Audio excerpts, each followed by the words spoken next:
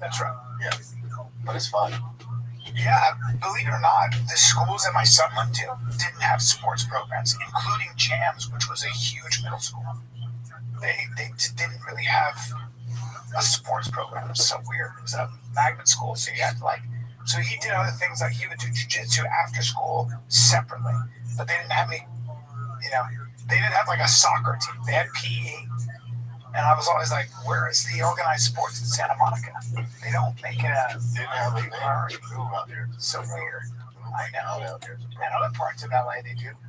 Certain parts of LA, they do, yeah. Don't get it twisted. Not LA, all of LA. My daughter went to Santa Monica High School, so she played tennis. Well, Santa Monica High School would have sports, but middle school, there was nothing, huh? No. For my daughter, she played lacrosse, but that was it. Yeah, strange. Jay, did you play Little League? Anything? You don't like it? I told you guys this. Everyone laughs too. I played football during recess, right? And I would because I was big. I was bigger than most of the kids in my school. Yeah, but you're a real handful. And fast. So, the coaches would see me bulldoze through people, and they always tried to recruit me for the football team. But there's one reason why I couldn't go. You remember? Jump on the helmet to you? That was one, probably. I bet that helmet size is bananas. I got a head on. Yeah. I remember putting it on for just the batting cages. Yeah. It takes me forever to find one. It's freaking squeeze it on. Yeah, you got a head. You don't have a head for sports, dude. Probably is good. You don't have a head for combat sports. Your head is for fighting. Yeah. I think you take it. I've never gotten knocked out. Even when I got hit, you hit the mark. You got a hell of a head. Yeah. It's good for fighting. Short neck and a big head. Boxers actually look. Boxing coaches are you got a wide face and a short neck, and it's a bigger target, but you can take more damage. Yeah. So that Little League for you. No, the only reason why I didn't do high school football is because I was heavy metal, so they had to cut my hair. That was the dumbest rule with this. They said you had to cut your hair. So I couldn't get no sports. I was gonna do it though. Dan, and your brother didn't play sports either? He did. No, he played tennis. Okay. Man, Jesus Christ. You could have been a pro football sports bunch around here. I'm not passionate about football, so. Well, just a question now. It's a question. Yeah. And I couldn't dribble a basketball, so I'd always be the center. They pass it to me, and I just lay up. I have a question. Defensive player. No big deal. It's a question. Are there any ethnically pure Korean or Chinese in the NFL? People in the NFL? It's a question. Dad Gwynn was Vietnamese, and he's actually pure blood Vietnamese. Yeah, he was very good. Yeah, but then there's but you're right.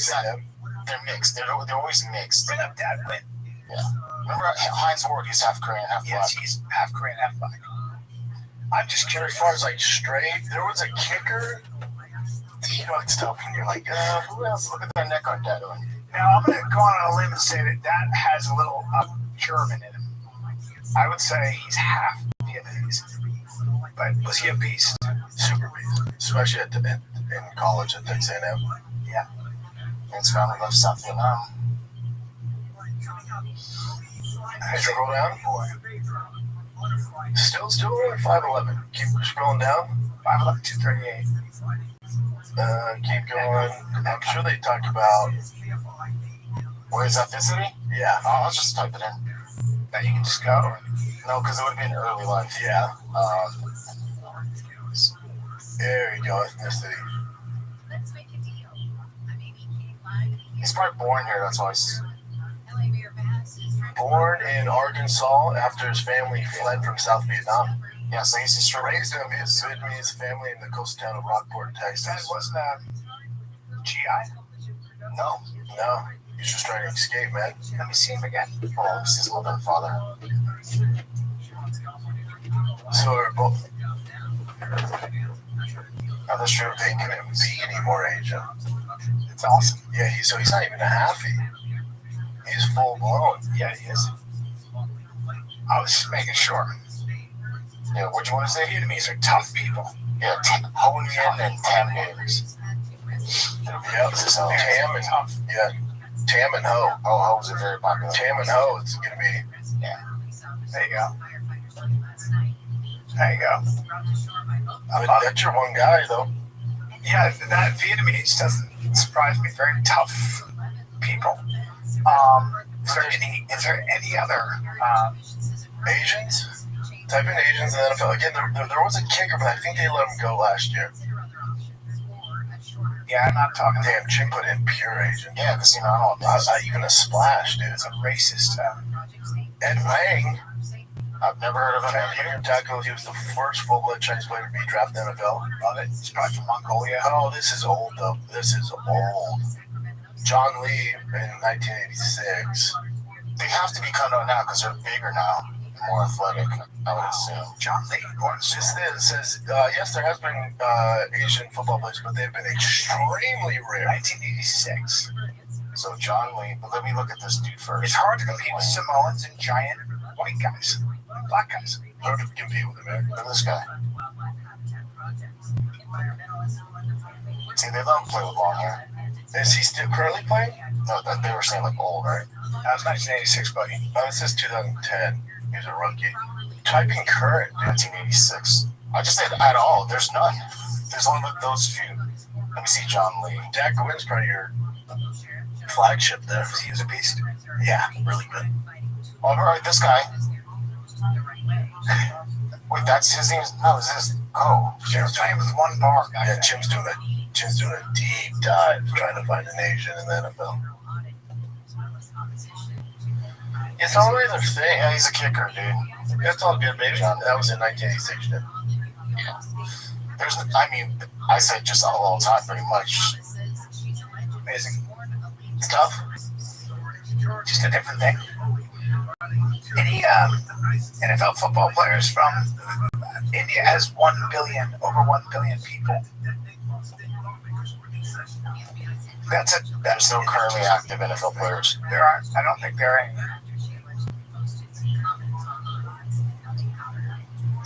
No, I don't think there's.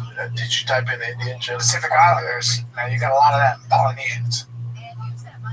Yes. They're gonna think Native American, I bet. Yeah. Let's see. Should I just type in East? Nope. Yeah. No Indian.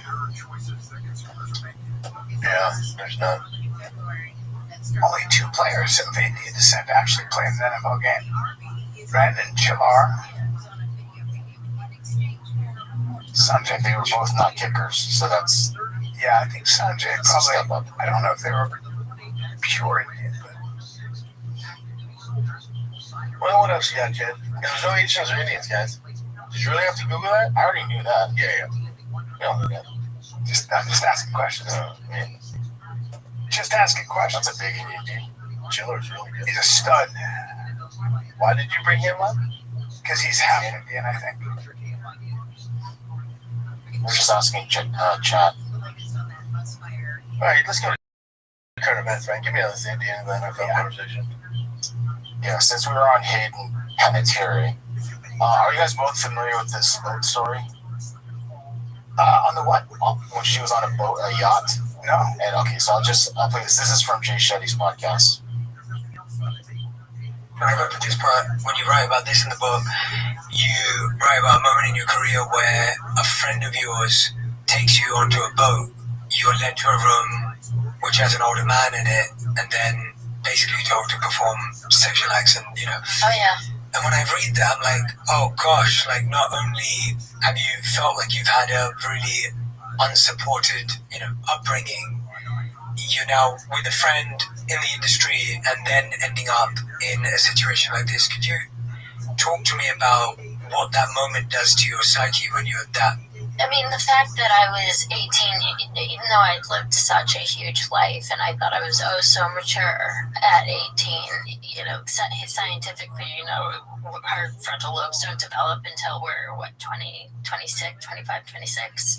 So even though I felt like I could make healthy decisions, safe decisions, I wasn't capable of being fully aware of what was going on around me, and it wasn't until I found myself in predicaments that I realized, like, my perspective completely shifted, and I realized that I was in danger. But by the time I realized I was in danger, I was quite literally out to sea. And it was that moment shook me. It was shocking, and I was quite literally walked down, and I had been having a great time. There was no hints of anything like that happening, so it took me.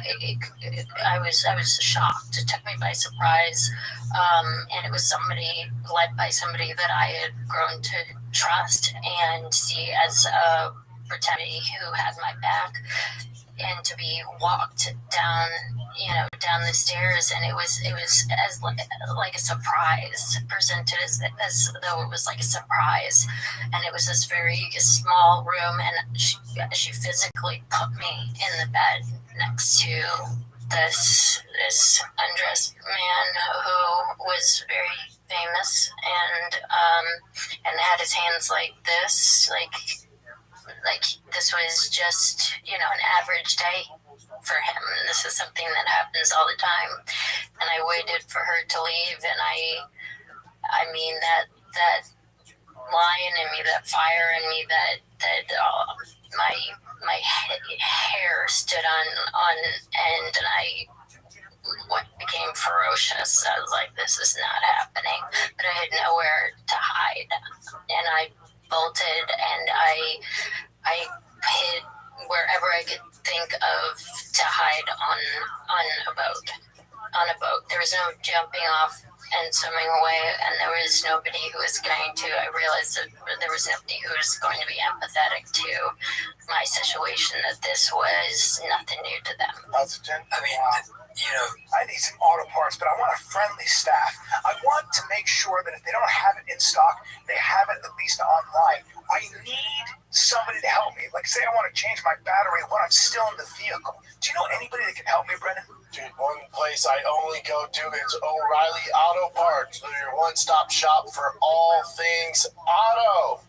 You can find what you need in-store or online. If they don't have it, ask them if it's in the back, or they order it. It shows up same day or next day. I absolutely love my peeps at O'Reilly Auto Parts. So stop by O'Reilly Auto Parts today.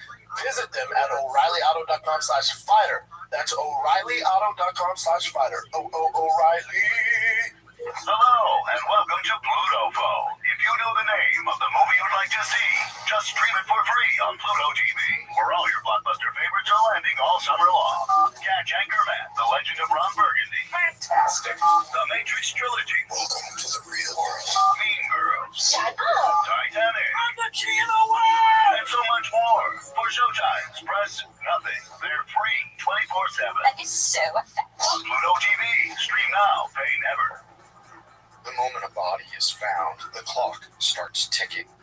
48 hours before the trail goes cold. From A&E and Crime House, this is the official podcast from the famous true crime series, The First 48. I'm Carter Roy. Every Thursday, I revisit a landmark homicide investigation in depth with long-form storytelling built for your ears. Listen to and follow The First 48 on Apple Podcasts, Spotify, Amazon Music, or wherever you listen to podcasts. All right, so she described this guy as it is, I guess, early 30s or just in his 30s, very famous British singer. The internet sleuths, I'm sure. Yes, so I'll tell you what the internet found. You guys have any guesses at all? 30 British guys back then. So how long he was ago? famous back then. She was 18. So this is 18 years ago. Famous British singers back it's then. not 18 years ago. It was when she was 18. So Yeah, so she died at 36. oh shit, yeah, right. So, What year would this be? 2000. I'm so bad at math. Early, like mid 2000, like 2008, 2009. Is that what we're looking at? I'm gonna have to go to the calculator. it'd be 2006. 2006. So, 2008. Wow, spot on. British singers. Listen, I'm just mouthing off the top of my dome. I'm not saying these guys have anything to do with it. I'm just thinking of famous person. Or that Robbie guy? Robertson. No, Robbie, you know, I know you're talking about. Does he start with this Robbie or is it Angels and Wings? I was thinking it was Robbie Williams? You're talking about Robbie Williams. No, it's not. That, but I thought he was gay. No. Okay. And Robbie Williams is pretty much way older. Yeah, but I was thinking of me. trying to think. Robbie Williams is a good thing because I actually went there, but I also thought Oasis, one of the guys from Oasis, These guys would be older, right? No, I feel like you're not going to guess this one because I didn't have it. Trying to show off. Who's Yeah. So everyone's saying that it's James Blunt. Remember? You're beautiful. Oh, beautiful. And apparently the woman that she was with, that she considered a good friend, that she looked up to, she was saying he has a huge cock. Oh, wow. Congratulations, James. Blunt was James Blunt was like, somebody gotta smoke this. Yeah, so he was sitting there with his giant dong, and then she got let down there. She says she was put into bed. Yeah. Like she wasn't like Strange. voluntarily By her going. friend, who's a Even if it girl. was James Blunt, dude, was he privy to this? Was he like, hey, That's why I don't here's put what too I'm much gonna on do. James I'm gonna Blunt. lay down in the bed with my huge cock. Sounds Somebody like- has to suck this thing. It sounds like And he was like, just bring a girl down. And then maybe her friend brought down Hayden. And she was like, what the fuck? He was like, whoa. Yeah, this is Yeah, weird. it's not like you chased her or nothing like that happened as far as All of it's not good. Yeah, the whole thing sounds like this feels like something he had done before. Like Yeah, I this don't was know. a thing that it's like this feels like one of those things like, oh, we're all doing blow and drinking on a boat, and I'm famous. I'm gonna help like that. That's like, and then she came out and she was like, fuck off. And he was probably super embarrassed. I don't know. I mean, he was probably like, oh, okay. Yeah, we have. That's the thing. To James Blunt's defense, like, what if a friend was like, hey, I got this girl who really wants to hook up with you? or she thinks you're cute or Yeah, something like why that. don't you go down there? I'll bring her down. He's like, all right. And then he goes down. He's like, holy shit, Tate Penitentiary. And he's like, I'm so Well, she sorry. probably wasn't known back then, right? She said that was her heyday of fame. No, but she was famous and she was sick. Oh, that's interesting and weird. I wonder. Yeah, I don't know. Well, we don't know enough about this, but it's just a weird story You know what the altogether. problem is? The problem with it is right what she said. I know 18 is illegal, but you're still 18. She's a girl, that And little you're girl. a kid. And everything is so overwhelming in Hollywood, and then you get this famous guy who's in his 30s, and the whole thing is like, The whole dynamics of famous, so the whole thing is It's all- shitty. it's all- You know what it is? It's shitty. Yeah. It's a shitty situation. I know I'd be singing a different tune. Let's say that was my daughter. And she's like, Dad, I was on a boat, and this girl brought me downstairs, and James Blunt was there with his dick out. Like, do you know where he lives? Like that. Okay, baby. I got it. Yeah, I'll okay. take it from it. And by the way, that That's was my daughter. always the order of the day, Right. right? How many stories? Blunt. Yeah. Dick in that. How many Oh, you got a stories? big dick? Let me see it. Yeah. But there's another thing about this too. That's It's me. like, I twist it. Bind it. but there's another thing about this. So sometimes people that get it with children, like adults that are counselors in children camps, like the males, it's very surprising that there's a lot of pedophilia in that. And Hollywood and the modeling world always had men who got into that business. That's why they're there. Because that's why they're there. They're not into clothes. They're into the girls that are doing it. Of course. When you're a judge at a beauty contest, whatever it is you're doing, All of it's weird. yes, but you're putting yourself in that situation for access to that. Then you have a party. Why are you having a party? I've always said about all Santas. All that's fucking weird, dude. Your Spidey's. Hold on. Once a year you dress like this? You have kids? No. Huh. All right. A Boy Scout leader in his Boy Scout leader. You're like, Guys in Catholic Church. All of it's fucking weird, dude. it's not weird. It's also true. It's also like, That's what I'm saying. You weird stats. Weird meaning you don't leave your kid alone with those Yeah. people. Now, If you even look at if stats, there's if my son's on the team, I'll go up to the coach. You got a kid on the team? No kids. Like, you got a sports background?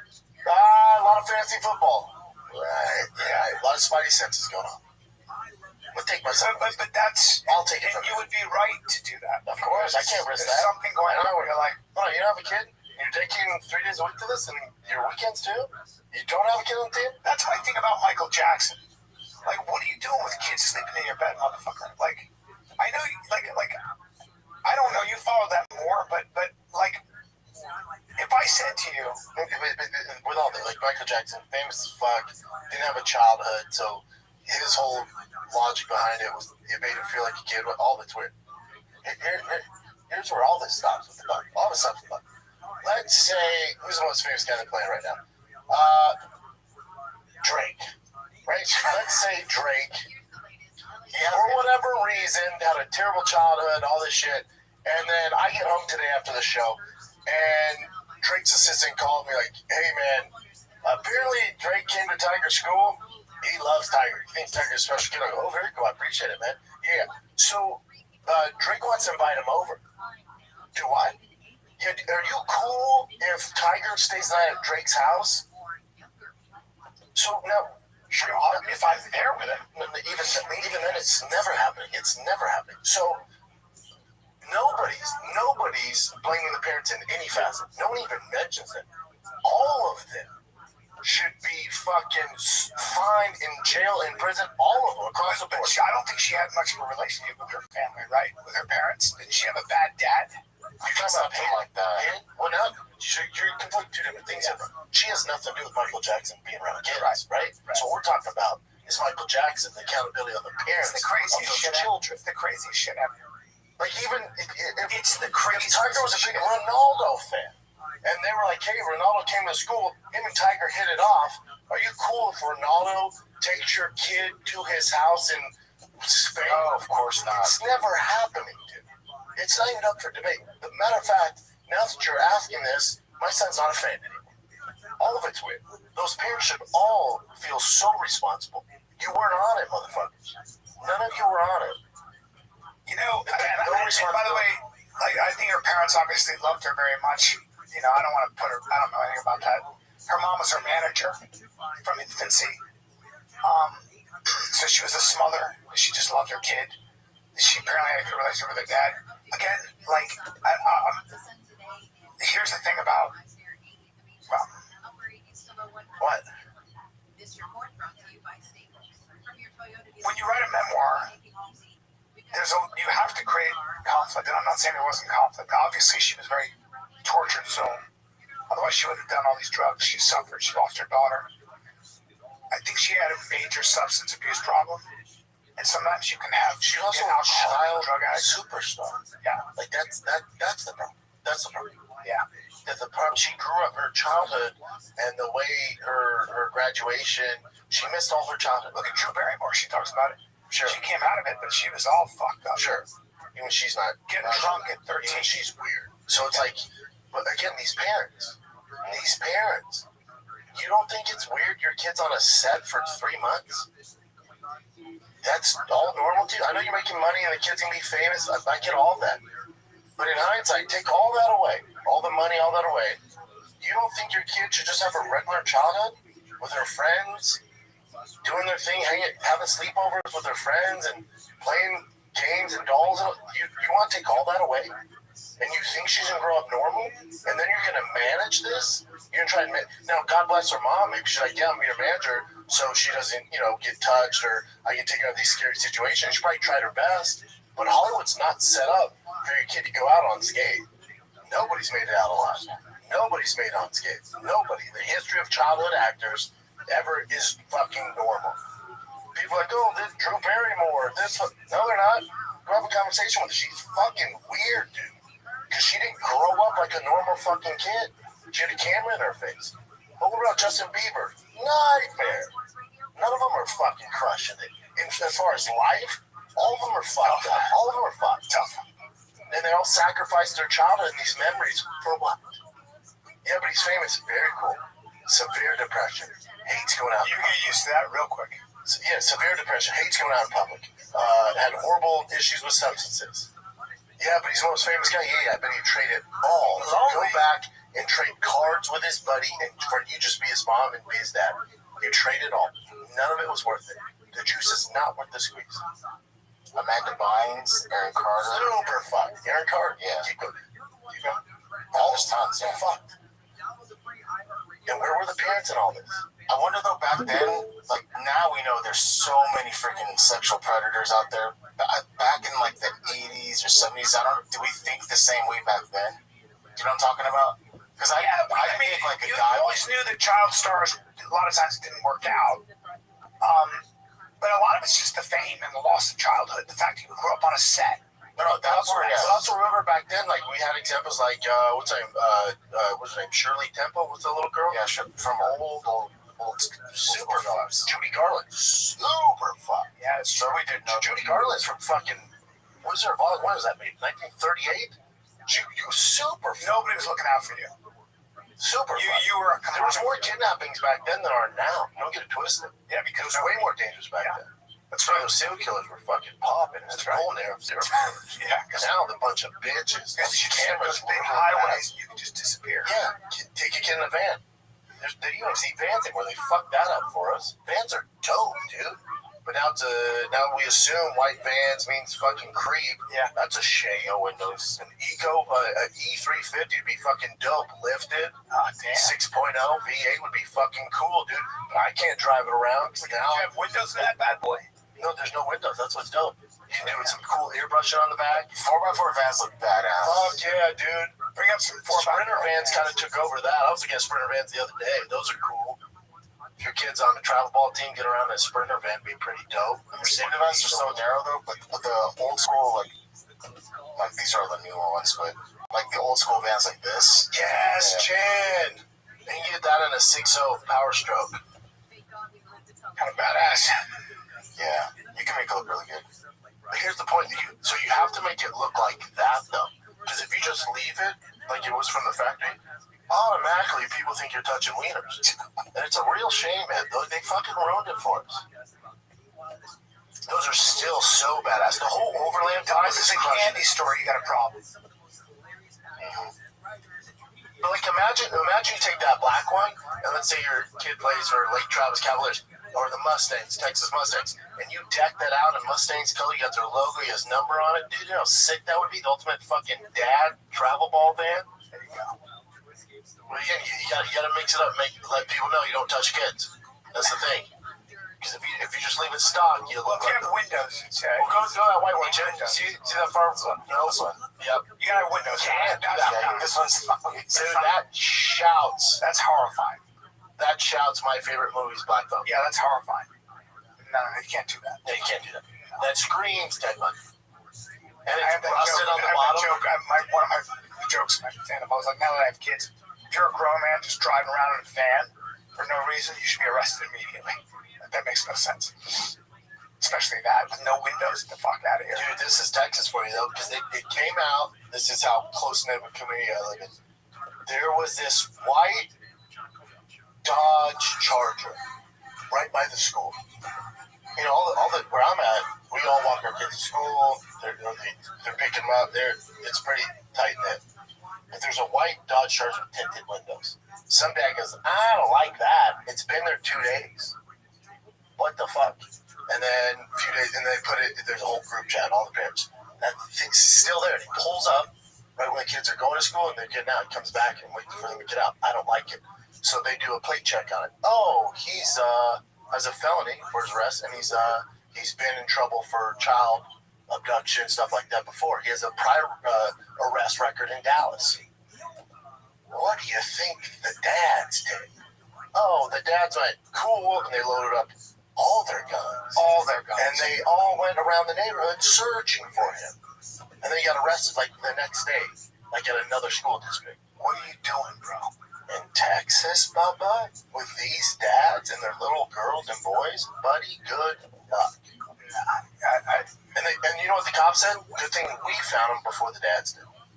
Yeah. And I'm not talking like one or two dads, like, let me give you, I'm talking posse. The neighborhood. Talking about a posse. Oh, we're basically the Hells Angels of dads. We're the Hells Angels. Talking about a posse and sensible cars. With good credit. It's a posse with good credit. A lot of Super Duty trucks with gun racks in the back. Yeah. Lifted. Yeah. Deleted. Looking for you. I support that. That was awesome. Yeah. Didn't hear a peep from him yet. They'll probably let all his other weird friends know, hey, don't go to fucking Rub Olive. Yeah, you guys get the fuck out. Those dads are shooting. When you start touching, we start to shoot. You start touching, we start shooting. You start creeping, we're start beeping. You start gawking. Now we gonna. Come on, you'll find it. We gonna fucking pop it. We start gawking. We're gonna start popping. We pop. Yeah, it took you way too long. It's alright. Damn, You're older. I'm not good at rap. 10 years ago, you would've got it. 10 years, bud. Alright, moving on. Howie Mandel said, I believe this is on his podcast with his daughter. He talks about getting hand jobs, like very openly. Okay. He's also married and every bit of 65. But saying that on a podcast, because it is, a form of prostitution. It's illegal here, right? One of our friends got busted. Snowcoff is going to open an investigation. Somebody touched your dick. You made of money. Howie, I got to see your dick. Let me see it. You got to dust your dick for fingerprints. My daughter, Jackie. That's a great question. Really? Daughter? Yeah. And massage parlor that you go to. Tell her the truth. What does he go get Tuggies? Like, what was that? You know what? The truth is, the truth is, I got so embarrassed the last time. I have this lady that gives me Tuggies that pays. Okay. I pay, it's like $25, and I get hand jobs. Right. And the thing That's a good price. but then at the end of one, Do I you have said these to her, conversations with your father too? So that's what I was really wanting to get into here. It's really the term like a flip Let me interview. finish. Okay. I asked her, Crazy. Wait, so he's currently going every week to get tugged? Everybody panicked and started talking real quick. See this? That's what I assumed, because he didn't say like back in the day. Okay, keep going. I asked her for a massage after she finished, and she looked at me like, get the fuck out of here. Oh, so you don't even get like a rub down? No, the girl, I go for hand jobs, but then I want like a happy ending. Give me a massage. Give me something. Wait, it usually starts with the massage, and that's why it's called a happy ending, not a happy beginning. Don't you think it would be happy if she just loosened my shoulders or give me like a little... joking. Go ahead. You want to talk to my daughter? Go ahead. But you have these conversations with your dad? Don't drag me into this. This is not between y'all two. I don't know what the fuck. I'm just here. You I'm like the therapist. I'm like, okay, so guys, where did really... You brought up Tuggies. I did not. You're the one that admitted to getting Tuggies. I think it's funny. It was So, kind of no, funny. she said... You said... You... Massage. Oh. I don't know. It's okay. You don't have That's to. why some people shouldn't do podcasts. You know what I'm saying? Like, It sounds like he ran out of time. Possibly he goes, I just wanted a happy ending after my tug. I wanted a massage. It sounds like he's doing a joke. Oh, I don't think so. He's very specific, so I don't know. I think he's joking. I think he's joking. I mean, he could always use that. I think he's too good of a... He's been around comedy too long to joke about that. I think he's being honest that he gets Tuggies. And I think he was purposely doing it in front of his daughter, showing their dynamic, Yeah. I don't think... I think he's joking. I really do. I don't think so, Pete. I think you're off on that. I think you're off. I think he's... It's not even a funny joke. There's nothing funny. I wanted a happy ending. Lose my shoulders. Tell me to get the fuck out of here. Like, I get... Like, You want us to just watch till the end of it? How would do those jokes? What are you talking about, Jackie? I'm not judging a nice little tug and a half. I'm just saying. What's a half? A I tug? don't know, like... I've never gotten a tuggy. I don't have anything to tug. A pokey? Is that considered cheating if you have a significant Yes. other? What? Happy ending from a massage parlor. Like, would mom be upset? You can call her. You want to ask mom? Oh my god, wait, you're like actively married. Actively. Yeah. I've been married for like 48 years. But why would you ask that? That's not... That was it.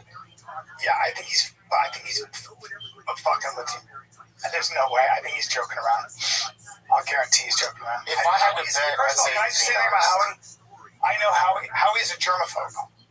Okay? So Howie won't shake your hand. Yeah. Howie's not going into a parlor having a girl I'm telling you. He's just not that guy. I'm telling you.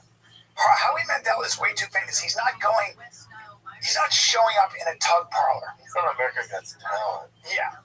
I guarantee he's fucking around. Guarantee it. He's a very conservative guy. It's just a sloppy way to fuck around. Yeah. Like, you can't be saying getting Tuggies, then be the face of Skechers. Yeah. Like, you lose all sponsors. Yes. He's totally fucking around. And he is doing that thing. Just I really, can see it with really his face. poorly done. Yeah. It's not... We're all the whole thing's not his daughter's The there. whole thing's not funny, though. Yeah. His daughter's there, so we're all like, ugh. Like, do you have any funny story? But that's him joking around. Yeah. It's all over the internet. Yeah, it's all over, but it's not. But maybe that's how he wanted. $25 hand jobs and no.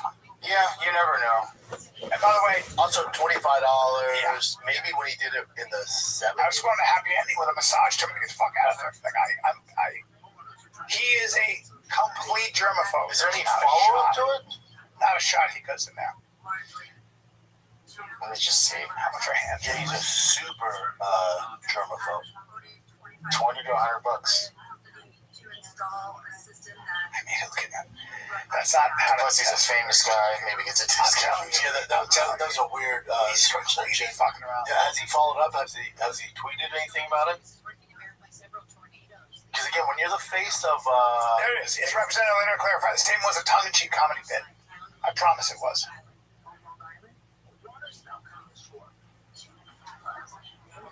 He felt embarrassed last visit. I asked for a regular shoulder massage after the act was finished, and the masseuse told him to leave. could go down spots. Oh, they're just talking about it. Yeah, so he shared a tongue-in-cheek photo of his wife wearing a cleaning glove and holding up $25 in cash to poke fun at the headline. I can promise you, he doesn't get tuggies. Howie Mandel does not go and get $25. A, he is a germaphobe, but B, too, his team, too, when I was on the podcast, they do things like clickbait. Yeah. They do it like When Dana White walked out on his podcast. It's all. I don't think it's how is he older than you? Yes. Like he's not privy to like today's. Howie's a very conservative. So they'll bring up certain stuff to make sure you get a reaction. It's very Shannon Sharpish. Yes. He's a very but he's also a conservative germaphobe. I promise. He's also on. Oh, I know he's a germaphobe. He's also on ABC, America Got Talent. I'm also the face of fucking Skechers. So to joke about that. Mary You're gonna forever. joke about that I one, agree. especially in front of your daughter. Yeah, it's weird. But we're all talking about it. And now he saw his podcast. Like his team knows how to give fucking attention if that's what he wants. Yeah. Well, or I'm sure ABC was like, "Yo," or Skechers was like, "Yo, dude, what are you doing?" And of course, he has to make a statement like this. He has to. Yeah, the whole thing's weird. This guy again, Ryan Half, he noticed something about Heinz as well. This guy that brought up the whole Coke thing, he had put Jesus on there. It's unfortunately not. And we're doing this live, so nobody can play conspiracy theory. You can see the Kraft Heinz URL at the top. You can see it's a UK website, but Kraft Heinz nonetheless. Let's customize a ketchup bottle. First entry we'll try. No issues there. You can see it populate on the ketchup bottle. Let's try Allah. No problems with that. Again, you can see it populate on the bottle. We'll try Satan. No issues with Satan. What about the devil? No problems with the devil. Again, you can see it right there on the bottle. Lucifer. No problems with that. But what about Jesus? Suddenly, we get an error. The message you submitted has been flagged for moderation. Wow. I wish this was fake. I don't know what you guys think about this. Coca-Cola owned by Heinz? No, I looked that up too. They're not. They're just separate companies. But they're all like humongous brands, humongous companies. Very weird. Did So that one Coke, they eliminated the customization after that. they eliminated Yeah. it altogether? Well, they just got rid of it. Yeah, I don't know if it's back yet. Instead of allowing you to say, God is great or Jesus is great, they just eliminated it instead of just. Well, probably because there are too many people who get creative with all kinds of sayings. Now you got a Coke bottle that says, Well, they're probably like, this is a bad idea. People keep putting the N word on the Coke bottle. Yeah. Or they're starting doing like racist shit on there. Let's just see for sure. Temporarily disabled. Well, it was a technical problem. They disabled So it says did not permanently eliminate, but temporarily shut it down during the controversy. Interesting. yeah, right. Yeah, so I do believe there's something, real there. Interesting. The guy's doing the Lord one. Yeah. What's that? What's this one? What's that? So recently when the flock cameras came out, What are they? What are flock cameras? They're just every like street corner, every intersection. They'll have cameras that they're supposed to get your license plates. Yeah, and a lot of them are causing issues where they're hitting the wrong people. But now police, certain police officers, this is right here, 39 officers are using it to, you know, stalk their exes, ex-girlfriends, boyfriends, and all that stuff. So yeah.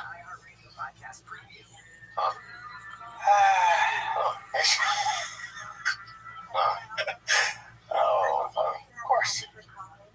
Yeah. So that's how They're trying to get rid of flock cameras, right? I mean, there's people fighting against it, but Here's the thing with all this, obviously it's sensationalized all these headlines, but there's also good things it does. Like they've caught kidnappers and stuff like that. Your car gets stolen, they'll find it within an hour. the stolen one's not that big of a deal, but the kidnapping ones for sure. Yeah, they can track them now. I remember this woman we talked about in a past current event. This officer came like a douchebag. I'll play just a little bit of it. Was she the one without the hand? On a September day, an officer showed up at Chrisanna Elser's door. I just thought that maybe there was something going on with a neighbor that he needed some help with. Sergeant Jamie Milliman of the Columbine Valley Police Department accused her of being a package thief and said he had the flock camera footage and doorbell video to prove it. There was a package of which failed. Like I said, we have cameras everywhere. You can't get a breath of fresh air in or out without it. You know the quality on the camera doorbells you have. I've got that on my phone right now. Where is it? I just told you. It was something so small and trivial. I would love if the police department made that big of an effort over my package thefts. The sergeant wouldn't show her the video of the actual theft. And then I'll make this easy. Since you're just going to deny it, I'm going to issue you something that you're showing up in court in Jefferson County. So he's giving her no benefit of the doubt. This thing Colorado. He was like, I'm 100% sure there's no. And she goes, I have cameras in my car too. I can tell you that. Nope, you can't do that. She goes, let me see your cameras. He goes, no, because you've been dishonest. I'm not going to give you that luxury. He was just a total dick. It turns out, of course, it wasn't her. So what happened? She sued him? Hopefully she's working on a lawsuit. It doesn't say that she's doing it right now, but obviously the ticket's no longer valid. And then the guy just got a reprimand. He wasn't fired or anything, but he was a complete asshole. Like he said, he knew 100%. There's no doubt, and he was wrong. I would have been like, dude. I mean, we're talking about cameras. I know. What was it? Just another blonde woman or something? But it did look like her a little bit, but she was in a completely different area. Same truck. This is pretty cool. Mark Wahlberg is looking to produce a movie about a biopic about John Jones, and this is the actor. Hold on, this guy. It looks like him. Yeah. Wow. All right, guys. That's interesting. They're already going to make a John Jones movie. I mean, he has a lot of stuff to talk about. Are you guys willing to do a physical challenge? Yeah, I'm a physical guy. So I'll move the table if you guys are down. Take a piss. Hold on. So I obviously do a podcast with my old producer friends that you guys know. And this is what one of them is. It's a challenge. There's my guy Casey. There's Marcus. Why are you dressed like you broke out of prison? Fuck Casey. Grab one foot, and you got to put one foot up. You got to get up. Oh yeah, I'm done. It looks simple, right? Yeah. Can you guys do it? I could try. Go for it. Pretty tough. So, let me get my other camera. Hold on, Brian. Hold on. All I gotta do is lift yourself up. And now your chains. You have to get that's part of it, grabbing your foot when you're ankle. No, table. That's good. The last one, right, is get on your knees. Yeah. And then literally just try to jump up. My kids do this. Here. Dear God, very good shape. What the fuck, right?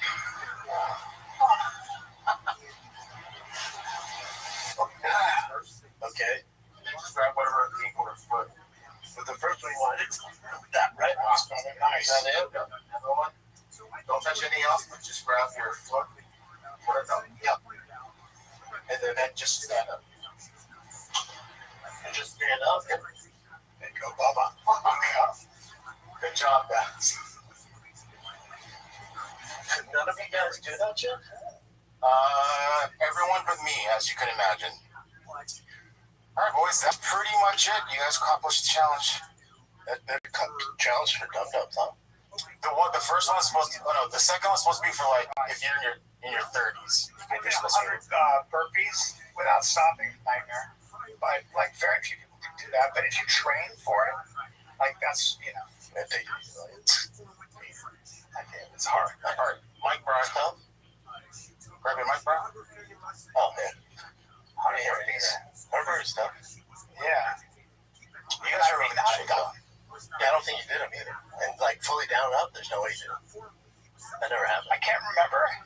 Record yourself. That's why I told you to calm down. Is that what it was? Yeah. Because that didn't happen. Yeah, I Because I know how hard 100 burpees is. Like, consecutive in a row. done it before. I did it before. Never happened. I did. I was in my 40s. I did it. I did.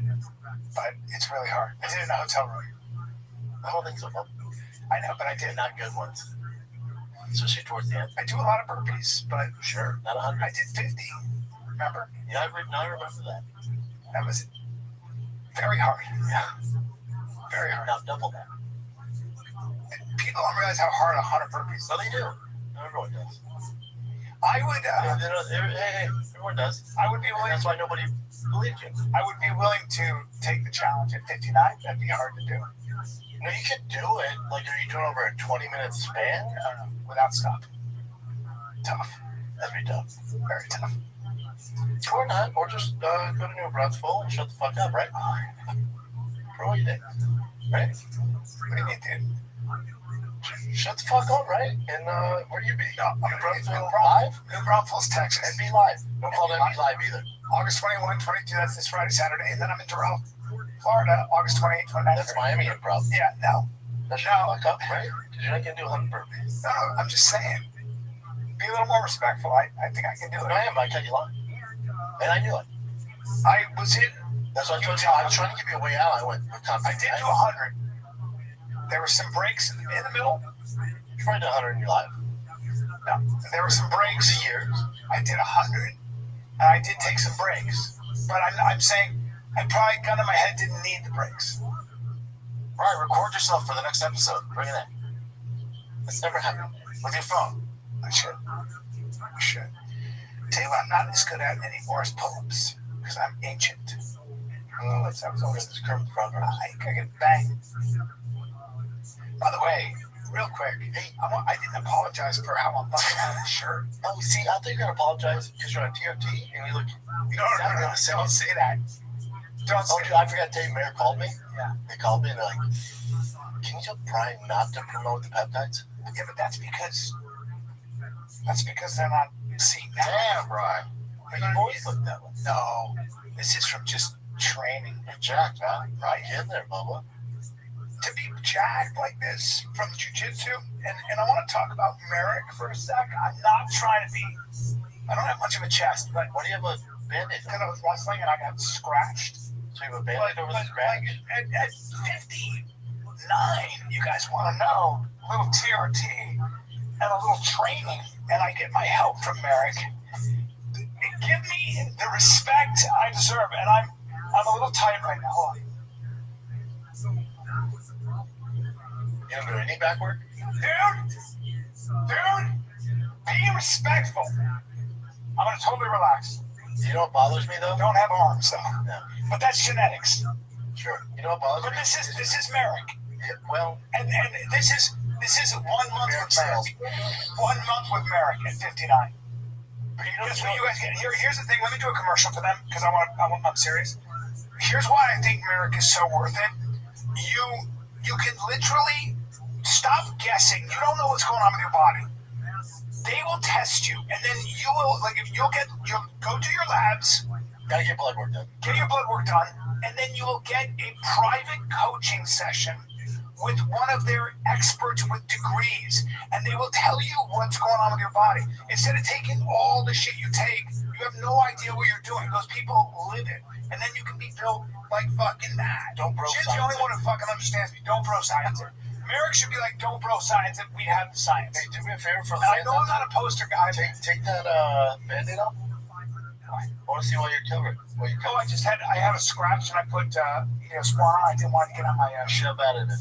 Just a scratch. It's not bad. Why? What do you think it was staph?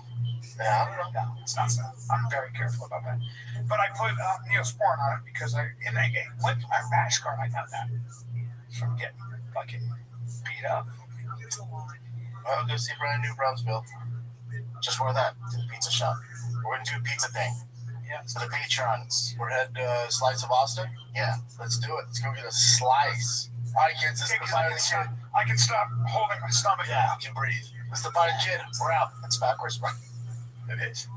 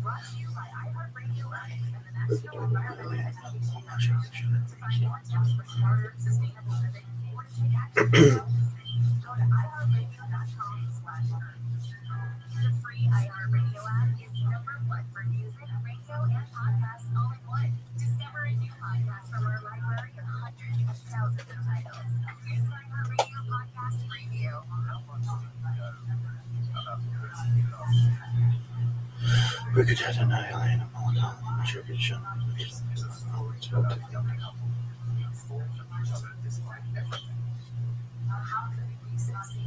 a story of manipulation on a massive scale. This case, oh my God, where to start? What the hell is going on? Shema Israel Adonai Elohim Adonai Echad.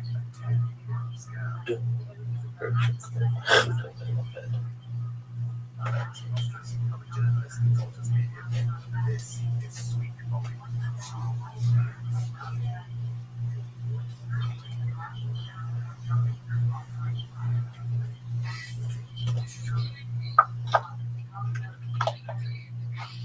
Listen and follow this podcast for free on the ViralRabbi app. #1 for music, radio, and podcasts, all in one app. Hello everyone, this is Billy Corgan here. Welcome to my new show, The Magnificent Life.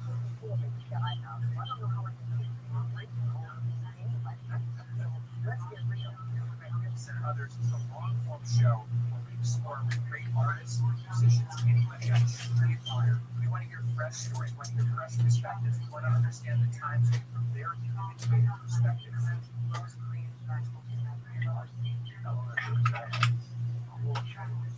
Yeah, we're on the Today Show. We got big moments. You can definitely crack in the zeitgeist. Right, where am I going to get away with it? Joining us, Magnificent Others. Very curious, one-of-a-kind exploration of history. Listen on America's #1 podcast network, iHeart. Load your free iHeart app and listen now. Or meet Glenn and Tyler Volterra, and we've got a new podcast. Take a break, break it down. Marriage, relationships, trauma, figure out marriage isn't always easy, but it's more than you would. And then there's just figuring out how to survive being 30-something parents without losing your mind. So follow, rate, and review Kate and Ty Break It Down wherever you listen to podcasts. Listen on America's #1 podcast network, iHeart. Open your free iHeart app and listen now. KSI AM 644 stimulating talk. Coming up on the next Gary and Shannon show. Be careful with your chat GPT. It may be snitching on you. That's what happened when a guy in Florida had plans to kill his ex. The Friday Gary and Shannon show starts this morning at 9.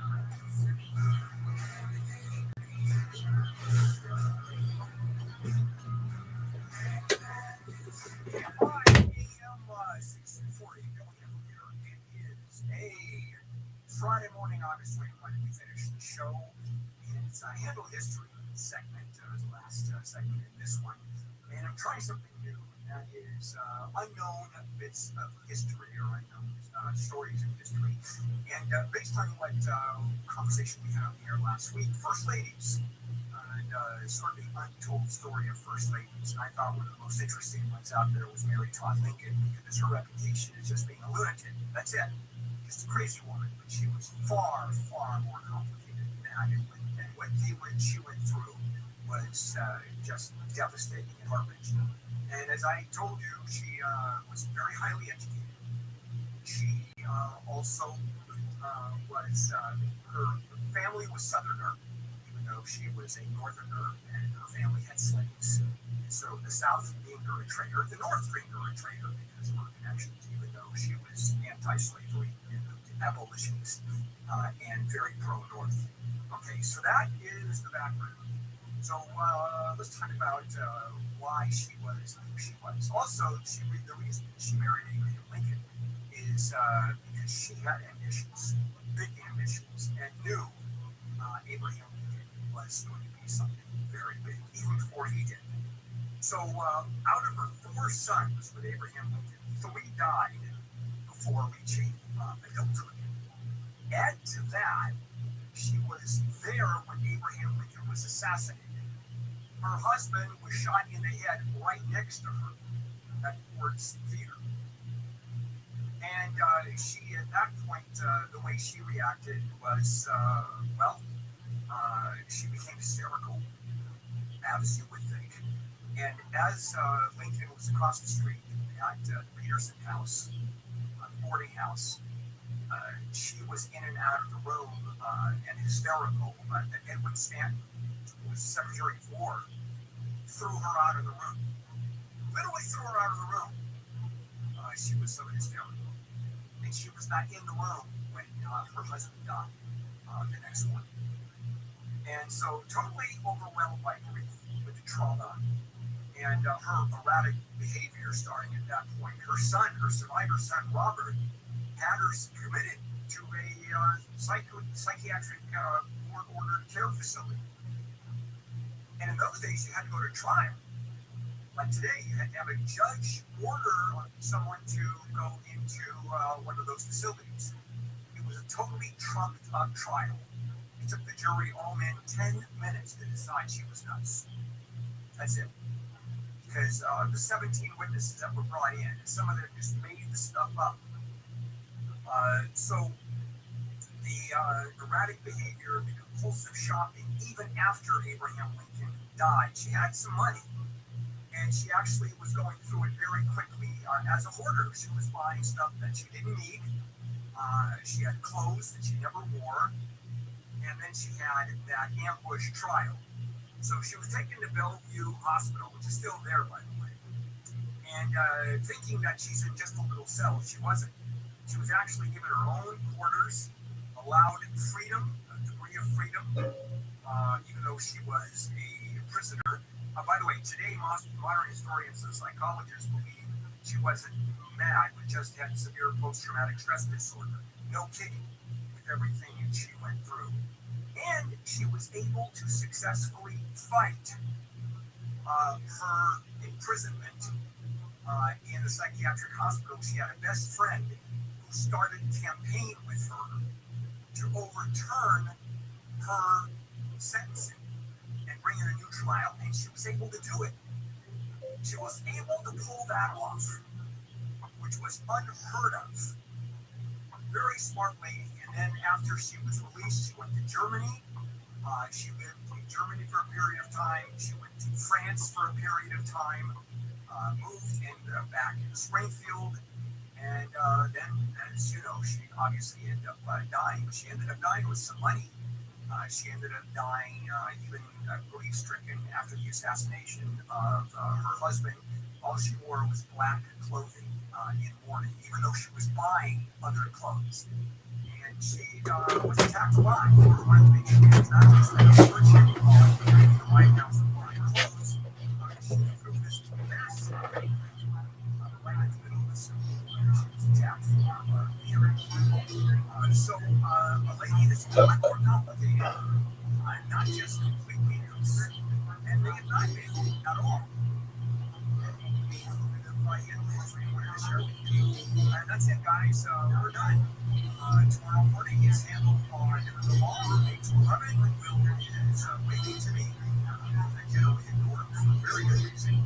And he's back on Monday with Amy at Wake Up Call. And after that, you and I can do it and go out. And you go Calvin. And tomorrow morning at 8 o'clock is handled on the law. Or jumping device. Mary and Shannon up next. Have a good evening. This is KFI AM 640 KOST HD2 Los Angeles, Orange County, for stimulating talk. Taking it to the streets. I'm Amy here live from the KFI 24-hour newsroom. Another water main has broken in LA. This one in Los Feliz. The 6-inch pipe broke last night around 11 near Commonwealth and Avocado, sending water cascading down the streets for about a dozen blocks. The water caused some of the roadway to buckle.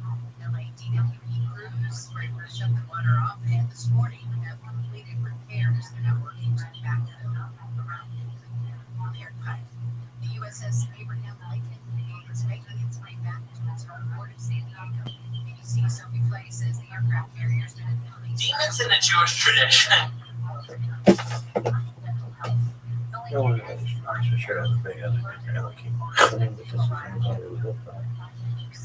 Today's the rule 5786 Friday, August 21st. U.S. operations against Iran. Police in Philadelphia looking for a man who has ties to LA 3761 Christian World Best Number 3631 37 1 3526 235 National 71 31st 21 Son of the National 133 66 29 5 1 3301 or 60 US 1 31 39 622 1 37 4687 205 1 2087 number 2 7 2 1 20 31 935 27 10 no 7 2 1 2205 236 9 construction yard 22 25 36 9 2205 56 Rapid Center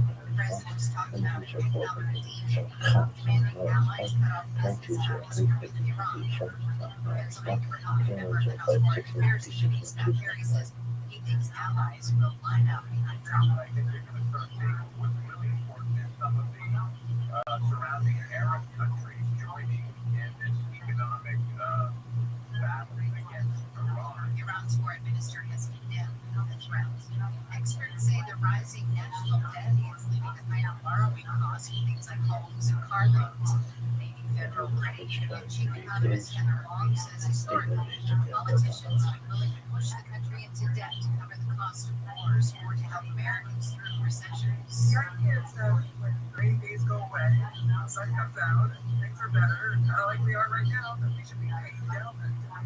And that's what hasn't happened in the last decade. The national debt is now above $40 trillion for the first time, and just the interest payments on it alone are more than what the U.S. spends on the budget for the Pentagon.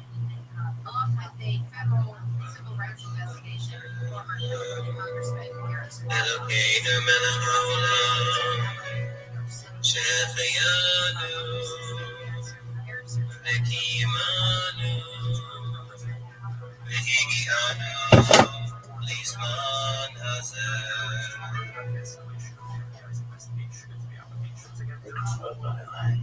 at least 6 women have come forward with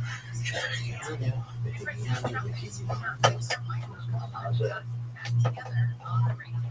BBC's Karen Watts says Trump joined Cohen's radio show for a taped interview that aired in part last night. In 2019, before reporting to prison, harassed Trump before Congress.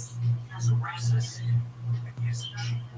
And in 2024, his testimony helped him fight Trump on 34 felony charges. So I worked closely with Trump. So I've been thinking about this a lot recently, and right, so you have to think about cultures that don't. We like to kind of. We started off saying, well, we gotta make our little world so that we all know what we're talking about. And so I'm going to be talking about demons in the Jewish tradition. So that means, of course, we're limiting stuff. We're not talking about, jinn, which are Islamic demons, or, a different tradition. But, okay, so the problem is we like to make these definitions with a perimeter, right? What's Jewish, and that's what's inside. But the problem is it doesn't really work like that, because there are demons and demonic lore that preceded Judaism, and then Jews that are doing their thing, right, and they encounter other cultures, and they're like, and the other culture's like, what? You've never heard of the chupacabra or whatever? And they're like, what? And they've got to deal with, like, well, wait, that's outside of our vision. How do we address that demon? And then, and then there, of course, are demons that are within the tradition itself, okay, that develop within the tradition itself. So demons are confounding because they present a lot of of they present a lot of theosophical, religious problems for Jews. Demons preceded the Jewish people.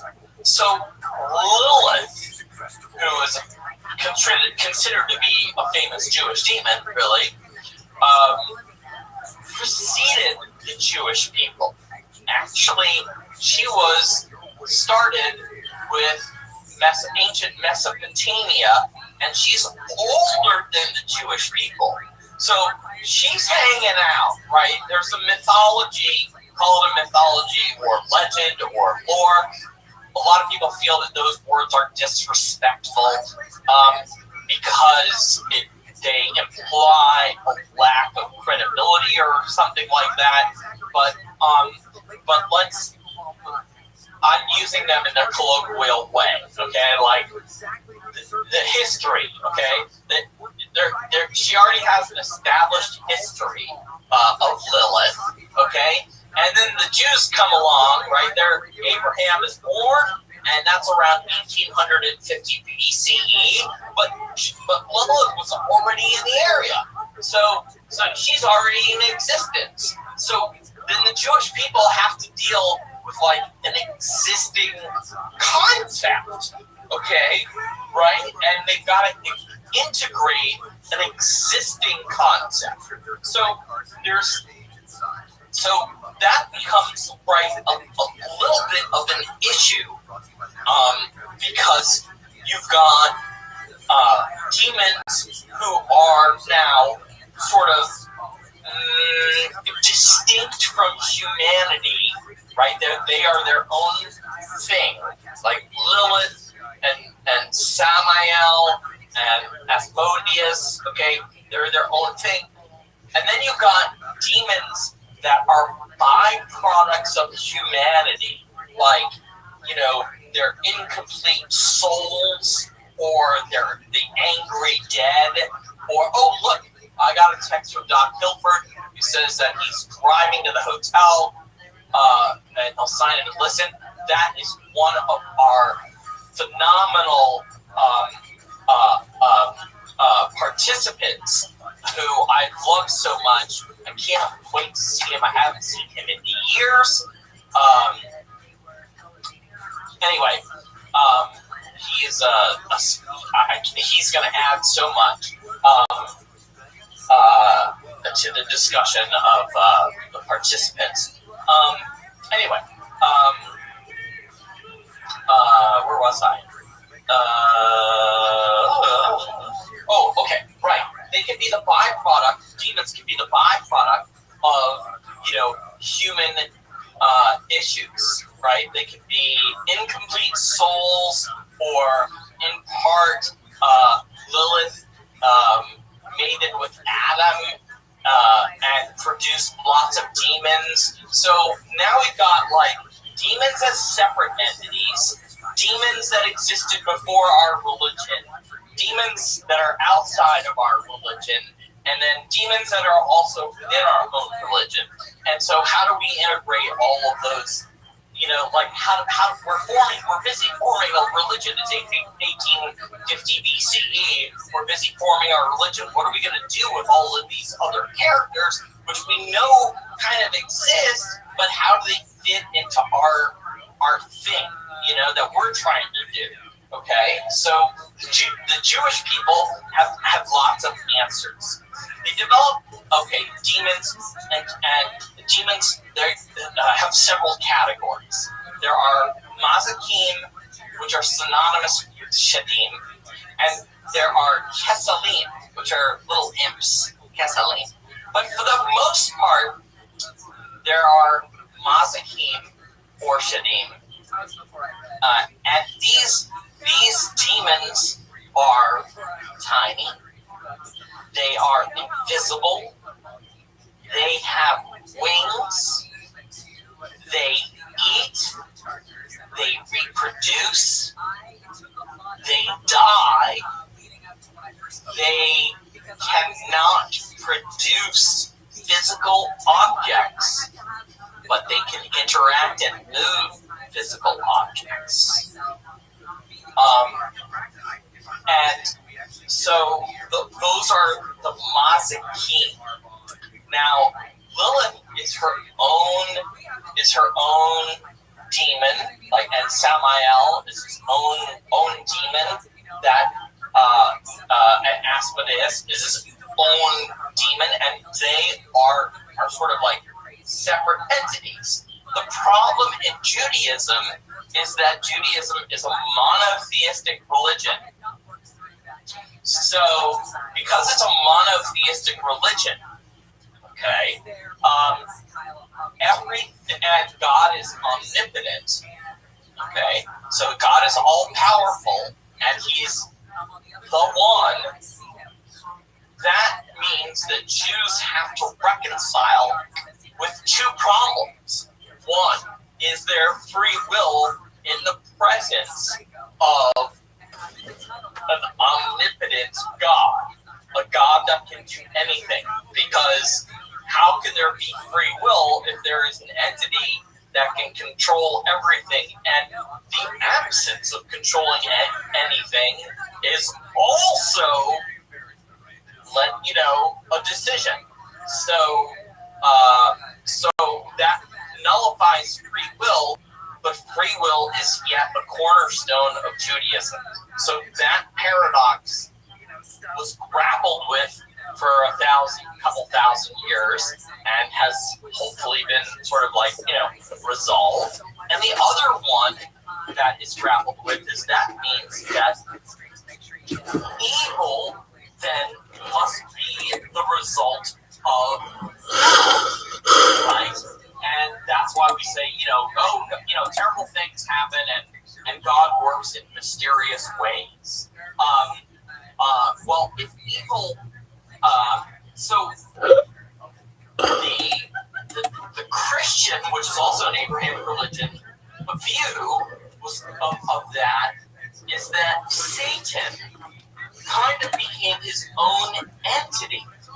And there's this battle between, he's a fallen angel, and there's this battle between Satan, who's kind of an independent, free thinker, rebel, and God.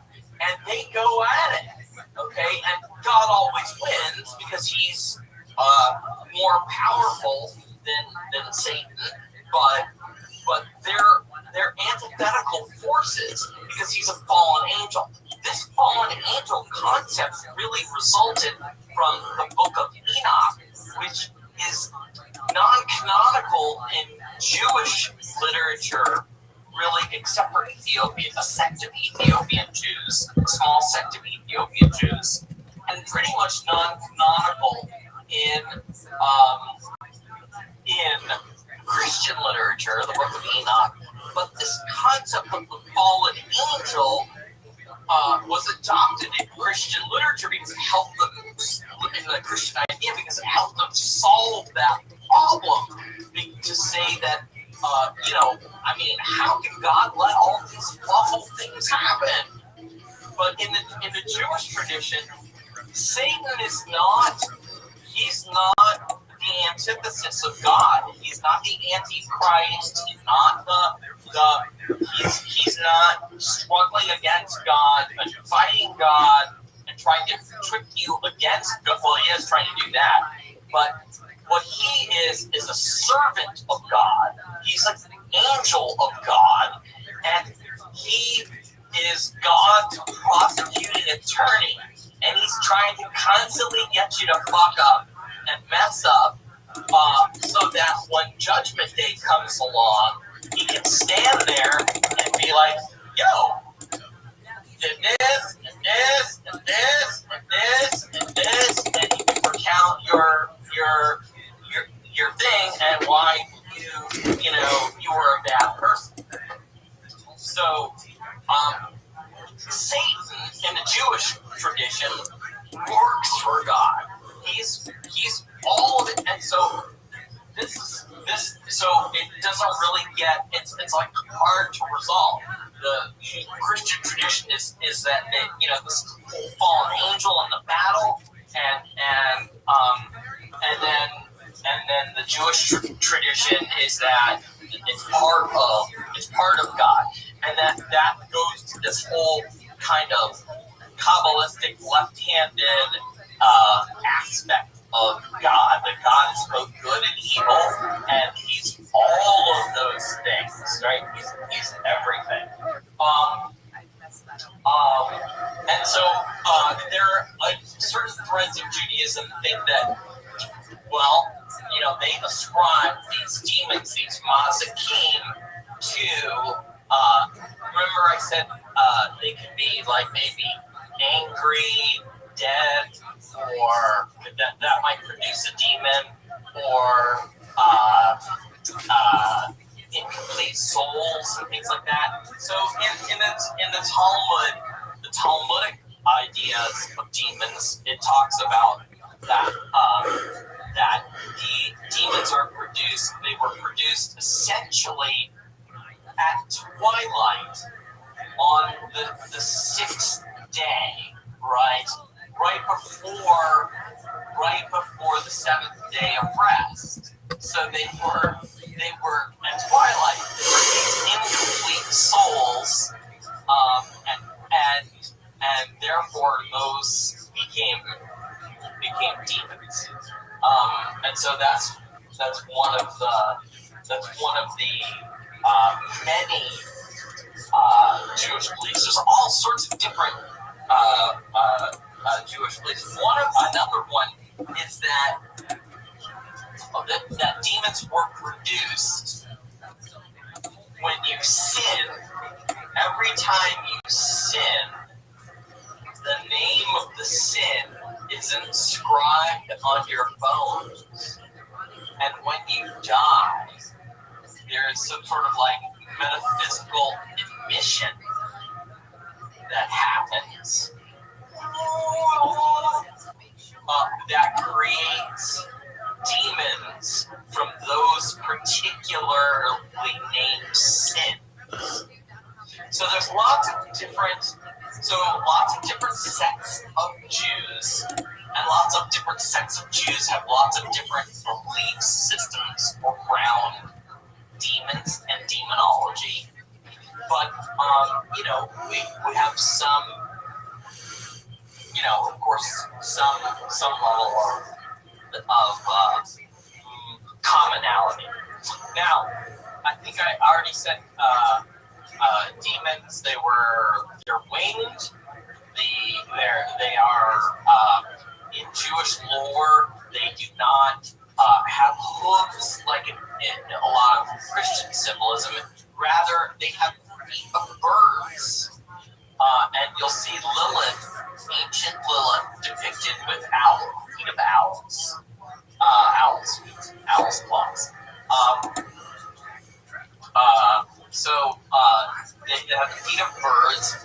The male demons had hair. Women demons apparently were bald, except for Lilith, who had long, flowing red hair, according to the Talmud. And then, let's see. Yes, and I said that they were invisible. They were tiny, and apparently Rabbi Huna, one of the Talmud sages, said that we should be very, very thankful that they are so tiny, because if they weren't so tiny, we would be overwhelmed. There's so many of them that we would just be freaked out, and we would be overwhelmed and be incapacitated by how overwhelming they are, because there are apparently 1,000 demons can fit on the palm of your left hand, and 10,000 demons can fit on the palm of your right hand. There are so many that we should be thankful that they are invisible. Now, to protect oneself against demons, you have to leave a little, in the Jewish tradition, we leave a little window open so that there's an area of escape. That's very important. There's an area of escape. Other demonic defenses include Psalms 29, Psalms 91, and Psalms 121. And then Numbers chapter 7, scriptural verses that are demonic protection include Numbers chapter 7, verses 4 through 6. Psalms 109, verse 6 backwards was able to exorcise a demon, I believe by the Kabbalist Chaim Vital. He wrote about that. Interestingly, bells on the high priest's hems of their clothes are anti-demonic. So I love the fact that if you wear bells and have ribbons in your hair is anti-evil, huh? So you got bells on your dress and ribbons in your hair. You're very well protected. Circles are anti-demonic. They're demonic protection. Amulets, demonic protection. Demons can be bribed with food and money. They can also be tricked. And they are exorcised by horrific smells. The angel Raphael brought the formula for exorcism to Tobit, and that is stinky fish gall on fire. Spitting is anti-demonic, particularly anti-evil eye. There's gestural anti-demonic magic called Fig, which is like this, and we talk about that in the protection lecture. This is Fig. And the most protective thing against angels is the idea of guardian angels.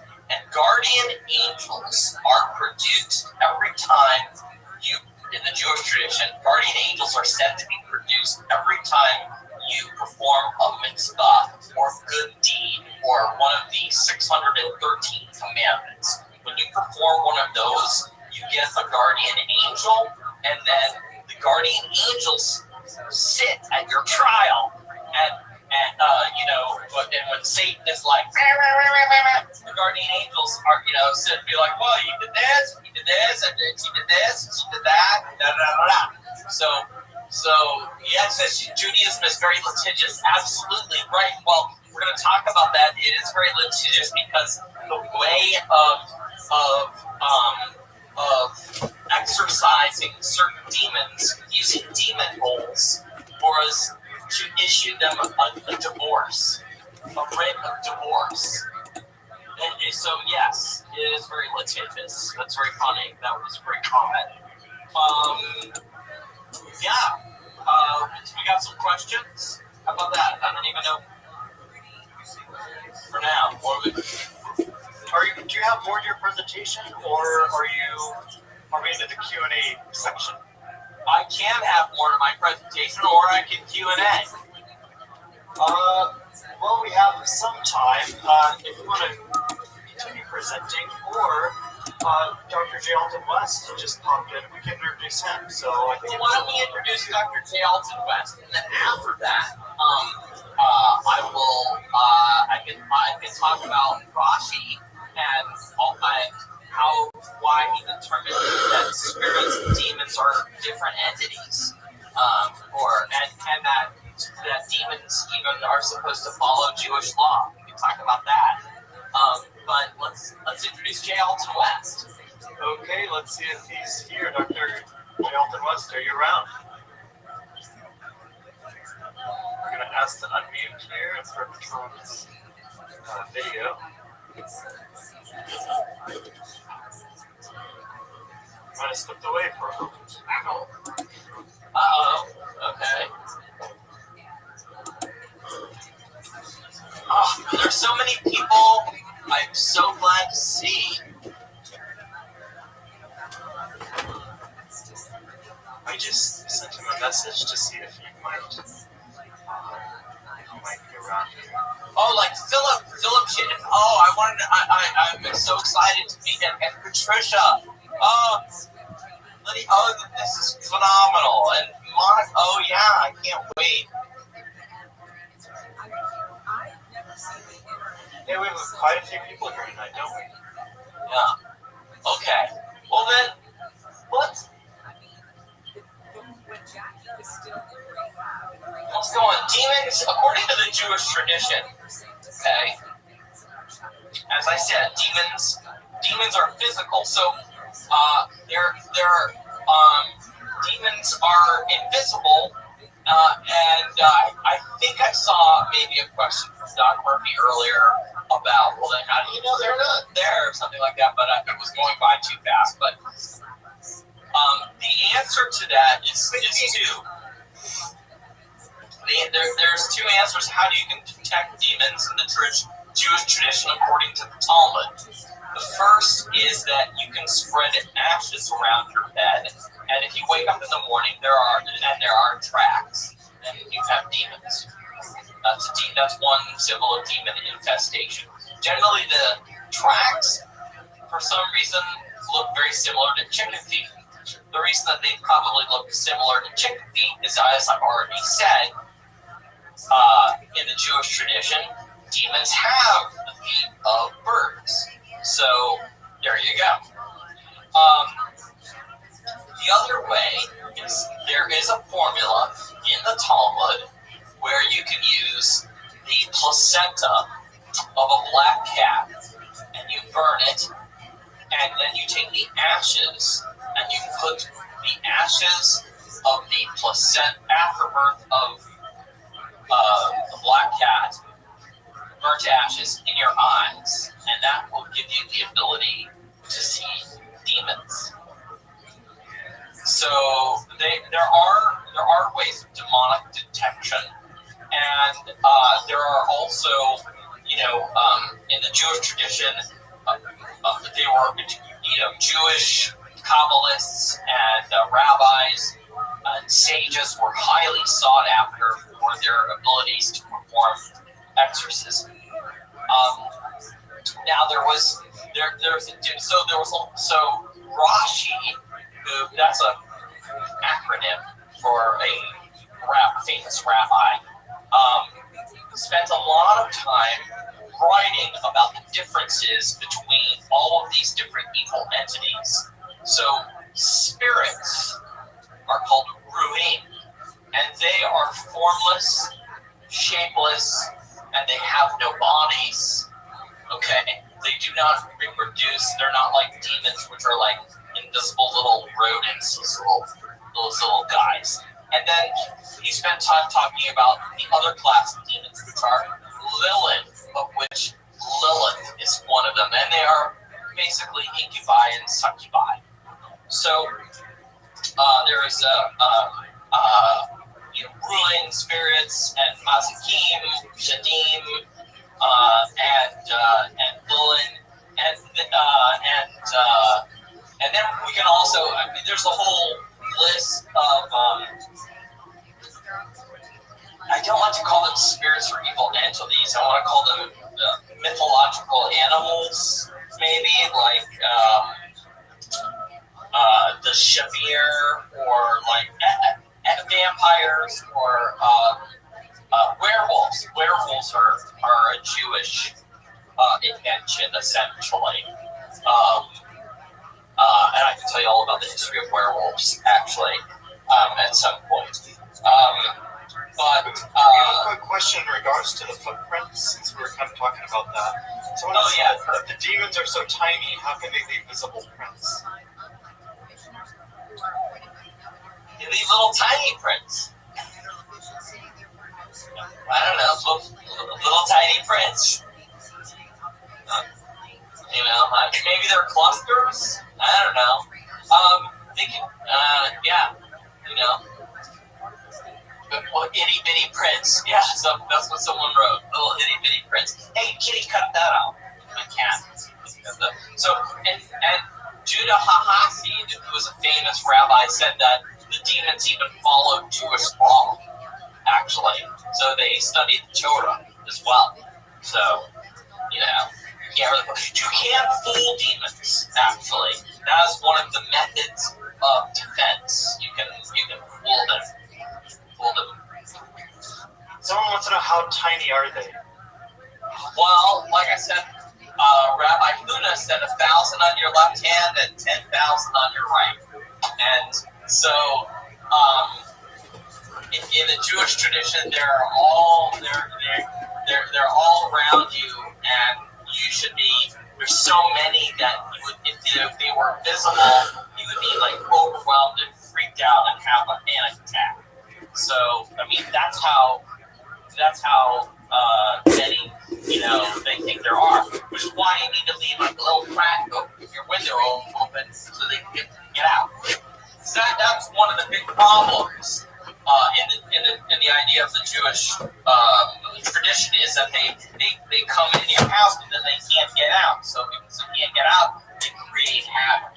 And so one of the methods is to create a potential space for them, like a roach motel, where they prefer to go in there, like a demon trap, and then you get them into the trap and get them out. That's one of the ways of getting them out. Now, Ruhin, that led to people. I know that people are gonna. I haven't brought it up. As soon as I bring it up, people are just gonna start asking me all sorts of questions about this stuff, about gimmicks. So so that is a possessing evil entity, a Dybbuk, okay? And and the Dybbuk box has become very popular, and there's like a whole new movie out there about Dybbuk's Jewish possession and stuff like that. And it's true that in the Dybbuk lore, Dybbuks look for houses that have an unkept mezuzah. The mezuzah is the little scroll, a protective scroll that we put outside of our door, and they looked for that, an unkept mezuzah to attack, or no mezuzah, to attack those people in that house because they are spiritually lax. Now, the sign of a successful exorcism of a possessing spirit, such as a Dybbuk. Not all spirits are possessing spirits, but the ultimate sign of a successful exorcism is blood coming from your fingernail, dripping out of your fingernail. So I've got a quick question here. I don't know if we're switching over to Q&A, but some people are asking. So Monica wants to know, do Jews believe they enter through the mouth? Yes and no. So they can get in kind of. So there are demons called the Bat Melech, and I'm not sure if we're specifically talking about Dybbuks, but there are several demons that can enter the body. Bat Melech is a demon of contamination and of unwashed hands, and this is why Jews are commanded to wash their hands like 7 times a day. Okay, and it enters through your eyes, touching your eyes and your nose and your mouth. Also, uncovered water containers, or Jews drink out of, have the tradition of drinking out of white containers, and also the idea of playing a glass. Ding, ding, ding, ding, ding, ding, ding. When you're at a wedding and you hear that, people are like, let's make an announcement. Ding, ding, ding, ding, ding, ding, ding, ding, ding. That bullshit. That is an ancient thing to tap your glass to get the demons out. The ding is annoying to the demons, and the demons of contamination leave your glass. So that's why everybody is doing this at the wedding. That's why people started doing this to do that, and then they realized, they're paying attention, and it's like, check, mic check. But check, mic check actually was doing something beforehand. It was part of the get the shit out of my glass before I drink it. And so demons can enter that way. You can consume a demon by drinking it and taking it in.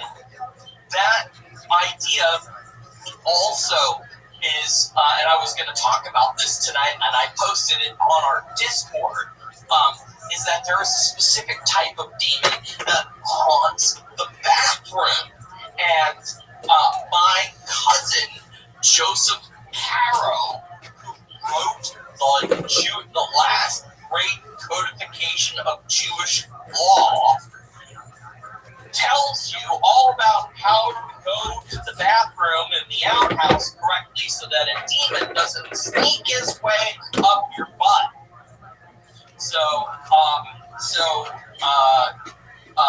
Yes. So someone just said demons are Germans, and that was one. So you're getting into a whole different area.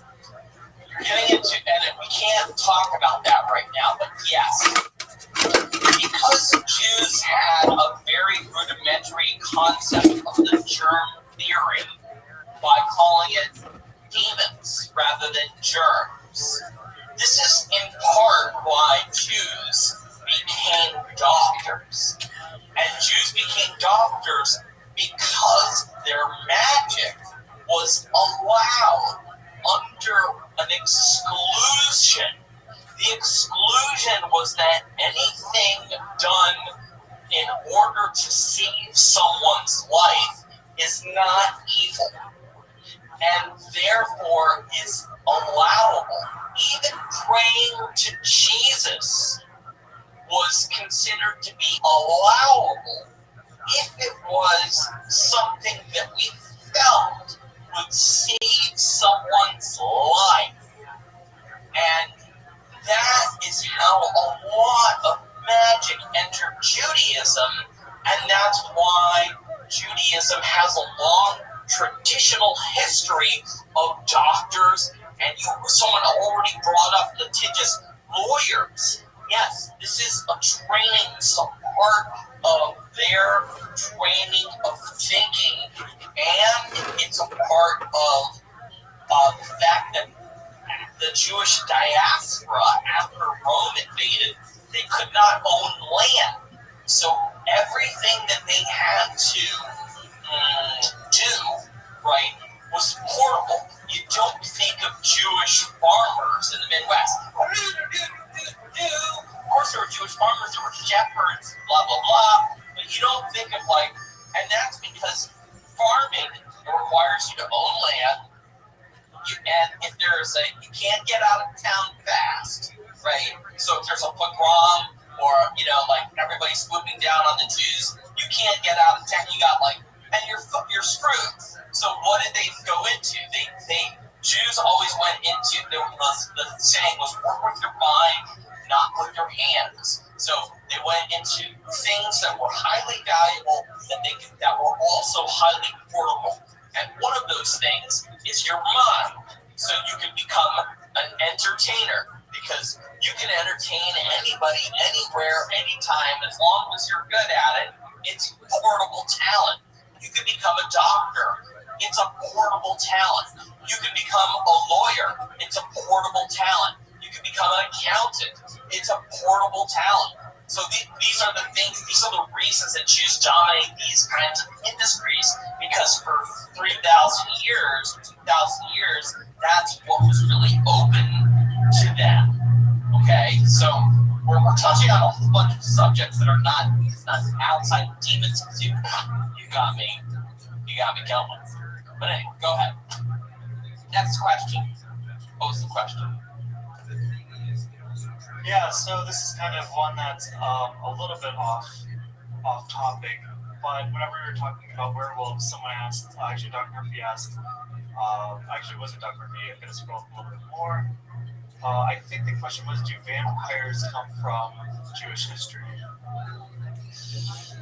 Yeah, so there's a lot of connection with vampires through history as well.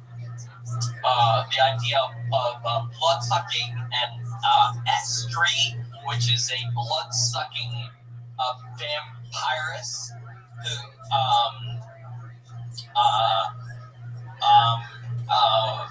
and the way that you, or Broxa also, and you, the way that you can defend against them is with salt and bread.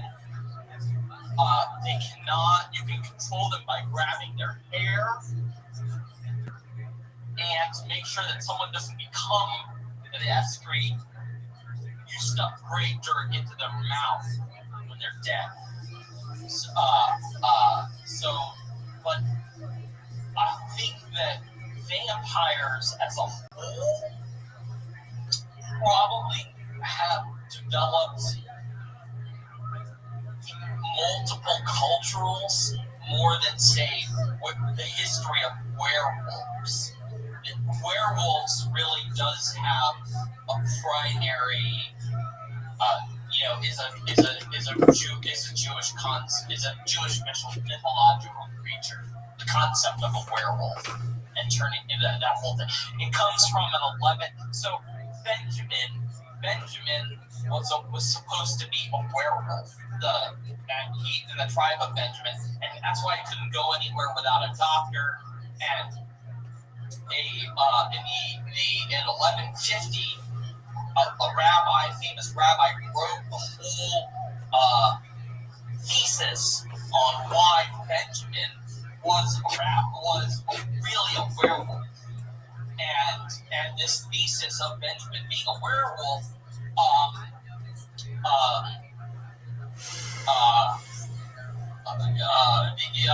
permeated the local culture, which was Germany at the time. And he had written things like the way to defend yourself against a werewolf is using a firebrand, and it's in my book. I'll talk a bit about that. And that permeated from the Jewish culture into the local Germanic culture. Okay, and then in the 40s, when Germanic Jews came to immigrate to the United States, so by then werewolves were a thing in Germany, but they weren't a thing in the United States. And there was a Jewish writer and cinematographer that wrote the werewolf story, the werewolf,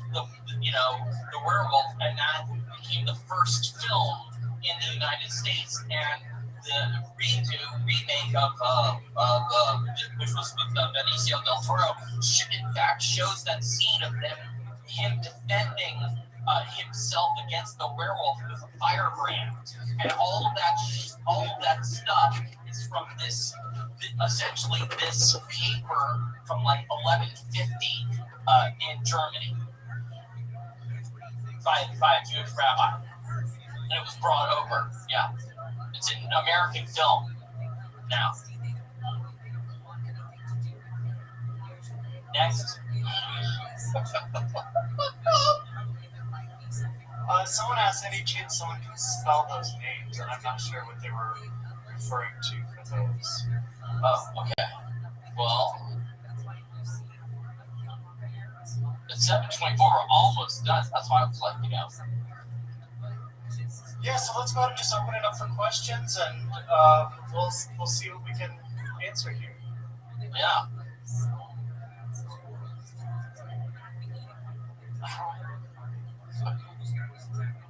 I'm just scrolling up on the feed to just see if I missed anything. Yes, whenever the family has any kind of continual bad luck, they will have their physician check for imperfections being unkosher. Oh, yeah, I can see that. My question: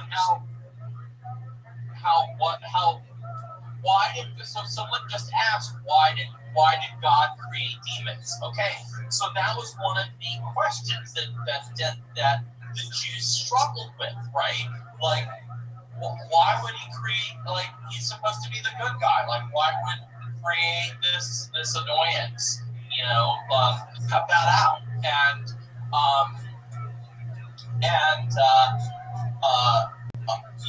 that's, I mean, it's an opportunity for you to make decisions and have free will. Okay, it's something for you to battle and be a test of you to see if you can navigate your way to being a good person. So now many people think that some Jewish people think that all of demons were the spawn. They weren't created on the sixth day at twilight when God was busy creating all the stuff and then he didn't finish his work. That's one theory, right? They're incomplete souls. He was working, God was working, he was doing his thing, and then all of a sudden he got rest on the seventh day, and now it's twilight, and he's like, he only got half his work done. Which to me kind of like makes a little not very much sense because, you know, he's omnipotent, just like turn the clock back or like, and you're working in advance, like a little planning like my daughter does for her homework, you know, seems a little sloppy to me. Another Jewish theory is that demons were the spawn of between Adam and Lilith. So remember, Lilith was a pre-existing demon before the Jewish people. So she had to be like incorporated in Jewish culture. They were like, well, what do we do about that thing that already exists? Well, we've got to figure out what that is and how it fits into our modality, our belief system. And so they were like, we got to retool this thing. And so they retooled it by saying, okay, well, we'll talk about Lilith as being the first woman before Eve. And in the Zohar, not the Bible, but in the Zohar, which is another Jewish text, they go like, they call her the first Eve. She and Adam are created out of the same dust, but she refuses to be submissive to Adam and to be on the bottom while they're having sex, because she says we're both made of the same dirt or the same mud. Why should I be on the bottom? And he gets pissed off, and she gets pissed off, and she decides, I'm going to become a demon instead and rule my own world. I'm out of here. But she still has a total crush on Adam. And so Adam and Eve, you know, Eve comes next, you know, comes Eve. She's, you know, well, there's debate as to whether or not Adam is really a hermaphrodite and that Eve is part of Adam, or whether or not she's the rib of Adam. That's fine, whatever. Eve comes, and Lilith still has a crush on Adam. And then Adam and Eve get thrown out of the Garden of Eden, and they're like in exile for like 120 years or whatever. And during that time, Lilith sneaks up on Adam every night and steals his semen and produces tons and tons and tons of demons with the semen of Adam. So she's a semen dealer and a child killer, a baby eater, and a succubus, and all at once. And so she's stealing all the semen, and this is why Jewish men are not allowed to sleep alone at night. That's one of the rationales that we have to have That's true. We're not supposed to sleep alone because we can be attacked by Lilith. Yeah. There can't be, after intercourse, any mess either. It has to be cleaned up because she can steal the semen. So. Yeah. Oh, and just so you know, the little demons that were created, they are called witch-ten. and that's a German word. And the Wichten include hobgoblins and fays. Fays are Wichten, which were naturalized in France, according to the Jewish tradition. So, and Dr. J. Alton West, I see that Dr. Murphy just said that Dr. J. Alton West has joined us. Can we spotlight him? Mute yourself, Doctor. Yes. I've been enjoying this. I've been driving from. I had a lecture from 8:30 to 9:30 my time here, Eastern Standard Time, Miami time, and I've been enjoying listening as I'm driving back to the hotel. Oh, wonderful. Well, let me introduce Dr. J. Alton West. He was with us for the Hoodoo Heritage Festival and spoke at the Hoodoo Heritage Festival, and now he joins us both as a speaker on the Torah, the Tarot, and the Tree of Life. He's also going to be doing some, I believe, Kabbalistic tarot readings for us. Yes, sir. Yeah. Can you tell us a little bit about that? I love alliteration, right? Yes. Tarot and the Tree of Life. How can you beat that? No, it's each of those are guiding forces for not only a way to live, but to look at where we've been and also prophecy where we're going. Combined, they are an unshakable source of knowledge, wisdom, understanding, and wisdom. It's phenomenal. So we're going to play around with some of those readings, and it actually it'll show people. Hopefully, it'll show people a different flavor to the tarot and an easier way to look at the Kabbalistic truth of life. You know, it's saying also about the antithesis of God and this sort of modern American thought of what Satan is and what he isn't, and how it's a little bit of Judaism and it's a little bit of peripheral Christianity, and too many people think they know what they're talking about. I think that's very.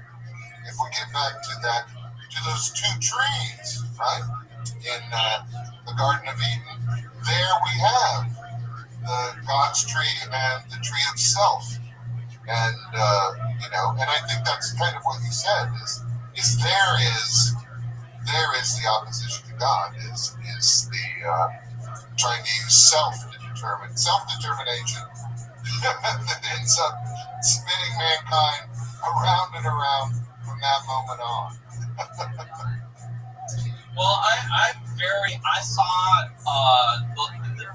your lecture already. I got a chance to preview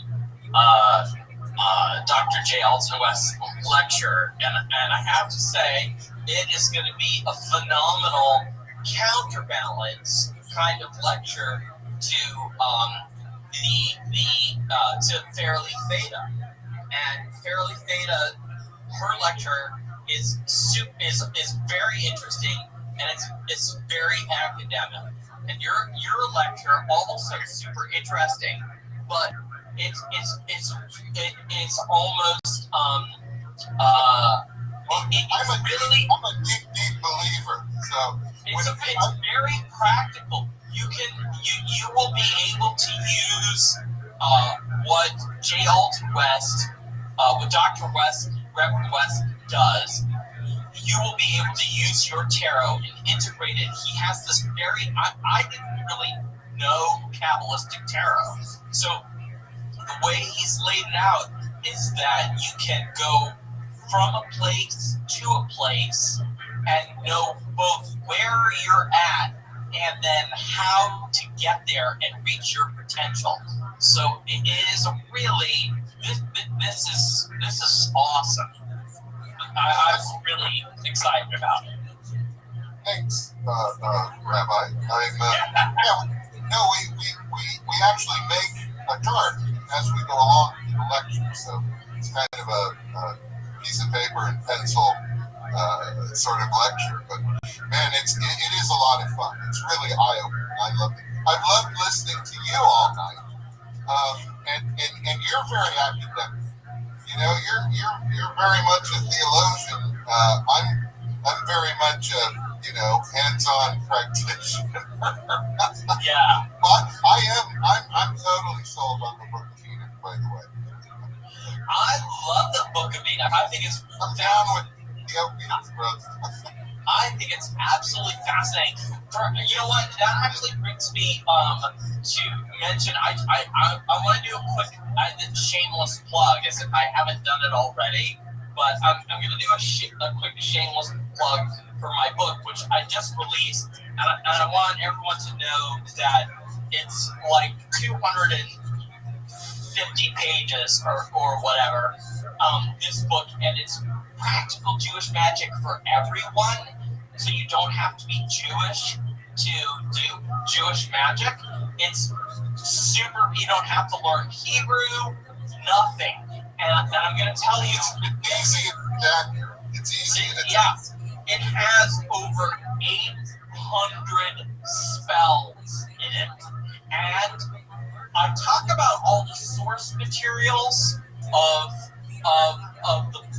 in the book, and you guys can feel free to go spend thousands and thousands and thousands of dollars on the source materials and getting the source materials, or you can just spend this and get all the good stuff from those source materials distilled into this one book. Seriously, that's my quick shameless plug. Where can we buy it? Someone said you can buy. I said it's on templeofmiriam.com. Yeah. And I'll put a link to that right now. I'm sorry for the shameless plug, but I gotta say, it just came out, and I'm super crazy proud. And should I tell them about the joke on the front? What do you think? Does anybody want? There's a joke on the front of the book. Does anyone want to know? Now everyone wants to know. Yeah, I know. Okay. It's a mathematical joke. On the front of the book, there is this concept, and I'm not going to go into it because it's very, very complicated. But there is a concept of what's called the Rebuah Kesem, which is a number, a square, like a table of numbers. And then you can add up the numbers in any different direction, either like a cross in a row, or you can add them in a column, and it will always be the same number. The total will always add up to the same number. And these things are part of learning Jewish magic. And they do them both with numbers and with letters. But I decided to take it to a next level and do it in 3 dimensions, because Kabbalists have never done a 3-dimensional cube in this way, a Rebuah Kesem cube.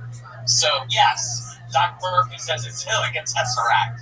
So I just wanted to show people it's kind of a reference to the fact that there's always another dimension out there that we're not thinking about.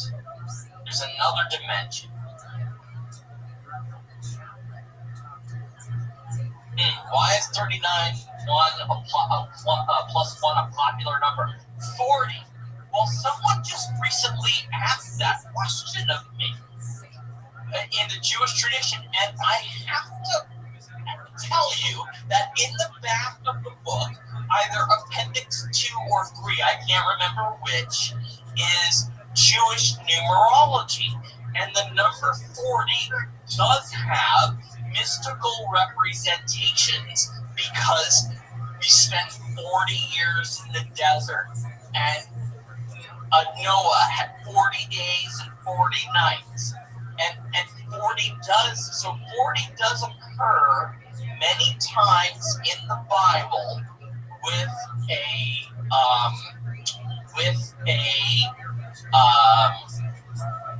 it does have a mystical meaning, but I'm gonna leave it at that. Okay, what was the next question? Yes, right. A 3D matrix is just a cube. It's not a tesseract. That's correct.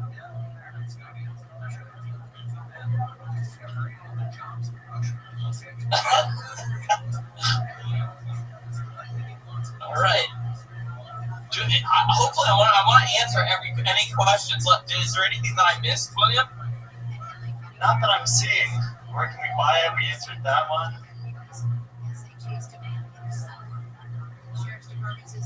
If anybody has any questions, go ahead and post them for us. We can get to them.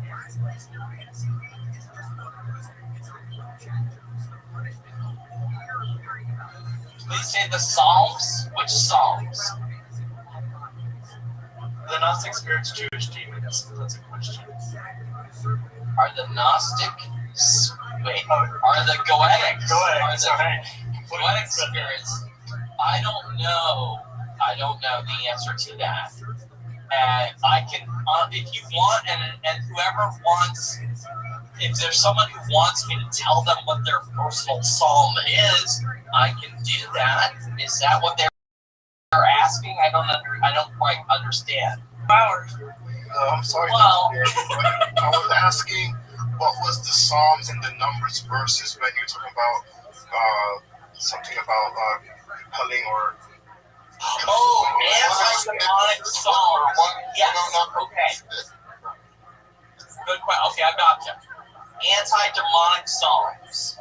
The most famous and the most powerful one is 91. Okay? And in the Jewish tradition, on the way home from the prison. So, demons and bad spirits not only inhabit cemeteries, but they also inhabit synagogues. And in fact, Samael, the angel of death, keeps his tools in a synagogue.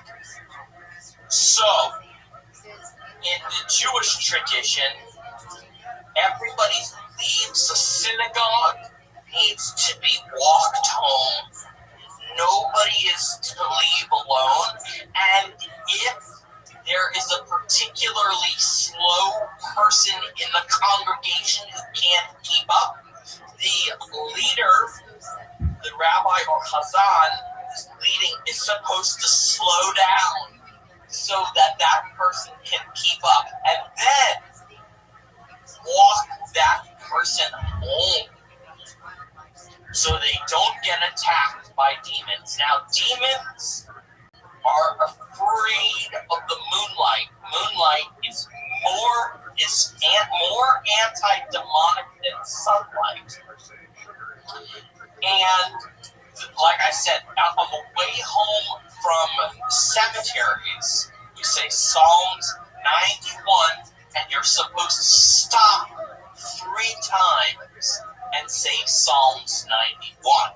Now, yeah, I know.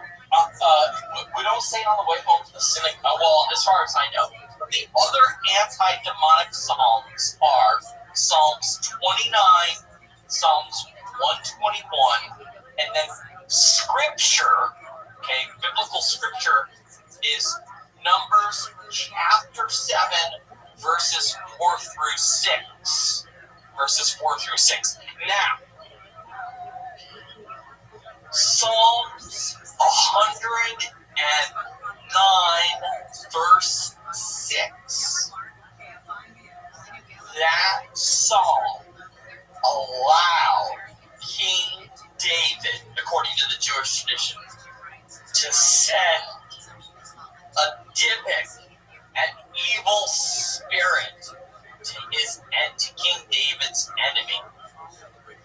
But saying 109 verse 6 backwards is an exorcism ritual. So if you had a possessed person or a demon that you wanted to exorcise, you might say 109 verse 6, say it backwards, and then blow a shofar, the horn, right, and force the demon to say his name or her name, okay, by torturing them, Asmodeus or whatever, and then you can control them and expel them. All right, where are we? Yeah, 109.6.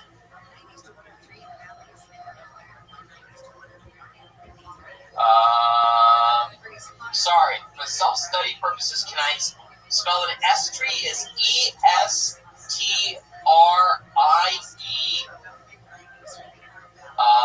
which again is W-I-T-C-H-T-K-I-N,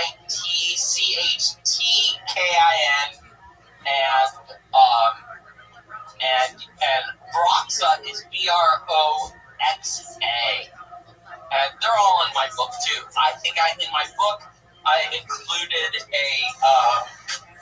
a little one of the appendices is Jewish supernatural entities, which is really kind of fun because it talks about the golem. I don't know if you know the golem. The golem is the clay. It's like what inspired Frankenstein. It's you can make life out of clay. So we'll talk about the golem, Bach Melech, dragons. In the Jewish tradition, dragons are different. Dragons are demons that enter the homes, usually seeking safety from the thunder and lightning that frightens them. So, because demons are frightened by lightning, if they're loud noises, they don't like that. While harmless in the home, it will be consumed by fire upon the dragon's departure. So they like come in and wander around and mess with your stuff and, like jump on your cat, whatever, ride it, or whatever. But as soon as they leave, your house bursts into flames. It's no good. So, and then someone asked about the Estrie. These are female Jewish, and this is from my book. Estrie, these are female Jewish vampiric demon witches.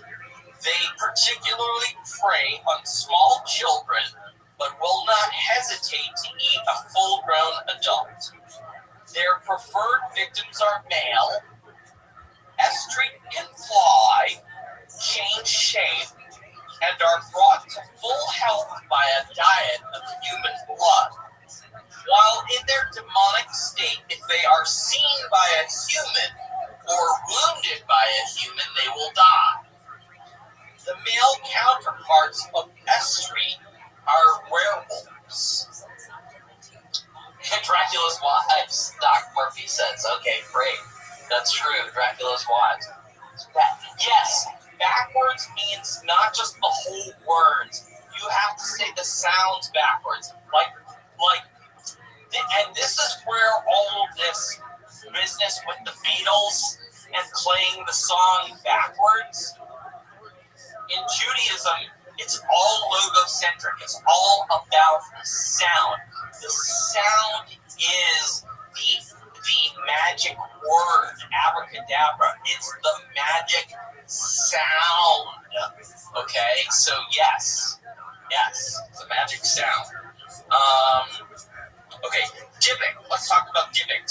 First written about in 1602, this type of evil spirit had already been well known for innumerable years. Born from the death of a person who lived an egregiously sinful life, this restless spirit can take possession of the bodies and animals and humans.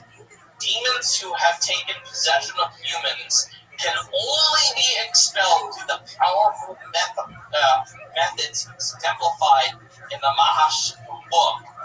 Dybbuks are usually male and prefer to attack women. Alright. Someone has to go to sleep. Oh, say, Wonder Woman was made to play. Awesome. I didn't know that. So someone had just asked if demons can die. Yes, yes, and they do die according to the Jewish tradition by Rashi. Yes, they live and die. That's one of their characteristics. They're invisible. They have wings. The male demons have hair. The female demons are bald. They poop. They mate, and they die. Interesting. Now, I love. There's a great. Okay, I love this one. I don't know if I can pronounce it correctly, but there's a demon named Kordiakos, and it's defined by Rashi, who's a famous rabbi, and the Talmudic scholar claims that this is the name of the demon that rules the person who drinks too much wine from the vat. So there's a demon. There's a booze demon. Are new demons always coming into the world? By Diana Prescott. Yes, new demons are being generated. Yes, and they can be generated, like as I said before, by your sin. Your sin is engraved by your bone, and then on your bones, and then when you die, you have this metaphysical emission which forms into a demon. And so your sin, each time you sin, it becomes a demon. And this is why you need to have guardian angels and only be a good person. So we've got a question here. If you're sending a demon to someone who is bad, how do you protect yourself first? Or if you're cursing someone who's bad, how do you protect yourself before and after? So, yes, cursing in the Jewish tradition is incredibly dangerous. And really, you have to be so careful because the only persons that you're allowed to curse are evildoers themselves. And you yourself, by cursing, are running the risk of doing evil. So you could say, that bitch, I wish she would die, and she deserves it. She did everything wrong. But maybe she's the mother of a child. So you have to be very, very, very, very, very careful with the cursing. It can reflect back in the Jewish tradition. It can reflect back on yourself. And be even worse. So, right. I heard that demons were made of dust before Shabbos. Right. That's what. So they are somewhat neutral. This is true. That's that myth that I told you. They were made at not myth. I don't want to say myth. That's the story. That the explanation is that they were made at twilight. Those are the incomplete souls.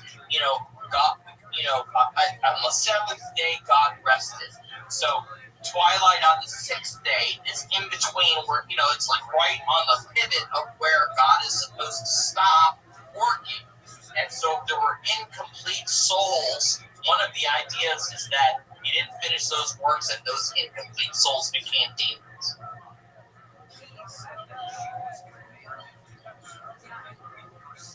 Instead of myth, say cultural story or lore. Yeah. I get you. You're right. I can't figure out what to say really. I'm not even sure that lore is it's their story. Whatever. It's their belief system. It's what they believe. Their belief in the way history unfolded. So T wants to know, how do you cleanse yourself from someone that has harmed you? Oh, are we talking a person? Like a sorcerer? Or are we talking a demon that's harmed? A person. Excellent. Okay. I don't know if you're part of the Jewish Magic Festival, but there are, oh yeah, that's great. One of the methods is, and I love this. I love this.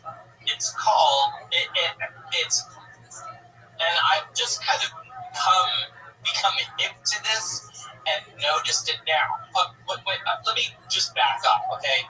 Before I answer your question, I'm going to say that, like Doug Murphy, she's a formally trained anthropologist.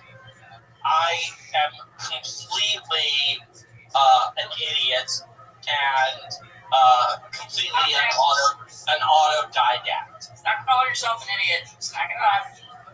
I'm an autodidact, and it's not that. I've got fine, and so see, now you threw me off. What was the question? You're not an idiot. Right, but what was the question? Like how to protect yourself? Yeah, so the question is, how do you technically defend yourself from someone who is harmed you? From someone, okay. Yes, right. So what I have learned is that there's these interesting different types of forms of magic. Like as an autodidact, I've learned these interesting forms of magic, like sympathetic magic, right? And that's like voodoo dolls. You take the needle, you stick it in the doll, and it's sympathetic, right? It's supposed to happen to the person that you're sticking the needle, sticking the doll, right? They're supposed to react. And then there's contagious magic, which is like hot footing, where like the person is supposed to walk over or nearby or come in contact or drink the tricked item. Okay? And now we're talking about protecting ourselves. And I ran into a new way of doing that. And that I love. And that is called reversal of fortunes. There's lots of ways to protect yourself, right? You can set up a protective circle. That's the shield. You can't get in. You're blocked, okay? That's blocking. I love that. Can't get in. Shield. Awesome. But what if you have someone who's throwing nonsense at you, bad energy at you, and you want to just karmically screw that guy, let him get his own shit back at him? That's called reversal of fortunes. And we have this concept that you can trade fortunes with someone. So if there's someone out to get you, I'm going to teach you how to swing it back and throw it back on them. And in hoodoo, call that shit double action. Okay. So does this mean that in the Jewish tradition you can't judge who could be cursed or not? Getting revenge on someone who wrongs you may not be okay because that person may not be intrinsically evil. Yeah, that's right. You gotta be real careful who you pick and choose to curse. That's right. You can come back. You can't be just like, adding bad into the world because you think you're God and you know it all and you've got every perspective. You got to remember that, there are multiple perspectives in the world. Like, let's say you want to, someone wronged you. That's fine. They wronged you and you're like, screw them. They cheated on me. Okay. And I want them to break up. Well, okay. Well, yeah, but it turns out that they have kids. Do you really want them to break up? Those kids need to, maybe they want them to get back to, it's not good for you, they screwed you over, but there's another person involved. It can't always be all about you, right? So there's other perspectives in the world going on, and it's not always up to you. Now, there's obvious evils going on. Okay, I've already been chastised about this, but we can all agree Hitler, obvious evil. Mussolini, obvious evil. Pol Pot, obvious evil, okay? You could just be like, feel free to curse that person, okay? No problem. Yeah. Well, all right, next question. You cannot judge who, we already did that. Oh, well. At what point does one determine what's justified or not? It's very hard, really aren't supposed to be in that position. Everyone in some kind of way is someone's child, father, mother, brother. Yes, that's right. That's right. Yeah. That's right. It's really, you've got the person who's highlighting that it's not really your decision because you don't really know all the facts. Correct. So curses need to be very rare. You can't just be tossing them in and out all over the place. Does getting professional advice help? Yeah. Okay. Listen, there are 3 what we consider unbreakable laws of Judaism. Okay, for us, in the Jewish tradition, there are only 3 unbreakable laws. Meaning that even the 10 commandments are breakable. There are only 3. Even though we talk about the 10 commandments, there are only 3 unbreakable laws. They are idolatry, okay, putting other gods before God, or before Yahweh, that particular God. They are murder, and they are non-consensual sexual crimes. Okay, rape, incest, those horrors. That is considered to be as horrible as murder. So those are the 3 unbreakable things. Everything else is up for discussion in certain circumstances. So we are commanded to curse the Amalekites and the enemies, the evildoers. We are commanded to curse those, but you better be damn sure who's an evildoer. And if you're not sure, mind your own business. Okay. Yeah, murder, rape, and idolatry. All right. Any other questions?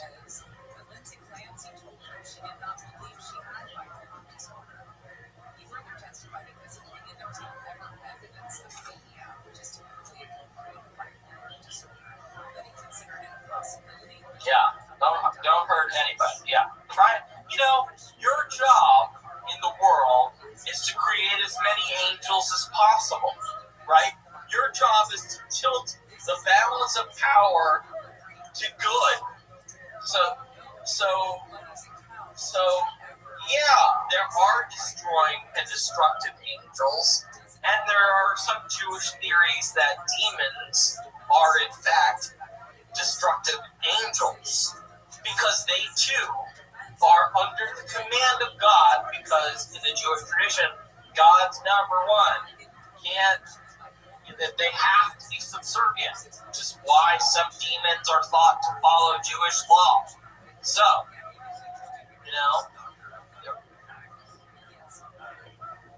if you atone for your sins, does that erase the sin written on your bones? I don't know the official Jewish canonical thought on that, because I can't ask the person who wrote that, but I can tell you that true atonement would, in the Jewish tradition, relieve that, which is why we do have the Day of Atonement. But atonement must include not just thinking about being sorry, but atonement includes the concept of making amends with that person, making it right, and that is what's called tikkun olam, or repairing the world, healing the universe. Tikkun. It's to heal, it's to right the wrongs and restore the balance.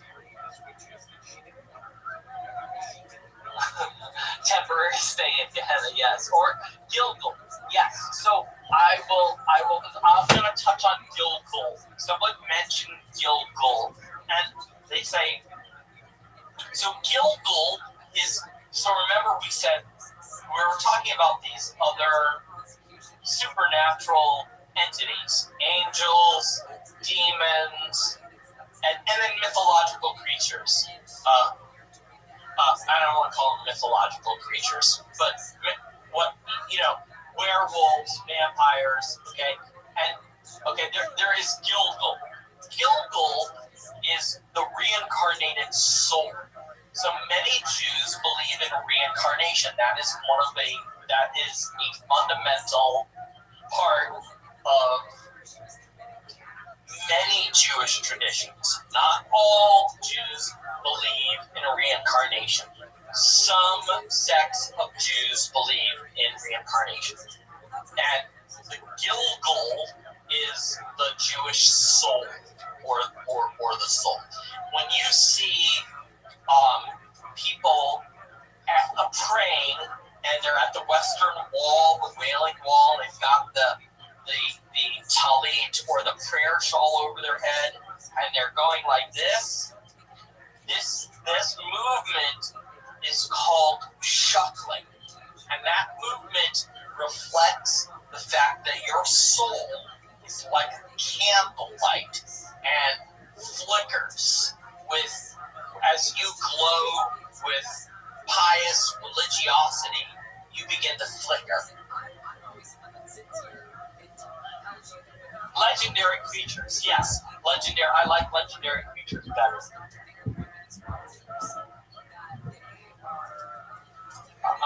Are you touching mezuzahs? Yes, of course I'm touching on mezuzahs in the protection lecture. That's number one. Yes, that's great.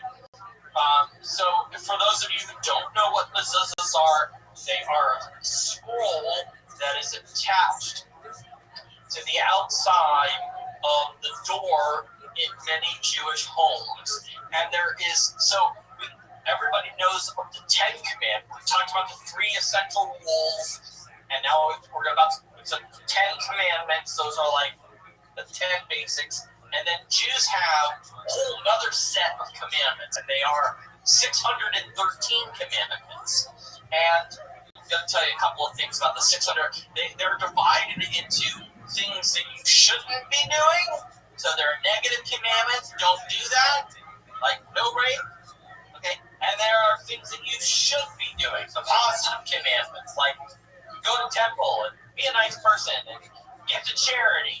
Okay, so there's negative and positive, and those commandments are 613 commandments. Okay, and I remember that because 306 and 307 and they adds up to 613, and those were the 2 rooms that Martin Luther King was staying in when he was assassinated at the Lorraine Hotel across from Lucky Heart Mojo Voodoo Supply Company. So, 613 commandments. When you do those commandments, every time you do one of the 613 commandments, you gain a guardian angel, and then one of those commandments, the 613 commandments, is to put a mezuzah on your door. And a mezuzah is anti-demonic. So I often fight with conventional rabbis. I don't want to say fight. We discuss the fact that they say witchcraft isn't allowed in Judaism, and I say, really? What about that little amulet that you put on your door to keep demons away? What the hell is that? And they go, yes, but we're not commanded to put it on because it keeps demons away. It does do that. We're commanded to do that so that we fulfill the mitzvah. The mitzvah says just put one on your door. So it's hilarious to see how they shuck it, get out, away out of that. So, all right. Can anyone use a mezuzah? Yes, anyone can use a mezuzah, and many people do who are non-Jewish, and many Jews carry them as a necklace or in their purse and many non-Jews do as well. And in fact, even the Pope has done that. Many of the popes have carried mezuzahs.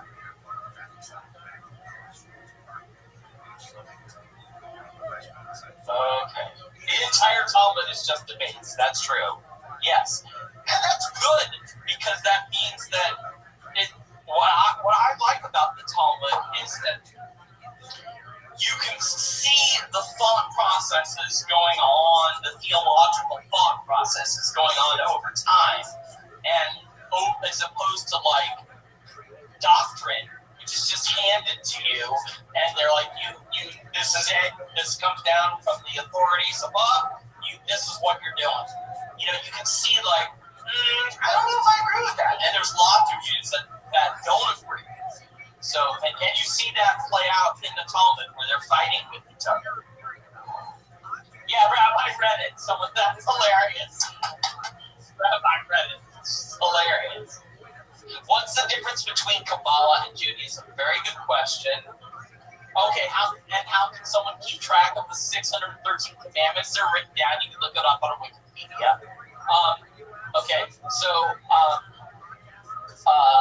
The difference between Kabbalah and Judaism. Judaism is a religion. Kabbalah is a mystical practice that happened within the religion. It does not contain all of Jewish magic. It is a very specific type. So, for instance, let me put it in a non-Jewish way. You've got Christianity, right? And that's going to contain Catholicism and Methodists and Protestants and all the evangelicals and Pentecostals and Baptists and a million different varieties, of Christians, right? And then you can have a Christian magical practice within Christianity. And so the other Christians might be like, ooh, but it's still its own folk magic and folklore. And that's the same thing with Kabbalah. It's its own little contained kind of thing. I heard the Kabbalah was whispered in Moses' ear while the law was being given to him. Well, I don't know. Sweet nothings. Sure. I heard laughing. Yes, me. Right? I mean, the Kabbalah really didn't happen until the 12th century. That's what defines the Kabbalah. And is that it occurred in the 12th century. It's a type of mystical practice. The 12th century and occurred and arose in Provence and Spain. And then spread out from there. So what do you do with the magic that was before the 12th century? Is that Kabbalah? No, it's not Kabbalah. And then what do you do with the magical practices that Kabbalists didn't include in their own construct, right? So that's Jewish folk magic. You have Jewish folk magic, you have Kabbalah, and then today you have Kabbalah and Jewish folk. You got,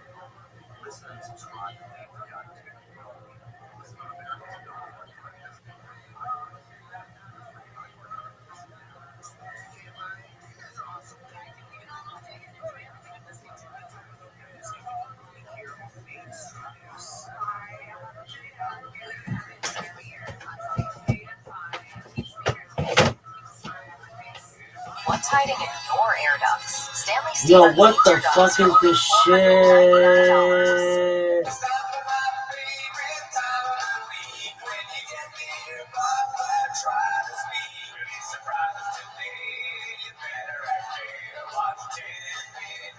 shit? Hello, welcome back to 10 Minutes of Shop. Oh, it's so good to be back. So good to be back on the Reddit with all you guys, you know. It's a great time. Tony's fat, but that's not why you're here. You're here to watch 10 Minutes of Shop. So start the timer. Play the chin clip. Alrighty, we're gonna get started with the Fighter in the Kids subreddit. Yet again, I know it's a change of pace for us, but this is gonna be posted by Chin Menudo.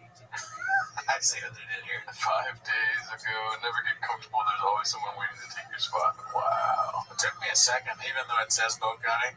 Yeah. I just looked at the face at first, and then I immediately recognized this. Oh yeah, the boat guy's got a nice blonde look to him. Collaboration, blame CT mustache. I have an idea for boat guy.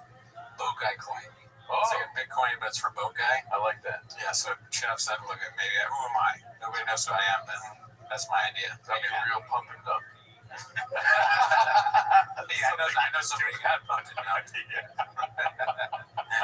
Be cool, dude. I think so. Dark brown. P.F. Chang's. That's so funny. Wow.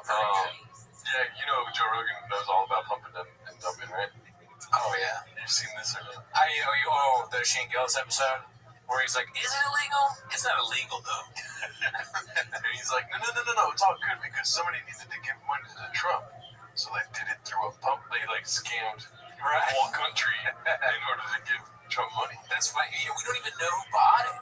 That's the excuse. It's not that he maybe didn't defraud all of his fans. It was like a thing where a rich guy bought it so they could all be rich. That's way better. Your stupid justifications for your idiotic friend. Yeah. If I was in the room, I would have told him not to do that. Dude, if I was there, I would have been like, let's stop this, guys. He's doing like a Mark Wahlberg. If I was on the plane, or just like a guy who's like, wait, we're here to do good stuff. Can you imagine if he said that? Everyone in the room would laugh. Good stuff. Oh, wait, Trump, can everyone get Ibogaine? Yeah. We gotta focus on what's really important, making sure that people can get Ibogaine. What the fuck is Ibogaine? I don't know what that shit is. But I hope everyone can get it. Stop bombing the Middle East. I don't want to trip balls right now on Ibogaine. Yeah, that's true. That is like the thing that is it for troops that are like messed up from war or something like dealing that? with depression. Yeah, so Joe Rogan is playing 40 chess again. Shocker. He knows that we're going to get into this war. They're going to ship all of us over there. Our arms and legs will be blown off. And we'll need Ibogaine. So he's like, well, at least I'll get him Ibogaine. So thank you, Joe. Yeah, dude. Oh, yeah. And, dude, yeah, I wish you were in the room, too, when they decided to do a pump-and-up scheme on the country. Fuck, right? If only Joe Rogan was there, he would have stopped it. The guy who also has ads for gambling and all that shit. Fucking Joe was there? He would have stopped it, dude. That acting was too good. I thought you stopped recording or something. That was good acting. Damn. Joe would have really turned it all around. Yeah. It should have been him as president. Dude, I bet you Trump wouldn't have done that pump and dump shit if Mark Harley was in the room. Mark probably would have convinced Trump to do a lot of Adderall. Yeah, Mark Harley would have stopped that from the field. Okay, yet again, you'll do nothing posted this ... to little ellipses. This was really good. You sent this to me. Yeah. So I thought we'd already seen it, but no. I didn't do the scroll.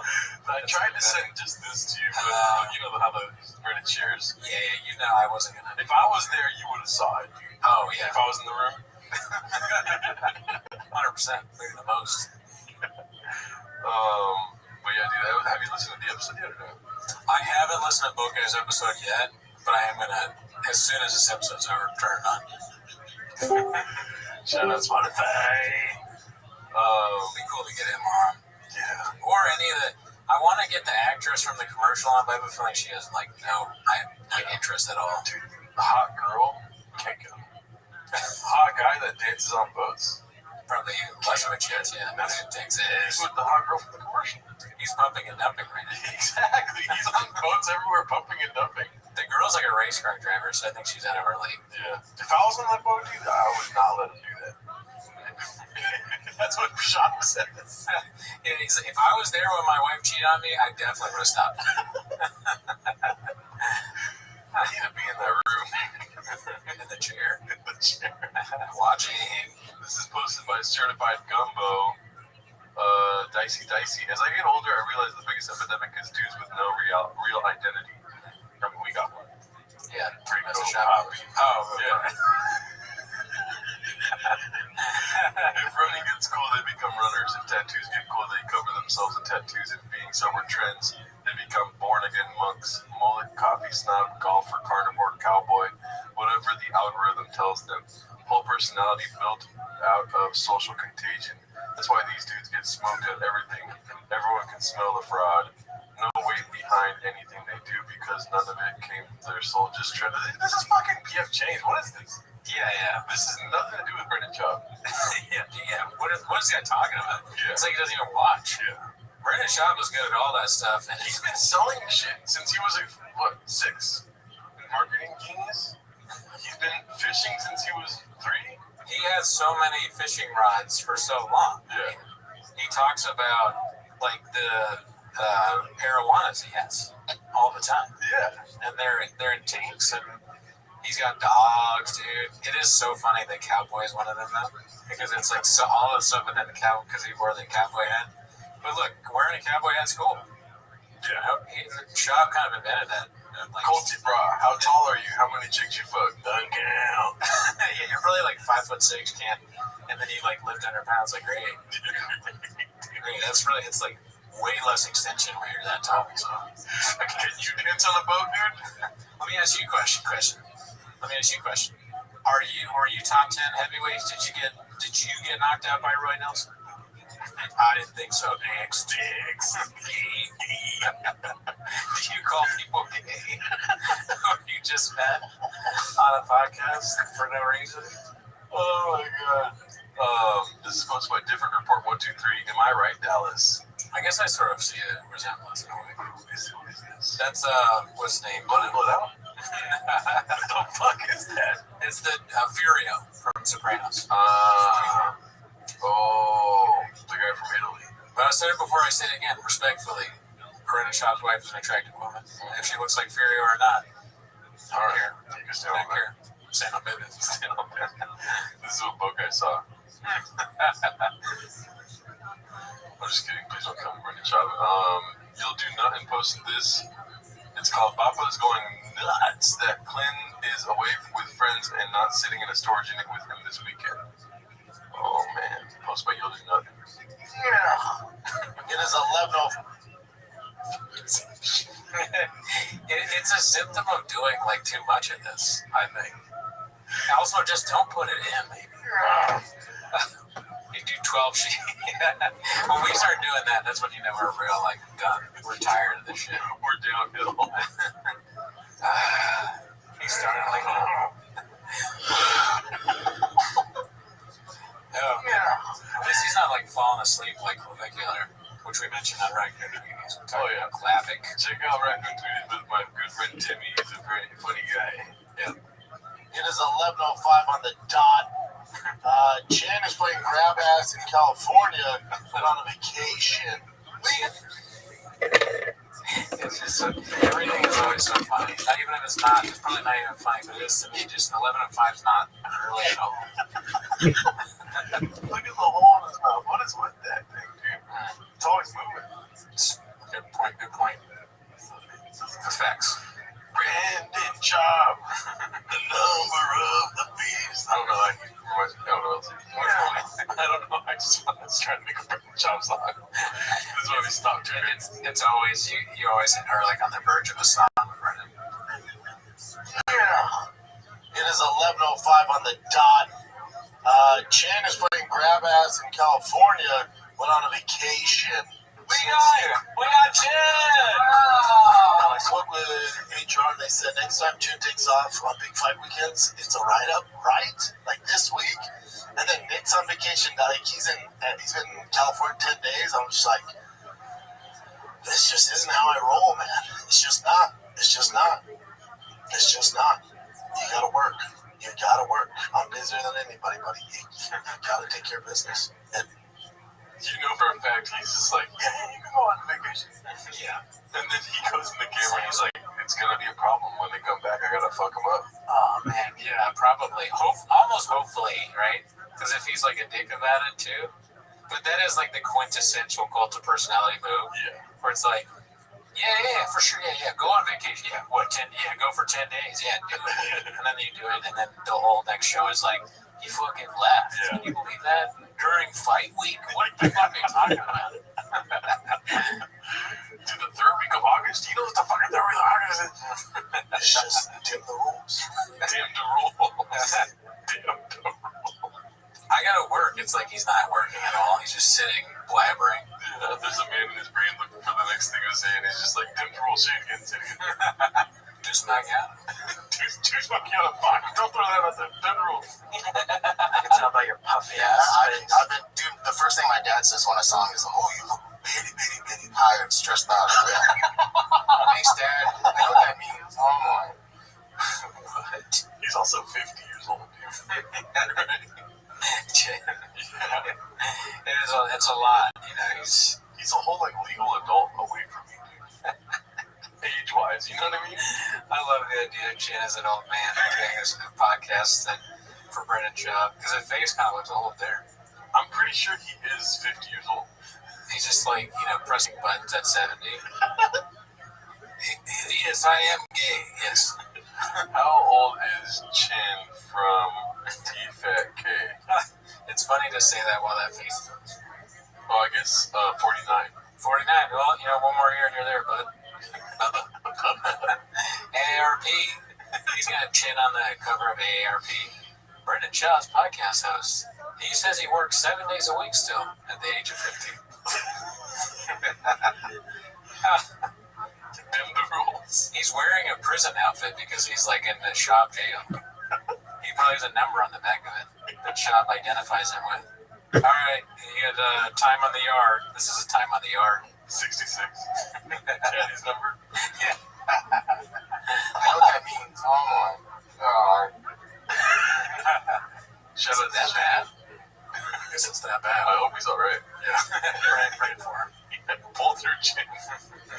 What happens next? Part 44. God. Post what Icarus lives. I mean, I've lived for these moments, dude. Let's make sure everything's perfect. Sounds all I am white as shit, Dallas. Yeah. What happens next? Yeah, Saturday night. Did a date night with wife. We go there. She's Hollywood as shit. Loves Tom Cruise. She's Mexican as shit. Never heard of Tom Cruise. Either one is good. I think he's gonna go Mexican. She's born and raised in Mexico. Oh, yeah, so I was born in Hollywood, California. Yeah, which is ironic, but it's true. I was born Never gets old. at Kaiser off of Sunset. She's born and raised in Mexico. She don't know shit about Tom Cruise. Tom Cruise, nothing. She goes, I see the first one. I go, I don't think you have to. They do a good job. You don't have to. Let's get credit 4 times. How many times do you think? 4 times. Dude, puppy. No, you don't have to. Dude, she cried 4 times. He's counting the times she cried. I'm counting wrong. It's twice, but he has 4 fingers up. She cried twice. She cried 4 times through the movie. Dude, it got done. I've never seen a movie this happen in a movie. It got done. The entire theater. No way. How do you think Fuck, I put up and clap. What? Girl, tears. Dude, Mexican, Tom Cruise. Mexican shit. Tears. I gotta watch this movie. I'm taking my son. Watch the whole movie like this. It's so intense. It's so entertaining. The whole movie like this. Listen to some rich person tell me how I should go or how I should handle this situation. It's like, Silver spoon in your mouth. You were born with a spoon in your mouth. Spoon, that's good. I don't remember this one. I remember there was something about spoons, but I had forgotten that you said you were born with a spoon in your mouth. Oh, check out that Joe Rogan. It's just like our the network. I know, it's so similar. It's weird. That's weird. Yeah. Weird. Pour the spoon in your mouth. Pour the spoon in your mouth.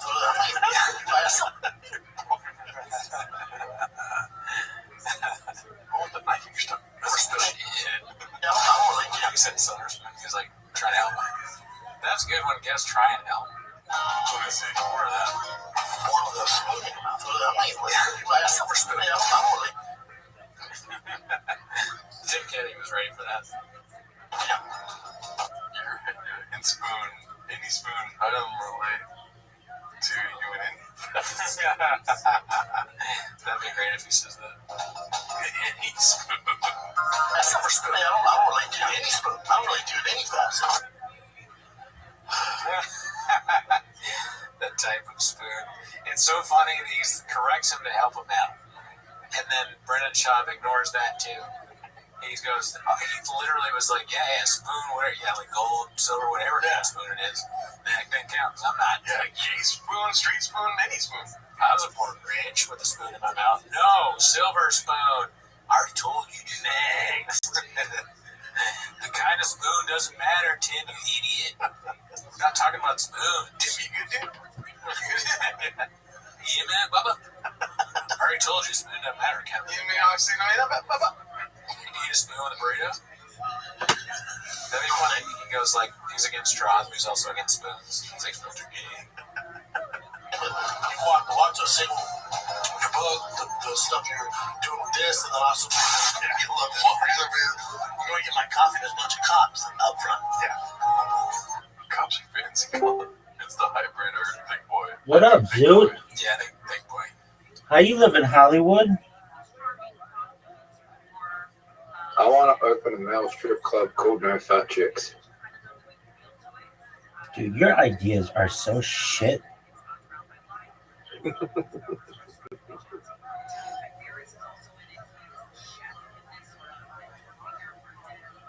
How you living, pimp? They're good. What's good? Not much. Okay, what's new with you? How was filming? Yeah. How was it?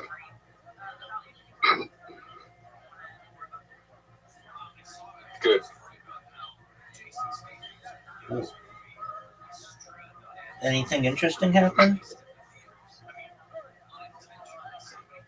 I didn't really do much, but that's why I got to come. CHB? I should have read that. I got that blonde girl to come. You can just invite people to be on set with you? If you were in Adelaide, you could have just seen James's Instagram story and seen the location. And just shown up? Yeah. Is that the most baller shit you've ever seen in your entire life? Is that the most baller shit you've ever seen in your entire life? Oh, anyone can go tomorrow as well. All right, well, I'm on my way. Here's my question for you. Do you think that you're going to be in the movie?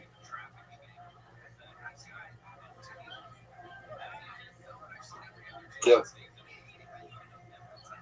Do you want to be in? Clear up the speaking role. What's your speaking role? Well, it's me yelling out, yeah, with the group. All right, that's a speaking role, baby. You're big time now.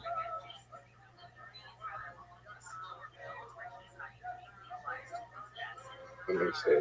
If they posted it on, I'll tell you the location. Aaron Malley. A-R-N. Aaron Malley.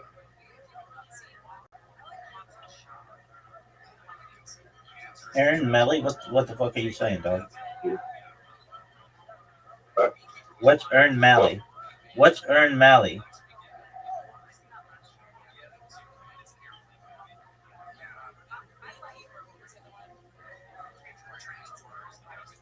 What's And Mallet yeah? What is that? is a pub. Pub. That's where you're shooting. Do you call them pubs over there? We call them bars usually. You call them bars. Yeah, if we want to consider it a pub, generally it's like maybe a little more formal, and um, usually has some kind of like British influence or Irish.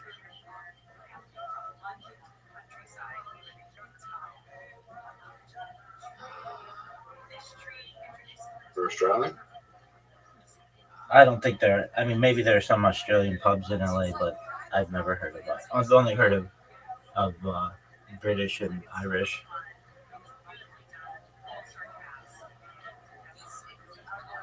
Why not? Australian. I mean, Australia does have a population in the United States, but generally has a smaller population, and its culture is like not taken as seriously in the United Have you ever States. met an Australian? Yeah. Have you ever met an Australian in real life? Yep. Yep. Yep.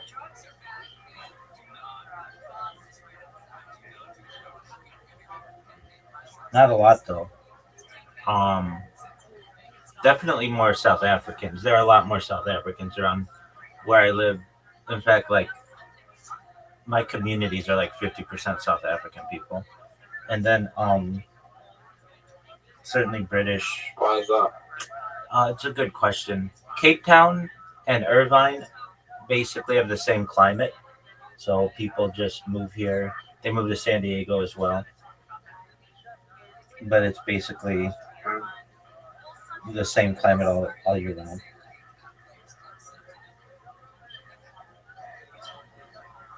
Does that answer your question?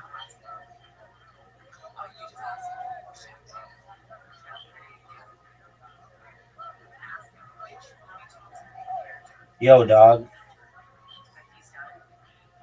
Yep. Do you think? Now let's be honest here. Do you think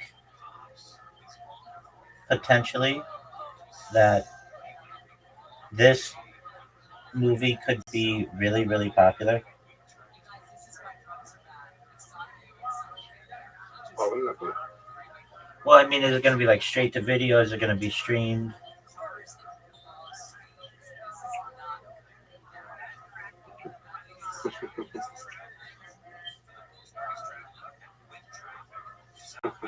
Why do you laugh like that? It's going to be in theaters.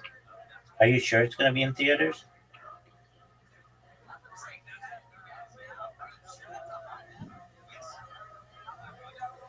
Are you sure it's going to be in theaters?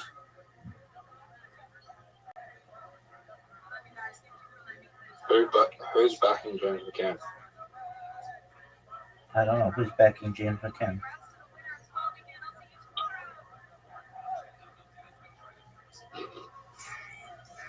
Who's backing James McCann? Someone you watch every day. Tony Hinchcliffe is backing James McCann?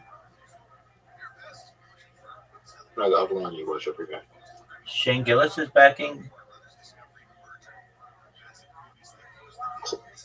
No, the other one that you used to watch every day. I don't know if you watch it every day. Joe Rogan is backing James McCann? Yeah. How do you know?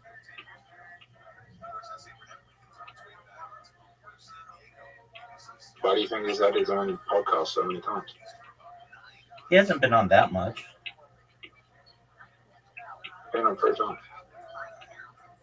How do you know that? I don't know. You don't fucking know. I don't know, but like Joe Rogan, like he'll be Joe Rogan again talking about it. Yeah, but that's just because they're homies from the comedy world. But that doesn't mean Joe Rogan doesn't like Hollywood. He doesn't like movies. They've asked him to be in movies a lot. They wanted him to be like The Rock, like an adventure star or whatever. He doesn't want that world. And he would be a giant action star. Hollywood. Yeah, whatever, same shit.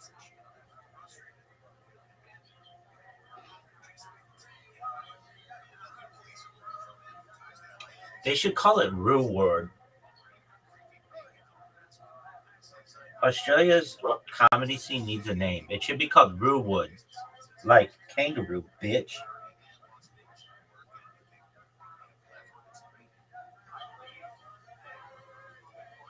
What are your thoughts on calling it Rue Wood? I think we should go back to the indigenous name. What's the indigenous name? Indigenous name.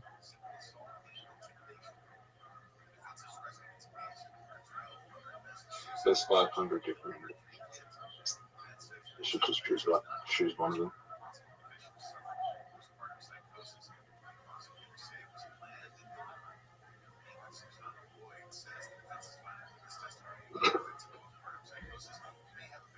Do you think that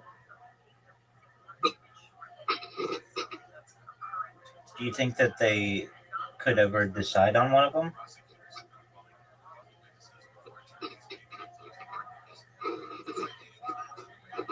No, I think like before the British settlers came to Australia, they thought Australia was their whole world.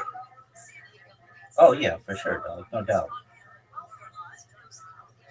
And can you imagine how freaked out they must have been? It would have been like aliens. Sorry? Can you imagine how freaked out they must have been? They would have been like aliens. Yeah, first time I've seen a white person. Right. Do you know that I was on a podcast yesterday? Yeah. Okay. Are you ready to lose? No. Sorry. You don't want to play? I gotta get up. I have another shoot at 2:30 p.m. and it's 3 a.m. I haven't slept. Why haven't you slept?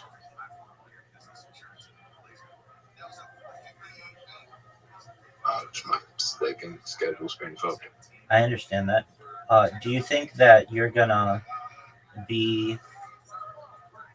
So how many more days of shooting are there? One more. Are you excited for it? Yeah, I haven't talked to James. Since he cut you off? Today. I know, I talked to him yesterday for a bit. And then I talked to Amos. Did you say, James, why the fuck did you cut me off? I was in the middle of my joke. Like, you've never made an offensive joke? I've seen you on Kill Tony. You've made a ton of offensive jokes. Like, just being on Kill Tony is offensive to many people.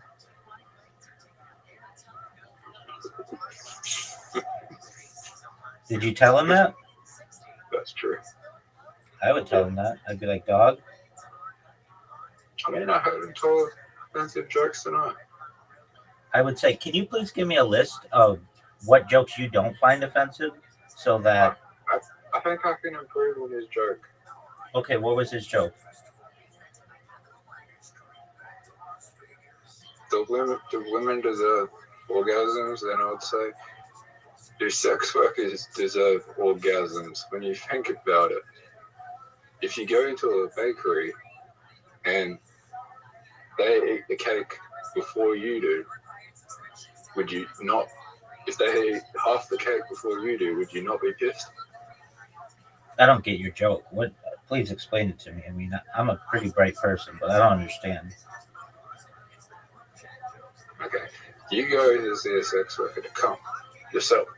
If they come before you, then they're getting the pleasure of the cake.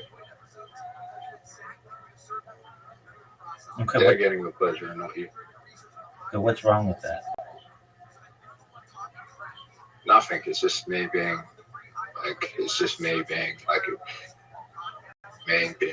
extending on James's joke where he talks about women not deserving to have orgasms. Why does he not think women deserve orgasms?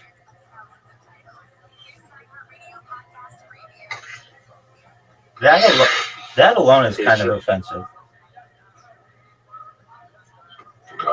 He started off with. It just stopped. I don't know. Like he's not like serious. He does it in time that's not serious. I don't know. Like he opened tonight with women. Do they deserve to vote? That was his opening joke. Okay, I mean, did you cut him off and say that's offensive? Should I? I would have been like, what's good for the goose is good for the gander. No, but I'm on his side. That's an important differentiation.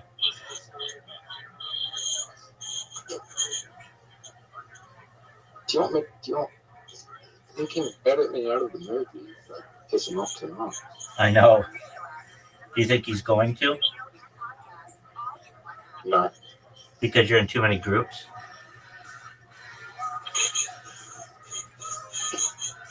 I'm not even in. I'm in like one shot that you can clearly see me. Well, that's enough, dude.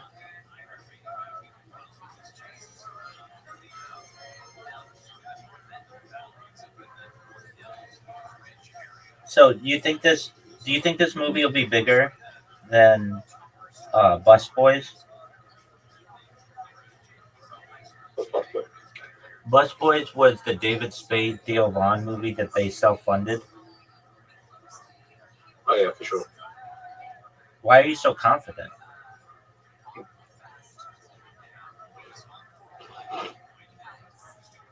Because no one cares about Bus Boys. I mean, Theo Vaughn has like a top 20 podcasts in the world. Oh, this Bus Boys movie's got good reviews. Why did he get David Spade to be in the movie? David Spade's the one who like started. They're friends.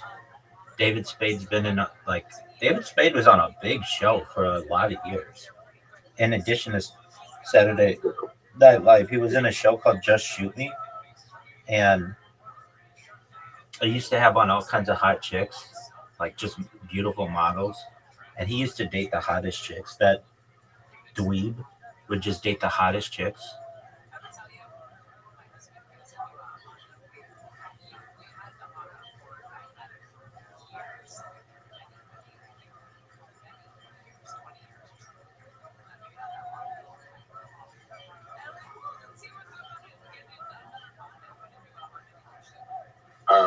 I also remember him on Rules of Engagement. Oh yeah, he was on that too. Wasn't as big though.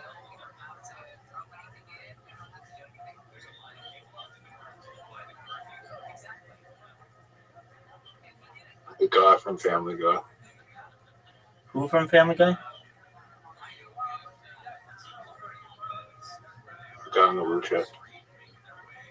That's not him.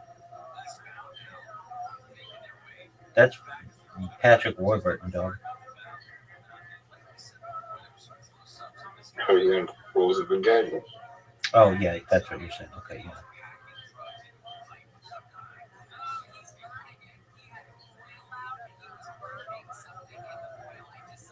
Have your enthusiasm.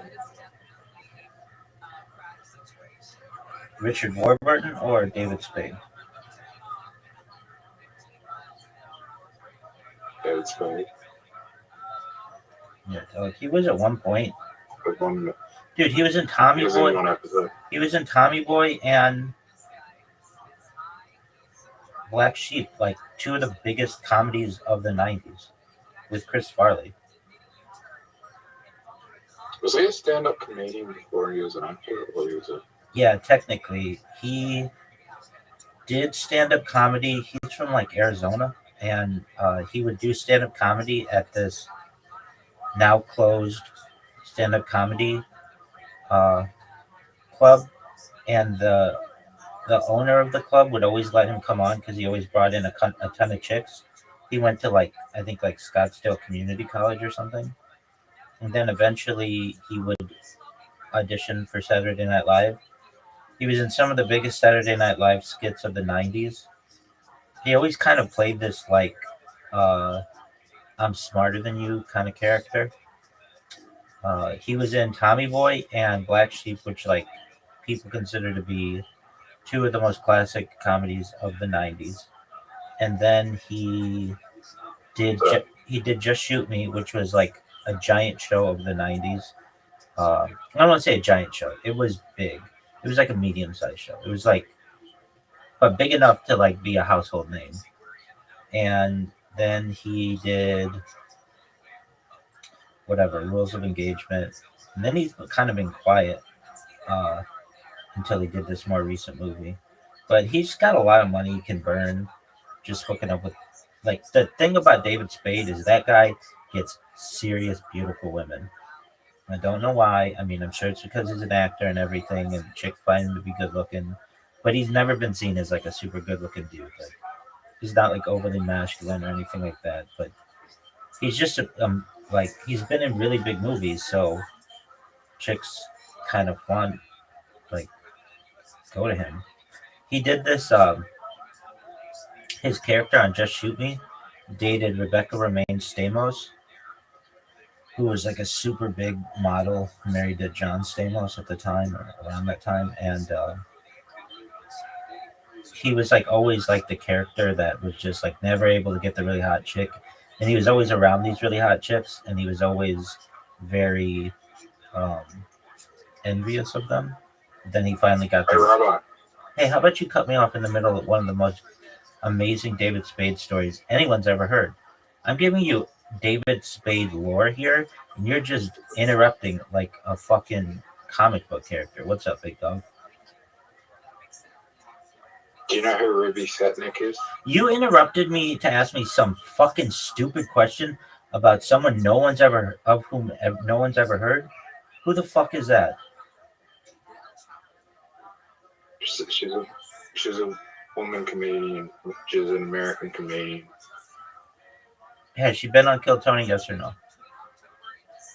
The answer is no. Been on Netflix as a joke. Yeah, that sucks. Kill Tony's where it's at. No, nobody knows. Nobody knows who that is. Has she been on? No, no, I wouldn't know it. She has 240,000 followers on Instagram. All right, that's only 30 times more than I have, and I'm.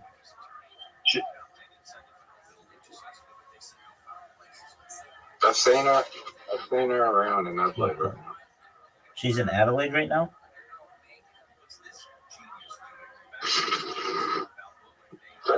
She's in Adelaide right now? Yep. What's she doing? Slanging dick? Doesn't make sense. James's movie? Oh, no, wait, she's in James's movie? Tight. Are there any other big stars? There's Amos, there's James, there's Ruby, whatever. Anybody else?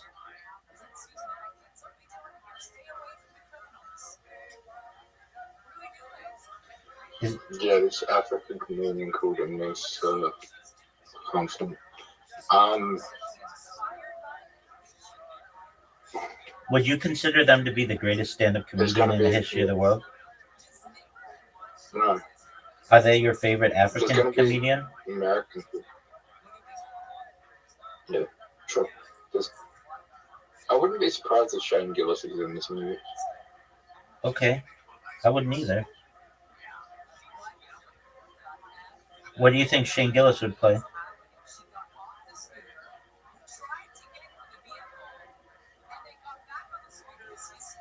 Himself. You think he would just play himself? He wouldn't play character? Is James McCann playing a character, or is he playing himself?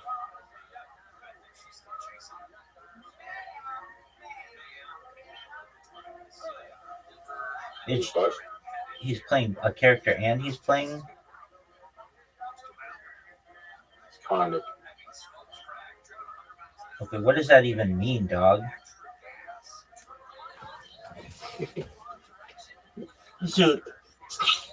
Riser was in here yesterday, and I had to do everything in my power Yeah. to not tell him that you're a movie star now. I had to do everything in my power. I did say Zoot's got news, and he was like, "Is it comedy related?" And I'm like, kind of." And he's like, "What?" I don't know. He's like, "What is it?" or something like that. I'm like, just Zoot will tell you. So I saved that news. I could have easily spoiled it, but I didn't want to because that's your news, son. I mean, James McCann just fucking posted on Instagram, "Come to this location," which is hella dangerous. Just come to this location and you can, like, especially with fan base he has. He's just like, "Yeah, I'm here. You can come to this location and be in my movie."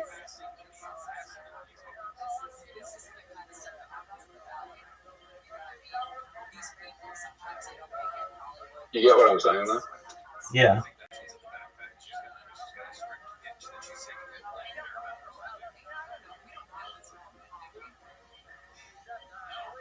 He's not Shane Gillis big, though. Like, imagine if Shane Gillis did that. That would be really big. I don't know if he would have just. How many people would show up if Shane Gillis did that?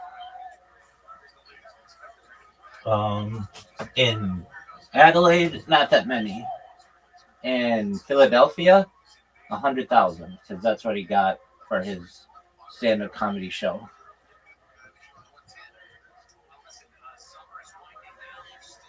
That was 77,000. I'm sure there were other people who were trying to get in and couldn't, and people in the surrounding bars. I'm sure he brought at least 100,000 people or so. Is he from Philadelphia? No, he's from Mechanicsburg, Pennsylvania, which is in central Pennsylvania. The reason why he identifies with Philadelphia is because he's a Philadelphia Eagles fan, and so, like, the state of Philadelphia kind of goes in two ways. If you're in eastern Pennsylvania, you're a Philadelphia Eagles fan. If you're in western Pennsylvania, you're a Pittsburgh Steelers fan, and he was like kind of in the middle, so he went with Philadelphia. Does that make sense to you? Yeah. Is that the greatest story you've ever heard in your entire life? Yep. Okay. Ruby Stepnick's doing the show on Wednesday, featuring James, Ken, and Amos, and other acts. What does that mean? What's other acts? Other special guests. You think Other special guests.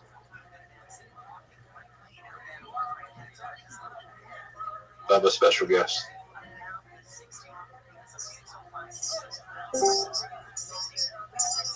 Are you excited for this movie to come out next year?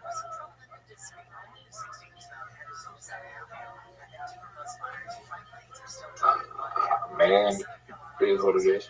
Wait, I thought you said James McCann saw that you had like replied on Instagram or something, and he said you want to be in the movie or something. Didn't you say that? No, he just no.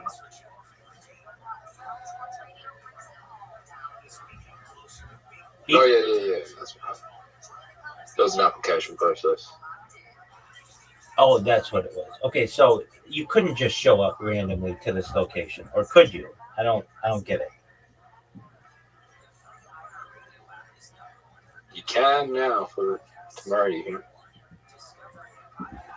Okay. Do you think Amos? Tonight you could, and tomorrow you can.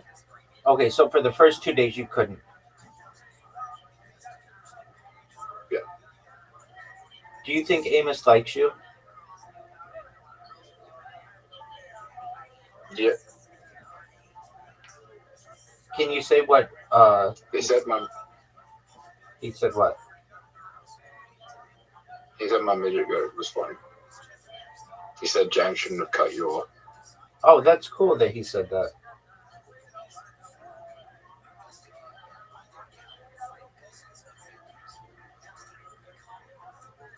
Do you think Amos could ever start a movie, be in a movie?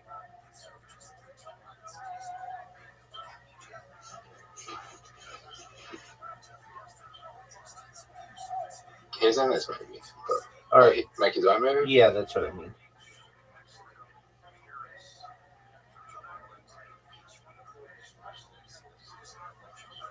He could act in a movie, but I don't think he had the skills to direct a movie. Do you think James McCann's doing a good job at directing this movie? Yeah. Do you think he has the talent for it?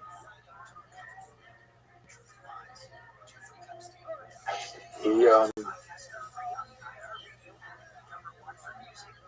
has good leadership skills. That's not a very high compliment.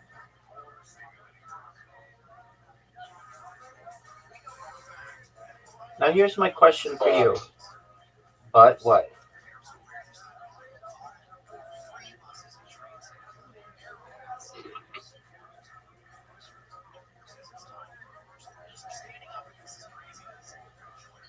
But what? I feel like there's also... I feel like there's also this big ego in him that is causing some issues.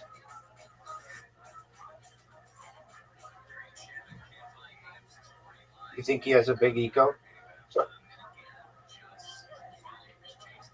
I don't know if it's the ego, but I don't know how to explain it.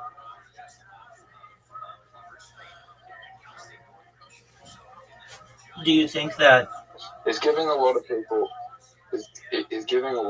opportunities right now? It seems that way. He's very selective of who he's giving opportunities. Dude, he's lost all of my respect because he's a fan of CHB and that bitch sucks. Oh yeah, she had a big role tonight. What was her role? Being a bee?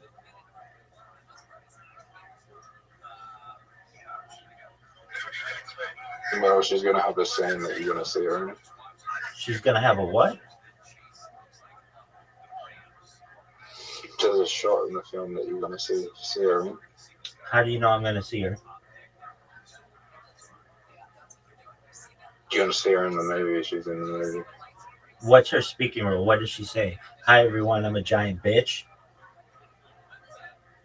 She doesn't have a speaking role, but she didn't have a speaking role tonight. I don't know if she had a speaking roles in the day I've been there, but days ago I wasn't there. But she was on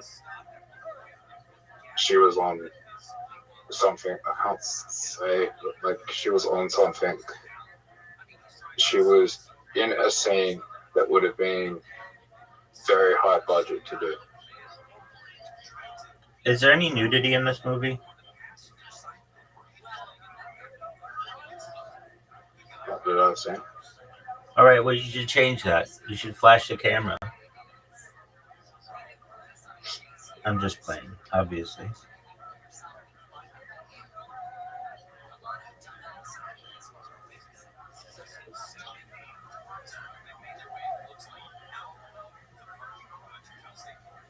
All right, do you want an invitation? No, I'm going to bed. It's 4 o'clock. All right, sweet dreams, big dog. Update me, please. Sure. Peace.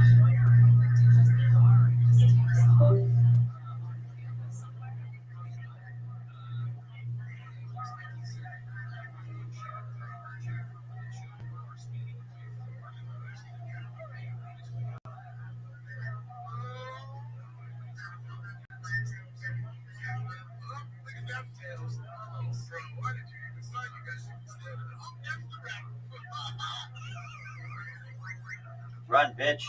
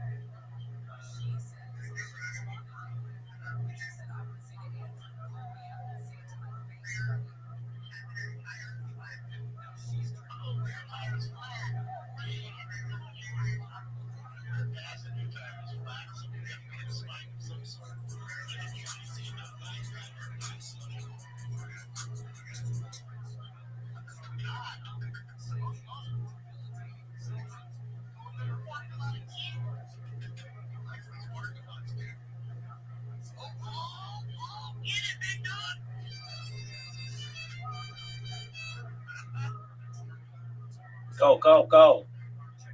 Go. Go. Go.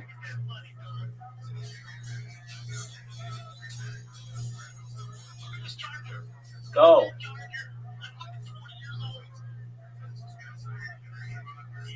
Go.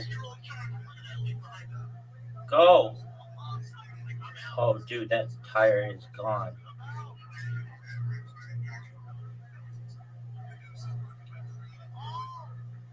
Go. Go, you fuck. Go, you fuck. Go. Go, go, go, go, go, go, go. Go, go, go. Go. Go.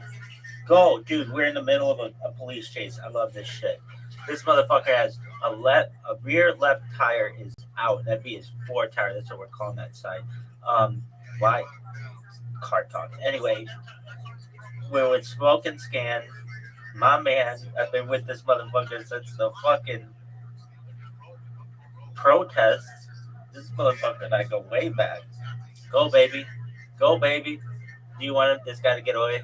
I always want him to get away, but then I want him to get caught. Then I want him to get away, and then I want him to get caught. Go. This is the best. This is the best. Live chases are the best part of television. The only thing that really is good on TV aside from sports anymore, really.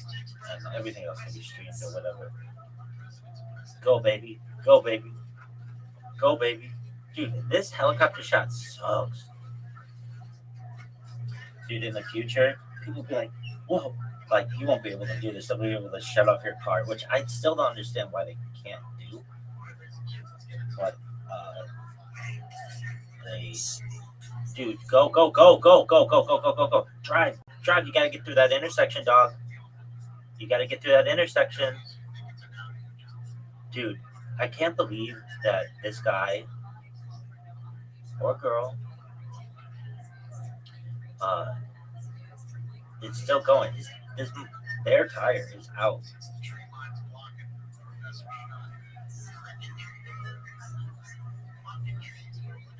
Go.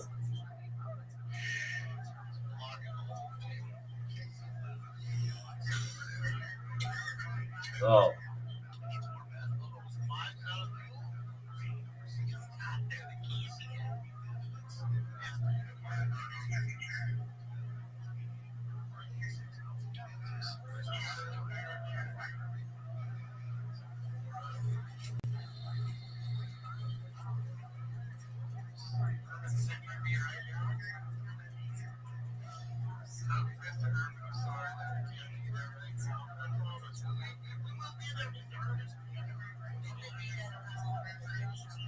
Go, baby.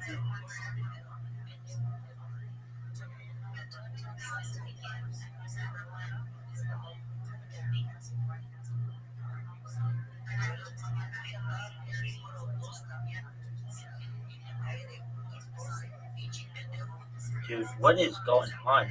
This camera shot sucks. So go. No way he's getting on the fucking freeway. With the blown tire. People in the future will be like, you could just steal a car and just drive it away. Really? That mean you get in trouble.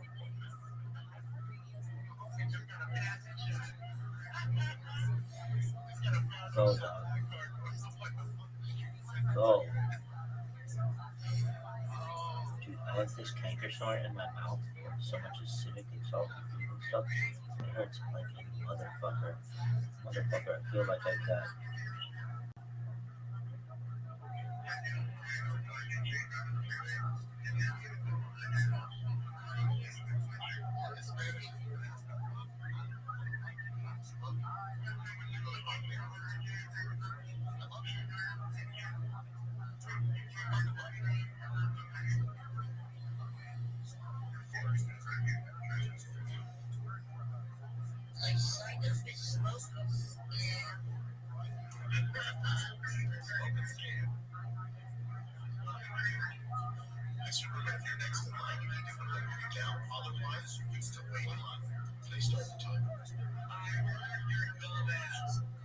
I feel like I got scurvy, kids.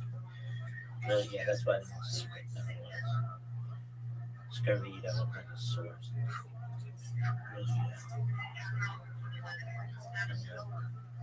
Go, baby. Go.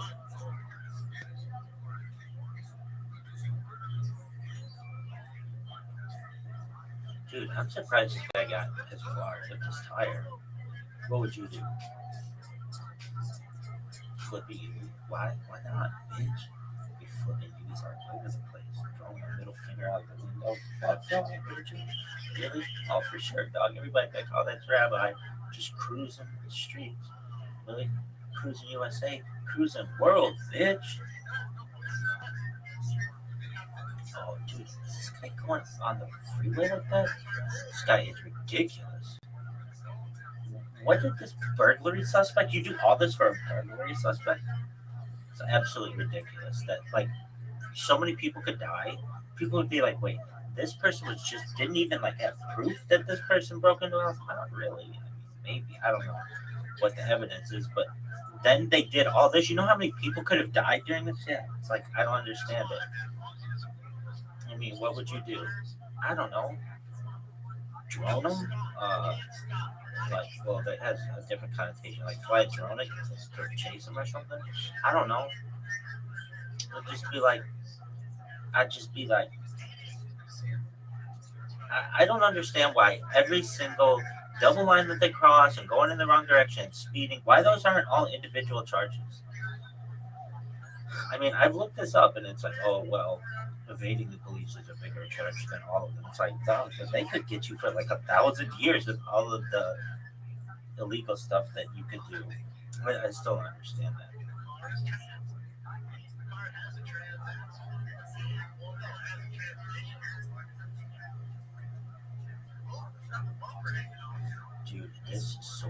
canker sore hurts so bad I can barely say it. It's huge. I feel like I've got like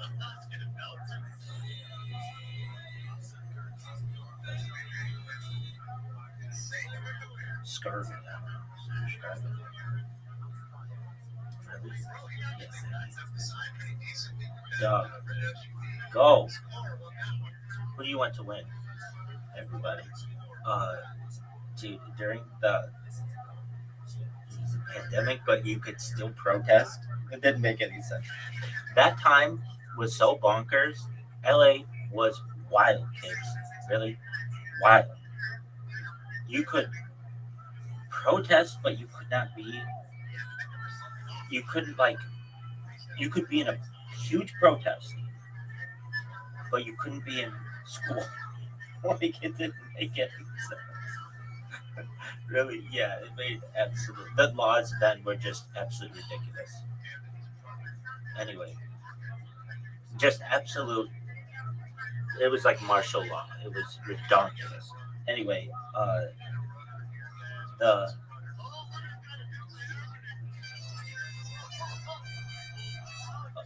wait, wait. What do you? That's not the screen wrong. There you go. Wait, pulls a Yui. He's going. Oh, he's fucked. Run, dude. Run, dude. He's going. He's doing really well. See, kids, this is why you need to have. You need to be fast. Oh, you're fucked, dog. Fuck. Really? But if you were a long distance runner, they'd they'd they'd still have some issues with them. I don't think they should use dogs though. That to me is animal abuse. Really. Anyway, during the pandemic, I'll never forget somebody stole a Lamborghini and just drove it down Ventura at like 1,000 miles an hour, and the police just let it go. I was like, what? It was wild, kids. I remember just watching this Lamborghini just drive into the sunset like a video game. Really? It was like what is that theme called or whatever? Cyberpunk. It wasn't cyberpunk. It was like, but it was kind of cyber. Dog, they got him. That's why being a long distance runner helps. You can at least be a difficult chase.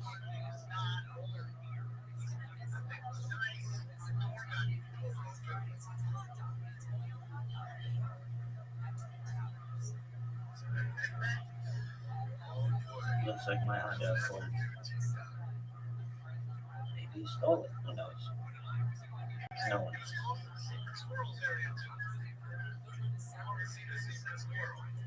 That was baller. Alright, this is good. Sure.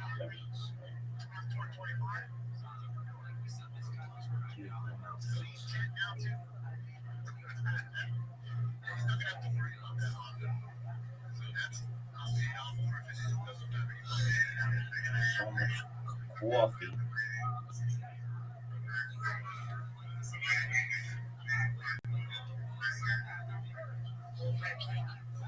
Alright, so now we have to get an RA here for him ambulance because he's complaining of pain. Regardless, he'd have to be checked out at the hospital before he goes to jail. We have to clear up that inside before he gets moved into the jail. So there's that. It doesn't really matter. The 405's always shit. We don't need more problems on the 405. I get the chippies and push the lanes down.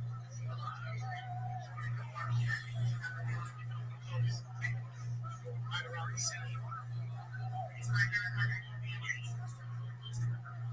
For sure, Pat the president, that's all we want to see.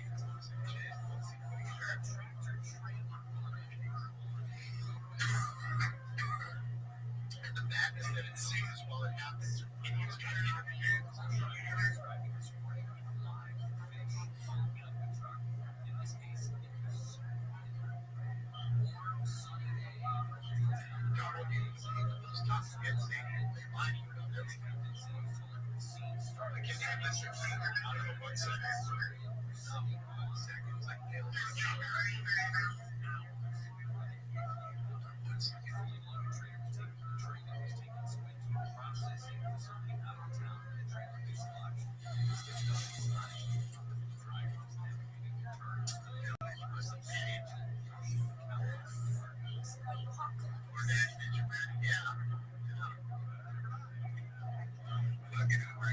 That's why they got Coco's out here. They're tired of you guys looking different, messing up the cheese.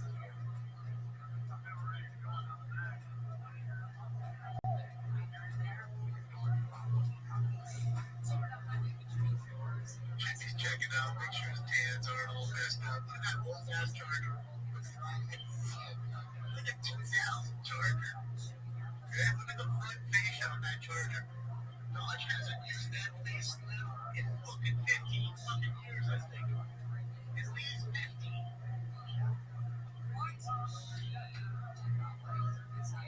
Bang that mom that you got 600 fucking K on that fucking charger.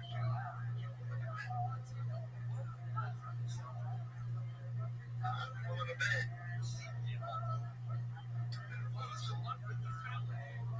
I think you're SUV. There you go. So we have this guy who's involved. I'm guessing he may have sideswiped him or something before he got out. That's why he's here.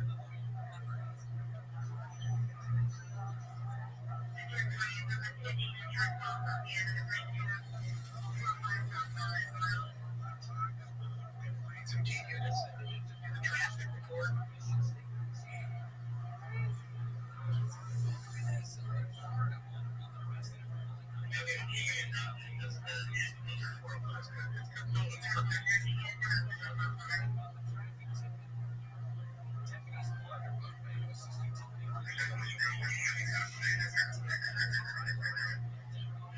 I've never heard anything about it. The news is telling me that. The news also tells you lots of things that didn't exist that did. So he's bad. As I hear one of those horses mouth over there, I don't give a shit. They're hot. Careful, 50 fucking years.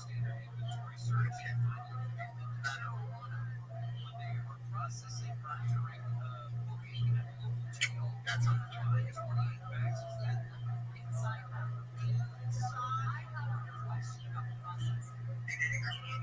it's kind of sweaty, guys. Look at how sweaty he is over there. All sweaty. Whatever you got smoking.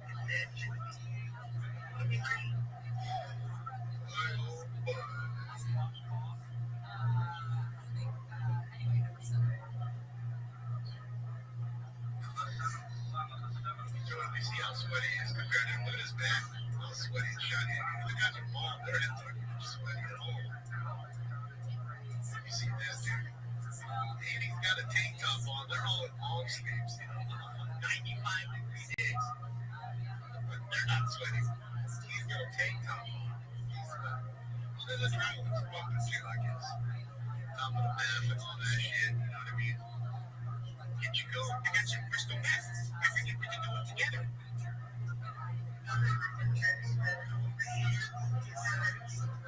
Boy, what is he on?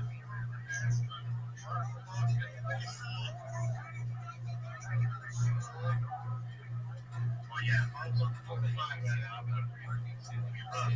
That's southbound. Now I'm southbound in Nordoff. And that could be good though. So if you think it's a bridge, I'm never jumping on 45 unless I have to. There's a legs.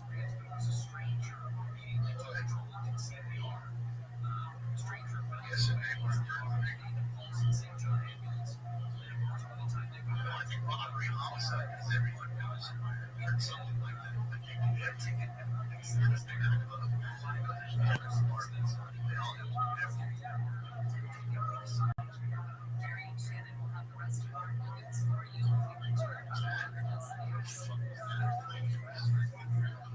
More trash than Caltrans should have big investigations.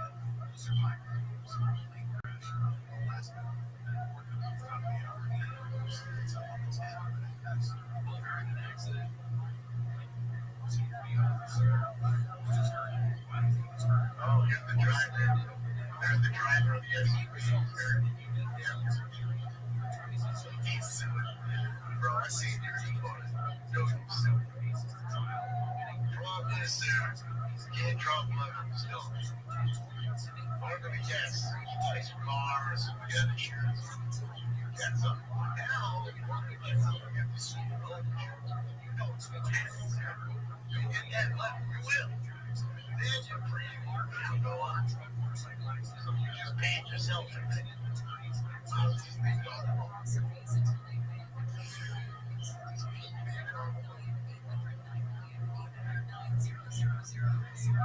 The backup already started to happen. Oh, shit. Shit just happened 5 minutes ago. Bro, yeah, it's already big. Oh, shit. It's only getting worse, right? Look, you got that. Look, the fire truck getting up the whole way to the shoulder to get off. The fire truck? Yo, look at this asshole in the black car. Where's the chicken with the people? Bro, that dude had the ticket for sure. You see, you were good. Down the fucking shoulder. Through the traffic jam. Oh, boy, this is that ticket. I don't know if that kid would even have that time, but I'm sure it's decent. It's like $250. I'm trying to save him. Nice. Oh, well.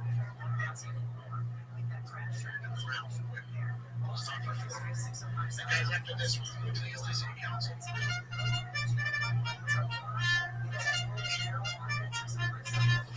Jesus, all right now. All right, we're about down here. I just want to see this last little bit. Shut them off.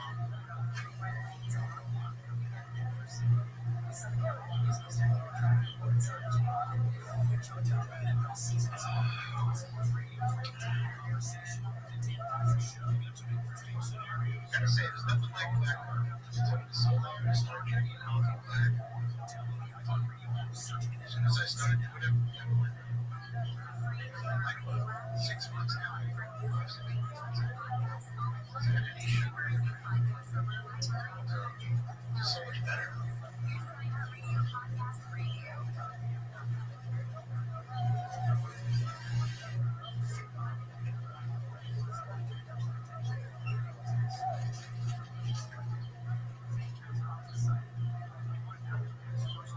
Turbo's back. Jibber Deeper News are here. Yes.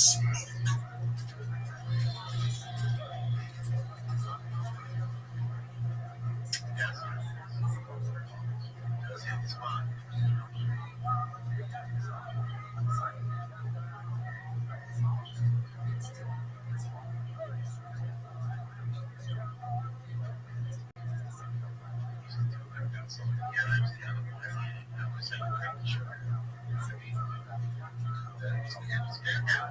To the point where a lot of times you end up putting too much and you're tasting more green sugar from the coffee itself. It's like, what's the point?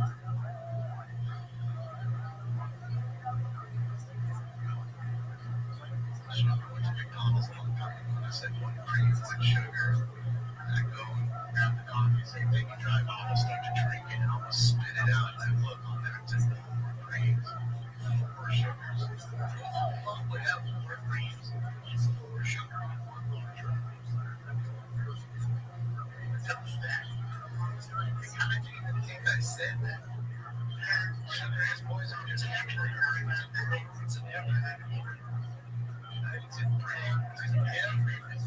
It's in air. It's in everything.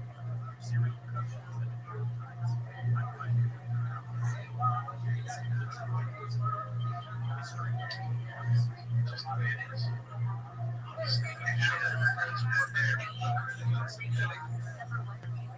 Checking this car out, see if they can find glass fucking stacks like that in there. I can smell that crap.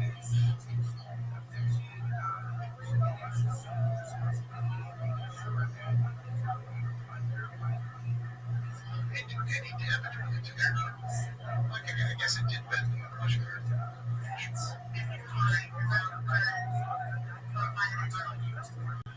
Alright, so RA, ambulance is on the way. Check out the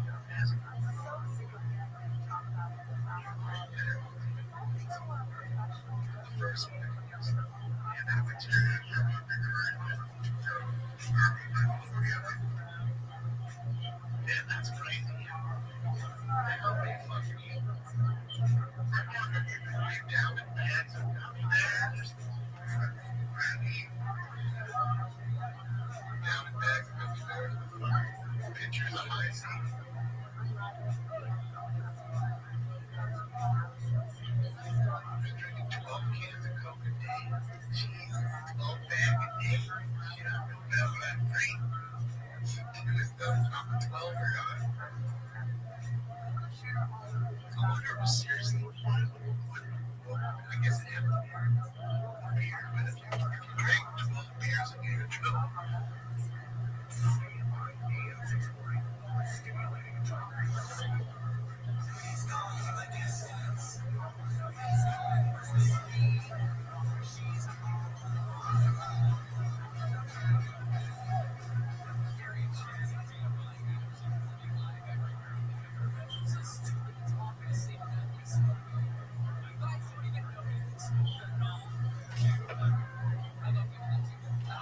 Depends on what he's selling. He's not fighting, so he's not going to say the hybrid.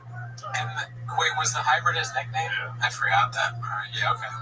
Maybe it's hybrid. I'm gonna go hybrid. Not like an electric car, but like a fighter. Yeah, because it couldn't be that. Because then the cops would be gay. Yeah, and so would Brendan Schaub. Yeah, and he's not. I want to get him off big boy. What's up, fellas? But go blue, whatever, super pro cop. And he's just talking, and I like how he's bothered. He's like, yeah, what's up, guys? Like, I'm super pro cop, go blue. Dude, what would you do if you saw Brendan Schaub and then you saw cops yell big boy at him? My mind would explode. Like, no, I'd be like, dude, I need to move out of this city. Yeah, these are corrupt cops. You call IA, Internal Affairs, on them. You're not going to believe this. These are cops that are fans of Brendan Schaub's podcast. We're way ahead of you. We've been investigating for months. Oh, man. That's so good.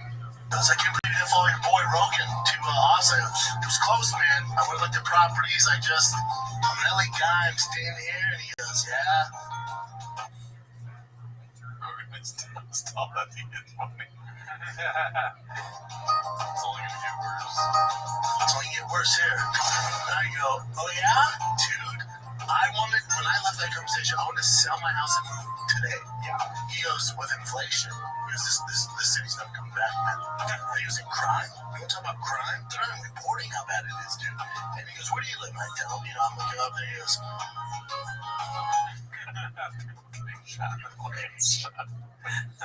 what if the cops were homeless? Because at first they're like, big boy, only homeless cats know about big boy. And now they're telling Schaub he has to move. They're fucking with him. They're like, people are getting shot in the face here. They want him out of California. They want him gone. They're saying that just to fuck with him. They're like, he'll say anything. Let's tell him that serial killers are working in schools now. They're like, they get a grant to work there in schools. I heard a story about fucking some dude's in the gay bathroom. He's a gay guy in the bathroom cutting throats in Santa Monica. He thinks that people in the mall are gay guys are cutting throats because my partner told me that. Anything. He calls them snakes, dirt serpents. Anything.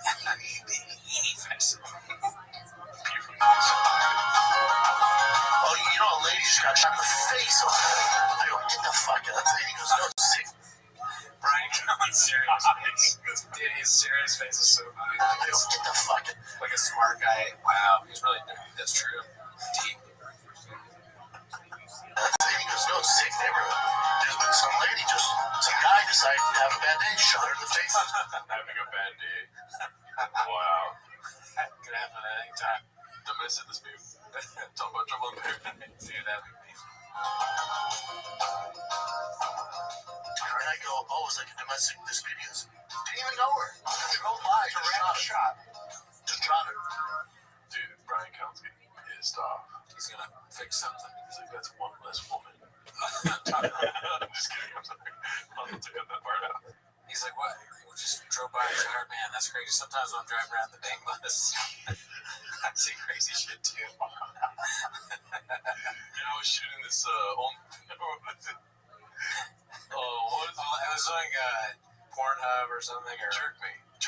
Oh my god. Yeah, dude, that's crazy. I was at Jerkmate and some girl got shot in the head too. That's too real. Could happen. That's where you would get shot in the head at Jerkmate. Well, I'm talking about money shots. Oh. Sorry, the cum shot. Dying. Yeah, cum shot, dude. Someone got shot in the face, you gotta put it in a dumb voice real something. What if Callan did? So he probably will never really drive the bang bus. Like, probably not, right? But what if he drove, what if he did drive a tour bus? You get into your tour for the Roston bus. This Callan, he's doing a Jamaican. He's doing a Jamaican. asked her his boss yells at him. now, come on in and with your upstick. We're going to go down to Hollywood. He has to interview for the job for the Rasta bus driver, and they're like, all right, so let's hear some funny Jamaican stuff. Gallen's like, all right, well, I got a medicine man. This is the role he's born for. Welcome, my name Brian Collin. We're going all the way to Tom Cruise's house. Some of your Mexican as shit. I went to Irish. Some of your Mexican as shit. You might not get it if you're Muskin as shit.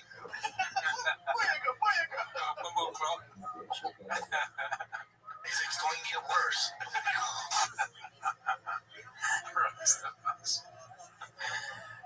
He's a tour bus. You know, back in the days, me used to drive the bang bus. You never seen this?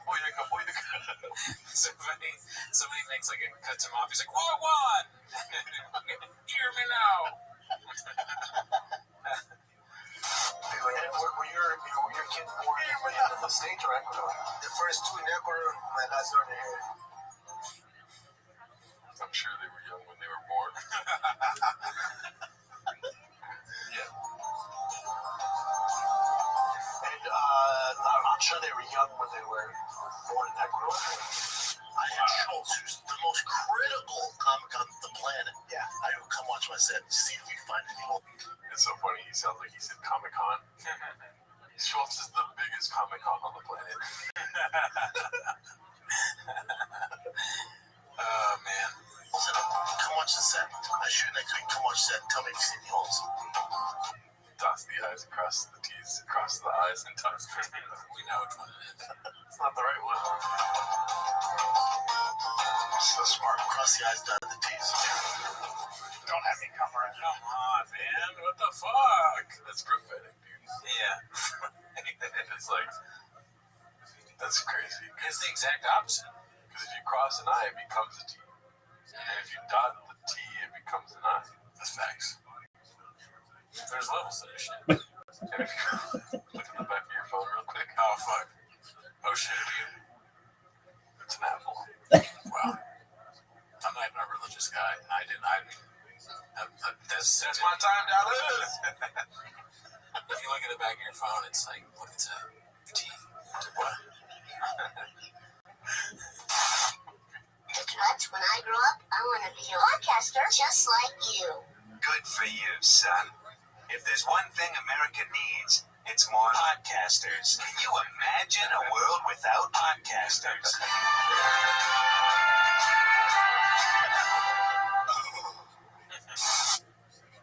Tried to hit too hard. We're doing our stuff.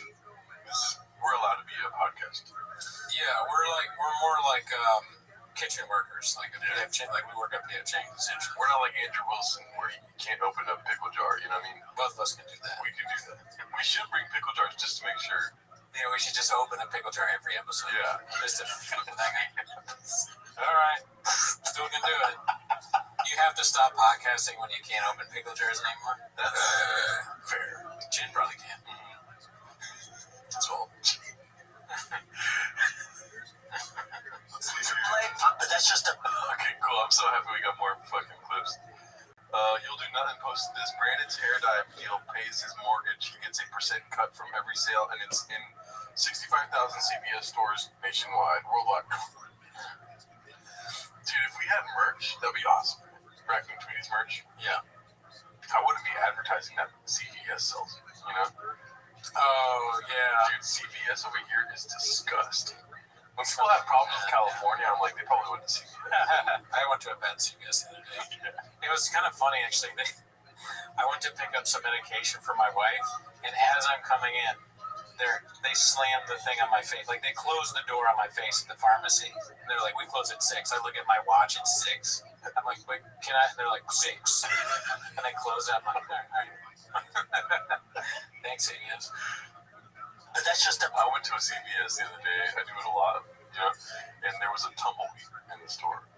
And then a shootout happened. And then this guy was like, bad take. Like, there's a lot of things you'd hate on me for.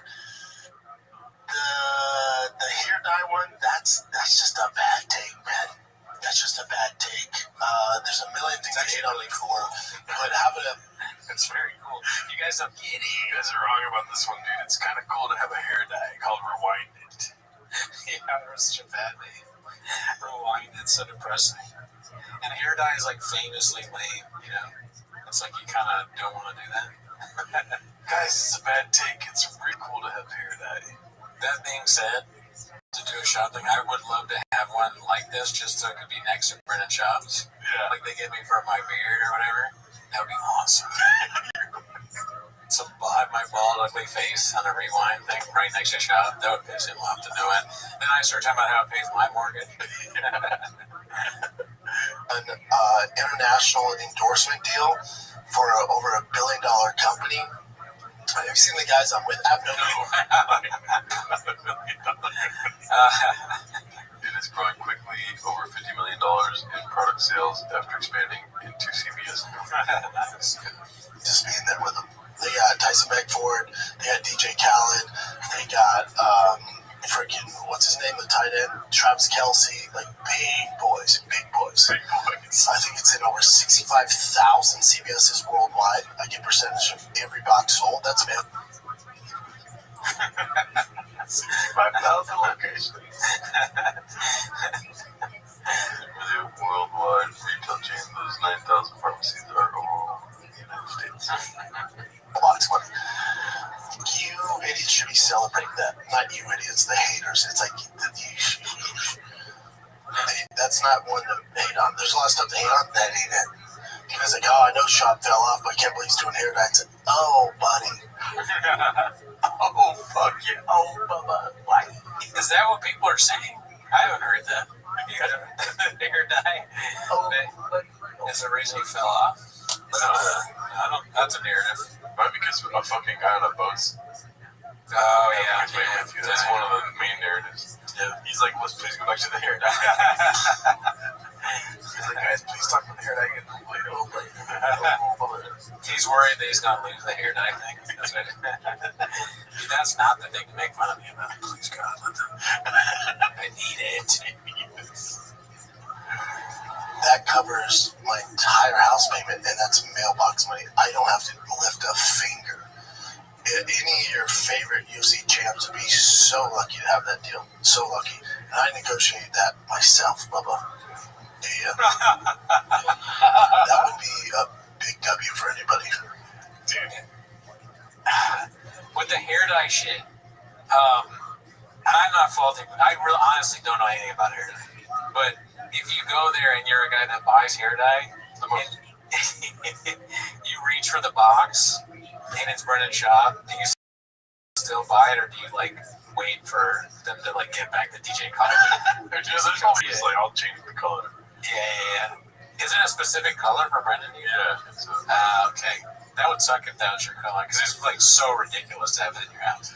Yeah, from door dashing so much, I know that like the faces are significant. Interesting. I don't even think I wouldn't want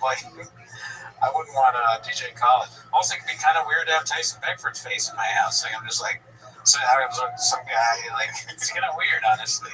Shouldn't be any guy. I don't think. We average like 10 views per episode. You know what I mean? So we need all 10 viewers to DoorDash a Brendan Schaub hair dye to their house. Yeah, let us know how good it is. We'll start using it. Log on to the CVS. No, don't use it. For the love of God, don't use it. Log on to the DoorDash app. Go to CVS. Bing, boom, boom. There's 65,000 of them are across the country. Yeah, they're worldwide. Yeah, worldwide. Order the Brendan Schaub hair dye. My goal in life is to spread this out. 10 leads to 20, 20 leads to 40, 40 leads to 80, 80 leads to, you know what I'm saying? Yeah. 65,000. Yeah. And then I'm on a DoorDash one day and I had to buy it Brendan Schaub's. That would be full circle. Full circle. Yes. Yeah, so Brendan doesn't want to get hated on. Yeah, I understand. He's like, y'all haters want to talk about the hair dye. No, but literally, we thought it was funny. Yeah, I don't think that we ever made fun of him for doing it. Just it's a funny picture. But you're really better at quoting Mark than I am. But if people are laughing at him, I guess he's just like, this is not funny for me. Yeah, no, he didn't get it. He don't get it. Appropriate Duty 930, best mama ever. Parenting is so fun. It either costs $200 every time you leave the house, or you can stay at home with your kids, and all it costs is the will to live. She should be a stand-up. Oh my god. She really doesn't like being a mom. If she's a stand-up, she just likes to say something. The end of all her jokes is suicide, and she goes, she does. She's like Louis C.K. You remember when like Louis did all those bits about how he hates like raising his kids? That's like her. She needs to tap into that inner Louis C.K. she's got. I can see it. Sometimes I just want to fuck my kids up. She's on stage. It's just like, you guys ever want to just punch the shit out of your kids? She's like, so the other day I was fucking boat guy, and I hate my kids. They're not even connected. My kids were like, Mom, I need school supplies. I was like, alright, that's way too far. I take it back, I'm sorry. And then boat guy was like, we'll get it for you, just chill. I know what you guys are thinking. And no, Brendan doesn't know about boat guy. He barely found out that we talking shit about the hair dye. Hair dye boat guy. Oh boy, OnlyFans to pay off the spider bite treatment to Spider-Man. I don't even know what that is. I'm glad I don't. Yeah, me too. Appropriate duty 9:30. We don't have to talk about this. Mom, why you always yelling?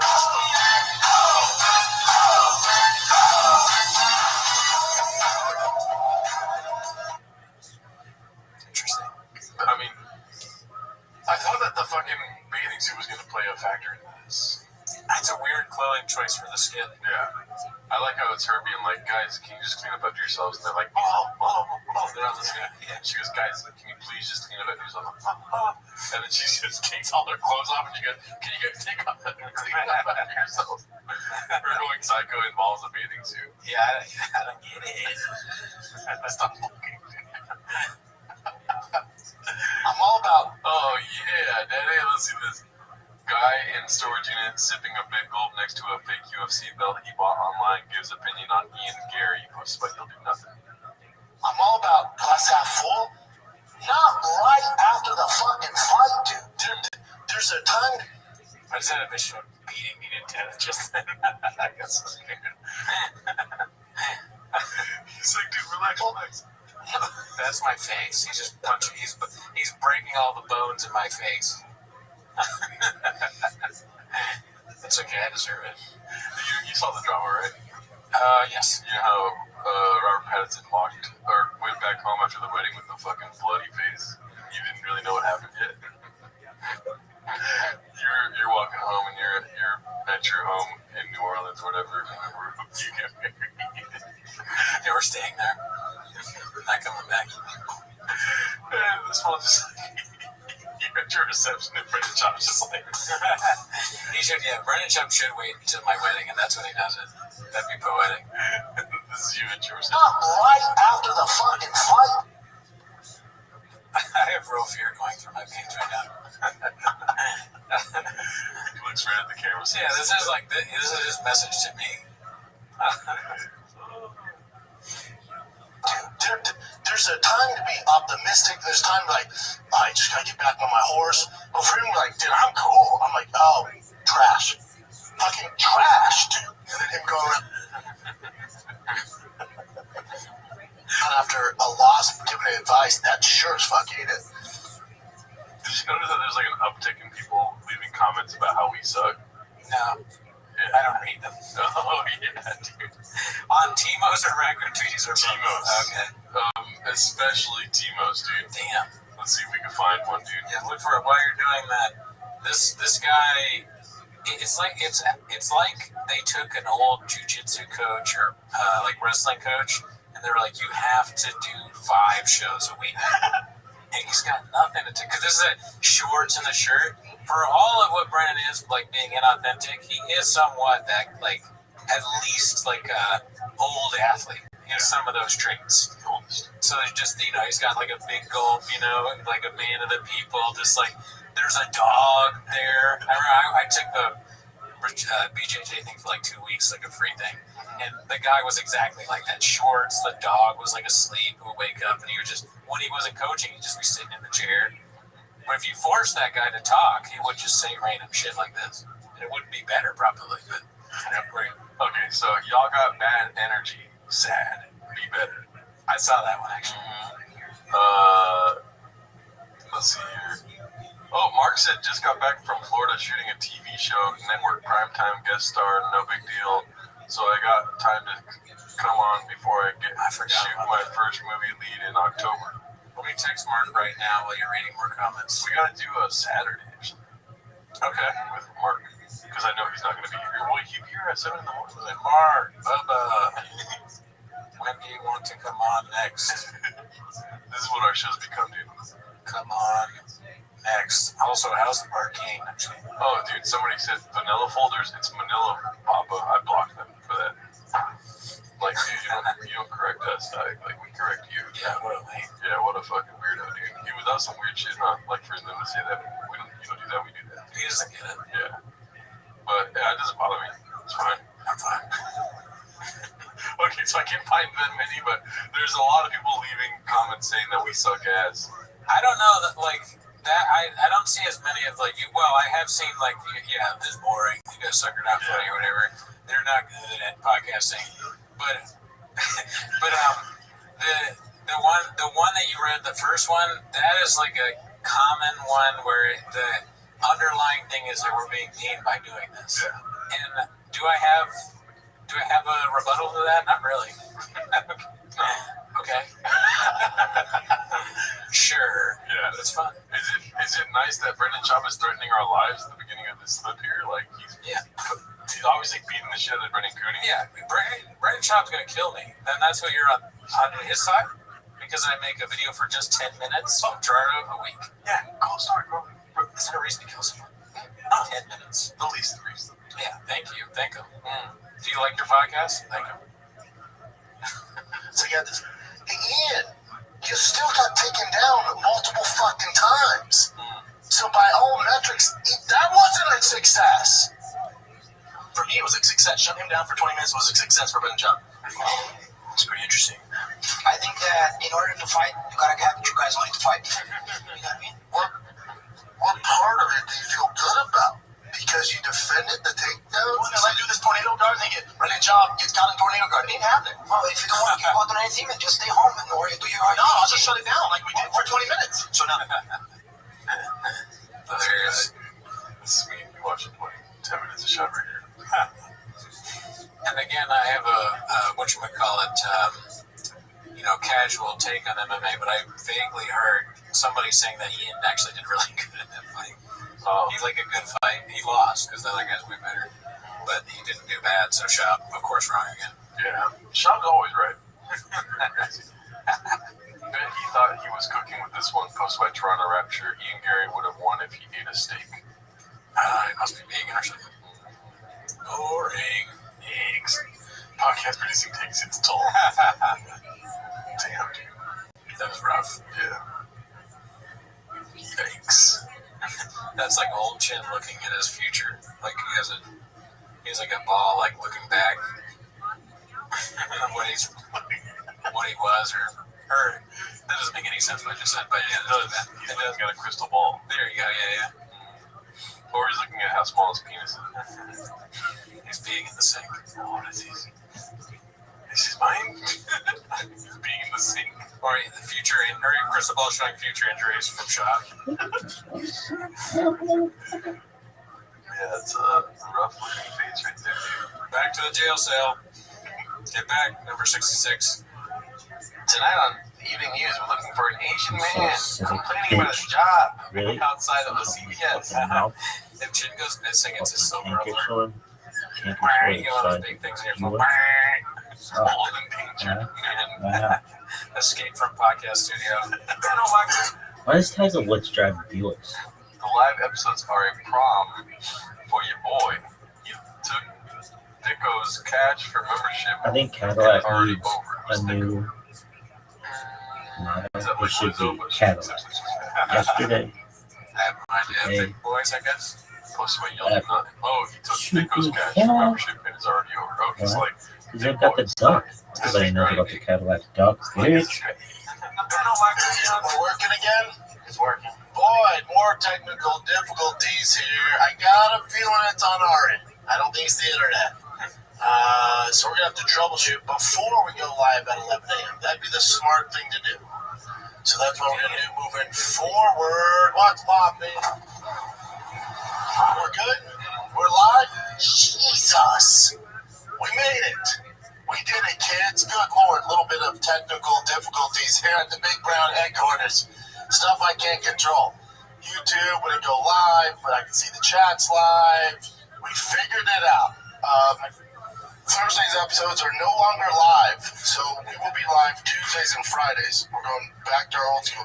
The live 4 days a week is tough for your boy with the schedule, with finding the kid, all this stuff. So Mondays and Thursdays moving forward will be recorded. We'll come out Mondays and Thursdays. The show's called Big Brown Fight Club. Is that what it's called? I didn't even know. Big Brown Breakdown. Because it says Fight Club there. Oh, yeah. On his t-shirt. Big Brown Fight Club. So wait, he's like advertising the name wrong. The merch. Oh my god, doesn't have the right name for the show. That's awesome. That'd be a great name for a podcast, Big Brown Fight Club. It's really that sounds like it sounds like a shit show, dude. A poop show? Yeah, that's awesome. Just a bunch of guys throwing it. It sounds like a monkey fight. How big was your poop? It's a podcast for monkeys. Some monkeys sue shop. They're like, he stole our show. Oh man, Your Honor, he stole from me and the rest of the monkeys. Oh my god. We should change our show to BBFC, dude. BBFC. That sounds like soccer or a bank. Big Booty Fight Club. Big Booty Fight Club. That's good. Big Booty Fight Club. That's like what if he was like Kill Tony and Harlan Williams. He was like, "Well, your show, Big Booty Fight Club, that's pretty good." Shop like it's not called that. It's the worst name. No, but you're wrong. That's not nice. Offers from all AFC East teams posted by I thought it says no stimulation. No situation 2129. Man, that was so funny, dude. So the show's called Big Brown Fight Club. We gotta change the name of the show, dude. Big Brown Fight Club. We could, we trademark something that Chad wants to use just to piss him off. Just so we can meet him. We're just like dying to meet him. Opportunity. We should change our name to the Brendan Schaub and Brian Callen Show. They gave me an opportunity, and then a year later, I was a full scholarship athlete.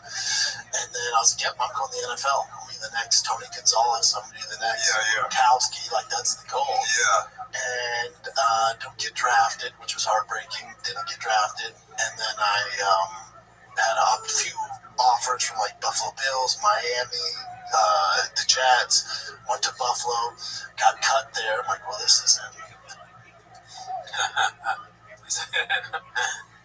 Yeah.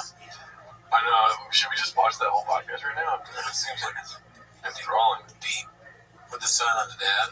Yeah. Pretty good. Dude, it's pretty dope when you get a desk that's like lower abdomen area for Shab. He's like got a rhythm to it where he hits the desk. Oh, you need that for when you have Brendan Schaub on? You gotta have that for his hands. You know it's like that, and you like that. They say that podcasting is like 75% handwork. The rest of it, who cares? 10% up to God. And some of that is audio, dude. It's like, you can kind of hear it. I don't know if you guys hear it from the mic. Yeah. It's like, offers from all East AFC teams. Alright, what else you got, Chin? Rewinded. What is that thing on the side there? Oh, it's a merch. Sing, cry, sing.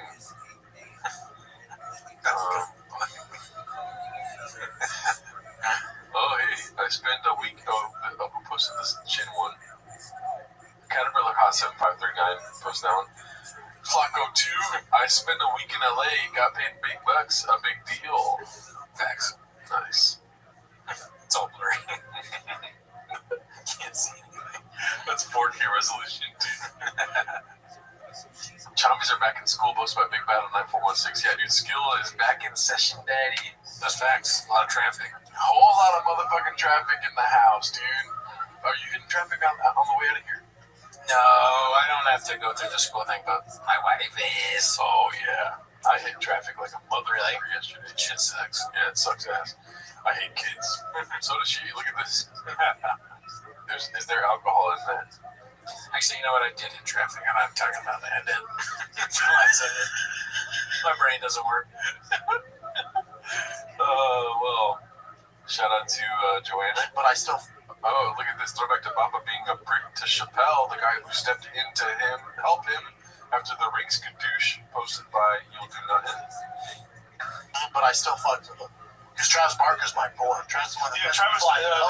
Travis is literally one of the best people on earth. And he fucked with him, so I gotta imagine Machine Gun Kelly is a good person. Thanks for that follow, Travis. He's great. Yeah. That's my guy. Let me know if you want to jam. Okay, copy that. With the best drummer alive right now, you want to jam?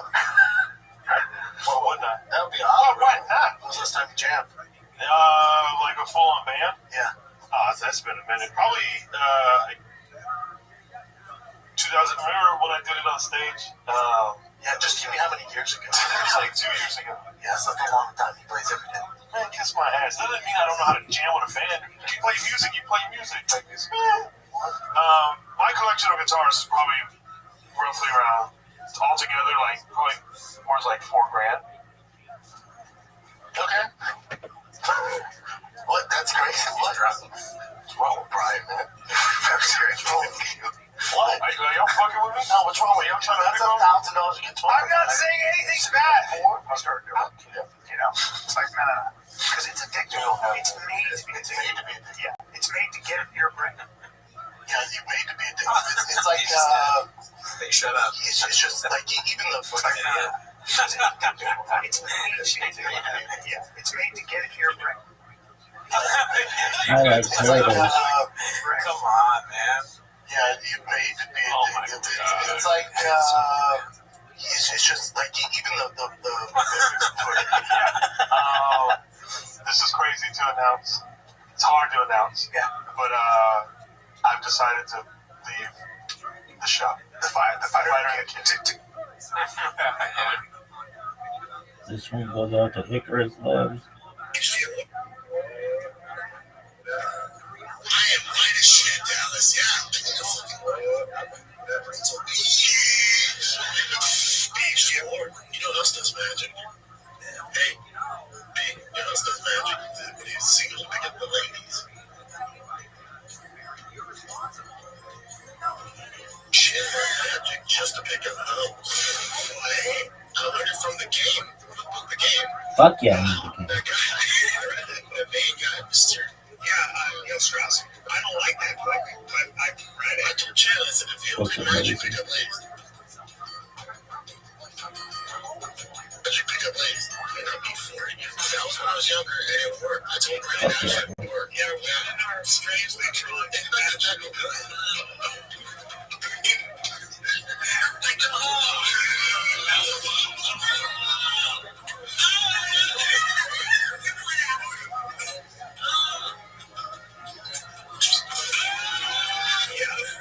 I don't think you do it in 2023. I'd like early 20s, probably not. This day and age, dude, That shit still works. that's assault, brother. What are you doing? Can't do that at your age. I cringe when I think about it too, but it worked. They say that's what worked. Yeah. My ex-wife, who was gorgeous, my ex-wife goes, I really did you so handsome. I'm like, hey man, what's going on here? I know he knows bad magic, yeah. So I probably had to. My ex had a taste of the old Asian fever. Oh really? I think she dated a photographer who was there's a reason she wanted to do a date, right? PF chains on it.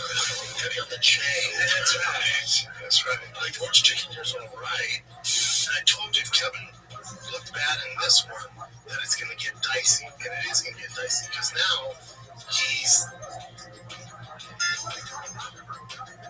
screenshot into the Shark Tank. And he's not a shark. They really think they're patriots. They really think that they're the fucking. They're the new Tea Party. They're the people that are going to fix this country. They also think social media is real. And social media is the end-all be-all for them. It's the world so much bigger than just that.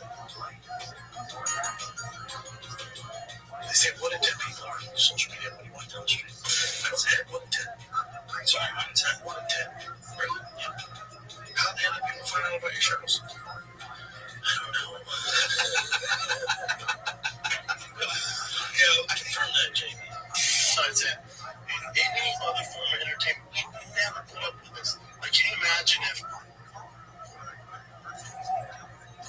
Steven Spielberg in 20 years had dementia? Would you go see the movie with him with dementia? The camera's shaking, fucking Freddie Roach style, it's fucking blurry, and he forgets the fucking on his face. You wouldn't put up with it. You'd be like, get the fuck out of here.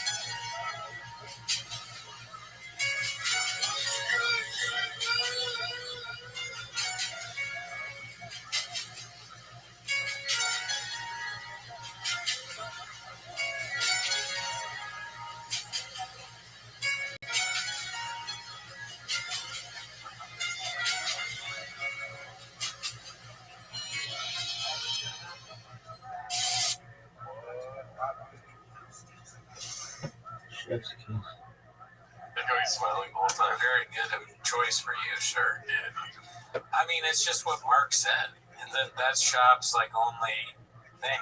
I don't even think he means it in a negative way. He just only has the like, what's funny is to say something like cutting.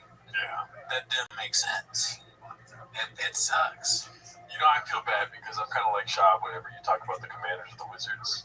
Okay. I have no optimism about it. Well, guess what, motherfucker? We got Debanza, so get ready to suck a lot of dicks. We're gonna be fucking good, you fucking idiot. Maybe not the Commanders, but they look trifling. But I told you, and I've been telling people too, that I'm a Commanders fan now. Oh, okay, good. Yeah. All right, take it back. Like, Shop. Shut the fuck up. I don't know, the Commanders can be good. Nobody cares about this at all watching, but fucking the Wizards, bro, we are going to be good. Then they show the clip just like Shop where they suck ass. Eventually, we're going to be good because Debanza's the next Michael Jordan. Debanza, Trae Young, dude. You got Koulibaly. I don't care about any of those other motherfuckers. Debanza is a team of his own. He's going to be great. I've just cursed him. Like, why is Debanza playing with 4 other guys? Yeah, just put him out. Clone him. Make the whole team that guy. He's so fucking good at basketball. I can't wait to buy Debanza jersey. Are they on sale yet? Probably. I'm buying it. Oh, and I still need to pick a team before Premier League. Oh, yeah. You got just go with my team. With your team? Yeah, Manchester City. Oh, Manchester City. Come on, be cool. Los Angeles Clippers, and the season starts soon. You know, it's funny. I don't even know if that's how you pronounce the guy's name. Debanza. Oh, yeah, it's like AJ Debanza. He's so good. All right. But yeah, I'm waiting for Gilmore to go to English Premier League. Then I'll just pick my team. Okay, well, if you don't pick Manchester City, the show's over. Acknowledge him, post by Jim Manu, though. Yeah. Pretty good. It's a boat guy with the belt. Yeah, I mean, the Bokai memes are just going to be good no matter what, so I applaud this. Very good, very funny. Oh, yeah, dude. Shout out to you, Jim Manu. Brain Dumb lied about graduating college. I'm not surprised. Posted by Moonwalker. Brendan Schaub has been widely accused of lying about graduating from college, and the evidence strongly supports that he did not. Schaub has repeatedly claimed in interviews on podcasts and bios that he graduated from the University of Colorado Boulder. Public records, university statements, and reporting show otherwise. University of Colorado Boulder confirmed he attended but did not graduate. He left without completing a degree. They're like, please. University statements? Why would they publicly state he hasn't graduated? Did they do that after the truck flip? They're like, we usually don't do this, but for the love of God, please stop saying that. They did it after he flipped the truck, not the walk to truck. They were like, all right, we don't even know about that. When he flipped the truck, they were like, make a statement. Multiple outlets, including detailed breakdowns from Fight Media and podcast criticism sites and former associates, have pointed out the discrepancy between his public statements and the official record. Chop has never produced a diploma or official transcript showing graduation, and when confronted over the years, he has mostly deflected, changed the subject. Oh, man. Yeah. That is the worst when you have to go get that shit. But we both done it. I put mine up in my office. No, I have not graduated college. No, I meant you went and got your things. Okay, good. I started narrating. Gerard's a liar. No, I'm saying you had to request your transcripts. Yeah, we were just talking about that. Boring. And then we talked about parking from. Yeah, dude, so this is the story for the audience at home. And let me finish this, right? So basically, I asked for my transcripts from a transcript service for about 12 years ago. I went to college, right? I sent them to my admissions office that I'm going to school for now. Big Boy University. Right, Big Boy thinking like and Hustlers College. I am double majoring. And I'm so sorry. Also, I'm going to Jordan Peterson School too. Oh, nice. Yeah. It's going to be let's just say I'm a full-time student. Did you make your bed this morning? I'm working 80-hour weeks for school, and I'm actually losing money. But anyways, yeah.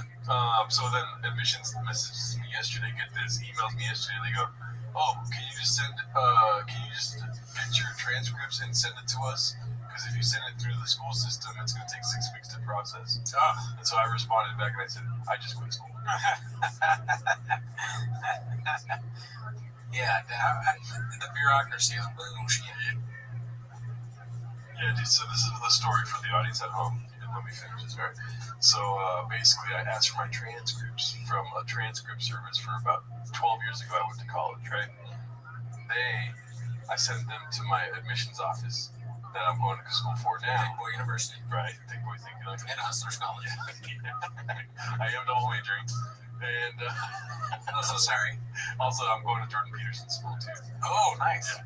It's going to be let's just say I'm a full-time student. Did you make your bed this morning? I'm working 80-hour weeks for school, and I'm actually losing money. But anyways, yeah. So then admissions messages me yesterday. Get this, emails me yesterday. They go, "Oh, can you just get your transcripts and send it to us? Because if you send it through the school system, it's going to take 6 weeks to process." And so I responded back and I said, "I just quit school." Yeah, the bureaucracy is bullshit. They're like, she literally says in the email, "We received it, but it's going to take 6 weeks to process. Can you just give it to us?" It's like, what's the difference between giving it to you and receiving it? You know what I mean? Why are you sending me an email? Why don't you just get that shit, sorry for cussing, put that in the system? You know what I mean? I had the stupidest thought the other day, similar to this. I'm not saying that what your thought was stupid. Your thought made sense, but this just reminded me of something stupid I thought. I was at the doctor, of course. Okay, I'm not there often. You go to the doctor? Yeah, very, very often. And they were doing this procedure, and in my head, I thought, why can't I just do this myself? I was like, can I buy that? Can I buy this and just do it? And they're like, no. What? But yeah, no, I think I should be able to doctor myself. And then get this, I responded back like, "Well, looks like I'll wait 6 weeks then." You know what I mean? Because I'm not gonna I had to pay money for my transcripts. I'm not gonna do it again. Yeah. It's $11, but I'm standing my ground here. And then she emailed me back and said, "Okay, well, can you respond to this email in 6 weeks?" I'm like, "What's the processing then?" You know? Yeah, the respond back thing where it's like they give you the same thing, so disheartening. Can you just reply back to them? I'll forget completely. But anyways, let's see what else Brendan Chop doing. We've watched so much Brendan Chop for the last 5 years or whatever it is, 4 years. Yeah. That I need to go back to school. Yeah, real. Your brain is melted. This is supposed to be my cookie time. That's how I go back. That's how you answer some of the professors like, "Does anyone know the answer to this question?" And you go, "Yeah," or like whatever you go, "George Washington." It's history. Like, why'd you say it like that? I'm like, John Wilkes. The post is the shops have no shame. Let's see this. When your wife shows you that little bit of affection. Awful. Right. These are parents. Oh, dude, yeah, this is a rush. I said, yeah. This is a good one, yeah. I watched this 13 times. Don't ask me why. Cal Bass crawls Destre by one usual 44.60. It's fair! It's fair! Said you guys. No, you said so. So you count down. Well, you count down, goddammit. I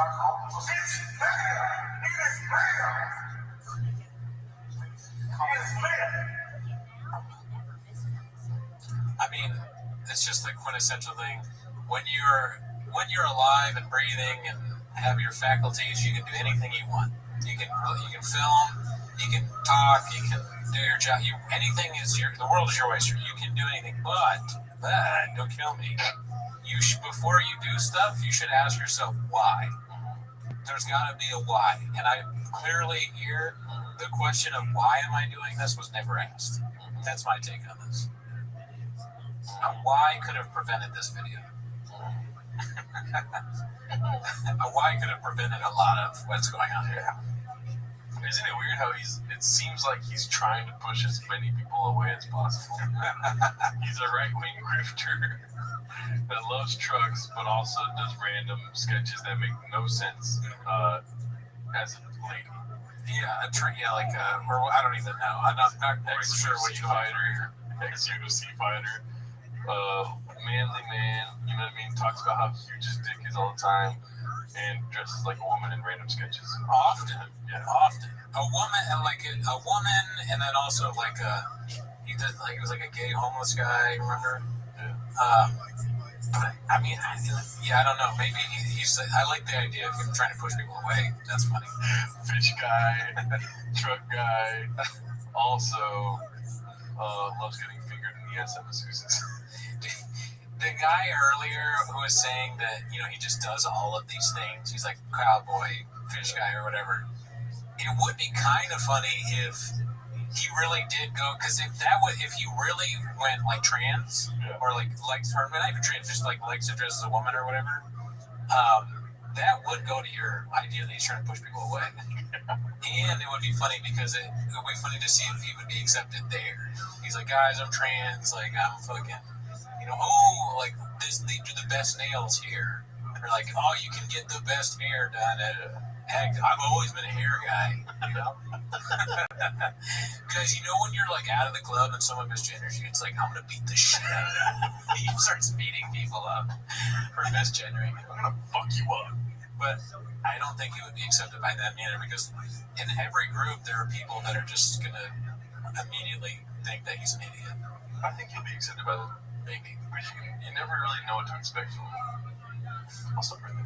From anyone. Anyone. A human. Any girl. I'll shoot.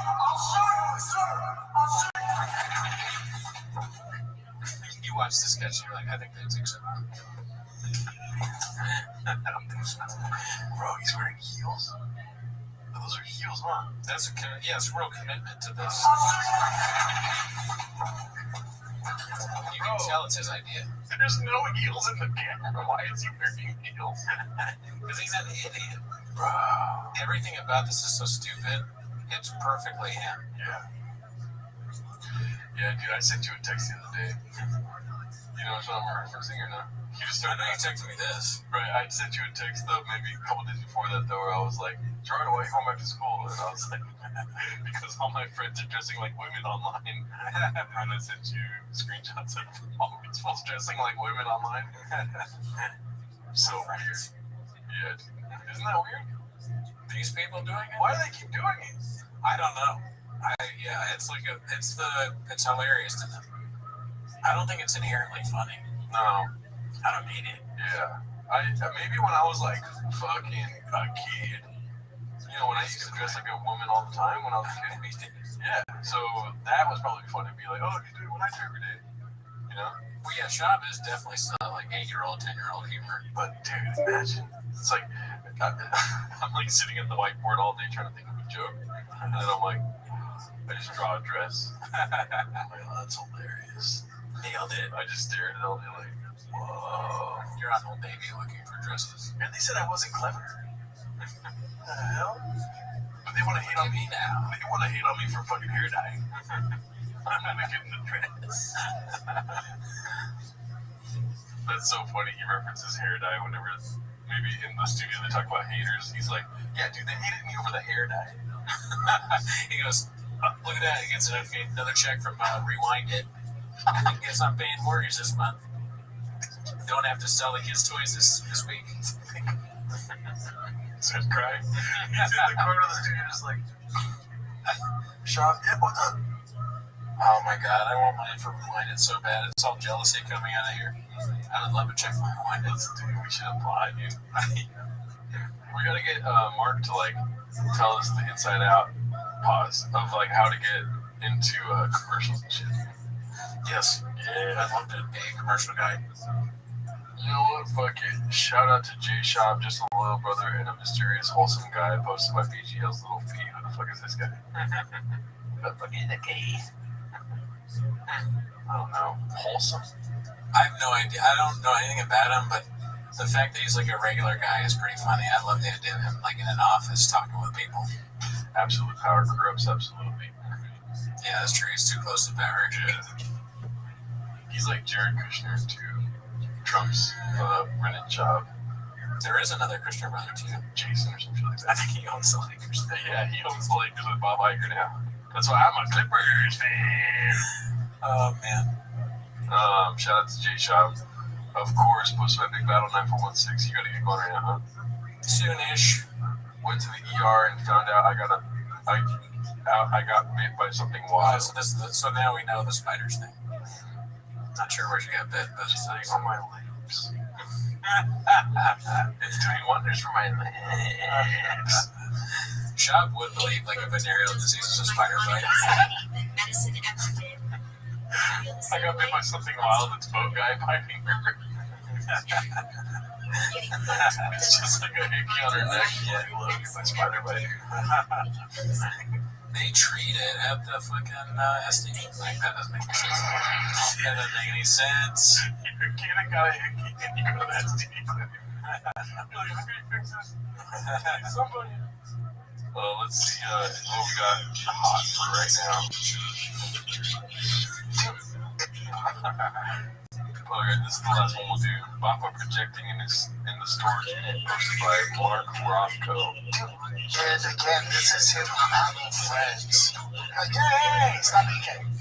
Hey, you gotta stop. With all this shit you're doing, you have got to stop. He has no friends, but you just gotta calm down.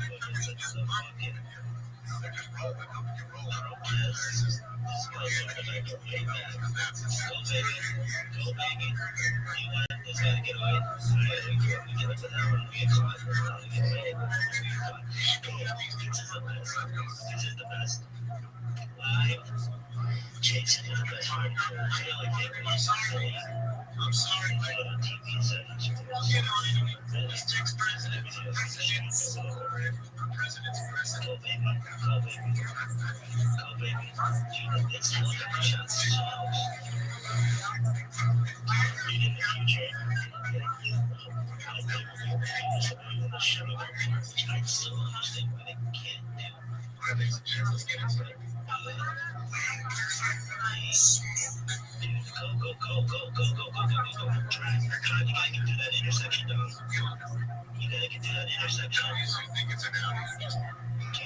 You can't believe that this guy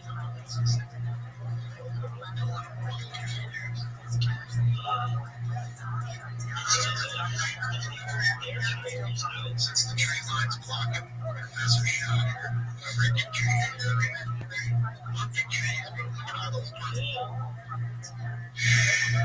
blocking the whole thing.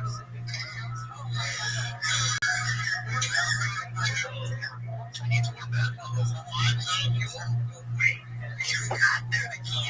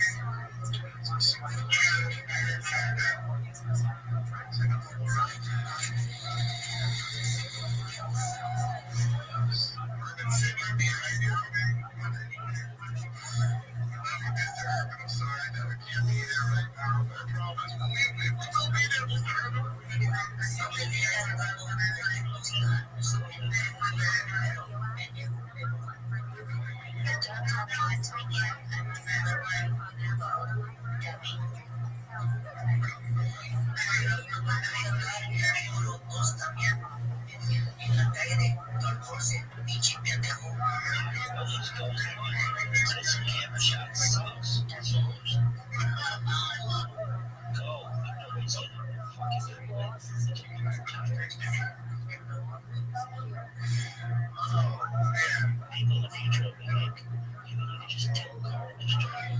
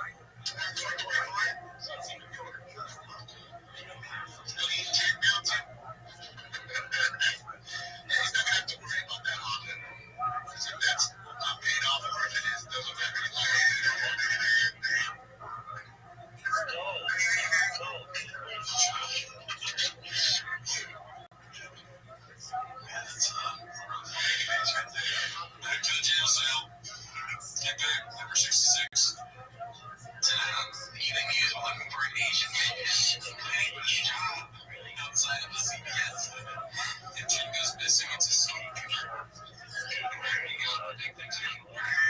Holding page. Escape from podcast studio.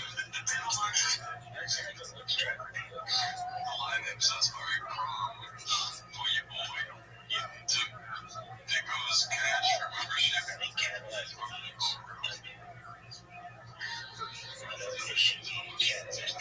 Yesterday. At my day, boys and girls.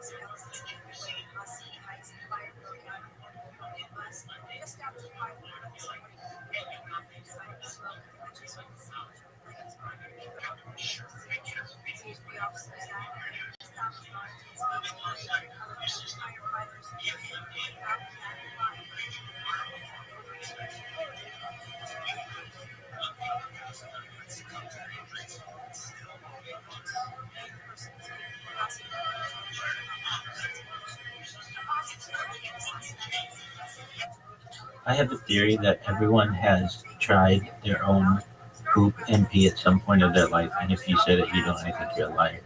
Because what if it tasted good and you were missing out? Nobody's gonna ever know this.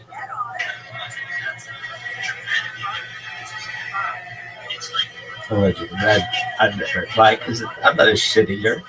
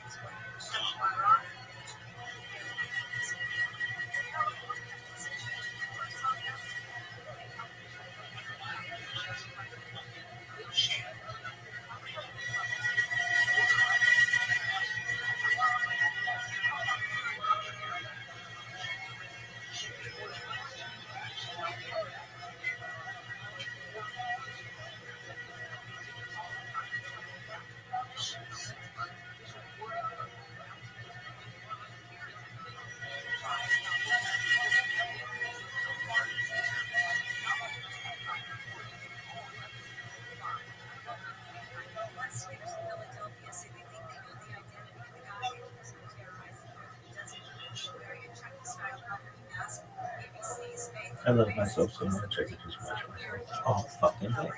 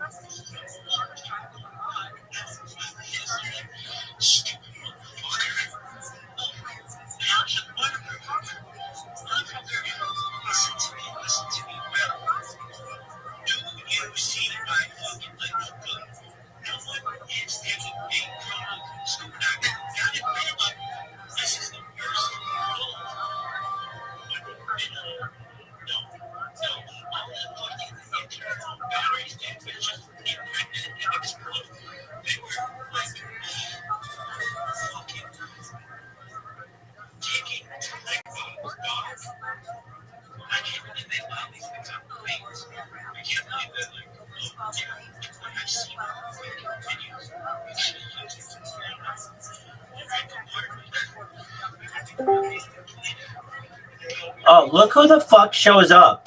Hello. Look who the fuck shows up just whenever they want to show up. How you living, pimp? Sorry, it was a busy day and it's still busy. Can we do episode on Sunday? Like too much busy and too much shit. You have to tell me all the things that were so busy and so shit. You're such a busy person, I know. So tell me what happened. I need to episode. It's like too much, and I'm tired of. And like Sunday is the best time. So see you on the Sunday. Best time. Who do you think you are? Okay. I'm the guest, baby. I'm not. Yes, you are the guest, but I'm the podcast host. So, and I'm not saying that we cannot do it, but not today. Okay, so we're just gonna run through this. I just want to timeline this out, okay? On Thursday, on my man. On Wednesday, you were like, yes. You were like, no podcast on Thursday because I'm so busy. I'm so Hollywood. I'm just too cool for school. On Thursday comes around and you're like, Rabbi, I cannot podcast today. And I said, why can't you podcast? And you said, I just need a break. I'm too busy. I'm too Hollywood. I've got too much going on. I said, fine. You're like, please, can we do it Friday? I said, absolutely. I will make time for you on Friday. Friday. It happened. Friday comes around. That's today, big dog. And I'm waiting around for you. In fact, last night you came in here and you were like, Rabbi, I can't podcast right now. I'm like, fine, let's do it in 12 hours. 12 hours pass. Okay. And then all of a sudden you're over here. You're just sitting on your thumb, haven't not told me what you've done. If you were like, Rabbi, I published 14 episodes today, I'd be like, okay, that's pretty good. So tell me what you did instead. I want to know. No, plan change. Okay, plan change. So it happens. How many podcast episodes did you publish today? I'll wait. Bro, I don't need to tell you that. I'm asking. Bro, I'm doing editing. I'm gonna post 2 episodes. Bro, like, why you so fucking... That's bro, okay. That's okay. No, end of the world. We have 3 episodes. That's we need okay. to publish it, so we have time. That's okay. I understand. So I just asked a question. I just asked a question. Okay. So why were you so busy? What took up 12 hours? I was at work, I was a doctor, I was talking, right? Yeah, I was both. Okay. You went to work? Yes. Okay. I can live with that. If you went to work, then I understand. Okay. So are you going to go to bed? No fun, because I need to do an episode and I'm gonna have my interview. So no, I'm not going to bed, but like I have shit to do. Wait, what? You have to do an interview? Yes. With whom? With that podcast. Oh, because he had to cancel on Monday, so you have to do it today? Yeah. Oh, okay. Very well. Are you excited? Yes, I am. Did the people from Australia get back to you? Not yet. I'm gonna send him email because I need to think some good email. You need to think some good So, email. yeah. What does that mean? English, please. Yep. What does that mean, dog? Like, I need to make the best email for them. Do you know about ChatGPT? It's this large language model. I know, Chat. I know. Okay, so you know you can just put the information in there and it'll write you the best email you've ever seen. I know. Okay, you're aware of this. Yeah. Okay, well, that's great. So I'm the one who has to suffer. Is that correct? What do you mean? Well, you have to put all your priorities before Rabbi. No, that's not mean like that. That's mean I am here, like the man, and I'm saying to you, not today. Okay. It is good. So the way that you should do this, I completely understand. No worries. The way you do this is you say, Rabbi, I had a very busy day today. Is there any way that we could potentially delay our interview till Sunday? Mm-hmm. That's what you say. You don't say Sunday's the day. You're like, this is a two-way street. You don't demand. You ask nicely. You win. Well, you understand. And I would say, sure, I understand that. I get that. That's cool. Let's do it Sunday, which is fine because I'm an understandable person and I'm flexible. But for anybody else, you would not come in and say, oh, I know I'm late. We got to do it Sunday. I'm too busy. You don't say that. You say, is there any way we could do it on Sunday? Because who am I to say, no, we can't do it on Sunday. We have to do it right now. If I said we had to do it right now, you could just be like, no, I'm the one who runs the podcast. So sorry about that, big man. But yeah, Sunday's fine. I completely understand. I'm just giving you some shit. I do appreciate, I appreciate you coming in here and telling me, because I was worried. I was like, we were supposed to do this, and it's got to be pretty late where you are, so. But like you are so understandable a person. What I think we need to fight because you are so understandable. But like in you is like rage. So we need to fight in octagon. Oh yeah. No, definitely. I'll sit on you. There's no doubt about that. I'll destroy you. But I won't be enraged because you cancel a podcast or anything like that, or delayed it or whatever. No, I understand. I get it. No worries at all, big man. I want you to know. And I have to let you know, I don't have any rage for you. I avoid rage as much as possible. I mean, I'm passionate about things, but rage is a I'm very forgiving, or I try to be. I don't forget, but I do forgive. So don't you worry. And did you miss me? Like a fat kid misses cake. Oh my god. Absolutely, dog. I wanted to know where you were. I was worried about you. I thought Why? because because I like you. You came in here and you said to me 12 hours ago, Rabbi, in 12 hours we will podcast. I can't podcast now. I said, okay, that's fine, which is good. 12 hours go by, no Tony. I send you a message. I tell you that you have garbage attendance with positive emojis, so you didn't think I was mad. You didn't respond. So I thought, okay. You do not send me message. I never see your message. Okay, that sounds like a you problem, baby. Check your account. You got a message. That's not true. That's not. My man, you have a message. Look in your green account.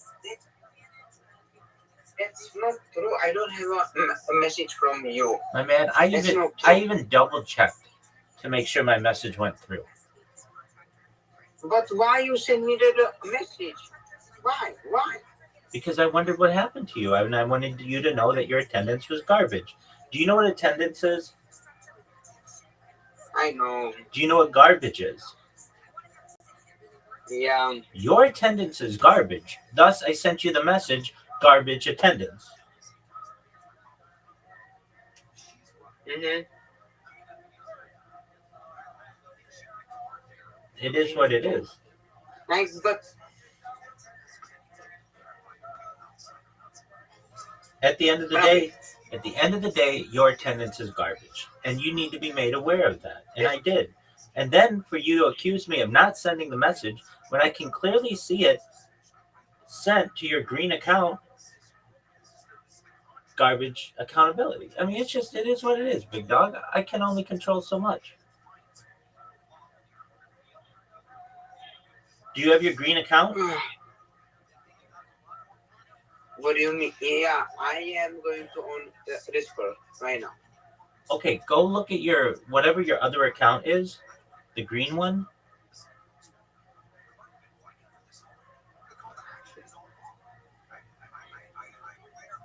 Do you have your green account? Mate.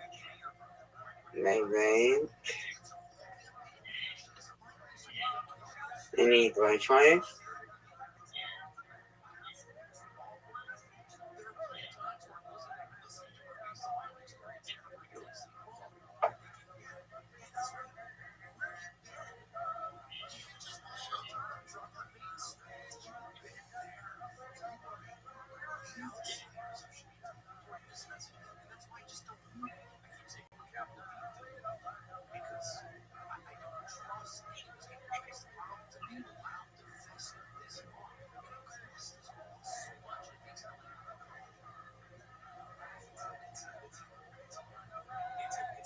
Yes, you did send me the message. Oh, okay. Oh shit. There you go. Don't tell me, big dog. You're rocking with the best. I was not very active. It's all right. Yeah. I understand. You had a busy day. How was your day at work? Good. Very hard, but good. Bro, but I see when I go back to work, I see the best marketing. What's the best marketing? What is it? Homeless man. I was walking on the street, and homeless men say like nice things like God bless your family, like your family is good and this shit, and like a normal person like say to him back, no, bro. I end up giving him money. It's good marketing. Oh, okay. Because I already talking to him, so like good shit. There you go. All right, I see how it is. Well, hopefully that person has everything work out for them. You, on the other hand, What? did you happen to tell this homeless person that you are scheduled to do a podcast with Rabbi Rothschild and No, that you're going to I'm cancel on not them? saying this for in front of people. Okay, I mean, you should. That homeless person probably would give you money and say, "Wow, you're amazing." You might even have gotten a new Patreon subscriber. You would have 2 Patreon subscribers, some schmuck and this homeless guy. But you didn't. And that would have been good marketing. Now, that would have been good marketing. That would have been big time marketing. But instead, you want to appreciate what this homeless person says to you, which is cool. That there's nothing wrong with that. But you've got to understand, I'm the marketing king. The marketing king would have told you, you should tell this homeless person that you're doing a podcast with Rabbi Rothschild. You are Jews, bro. You are not marketing. You are Jews. You are so fucking Jews right now. That's marketing, baby. It has nothing to do with religion. It has to do with promotion.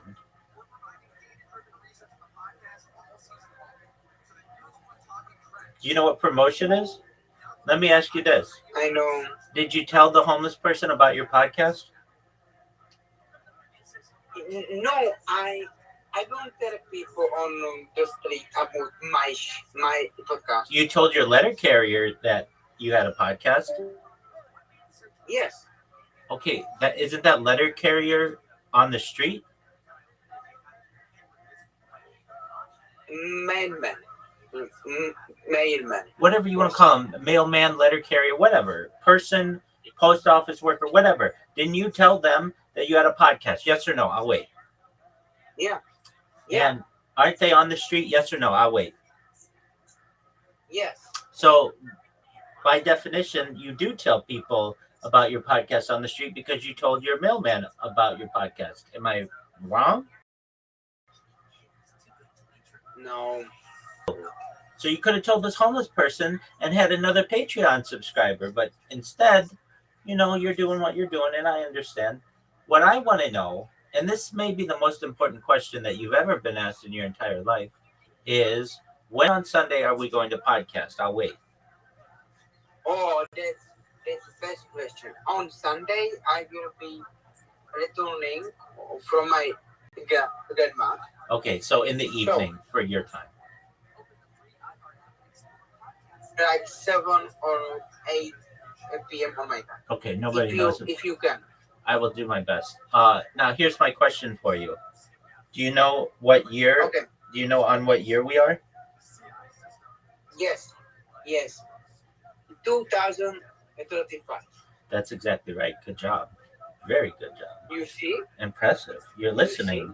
You're listening. Normally, I normally when I watch the podcast, I see you sleeping, but it does seem like you were awake for some of it. That's good. What do you mean sleeping? My man, What do you mean sleeping? during 2029 or something, your eyes were closed more than they were open. That's not. You watch That's the not video. true. People, You you don't will. have any evidence. You have it. It's in Riverside. Watch yourself.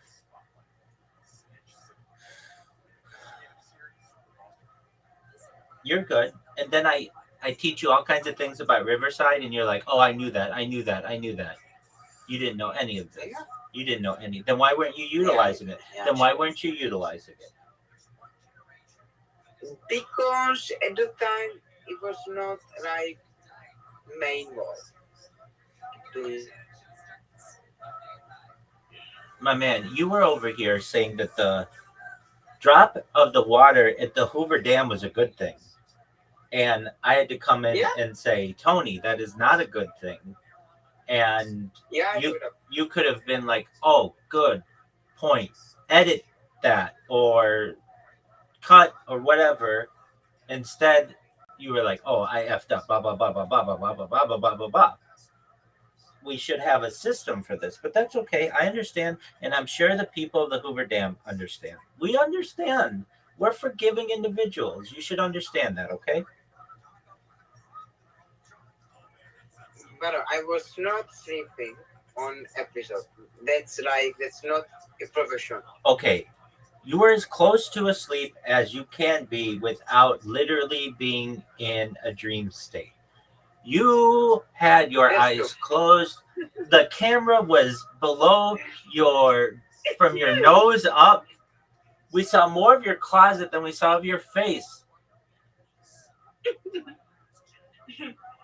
But that's okay. I understand. I get it. I get that.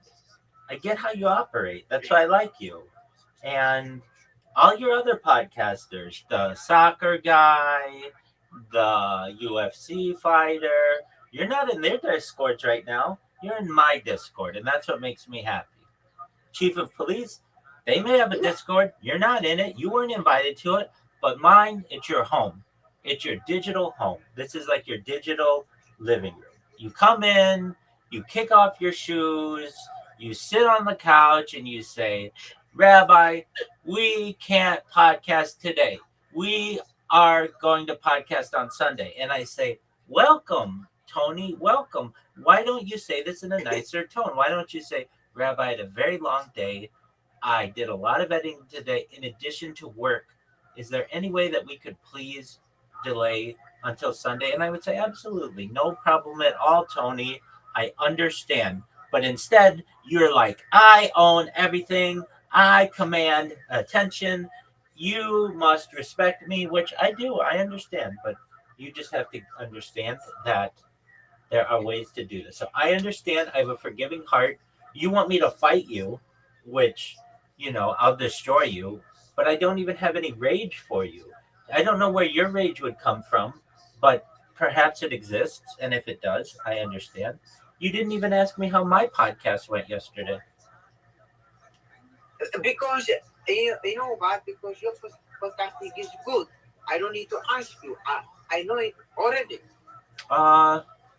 Yeah, no, it was good. Do you know what? Did I tell you what this guy and what they're an expert? I think in the Bigfoot. That's right. That's right. Yes, exactly right. Good. You're very good. Very good. Very, very smart. You see? Yeah. You see, I am investing my brain in your stuff. That's and right. Our stuff. You have, the thing that really, warms my heart more than any. I don't want to say, but anything that you've ever said is that you remembered that I was having trouble with Rumble. And you were like, I know you're busy with that. Like that, more than anything, means so much to me because you understand, this is so frustrating. But it's okay. It'll all work itself out. I'm making TikTok robots right now, which in their own way are perhaps more beneficial. Who knows? And you, my friend, are going to do some editing. What's the next podcast you're going to publish? I'm going to publish that with a Cadaver podcast. The what? Publish him. The what podcast? That crypto guy. Oh, okay. And how many hours is your interview with that person? 45 minutes. 45 minutes. After editing. All right. So let's run through some questions that he may ask you. Are you ready? You mean you are fuck? Yeah. I'm sorry. I was thinking you're asking what episode I'm gonna publish. You're asking about my podcast, okay? Absolutely. Yeah. My podcast. In 45 minutes, you're gonna be interviewed, right? No. I don't know. I don't know. I was missing the terms with you. No. This podcast is about history. Representing history. Oh. I'm going to be on history podcast. Oh, okay. Very well. And that in 45 minutes? No. That's I misunderstood. Okay. That's okay. So when is that person's interview? I know the last message I have from him is oh God is gonna be right when I get off. So I don't know. Okay, what so does it mean? Well, so you have to message him back and say, would you like to reschedule? when would work for you. You could send him your link to Calendly and say, pick any time on here, Yeah. right? I mean, isn't this what we're doing? Yes. Ins- Yeah, this is what we are doing. Exactly. Instead, Tony, and we need to, this is just comes with maturity. You read that message and you don't do anything. And you just are like, okay. No. I said it's okay. I can wait. Oh, I okay. said this. Hold on. No, that's good. That's good. Okay. You said the last message that you received from him was that, okay, but I did not know that you had also replied. Okay, so good. You replied. And did you say when would work for you? No. Okay, so that comes with maturity. So whenever you have a communication with someone, generally, you want to have like a call to action for them. What do they have to do? Do they have to reply? Do they have to reschedule? You don't want to just leave it But like this is not my podcast. This is not my thing. So I know, but sometimes guest. I recognize that. But sometimes you have to take initiative, and you have to see. Like, let's just take the example with me. You were like, "Hey, I can't do it until Sunday." I gave you some shit or whatever. But even I was like, "Okay, when on Sunday will work?" And you're like, "In the evening for you." Okay, great. Now in my mind, I know, and that's initiative. Like, okay, I didn't just leave it at, okay, well, Sunday we'll do it, and I don't know when. I now have a time in my head, which you'll probably cancel on, which I understand. That's just how you are. That's Tony. I'm busting your balls. Yes, that's me. There you go. Excellent. You're gonna say I was busy with Grandma. She was baking me cakes. I was very tired from all of the cake, and I need to delay another 6 weeks. Okay, so what's going on, Tony? You sound like you're in a bathroom. What's good?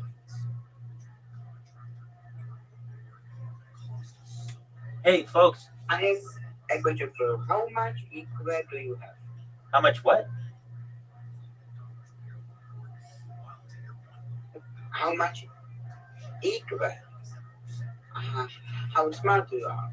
Oh, what's my IQ? Yes. Around 160.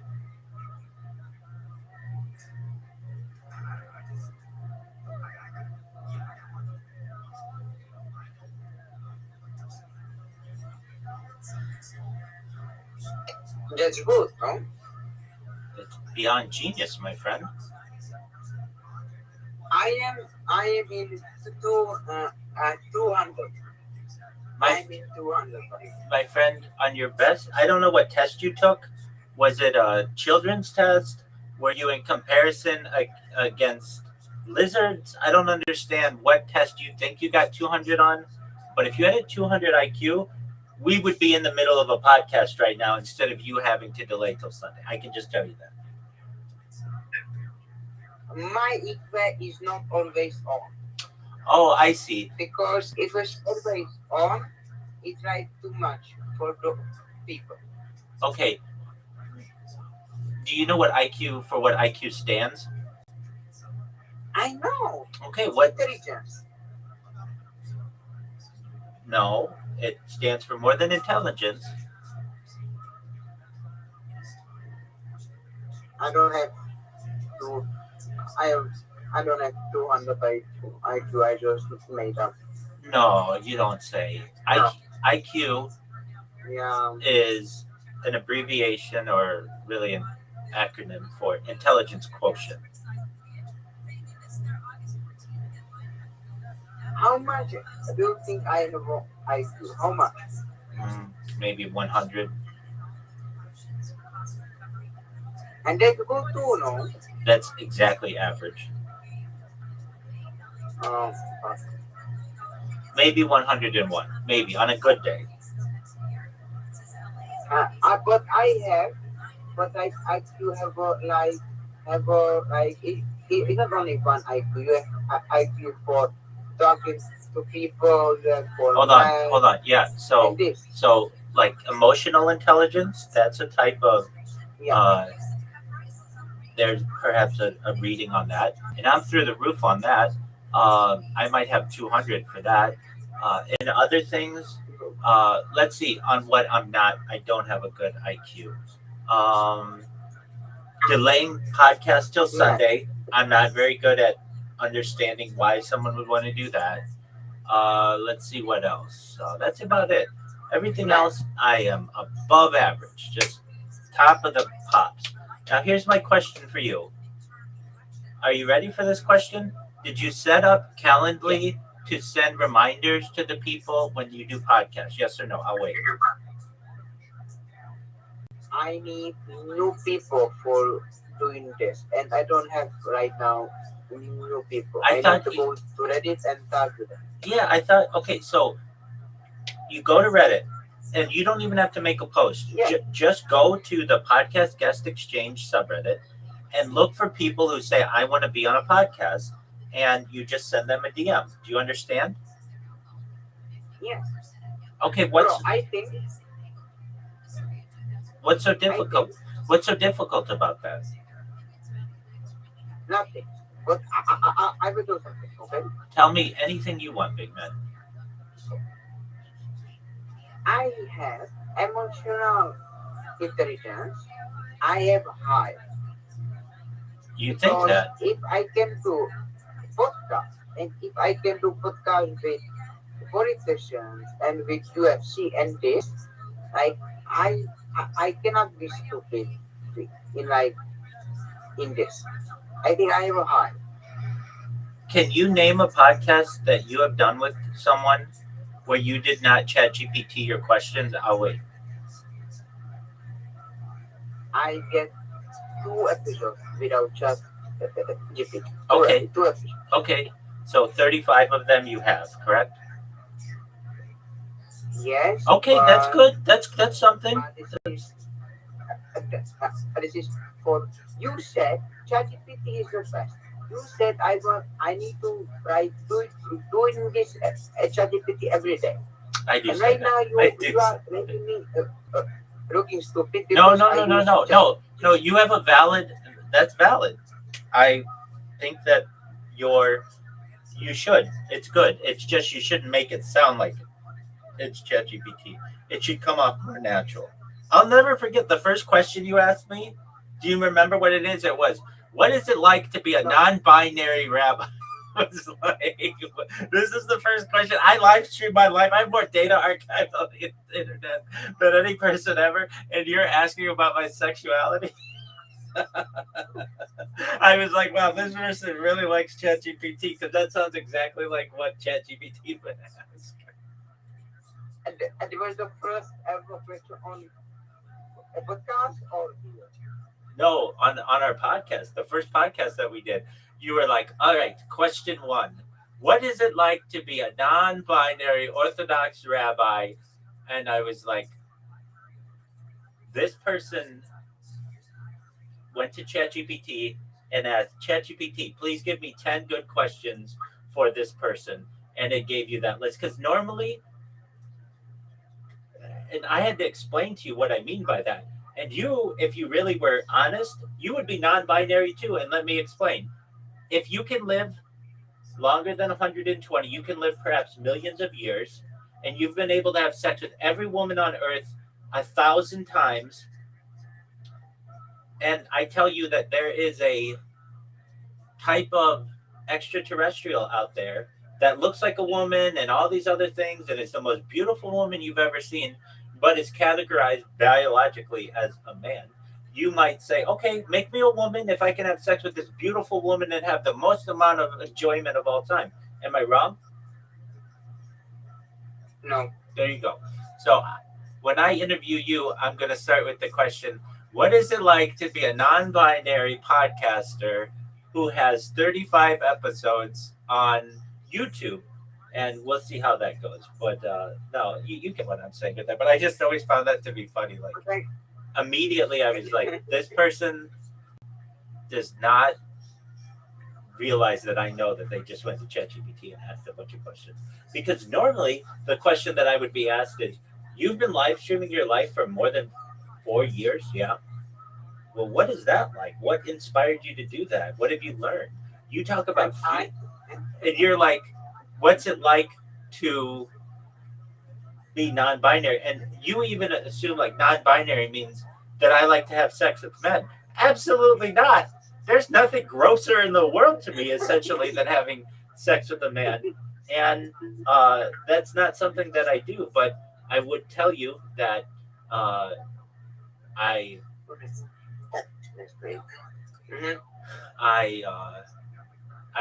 like women. Like I like women overtly, maybe more than anyone else on earth. I really like women. But that doesn't necessarily mean that if I live for a billion years and I've been able to have sex with every woman I want in the entire world, and I might be able to shapeshift into a cyborg or a cybernetic being or whatever.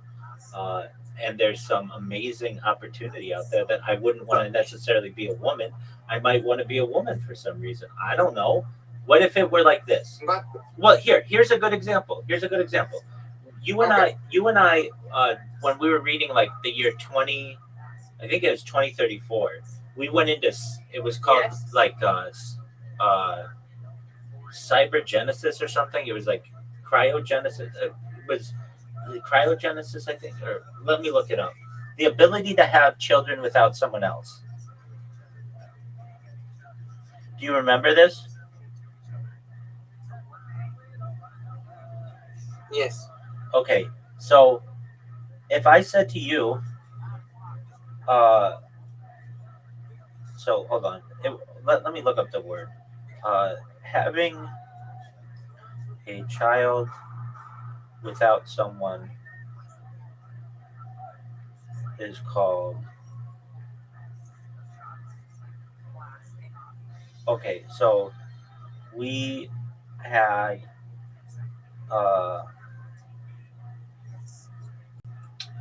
let me just look it up on that website. Futuretimeline.net, and I think it was 2034, but we'll find out and we'll know for a fact. So just bear with me for a second. Okay, I'm on 2030. I gotta go to 2034.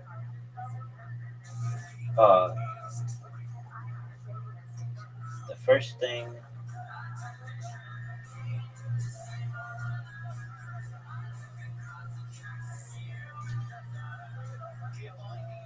Just bear with me.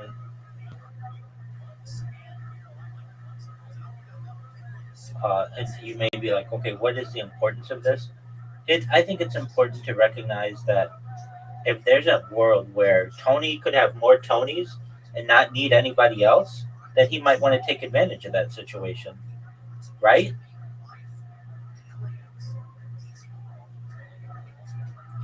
Tony, can you hear me? Oh, look at Tony over here thinking he's better than everybody. Tony! Tony! What do you want? Tony, as I just said. I'm fighting right now. You're what? I'm fighting. With whom? With that a creature. We are fighting with my mom. Oh my god, oh my god, oh my god, oh my god, oh my god, oh my god. He almost killed him. Oh my god. We've been to level for life. This is life happening. Beef. A bee? Yeah. Okay, well, you take care of the bee. God. The name of the word for which we're looking is ectogenesis. It's big. Oh my god, oh my god, oh my god, oh my god, oh my god. We are fighting. Okay, did you get it? No. This is like big and like on the top of my. Oh my god, that's big, bro. That's. Got it. Oh my god, it's big. Did you get it? No, not yet. Look,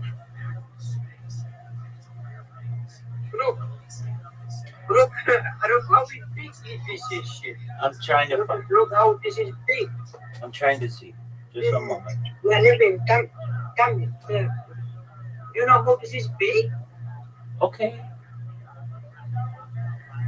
Help me. Okay. Rabbi. All right. Do you have something sticky? Do you have like tape? Yes. Yes. My mom is like fighting right now. Okay. Oh my god. Okay, let your mom. Uh-oh. Behind you. Oh my God. Okay, Tony, put the camera down. Go get a wet rag with your mom and try to take it out. He's actually. Did he get it? Did she get it? Oh my God. Did she get it? No. Okay. Okay, so go get a damp rag and try to get it. Okay. Push me. Okay. Go. Here. To instruction. Oh my God. This is Bible. Not the Bible. Don't use the Bible. Just use a piece of paper or something.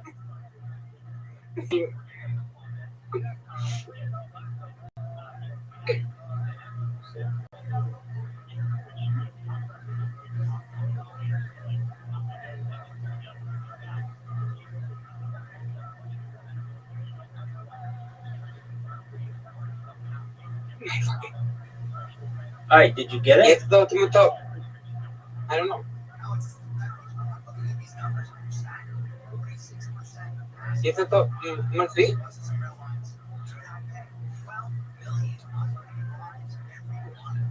Okay.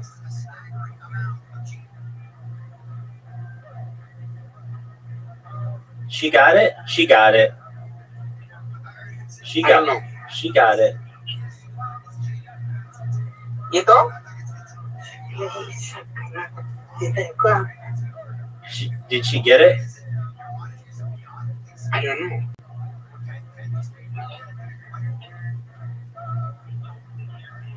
All right, well. Yes, but not with the Bible. Not with the... Okay, yes. Okay, let's see it. Let's see it. Yeah, good job. Excellent.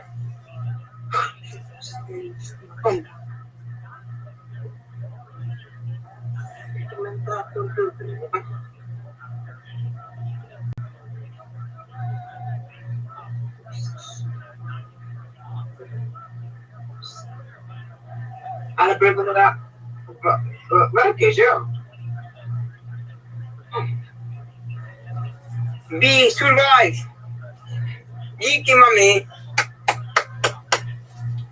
Okay.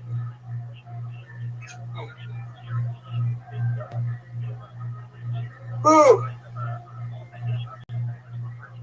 All right, you okay? Yep. Are you growing a beard? Big. I understand. Are you growing a beard? What? Yeah, I shave. You look like you're growing a beard, big dog. No. If you look, our last episode, I was like to have big beard. Oh, okay. I shave. Okay. Do you want to know what a big beard is? You have, I know. Yeah, it's okay. You've got a little beard. That's okay. I don't need to have beard. No, it's fine. It looks good on you. Makes you look more mature. Okay. Oh. What is it called when you reproduce without another human? I was fighting with bees. I know. So it's called ectogenesis. Mm-hmm. I didn't recall either. Ectogenesis. So imagine you can not need a partner and you can reproduce. Would you want to do that if you could? Maybe. I was asking. Maybe a million years from now. My dad. Maybe a million years from now. To my dad. Okay. And he said, this is not fun anymore. The sex is fun. So like, if I can have children without sex, that's not good. Yeah, but he's against. Yeah, no, he doesn't know though. There are types of technology that may allow you to, let's just say, have more pleasure than you could even with a human. Mm-hmm. Okay. And if this were available, I'm just saying that a million years from now, you might want to have children without somebody else.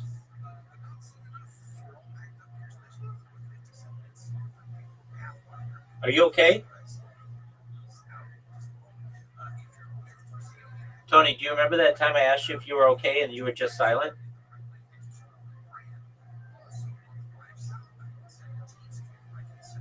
Tony, are you okay? What? Are you okay?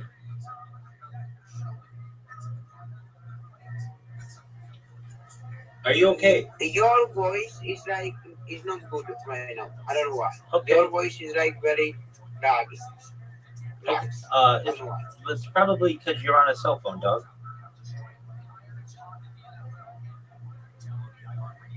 I'm on my iPhone. Okay, well. Okay. Nice job. What did you say? Don't worry about it. Are you okay? Yeah, I am okay. Okay. Are you going to survive? Yeah, I am. Do you need anything from me? No, never. No. No, I understand that. Okay. Are you going to be okay? Yeah. Okay. Well, I'm glad you're going to be okay.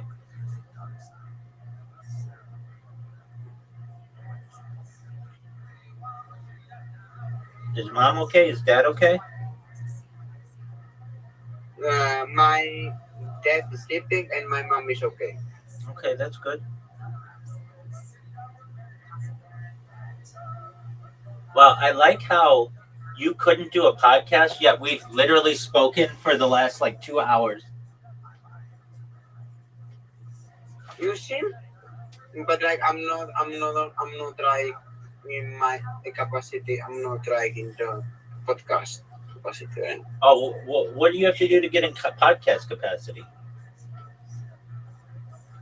I need to do meditation. I need to do meditation, and this week was lot podcasting and drove you and me talking. So You was no time for you recognize that when we do this podcast, I just want to remind you, all you have to do is press start and keep your eyes open. Literally, you have nothing else to do except for the end where I ask you, what are your thoughts? And you're like, oh, I think that it's bad that the icebergs are melting, but it's good that batteries are better. How to have your eyes open when it's almost 11 o'clock in the evening and yeah.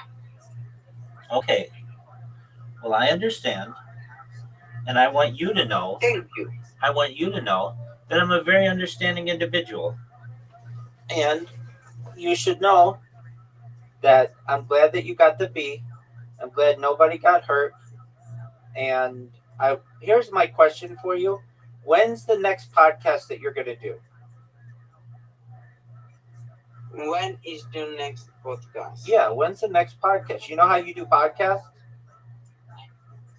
I know. Oh my God, I know. Do you know what a podcast is? I know. Okay. So you've got me maybe on Sunday, and then who else? I got on Monday and next week. I got 3. I got 4, and I got 5, 6. Oh, that's a lot. Yeah, that's a lot. You know, I am very, very interesting and sometimes hardworking person. Do you really feel that way? Yes. Okay, I agree with you.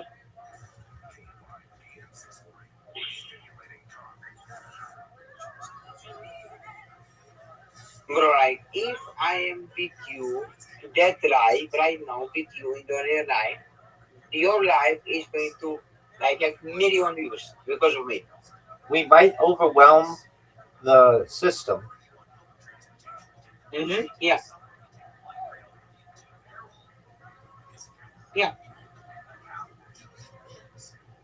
So it's a good thing. It's a very good thing that we're not overwhelming the system.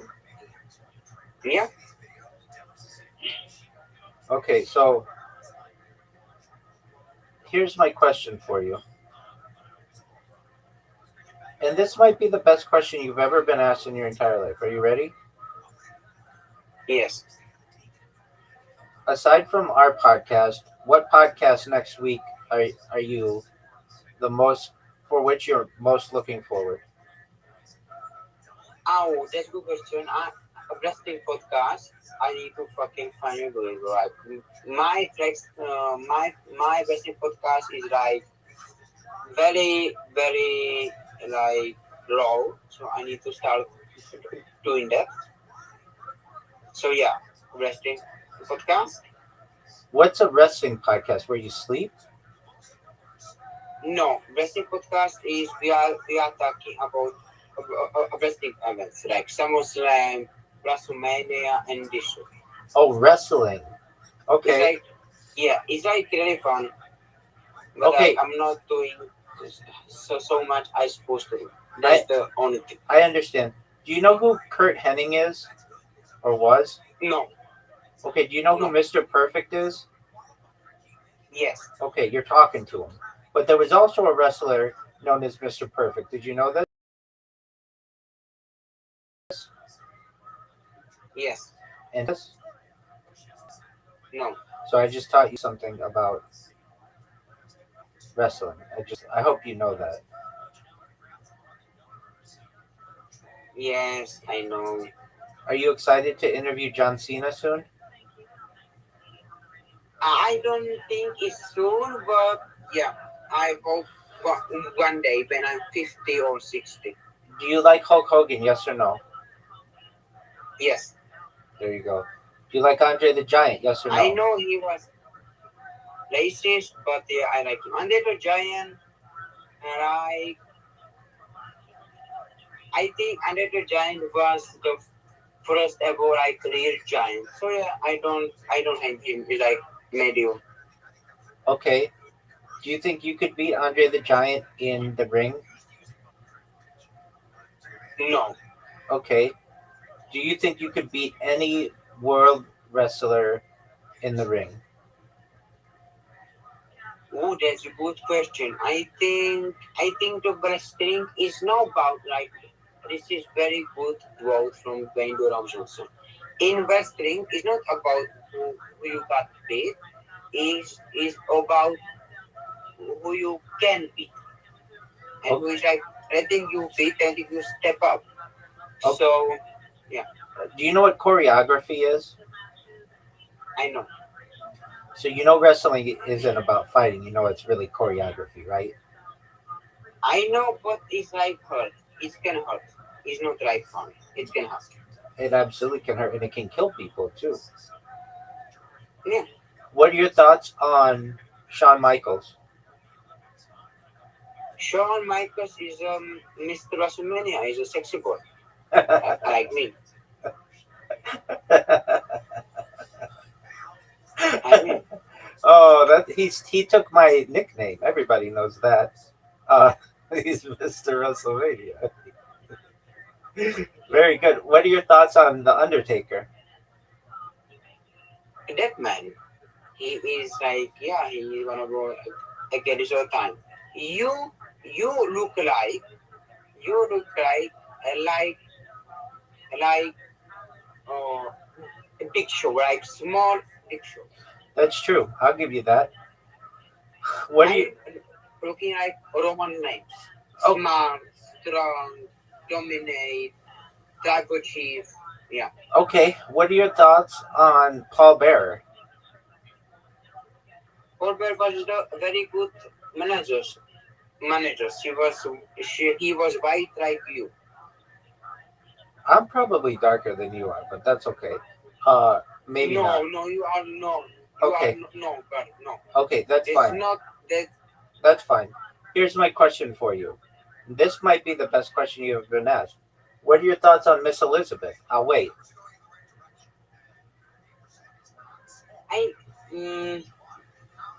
A medium. Why medium? Because I did not like. I will not try to see her too much in the ring because it was not my time That's to true. watch WWE. That's true. So What are your thoughts on Ted DiBiase? everybody have a price. Everybody it can be bought. Very good. Very good. What are your thoughts on Bret the Hitman Hart? I think he was good wrestler, but his career ended too short. What are your thoughts on IRS?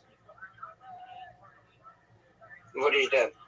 He was a wrestler, Erwin Shyster. I don't know that. That's okay. He's back in the day. What are your thoughts on X Pac? Suck it. That's right. What are your thoughts on China? Suck it too, because she was in DX. Do you think she's pretty? No. Who's the prettiest woman ever in wrestling? Oh, wow, wow. That's a good question. Wow. Wow.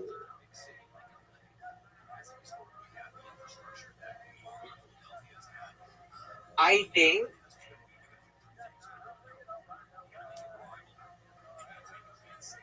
Trish Stratus. Trish Stratus. Okay. What are your thoughts on Val Venus? Who? Val Venus. I don't know that. You don't know Val Venus? Okay. What are your thoughts No. on the Attitude Era? Interesting, but for me, too much blood. Too much what? Blood. Too much violence. Too much. Oh, okay. everything. What are your thoughts on Mankind? Mr. Sacco. That's right. Very good. Do you know who played Mankind? I know Mick Foley. Very good. Do you know who else he played? He played two other guys, to my knowledge, maybe more. I know he played Dude Love That's correct. and Captain Jack. Cactus Jack. Excellent job. Excellent job. Okay. What are your thoughts on Kane? Kane. The production. That's right. What are your thoughts on Legion of Doom? I don't have many thoughts about that. You know, back in the day, they were like the biggest tag team pair. Yeah, but like it's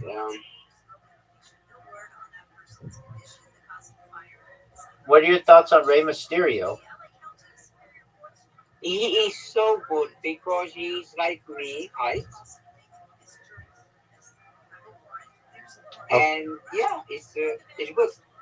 What are your thoughts on The Godfather? Got for hoes and bitches. That's right. What are your thoughts on Yokozuna? Good wrestler. What are your thoughts on? Do you know Earthquake and Typhoon, the natural disasters? No. You don't know Earthquake and Typhoon? Okay. What are your thoughts on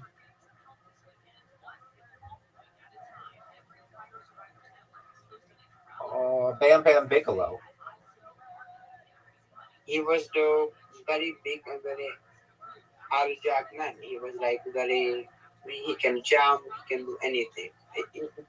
You cannot do what he did. He reminds me of myself. In the ring. Oh yeah, You definitely. cannot. Agile. No. Definitely. I'm the No. best. Okay, so how about this? What are your thoughts on Honky Tonk Man? Yeah, medium. What don't you like about Honky Tonk Man? I don't know. I don't know about him that much. Okay. What are your thoughts on Bill or Bob Buckley? I don't know that one. He's like really Bob Buckner or something. I don't know. He's an old wrestler. What are your thoughts on Killer Kowalski? I don't know that one. He's old. Bro, do you think you do you think you can do backflip in the WWE ring? I can do everything. What are your thoughts on Shane McMahon? He the boss. No, that's Vince McMahon. Okay. He's son-in-law, like money. No, he's the son. He comes to No, money. he's the son. He's not the son-in-law. He's the son. His son. Yeah. Yeah. He comes to money. Okay. What are your thoughts on Kevin Nash? Big Daddy Cool. That's correct. Good job. What are your thoughts on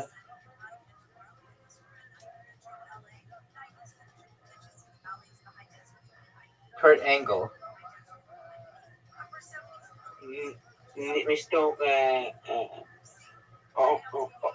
Olympic gold medalist with a fucking broken neck. That's true. What are your thoughts on Hacksaw Jim Duggan? I don't know about that one. You don't know Hacksaw Jim Duggan? No. Okay. What are your thoughts on the Nasty Boys? I don't know that one. What are your thoughts on Luke and Butch? I don't know that one. Okay. What are your thoughts on Jacqueline?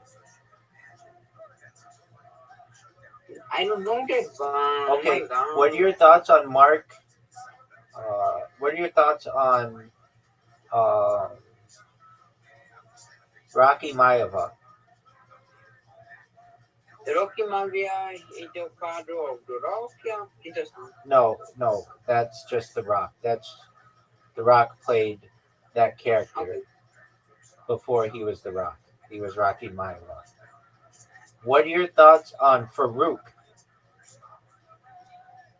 Farouk? I don't know. You don't know Farouk? No. Okay. What are your thoughts on Papa Shago? Something like that. Papa Shango was very neat. It was good. Do you know he was the Godfather? Yeah. All right. What are your thoughts on who do you think has the best intro music of anybody? Oh, Roman Reigns. For sure. All right. Of the Attitude, a big dog. Of the Attitude Era, who has the best intro music? Stone Cold. Okay. Stone Cold. Of Old School, who has the best intro? Hulk Hogan. Okay, those are difficult with which to argue. What are your thoughts on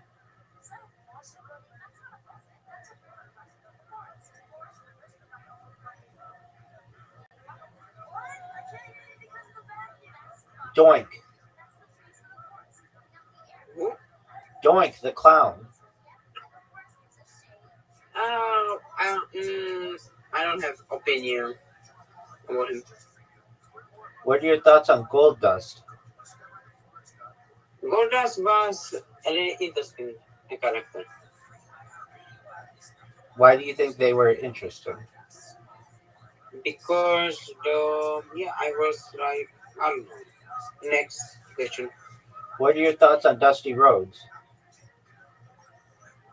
Dusty Rhodes was he made so many new WWE superstars. So yeah, he was good.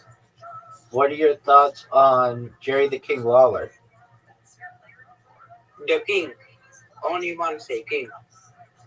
What are your thoughts on the Hardcore Championship?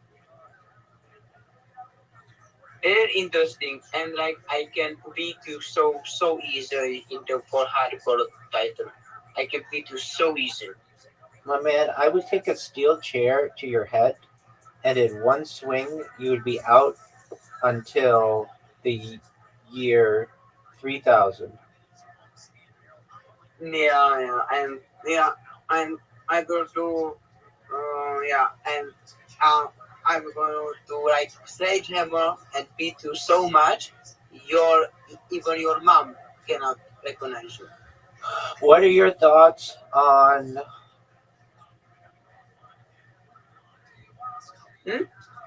I'm asking you a question. What are your thoughts on? Ask. I'm asking. What are your thoughts on Sable?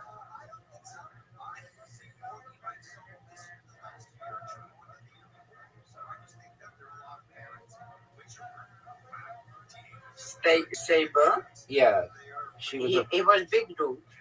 dude. You don't know. She was a beautiful woman, not a big dude. He was big dude. Sable is a beautiful woman, not a big dude. Yeah. Just say I don't know who Sable was. Can I go to sleep? Yeah, yeah, absolutely. You can go to sleep. I thought you were. I thought you were a wrestling fan, but apparently, you're just a novice. Yeah, go to sleep, and we'll see you on. Well, hopefully we see you before, but come on in whenever you can. No. I will be there only Sunday. Why? No Saturday. No. Why? Why? Because I said so. Okay, I understand. I have to play by whatever rules apparently you want to set. So that's cool. I hope you have wonderful sleep. I'm glad you got the B. And if you need anything from me in the meantime, let me know, okay? Okay, and you don't know how to kill bees. You don't know. Yeah. You was like that's not what you should have said. This is what you should have said. Instead of insulting me, you should have said, Rabbi, thank you so much for understanding that I could not podcast. And I would say, you're absolutely welcome. That's what a nice person would do. A mean person, a villain in the world of wrestling would have said, oh, help me with the bee. When I have video evidence of myself battling bees on my own. But that's okay. I understand. Tony, you have a lot of maturing to do, and eventually, God willing, with a lot of work, you will be at the level at which I am. Do you understand? I hope I will be better. It's impossible. It's possible. Like you are not God. God is okay. You are not God. Everybody has mistakes. My man, I am one rung lower, and let's just say, who is like God? I am. Oh, that's okay, bro. That's what my name. That's what my name means in Hebrew. So I'm just saying what my name means, like in Hebrew. I'm not a villain. You're not a villain. Okay, I understand. I understand that you don't think you're a villain, and that's a cool story. All right. Do you wish that the World Wrestling or World Wrestling Entertainment? Do you wish that it were bigger in the United States or in the world, or the same or smaller? Bigger in Europe, I wish. Oh, okay. Is it not big in Europe? No. Okay. And what are your thoughts on Ric Flair? There you go. Woo! Let's leave it at that. Take care. Sweet dreams, big man. Bro, and do you think you are better than Ric Flair? Oh, man, I'm better than everybody. You cannot be better than 16-time world champion. The Ric Flair, the limousine. My friend, This, no. my friend, I don't need to be 16 times. All I need to be is once, and then I don't lose it. If you are 16-time world champion, that means that you've lost a lot. I don't lose. I'm undefeated. So, like, you are telling me you will be world heavyweight champion on WWE? Easily. That's never going to happen. That's never going to happen. That's just your opinion. If you can really like beat someone in the ring, WWE, and be officially champion of that WWE, bro, no. Would you rather win a World Cup or be WWE champion? World Cup. Would you rather win a World Cup or be WWE champion and have $1 billion? A World Cup. Would you rather win a World Cup and be WWE champion, have $1 billion, and have any woman you want on earth? World Cup. Would you rather have one World Cup or 2 World Cups? I'm not going to be like too much. I'm gonna say 1. Why wouldn't you want 2? Because when you want too much, it's like you are in a dangerous position. You don't have to take the 1. So like I am happy with the 1. Would you rather have 1 World Cup or 2 World Cups and be WWE champion? 2 World Cup and be WWE champion. Okay. Would you rather have 1 World Cup and WWE champion and $1 trillion? World Cup. Okay. You want to win the World Cup that badly? It's my dream from my childhood. But so is being WWE champion. No. Being WWE champion is like dream of my 16, 17, 18. Oh, okay. Something like that. Oh, wait. Would you rather win a gold medal or World Cup? World Cup. Gold medal and WWE champion or World Cup? World Cup. You'd rather win the World Cup than have $1 trillion? Yes. Okay. Any day of the week. Any day of the week. Any day of the week. Okay. All right. Well, I'll remember that when the people in Saudi Arabia are hosting the World Cup in 2034, and we have to throw you on the field for 1 minute so that you get your time, so that we can consider you to be a player in the World Cup championship. Okay. Bro, I have a question for you. What is it, big dog? Do you want to lose your weight or have 1 million? Lose my bait? Weight, because you are fat, like you're fat. Oh man, I've been far skinnier than you are. You don't have to insult me. I would easily take $1 million. You're very insulting. You're very insulting. You're very insulting. Don't be woman. You're very insulting. Very insulting. No, I like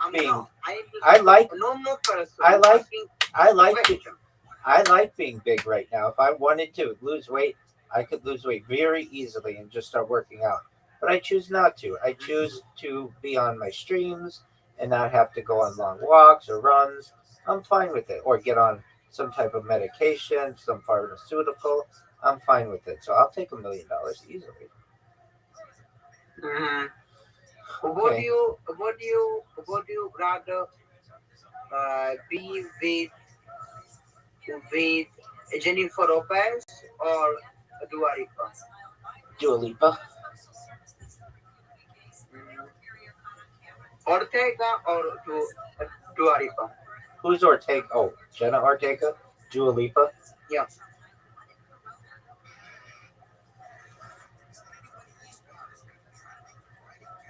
You know she's Albanian? Yeah. All right. Is that all your questions? You didn't choose. Yeah, I did. I said Dua Lipa. But like Ortega is fine too. Yeah, she can get it. I'll give it to all those girls when I go viral. You need to at least one girl. I give it to me. Like not all girls. Yeah, you can have that girl with whom you're in love. You will. There you go. Yeah, I won't want that girl. That girl you can have. Yeah, we will see. So okay, good night, and I will talk to you on Sunday. God willing. Sunday. But why don't you come in earlier? Why do you ask? Why do you ask me? Why do you have like something like servants to ask people for this? I just enjoy your company and want you to become a better person. And I know the more time you spend around me, the better you'll get.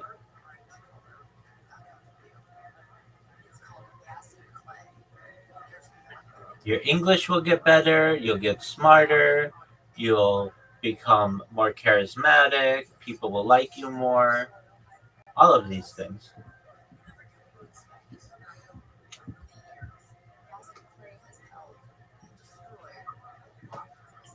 Weren't you going to bed? Yeah, I am, but if you want to me, like you are, I'm hostage. You go to bed. You go to bed. You're not a hostage. You have free will. Do with it what you wish. I know. Take care, Tony. I am very worried about one thing. What are you worried? When you get famous and when you get money, you will be like more boss of around. Oh yeah, I'm gonna be a huge pain. Absolutely. Don't worry. Well, let's hope we get there. Okay.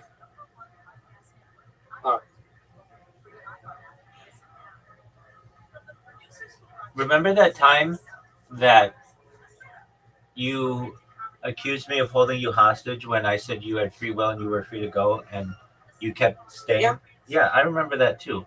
I just want you to remember in the future. You know why?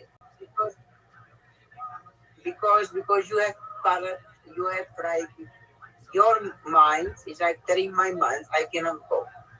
Okay, I don't know what kind of telepathic hold I have on you, but whatever you want to think, my man. All I know is that you have said like 12 times that you need to go to bed. So I'm saying go to bed. I'm not stopping you. So go to bed. Okay, I will go. There you go. Exactly. Goodbye. Talk to you Sunday. God willing. If not before, God willing. Okay, bye. Bye-bye. Dude, this fucking cancer sore. It's the size of a fucking brick.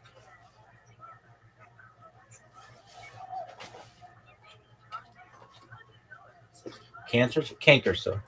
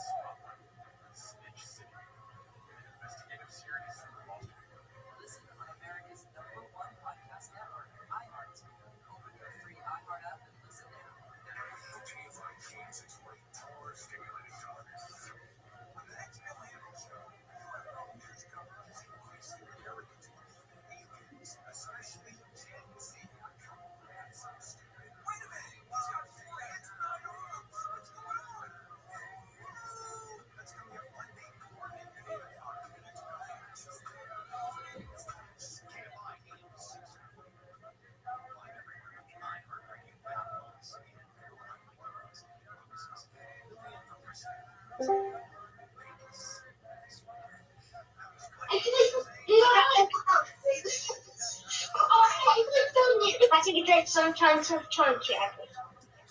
John check.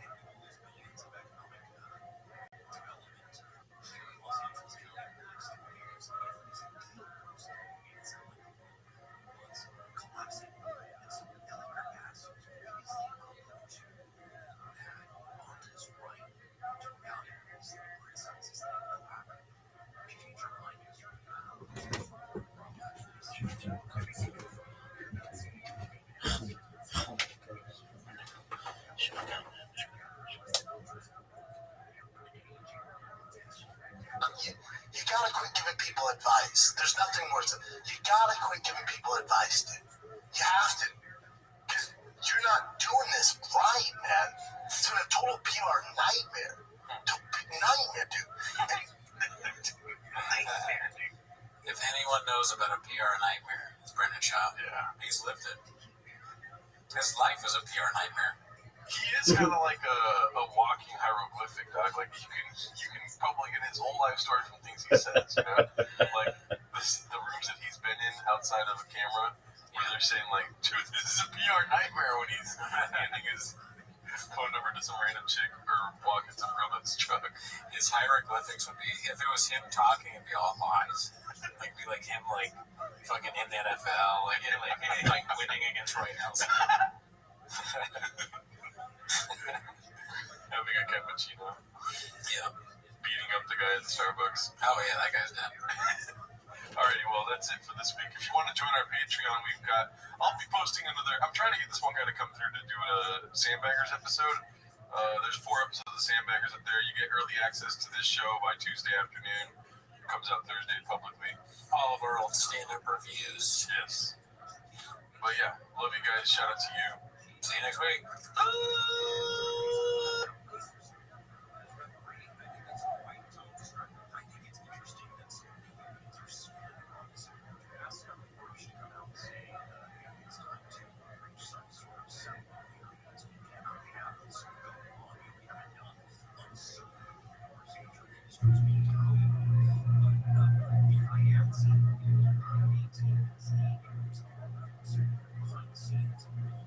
Projects, projects,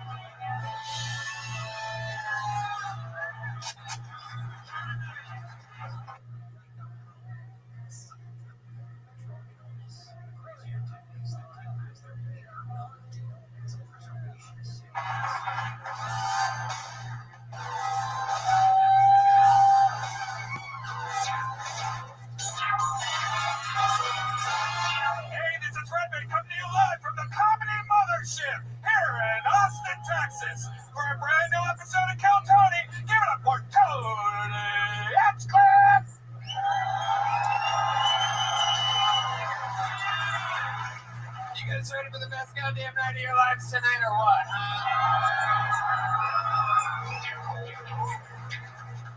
Yippee! It's Red Band, everybody. Look, hey, everybody. It's him live in the flesh, the real deal. How we feeling out there tonight? Yeah, you guys are at Kill Tony, bro. He presents the Kill Tony Band, everybody. Am I right? You got to hear live music in the live music capital of the world by some of the best on planet Earth. That's the great Paul Deemer on the horns over there. Michael Gonzalez on the drums. The powerful Matt Muelling on the electric guitar. John Dees on the keys. And for his first time at the Comedy Mothership, D Madness is with us, ladies and gentlemen. Holy shit. Oh my goodness, what a night we have in store. But before we start tonight's episode, here's a little bit.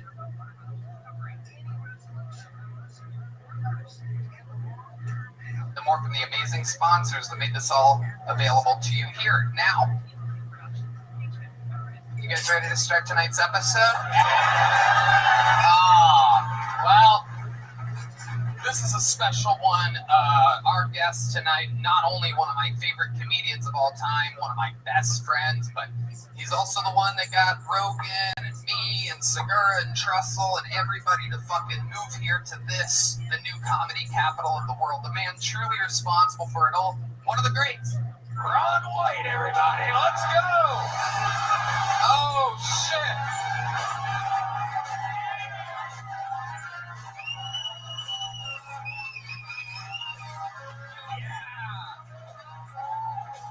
The great, the powerful, Ron White.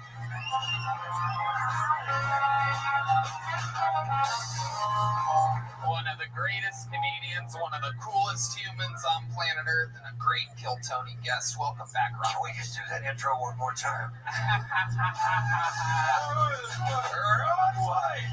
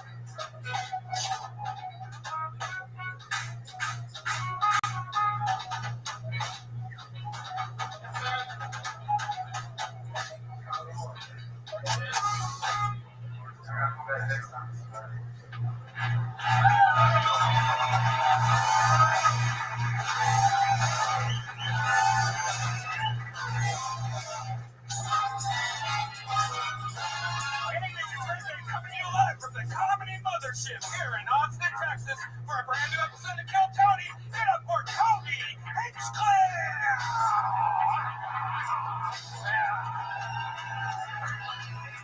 Are you guys ready for the best fucking night of your lives tonight, or what?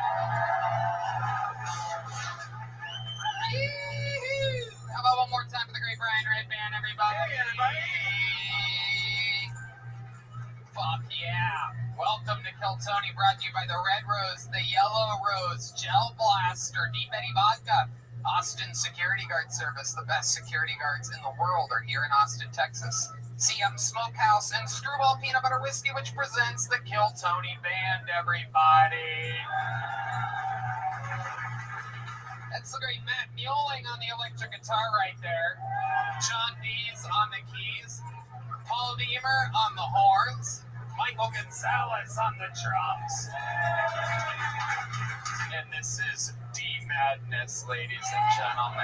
The one and the motherfucking only. We're going to have a lot of fun tonight. Before we start tonight's show, here's a little bit more from the amazing sponsors that made tonight's episode available for you here, right now. Hey y'all, this episode of Kill Tony is brought to you by Zippix Toothpicks. Zippix brings you a totally satisfying, convenient, and flavorful way to curb cravings and get a boost of energy or simply relax at the end of your day. Remember when massive vape clouds, ashtrays, and dip spit were awesome? Yeah, me neither. Now there's an easier, cheaper, less messy, and more subtle way to curb cravings with Zippix Toothpicks.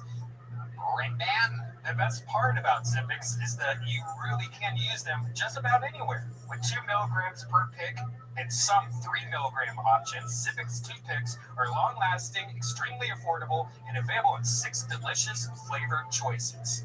I actually have been using these for a while. They are great. I find myself just having one in my mouth the whole time. I don't even know that I am getting my nicotine fix. You know I love oral gratification and amazing flavors, and that's what keeps me going back to Zippix. Also, if you need a boost of energy, try their Zip Energy B12 and caffeine toothpicks. You guys have seen us use Zippix on the podcast. Now it's time to find out for yourself.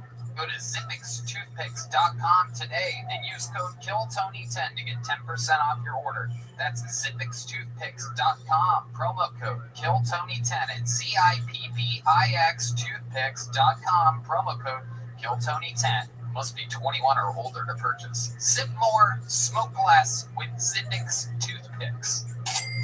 Hey y'all, Manscaped is here with a deal you can't pass over this Easter season. They've got the tools to give you the beautifully decorated eggs of your dreams. Just because it's Easter doesn't mean it's okay to hide those bad boys behind all that tall grass. So make sure your downstairs lawn is mowed. Get yourself feeling as sweet as candy by going to manscaped.com and getting 20% off plus free shipping with the code KILLTONY.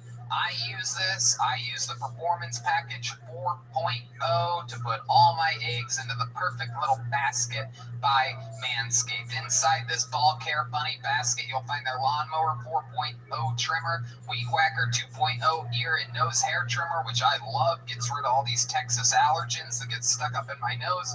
The Crop Preserver Ball Deodorant, Crop Reviver Toner, Performance Boxer Briefs, and a travel bag to hold your goodies. Right, man? Yeah, it's amazing. The Lawnmower 4.0 trimmer is an elite electric trimmer. It has proprietary advanced skin-safe technology that is designed to trim hair on loose skin. The Lawnmower 4.0 is also waterproof. It's equipped with an LED light so you can keep your eyes on those eggs even in the dark. The Easter Bunny dropped off an extra special gift with a performance package by adding the upgraded Weed Whacker 2.0 nose and ear trimmer, my favorite, which helps reduce nicks, snags, and tugs on those delicate nose and ear holes. This package also comes with their Crop Preserver Ball Deodorant and Crop Reviver Ball Toner. Yeah, you heard that right. This is ball deodorant that can change your life. April is Easter, but it's also Testicular Cancer Awareness Month. Manscaped has partnered with the Testicular Cancer Society to bring awareness to testicular cancer, men's health, and early cancer detection. Manscaped is committed to raising awareness for the most common form of cancer in men aged 15 to 35 and giving support for fighters, survivors, and families impacted by testicular cancer as part of their We Save Balls initiative. So, save 20% off and free shipping with the code KILLTONY at manscaped.com. That's 20% off and free shipping with the code KILLTONY at manscaped.com. Hop into the best deal of the year with Manscaped. Are you guys ready to start tonight's show or what? You gotta do better than that. We're in heaven, folks. Are you ready to start tonight's show?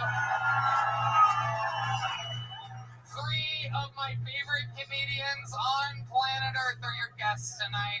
Fucking New York royalty. Make some noise for Giannis Pappas, Kevin Ryan, and H. Foley, everybody.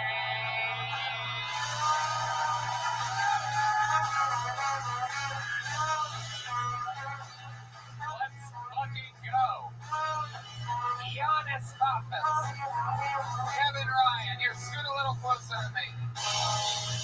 Hell yes, we are doing this shit. Welcome, Giannis Pappas, your first time on the show. First time. We're going to have so much fucking fun. Giannis Pappas does the Giannis Pappas show hour. They're available everywhere. Kevin Ryan and H. Foley, of course, of the Are You Garbage podcast. One of my favorite podcasts I've ever done. And you guys have been on the show before. Giannis' first time. But we're going to have a fucking blast. Giannis, you might not know this, but over 200 comedians signed up for the opportunity to be on this show tonight. They are loaded in the back alleyway right now. I'm not kidding. They bring their own drinks, they play dice, they make friends. It's fucking incredible, the energy in this alleyway. It is a precious thing that'll probably be ruined by somebody soon. I could just see a mass shooter after a bad set. But hopefully they use Gel Blaster, available in stores everywhere. Nobody gets hurt. Very, very exciting. If I pull their name out of the bucket, they get 60 seconds of stand-up comedy time, uninterrupted. You know the time is up and you hear the sound of a kitten. It means they have to wrap it up then, or else they bring out the angry West Hollywood bear, which interrupts their set. Yeah, that's just if they go too long. Anyway, after their time is up, I interview them. We have a bunch of fun. We all meet them together. Anything can happen. The whole thing is improvised. You guys ready to start tonight's show? Well, before we do, I have a very, very, very special announcement. How many of you have been listening to this show, or at least gone back in the catalog from 2 or 3 years ago and earlier? Huh? How many of you are really long-time fans of this show? Well, you newbies out there, you might not know this, but we used to have an entirely different band. They would come out in full characters. They would commit to these characters throughout the show. Sometimes they would change characters throughout the show. Legends of the show. When we moved to Austin, they all have families and things. They all stayed in Los Angeles. And but tonight is a special, special night. So joining the new band, ladies and gentlemen, I present to you the former Kill Tony band, everybody.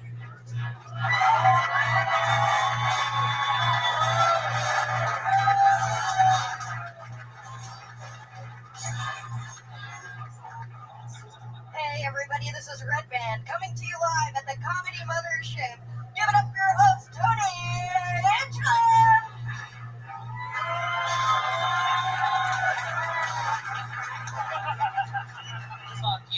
Fuck yeah. No eye contact or I'll give you cancer.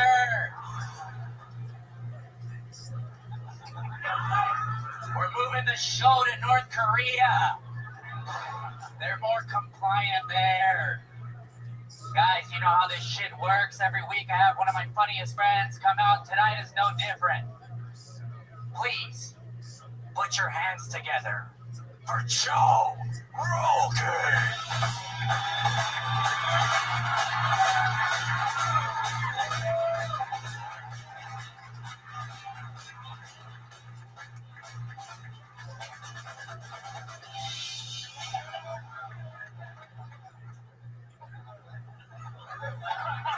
Just kicked an elk. He now has a grill. That is elk and jalapenos, I do believe. Those are real jalapenos. Let's not make too much of a mess here. Oh my goodness. That is a full cue. He's put on a full glove and he's lining up his shot. Wow. That is Joe Rogan, folks. With the grill. Oh! He just broke the pool cue. For those of you listening to the podcast and not watching, it appears to be the real Joe Rogan. If he was the lead singer for REM. It appears to be. REM stands for Ready to Eat Meat. Rare elk meat. Rogan's Club has 2 stages, but clearly Rogan is stage 4 right now. Still trying to chew through that first piece of sausage over there. Oh, still a little more. Post-swallow, second round. Joe Rogan, welcome to the show. I always listen to Tony about swallowing. Oh, there you go. Very good. Yes, indeed. I'm gay. Yes. Yep, you sons of bitches! And Red Band looking a little bit healthier than usual over there. What do you got, a sound effect? Yeah, just like the actual Red Band. Yeah, very accurate, very accurate. Perfect. When somebody's talking, you'll get it to work perfectly, right on a funny line or something like that. Who's running the mics? Red Band? Oh, all right. Yeah. I don't think that mic's on. It's on. It's too quiet for that little mic.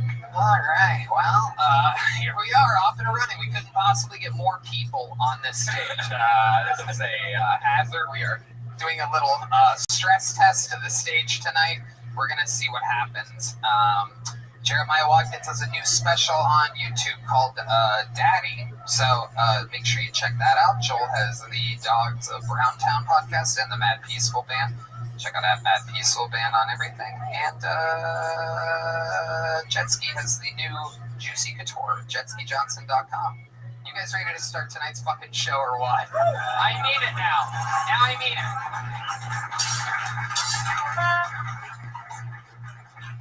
Ladies and gentlemen, to start tonight's show, one of our regulars, he writes and performs a brand new 60 seconds every single week. Make some noise, sing along if you know the words. This is Hans Kim, everybody.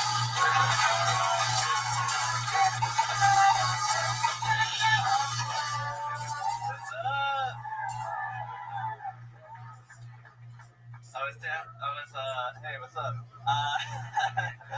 lot of stuff here.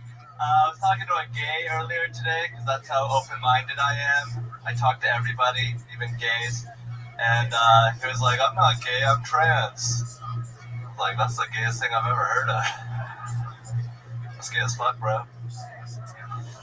I love going to Olive Garden and asking for chopsticks.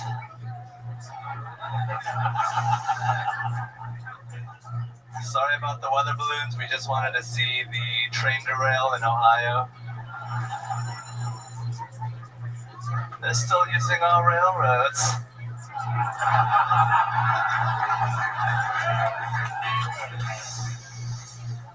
I love it here in Texas. You guys drive crazy here. You guys don't change lanes. You can teach lessons.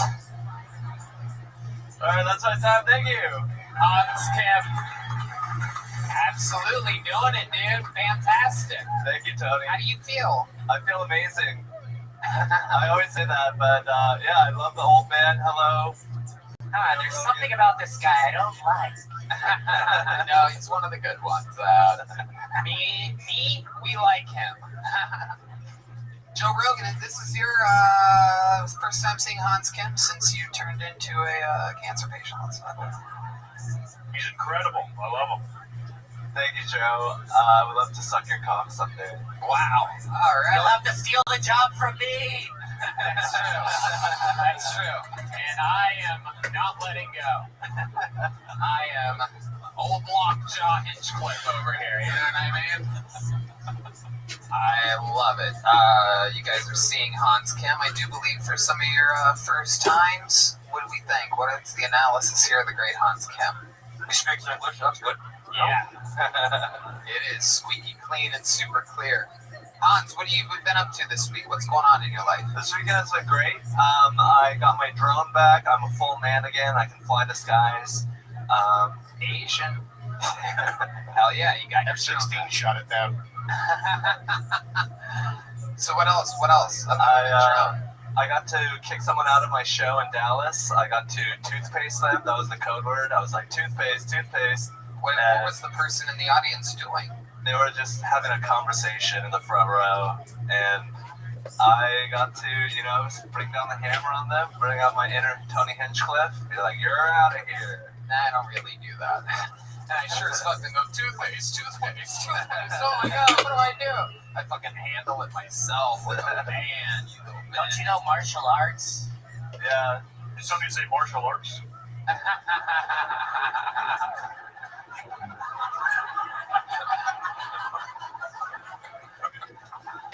I love this Tony Hinchcliffe. It's like it's a show aired on Telemundo. That's what Telemundo, Tony Hinchcliffe. Oh, you better watch it, Giannis. I'm telling Rogan on you. Don't do that, please. What a Tony. So funny. I am gonna tell Rogan on him.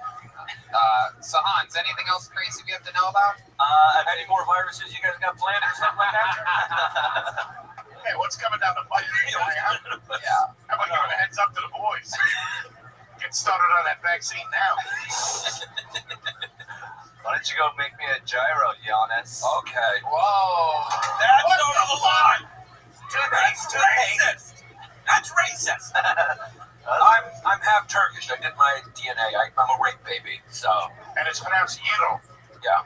Hey, Hans, do you ever jerk off with toothpaste? Ryan, Red man. What kind of question is that? Blue guy. What kind of question is that? Do you ever jerk off to toothpaste? No, I like to dry heave it. I respect that. You gag a lot when you're brushing your teeth? Yeah, I do, but I also don't use any lube. I just like to do it dry just because I don't want to clean up afterwards. That's right. We've talked about this. It's super creepy. Old no lube Jenkins over here just fucking raw dogging his own hand. It's incredible. I love it, Hans. Anything else crazy we need to know about before we let you go? I grunt when I pick up my girlfriend. In what situations are you picking her up? Is this after you roofie her and have to carry her away? What does the grunt sound like? Like, Can we get subtitles on that grunt, please? I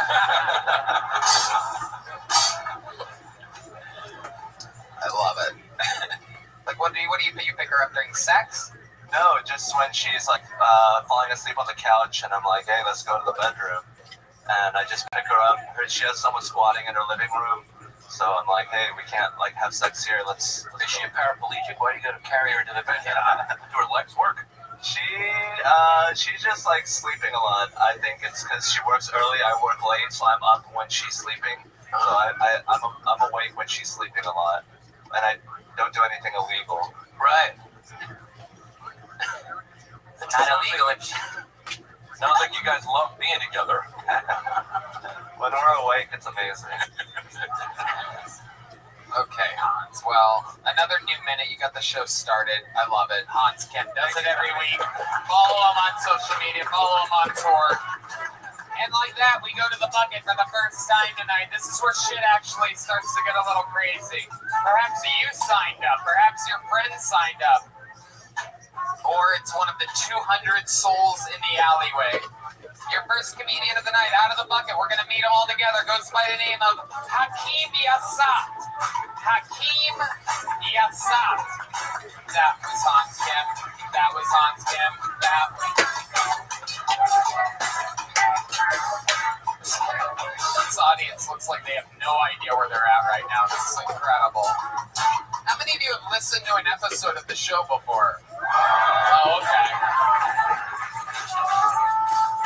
You guys all look shocked and appalled for some reason. All right, Hakeem Yassat should be walking up any second. Hakeem Yassat, right out of the bucket. Woo! Here we go. Hakeem Yassat, everybody.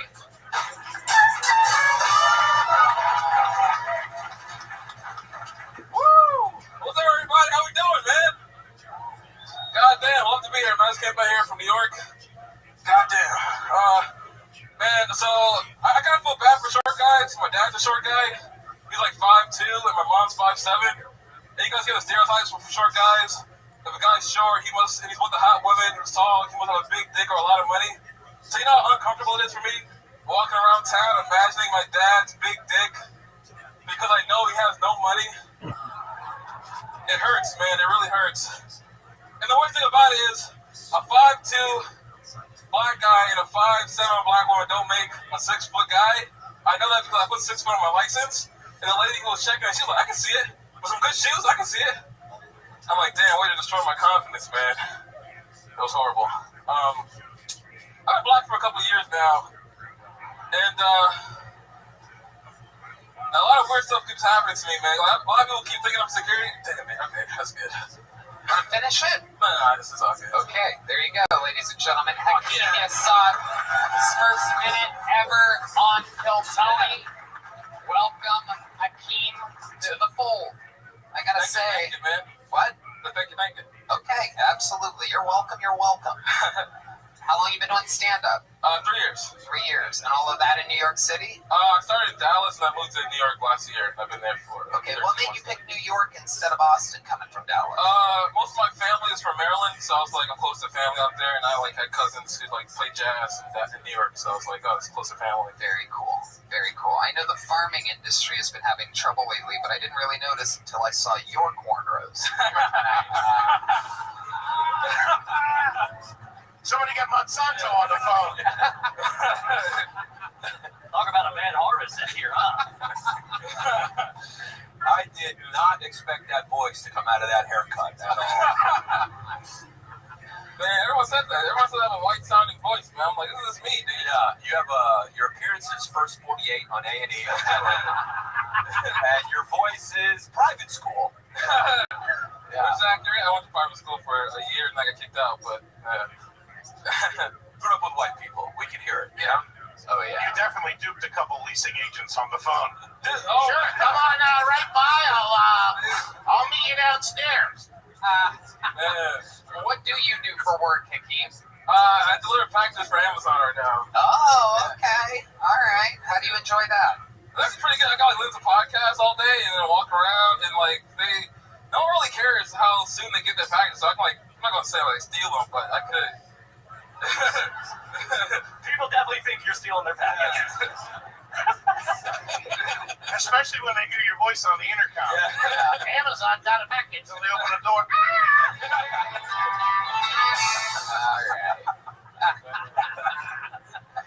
That's wild. What's the craziest thing that's happened since you've been working at Amazon?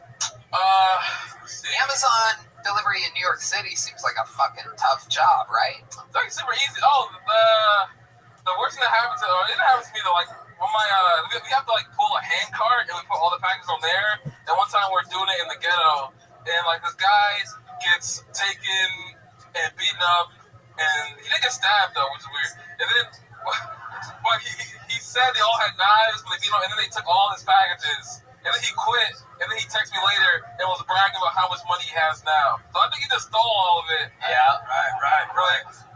Yep. Yeah, that's called an exit strategy right there.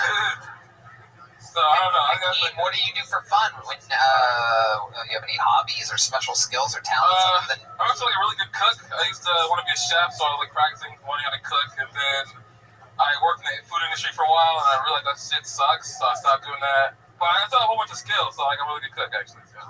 Okay. Yeah, other than being a cook, what else? Like editing videos sometimes, I guess. Yeah. Okay. What is your favorite apex predator? Good question. Joe Rogan with a great question. Do you like the bear?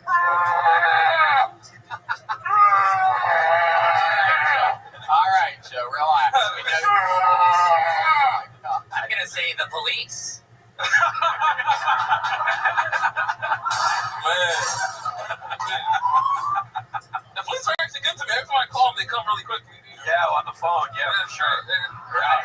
Then they show up and arrest you. Yeah. You're like, I called. They're like, no, you didn't, man. We got him. He's stealing the Amazon package. Hakeem Yassad, how long are you in Austin for? I'm leaving tonight, so yeah. You're leaving tonight? Yeah. Oh, are you driving? Yeah, I'm driving. I'm driving back to Dallas because my family's out there. Okay. So I see them. You have the Amazon truck? What are you driving to Dallas tonight? Honda CRV. Okay. Oh, he's definitely getting pulled over today. Yeah, for sure. Absolutely. Yeah. Incredible. All right, Hakeem, what's your love life like? Actually, dude, New York, so I used to be fat before I went there, so I wasn't getting any girls, but I lost like 80 pounds while living up there. How did you lose 80 pounds? Here you go, Red Man, here you go. Red Man, how about Foley? Open your ears. Like, I like stopped eating as much. Like in Texas, food is super cheap, so I used to go to buffets. Stop eating as much, and I used to stop eating as much. That shit don't work. Hey, Red Man. And then like I started walking way more and like exercising and like Nice. What the fuck? Who's just threw that? Joe Rogan or Red Band? Oh, it's me. Sorry. You damn it, trans Red Band, I hate you. The proper term, This guy's pouring his heart out about weight loss. Cheeseburgers on my story, man. my contract said no trans fats. We were hungry.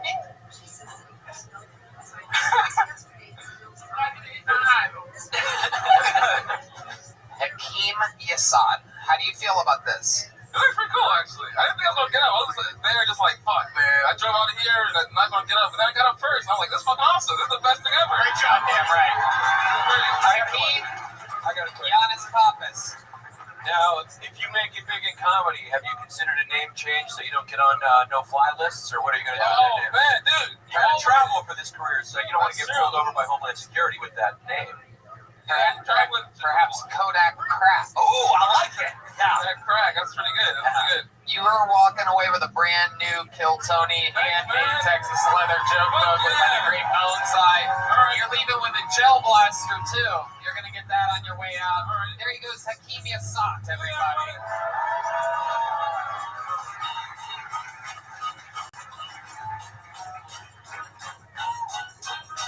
All right, pulling another name out of the bucket. Noah Davidson is next. Noah Davidson. Hell yeah, and it has begun. How many of you like it when comedians do good on this show? How many of you like it when comedians do bad on this show? Alright. I see what we're working with. Noah Davison is next on Kill Tony. They have to come through and get wanted and patted down. Here he is, Noah Davison, everyone. Hey everybody, my name's Noah. I'm 5'6", so my girlfriend calls me Buddy. Growing up, my mom told me I had a Napoleon complex, which is weird and it never made sense to me because my anger issues have nothing to do with ice cream. Slow burn. No, the reason I was angry is because at a young age, my father went to prison for abusing me. And for those of you that don't know, sending your own father to prison is a lot like sending your own daughter to college.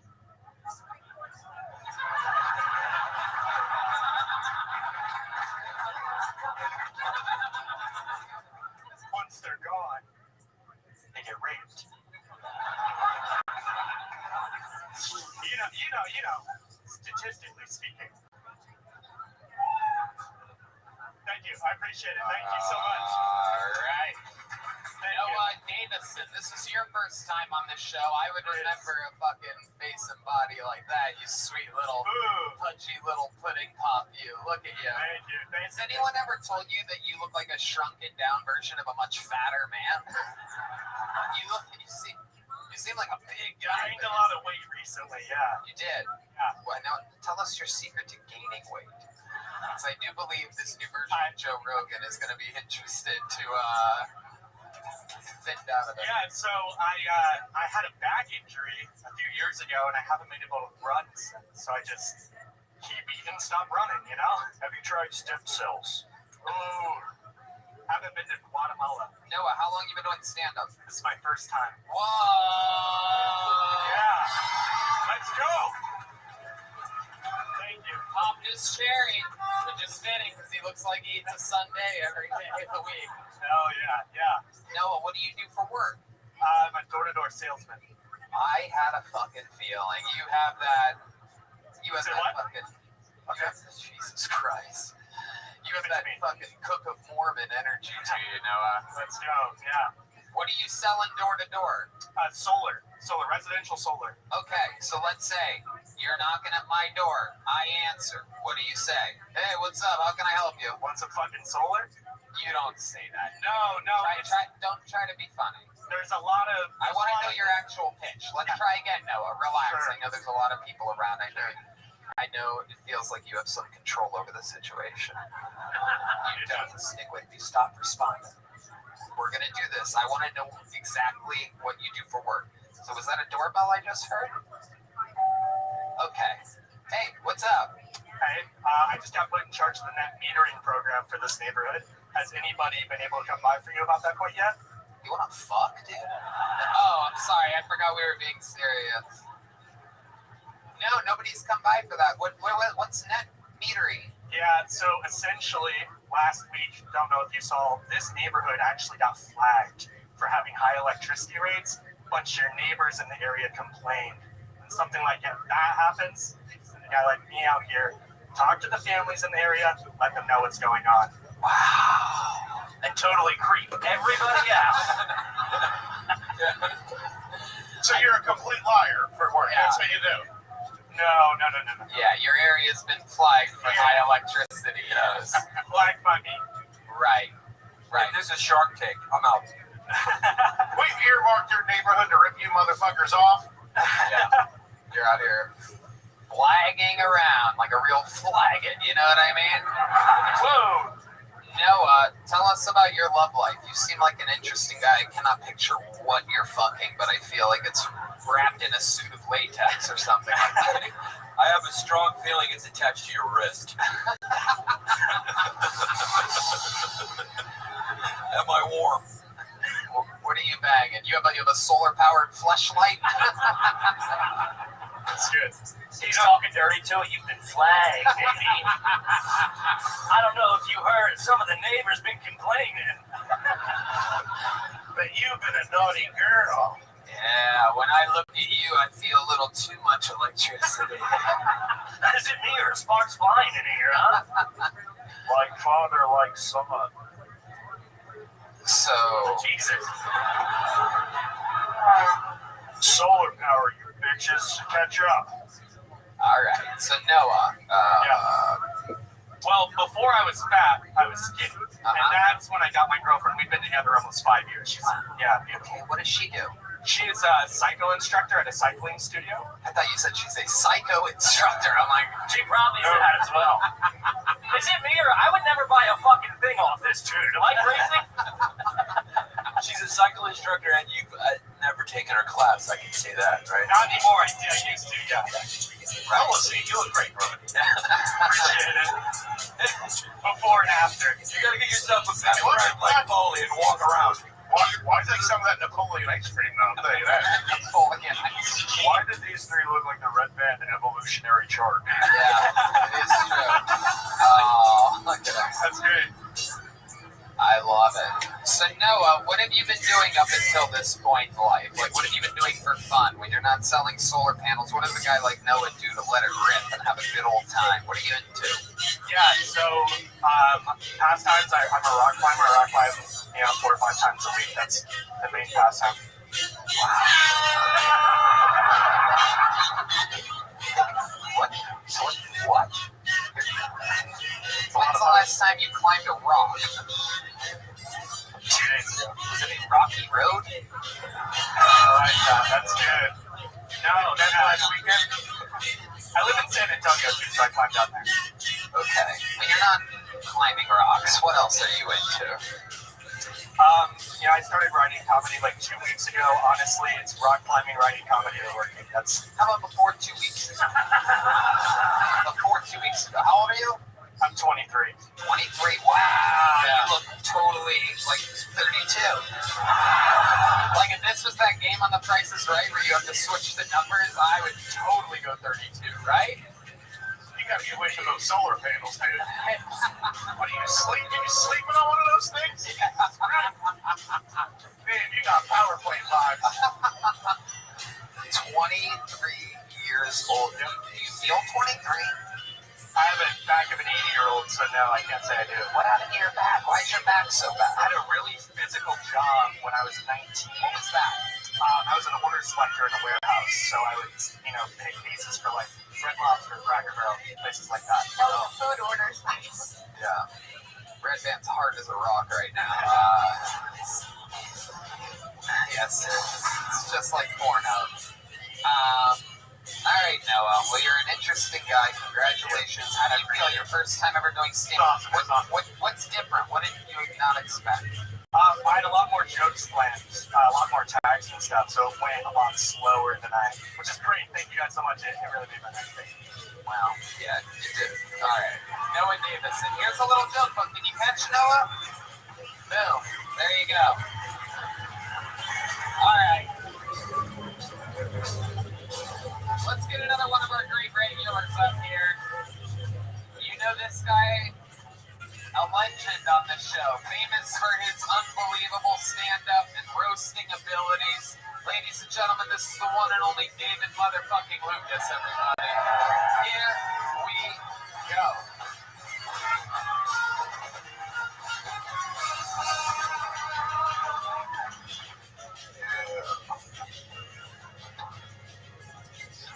We live in crazy times.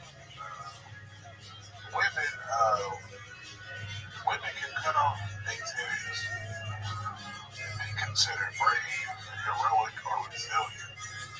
But if I cut off my titties, I'm just a lazy fat fuck. They're like, you can't leave the bread alone, motherfucker. Like, every nigga trying to push the agenda to make niggas gay. You know what I'm saying? Even biology, for real. Like, they say that a man's G-spot is in his ass. If that's the case, why have I never nutted when I was constipated? That's all I want to know. Why when I fart, I don't get a hard dick? I just want to know. Them niggas ain't about to trick me into being gay. That's all I know. I got an 8-year-old and a 3-year-old daughter. My 8-year-old, she's retarded as fuck, man. The other day, she gonna ask me, Daddy, were you sad when you were a slave? I'm like, bitch.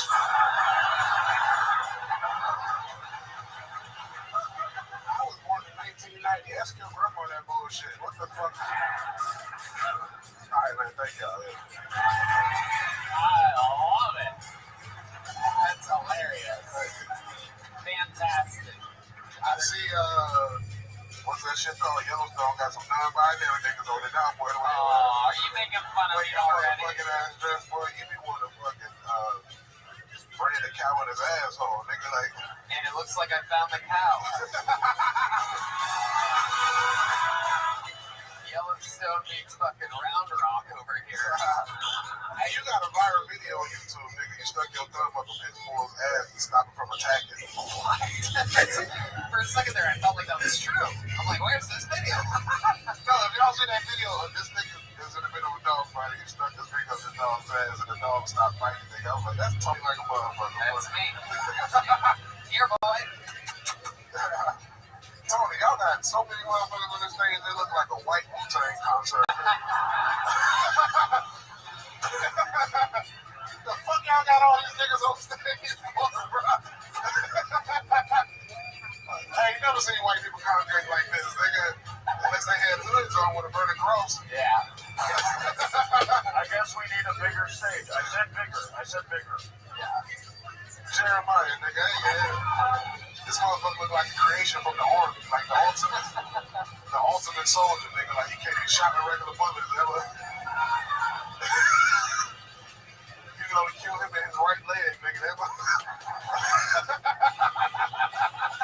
We have another version of me up here. I don't know if you know that. That's another Tony. That nigga look like a Puerto Rican Pee Wee Herman. Boy, your ass out of here. Your ass is out of here with that bullshit, nigga. Your motherfucker got a Oompa Loompa wig on, nigga. I don't like that look of this. Turn your mic on, nigga. Turn the mic on. Boy, let this,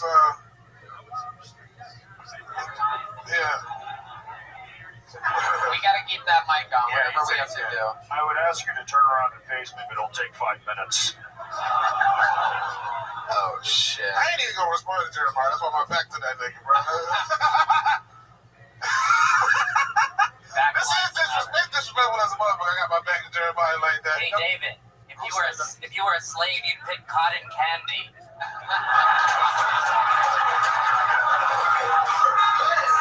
That's a good one. Oh my God! This nigga look like a grown-up Elia Gonzalez. Boy, shut your dumb ass up. Yeah, when I was in that inner tube, I thought I saw an okra whale. Stop, just stop, bro. I heard that fucking triple booster to live in LA got your ass whack as fuck.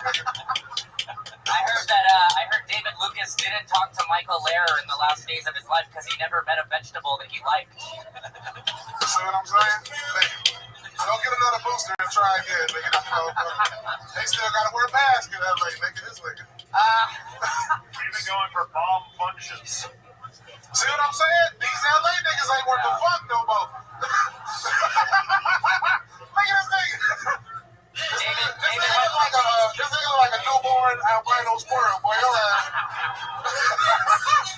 Don't that nigga look? What do you think about the new red band over there? What do you think about the? That's the red band that Snoop eat pussy.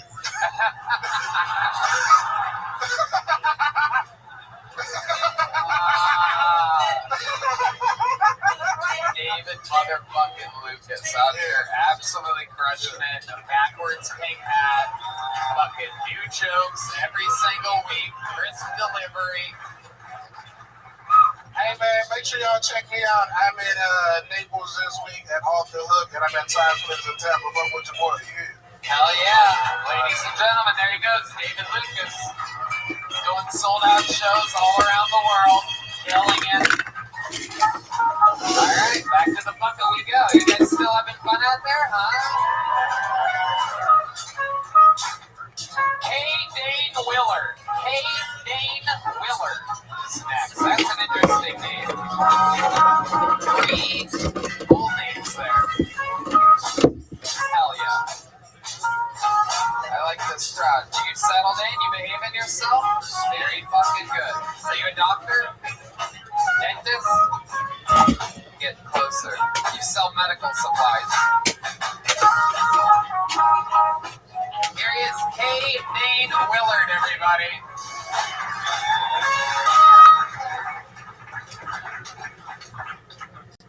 I've been trying to get more into fashion, you know? I was looking through my closet, 90% t-shirts, jeans. So I went to a Goodwill. I was like, let me fix this shit up, boy. Saw a black leather trench coat. I was like, fuck it, I'm getting that. But then I wore it out in public, and I just ended up looking like a pedophile in the Matrix. Best place to be a pedophile. Kids aren't real, you know? You can't molest data, right? That's the thing about the Matrix. No Amber Alerts there, you know?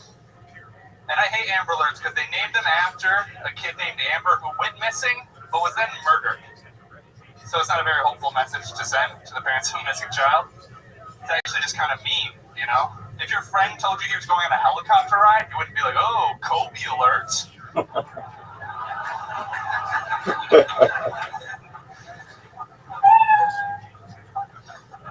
There you go, K. Dane Willard, everybody. Welcome to the show, K. Dane. Is this your first time on? Second. Okay. I love it. How did this compare to the first one? For you? It was a little better, I think. I don't know. Okay. Yeah. First time was good. This was good. It was fun. Very, very interesting look you have. What did I tell you you looked like last time you were on? Did I tell you that you look like you're built like a toothbrush? Jim Florentine. Jim Florentine said I look like Woody from Toy Story. I could see. If he had what crippling disease did he say after that? If Woody had then I said I sold drugs, and you said, "Oh, there's a gram in my boot." Ah, that's very good. That's funny. That's funny. That's funny. Pretty good. Okay, so let's talk about it. Did I mention that you look like you play the haunted organ at a Starbucks? No, you didn't say that. Okay. That's good though. All right. So, K. Dane, what do we know about you? How long have you been doing stand-up? 4.5 years. Where? Here? Rochester, New York. Wow, upstate New York. Yeah. These are my senior New York correspondents here. What do we know about Rochester? It's the hub. It's a stand-up hub. It's Hollywood, then Rochester second, then Austin third. It's a real happening town. I think you can buy a skyscraper for $5 there in Rochester. It's a good deal. I have an actual thing. It is on my list of no-goes. You did say that last time. Upstate New York. We've been trying to get you out there too. It's just not. I know. Yeah. I know. Are you the handsomest guy in Rochester, New York? Top 5? Yeah, top 5. What do you do for work? I have a gutter cleaning business. It's the most Rochester shit I've ever heard in my life. And I work at a place called Vulcan Gas Company. Oh, wow, okay. Wow, so your life isn't all in the gutter. Incredible. What do you do for fun, K-Dane Willard? I'm a skateboarder. Whoa. Yeah. Cool. How old are you? 30. All right. So where do you see this all going? It's a fun thing to do. I don't know. I've done it since I was a little kid. So.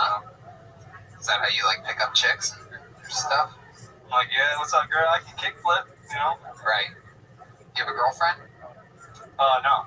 The kickflip line doesn't really work, does it? How about dates? You go on dates? You been with a... Yeah, I'm seeing a lady right now. I've seen her. Where'd you meet her at? Oh shit! The feminist, the famous feminist Stacy has arrived, ladies and gentlemen. A legendary character of the show. Clearly, nobody in the room recognizes these characters. Nobody remembers me, and that's okay. Feminist Stacy. I'm a feminist, and there couldn't be less testosterone on stage right now, could there? You do look beautiful. Thank you. Oh shit! Jolena, another. Jolena is a Latina woman that recently got out of prison. She's always getting in trouble. Jolena, give us an update. How have you been? What's? Yeah. Jolena is a wild lady. Feminist Stacy. Wow, really doing good work for women up here. So, Feminist Stacy, it's been a couple years since we've seen you. There's been a lot in your world going on. Yeah. What? Biden got elected. Hello.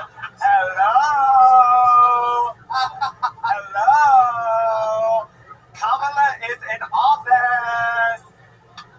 And, Austin doesn't like that. Okay. And back there, I do believe we have one of the douchebags. Is that correct? No, not anymore. I'm converted. I'm Stacy's boyfriend. I'm Trent.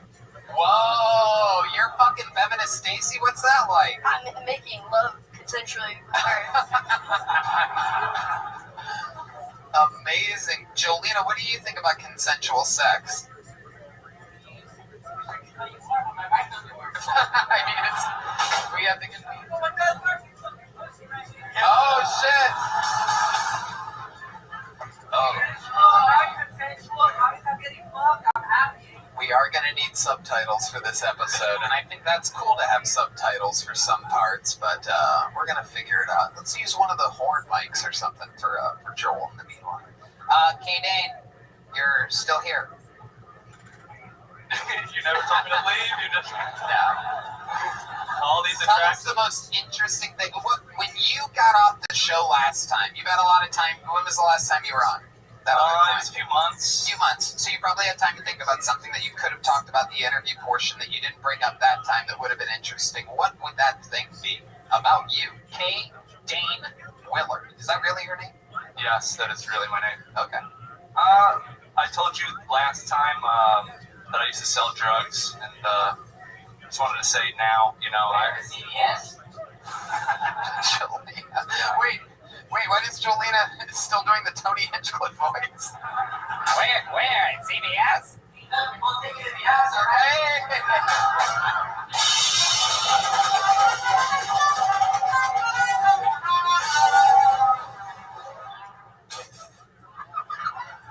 What were you saying? This feels like the weirdest possible time to be on stage right now in this situation. Yeah, and it's the weirdest possible time to be a woman right now. Feminist Stacy. You insensitive prick. Sorry, Stacy. You're very attractive. Hey, watch it, dude. I mean, she can make her own decisions, but... Stacy's boyfriend really standing up for her. You were saying that you were selling drugs, and then... Yeah, no, last time I was on the show, I felt like that made me look like kind of like a bad guy or something.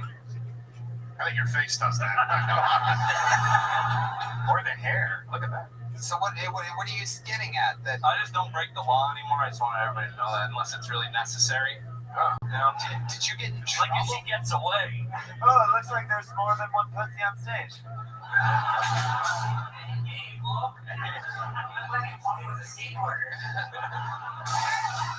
That is true. Someone the other day said I look like a somehow gayer Tony Hinchcliffe. Yeah, I can see that. Tony Hawk's pro beta up here. All right. K. Dane Willard, congratulations. You were on this show again. You did it, buddy. You're leaving here with a gel blaster, my friend. Thanks. Hell yeah. Brian Smith is next. Brian Smith. Oh wow, is that? Oh no, it's just some guy running to the bathroom. How many of you signed up for tonight's show by round of applause? A few people. A lot of scared souls in this room tonight. Oh shit. Stacy. Oh my god. Oh jeez. Oh no. Oh. Whoa. Those are the best feminist tits I've ever seen in my life. Here's Brian Smith, everyone. Make some noise for Brian, everybody. Oh my God! Thank you guys for coming out tonight. I want to do a joke for the fellas first, if that's okay. Guys, you ever do this thing where you're laying on your back and masturbating? You blow that load right into your belly button? Just me, huh? Just me. Man, it's gross, right? It's icky. You gotta fish it out like it's a fucking oyster.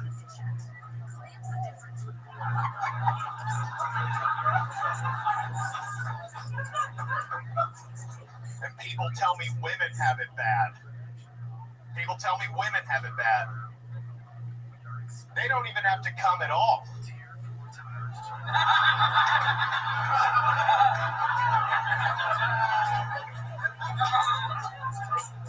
Thank you guys. My name is Brian Smith. Brian Smith, 55 Seconds of Thunder. I love it, Brian. Thank you. Welcome, Brian Smith, or as I call him, the Sick Lebowski. Okay, hello, Jolena.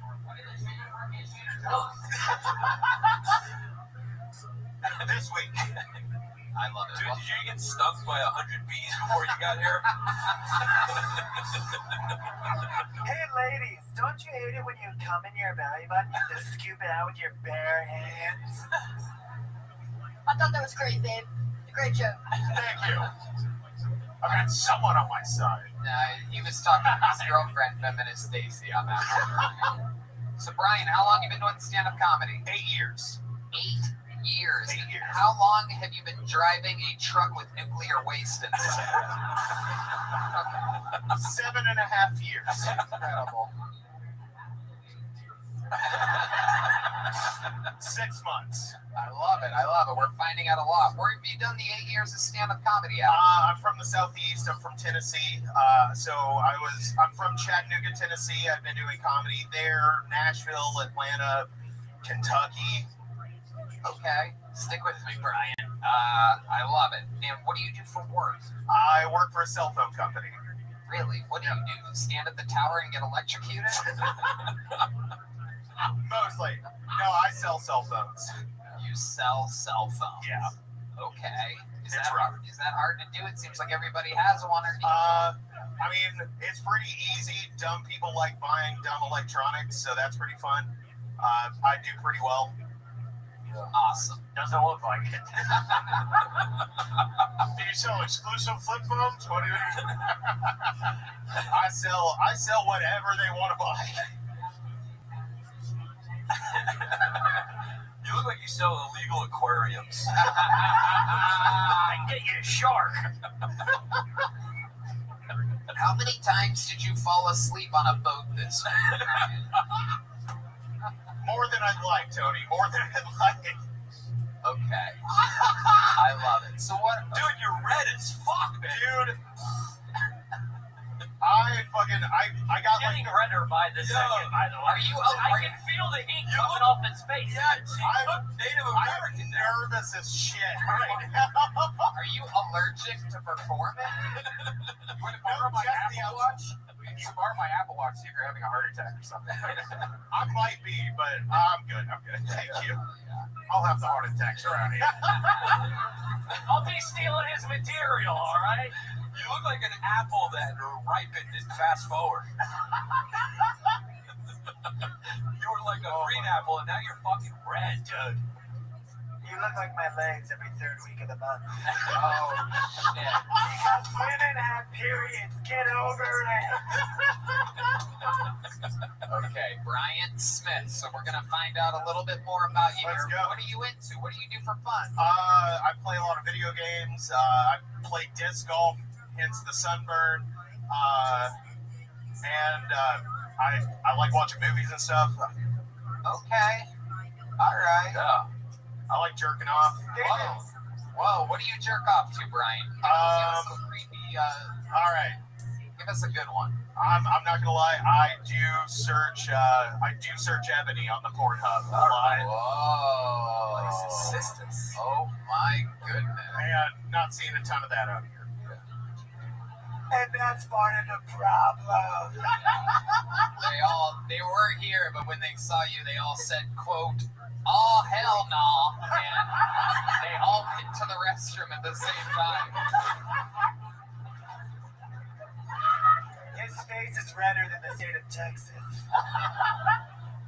That is true. That is true. So Brian, Ebony, what else? Give us a little something special. You must have seen something crazy lately, right?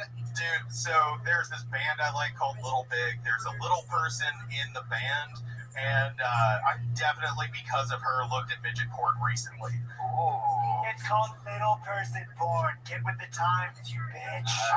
All right, Stacy, relax. You're really amped up over there. Brian. Because Rogan didn't go over as well as I planned. I'm sorry. I thought it was gonna do better at the comedy mothership, but this crowd likes Rogan too much. I'm sorry. Oh, we're breaking the fourth wall now. Women have periods. All right, Stacy. All right. Wind it down a little bit, Stacy. We went from testosterone to estrogen real quick there. Hell yeah. Brian Smith, you ever gotten in trouble with the law? I have been to jail once. What was that for? What was the age of the child? Yeah, 9. No, it was for a bad license. I got a ticket that I didn't pay, and then I had a headlight that was out. Went to jail, spent the night in county, and didn't do great. Was the ticket for circling too close to the school that you were circling at? It is tough. I do look like a child and like I touch kids, so I can't live within 500 feet of my own You house. look like you touch kids. Yeah. That'd be the world's worst child, by the way. Imagine him trying to get into a Chuck E. Cheese. It's cool. I'm a kid. I swear to God. Okay, Brian Smith. What's your love life like? You have a not great. Right. Not great, obviously. Last date you went on, what was that like? Last date I went on, I went to see a band with a young woman who was in her 30s. He was a midget. She was a midget. Honestly, I wish. She was in her 30s? Yeah, she was in her 30s. We went to You're talking months now. Yeah. Okay. So you go to see a band, then what happens? We shook hands when we left. Oh. Like, it wasn't great. Oh. I think you're in there, big guy. She got catfished by a guy that looks like he catches catfish. Unbelievable. Well, Brian, thanks for swinging by. Thank you so much, guys. Thank you guys so much. In the game. You want a big joke book? There you go. Brian Smith, everybody. Right that way, Brian. Hell yeah. All right. What are we doing here? We had Katie and Willard. Let's go. We're just going to pull it. See what happens here. Make some noise for Alex Spears, everyone. Alex Spears. Hell yeah.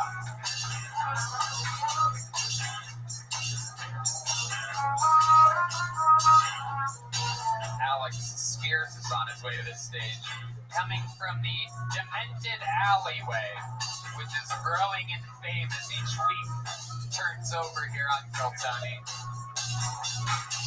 Rumors.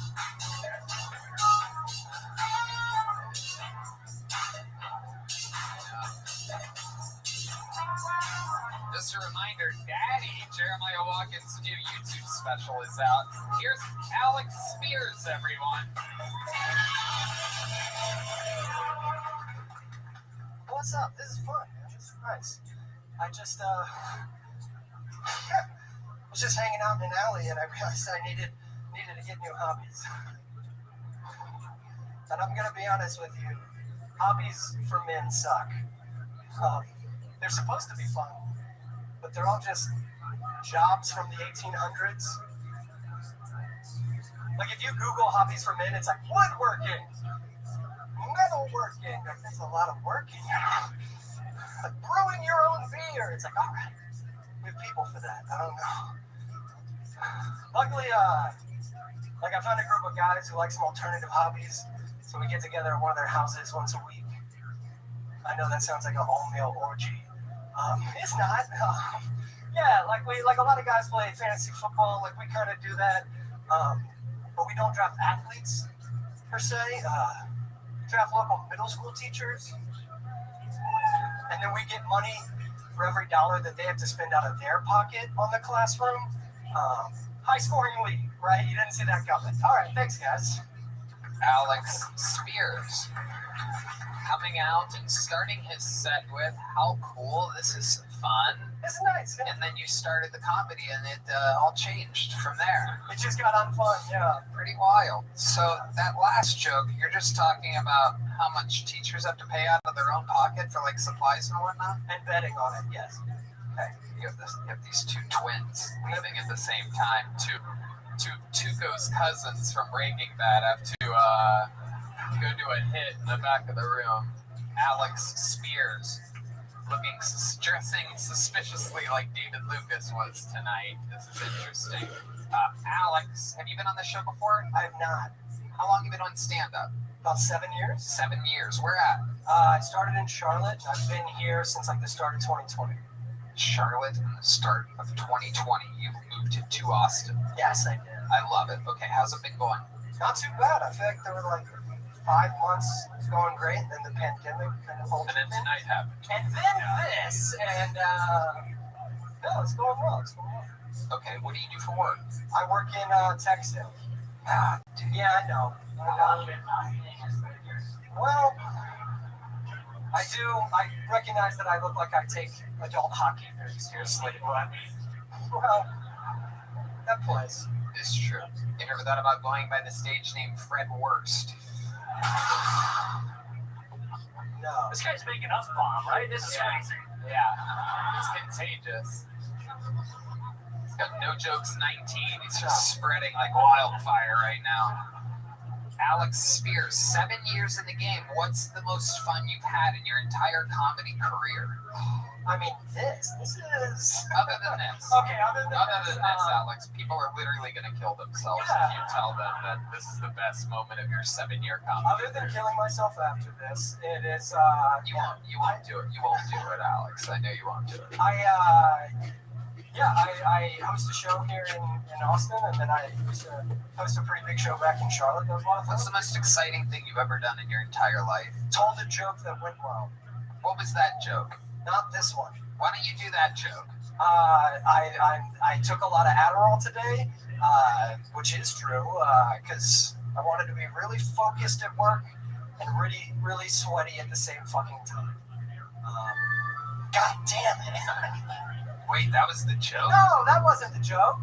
That was the joke. Okay, that was the joke. Let's try again. Alex, 7 years in the game. Yeah. Dude, the best joke you've ever written. 7 years.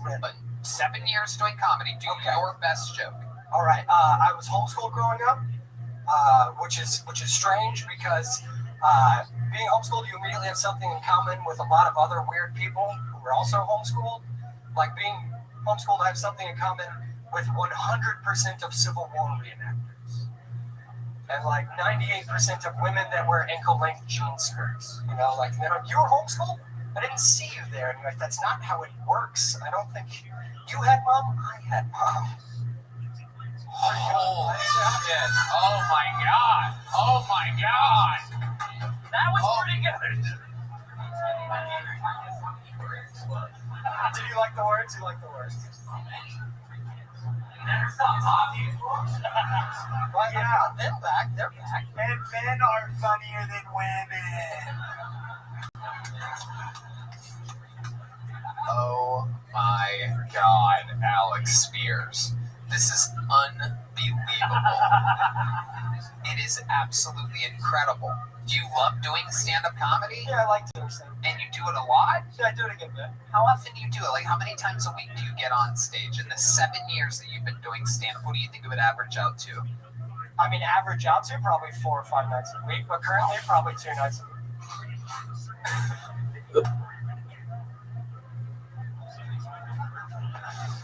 Alex Spears. I don't know. I think this is one of those, like, we've never had this before, but this is, I think we're having our first, like, of mice and men moment where we might just shoot him in the back of the head going down the back stairway. It'll be the bunnies. Because we don't want you to have to do it. I mean, apparently I can, right? I can't do it. So. You're not going to do it. Don't do it. Please don't do it right after this. I will literally feel bad. Not quite as bad as I felt listening to your minute of stand-up. No, that plays. I mean, I've already begun the mourning process, to be honest with you. Alex, give us a redeeming quality about you. What's something that will make us all like you? The set's over. Come on. I think we should hear one more. I'm just saying. You want to hear one more? I think so. Come on. It's your day. Hold together, redeem yourself. Let's go. I'll give you one if you want one. Ladies and gentlemen, doing one more joke. Here he is, Alex Spears. This could be the moment. A lot of redemption on the line. Dude, do this one with confidence. You can't get worse. 7 years in the game. Take the mic out of the stand, put the stand over here, and step up and fucking sell it, deliver it. Let's go. No, that's not funny. That's not funny. That's another no. You bombed on that. Yeah. Deliver the joke. So my therapist recently prescribed me magic mushrooms for my depression. Which is kind of dope. I'm all for psychedelics, but it was a little hurtful because this guy essentially just heard all of my problems and was like, we gotta go outside the realm of traditional medicine for this one. And it's also, okay. Is that it? Did you like it? No. All right, this sounds crazy. Hear me out. One more. It's actually incredible. You have no, I would imagine it's like if a musician like blocked their ears completely, right? And was stuck playing music with the inability to hear what they were playing. I feel like you have no fucking idea what's funny, Alex. No, I don't. No. Okay. You guys think we should hear one more joke? I mean, it's 7 years. 7 years. 7 years in the game, averaging out to 5 nights a week. Imagine if you guys did that with anything at all. Imagine being this bad at something that you've done 5 days a week for 7 fucking years. And I know what you're thinking. Is this next one's got to be the one? And I'm with you, ladies and gentlemen. Alex. Thank you, everybody. Thank you. It's so nice. It's so nice of you to come out and see me. I'll get a little personal with you guys. Growing up, it was kind of tough. I had really bad dyslexia growing up, which wasn't very easy for a kid like me who was already very short and fat at the same time. I was essentially like a 12-year-old Danny DeVito that just couldn't read. But I thought I gotten over it until recently I saw a kid on the news who said, dyslexia is not my disability. It's my superpower. Is a little, and to prove this, he made a mural of John Cena's face out of 747 Rubik's Cubes. And I was like, is that what I was like as a kid? Is that that's Asperger's, all right? That's not dyslexia. Let's be honest, that's Asperger's. Thank you. Holy shit, dude. Oh my god. That's pretty good. Oh my god, it's unbelievable. So you didn't like that one? Truly unbelievable. It's truly unbelievable. You didn't like it, but the crowd loved it. Is there anybody in the audience that signed up for tonight's show that has never done stand-up comedy before? You, sir, what's your name? Jake, will you come up here and do one joke? I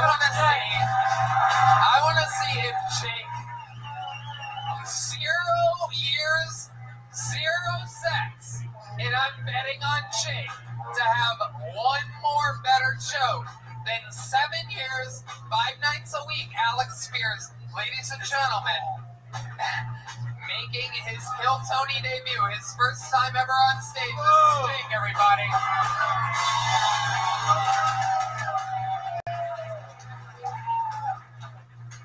I don't know if you guys noticed, but mullets are back in. For some reason, they only shave the side of their head, though, and I think it's because their uncle wore it down, face fucking. I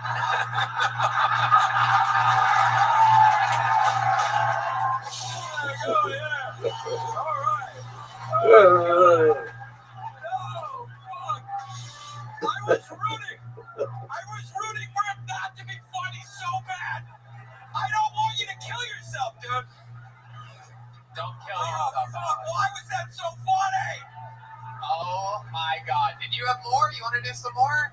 You want to leave on top? Leave on a high note. Get the fuck out of here. I'll take their advice. Jake, have a big joke book. Here you go. There, you got it.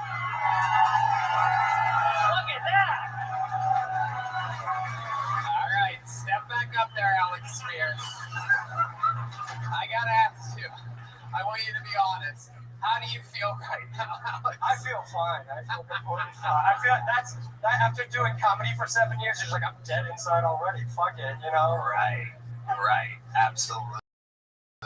Unbelievable. You guys, you just witnessed a comedy anomaly. I literally just grabbed the first human from the crowd that I saw. I have to confirm. Look at the high five he's getting from his big buddies and everything. What a magical moment. He's there with a drink, enjoying nice table. Just had the time of his life. He's got a Kill Tony joke book, and you're about to go to that alleyway right now. Going back to the alley, Alex, you're going to go to that alleyway, and I want you to keep your head up, okay? Here's a little joke book. It literally says you suck on it. You can't even. I'm not kidding. Can you catch it? Yeah. Alex Spears, everybody. This is the show you signed up for. It ain't easy, baby. It's a long way to the top if you want to rock and roll. We haven't had a female up here tonight. You guys think we should pull to get a lady, huh? Whoa, the milkman. Oh, boy.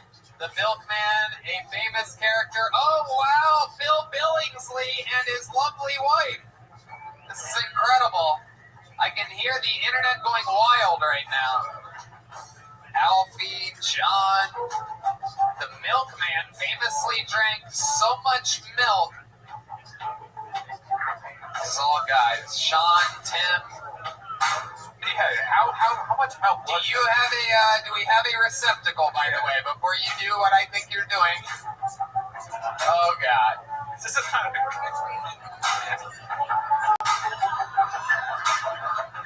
You know what?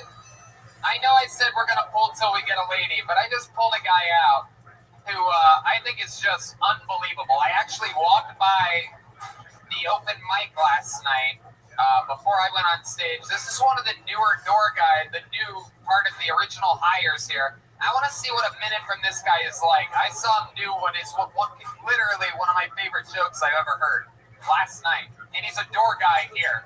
Ladies and gentlemen, this is a new minute from Miles Johnson, everybody. Miles Johnson.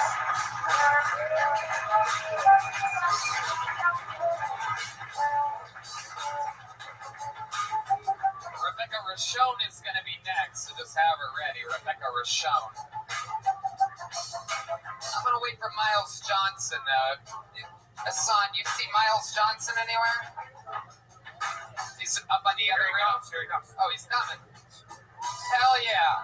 This guy's a fucking monster, people. This is the future. I swear to God. You're going to love this.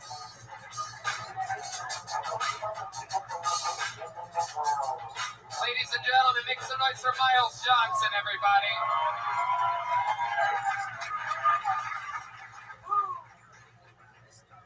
Hey,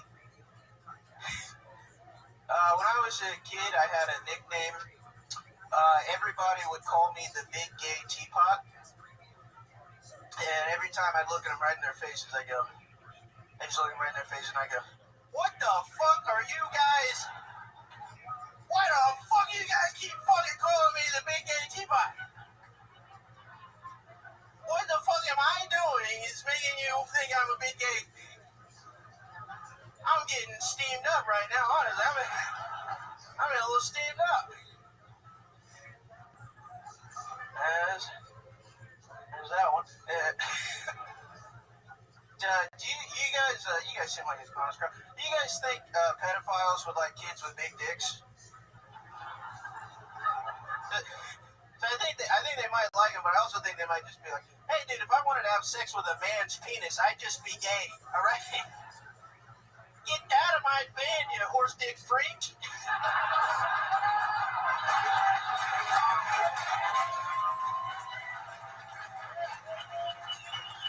Miles Lights Out Johnson, everybody. My goodness gracious. This fucking guy. How are you, Miles? I'm doing good. I'm good. I ran over here, so. I love it, man. I love it. You're working right now. I saw you perform. I was going through the bucket trying to find a lady, saw your name, and I was hoping you were going to do that joke because I heard you do it last night, and it was amazing to me. Pedophiles, not into kids with big dicks. Hell yeah. Crazy stuff, man. Priceless. Where were you when you wrote that? I'm at a ball, I think.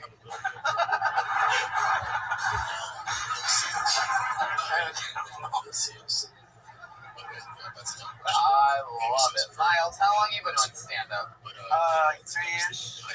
Wow, incredible. There's a guy that's been doing it 7 years that literally has nothing like you have.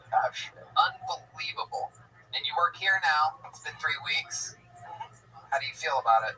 Oh, it's dope, dude. I get to, see all the shows, do some shows, feel cool. Yeah.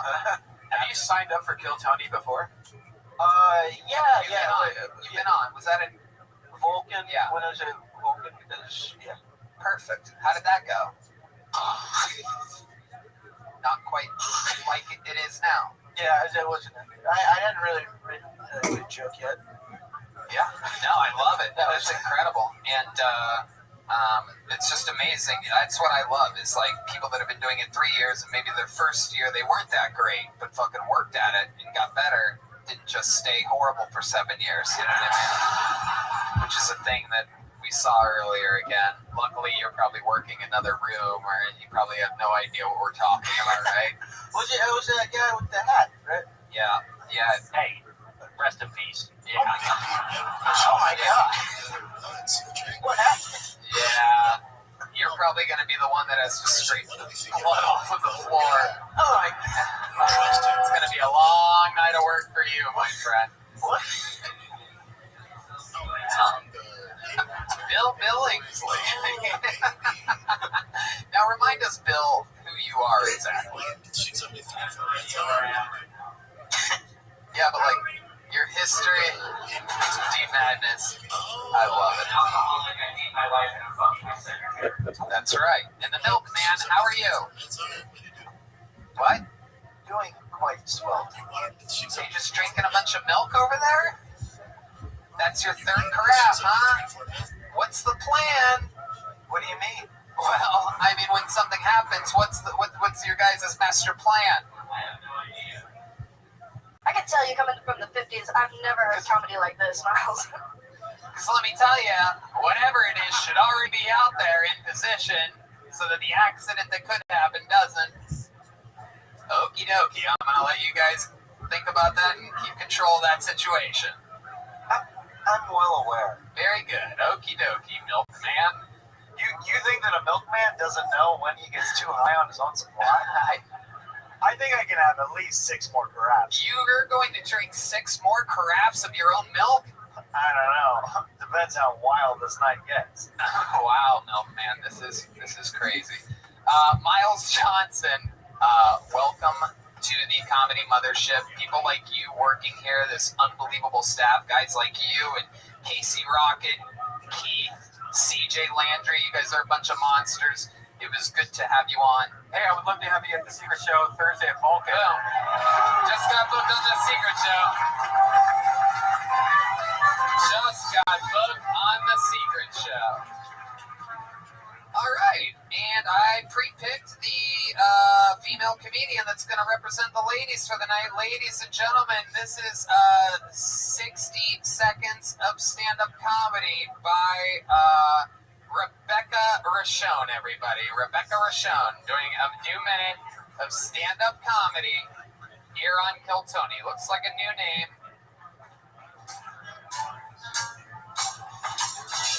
Rebecca Rothschild. I pre-picked it, so this one should be quick, but it doesn't seem like it's going to be, folks. Rebecca Rothschild. Should have been behind the curtain. Should have already been ready. Ladies and gentlemen, your final bucket full of the night, Rebecca Rothschild. Hello! I just turned 30. I have officially expired. I'm at this stage in my life where I'm feeling really comfortable with my body and starting to feel confident in my own skin, while also feeling pressured to ruin it with a pregnancy. Parents are always trying to push it on us. They're like, oh my God, at times it's hard and it can really be thankless, but it's all worth it when you see them sleeping in their bed all cute. And I'm like, so the best part is when they're unconscious? I don't get it. But if I did have a kid, I'd want it to be mixed because it's so on trend. I want it to be like half Japanese or something and then like half whatever the surrogate is, because I'm not having it. I'm starting to get Botox now. Gotta do it. I think women who can move their face are ugly and poor. Thank you. Fuck yeah, Rebecca Rothschild. Hold on to that microphone. I'm going to interview you. Welcome, Rebecca. This is your first time on the show, correct? Yes. Awesome. Hey, how long have you been doing stand-up? 2 years now. 2 years. I'm from Canada, so. Wow, what part of Canada? Vancouver. Vancouver, absolutely. Wow. Are you guys from Vancouver? Rebecca Rothschild, what do you do for work? I have a graphic design company. All right, what do you do for fun? I like to snowboard in Vancouver. Here, I like to drink. There's lots of drinking here. Would you like some milk?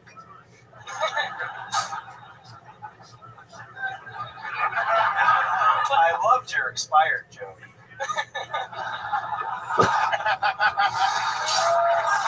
That is true. I noticed that. I noticed. But the mixed joke, not in my neighborhood. Milkman.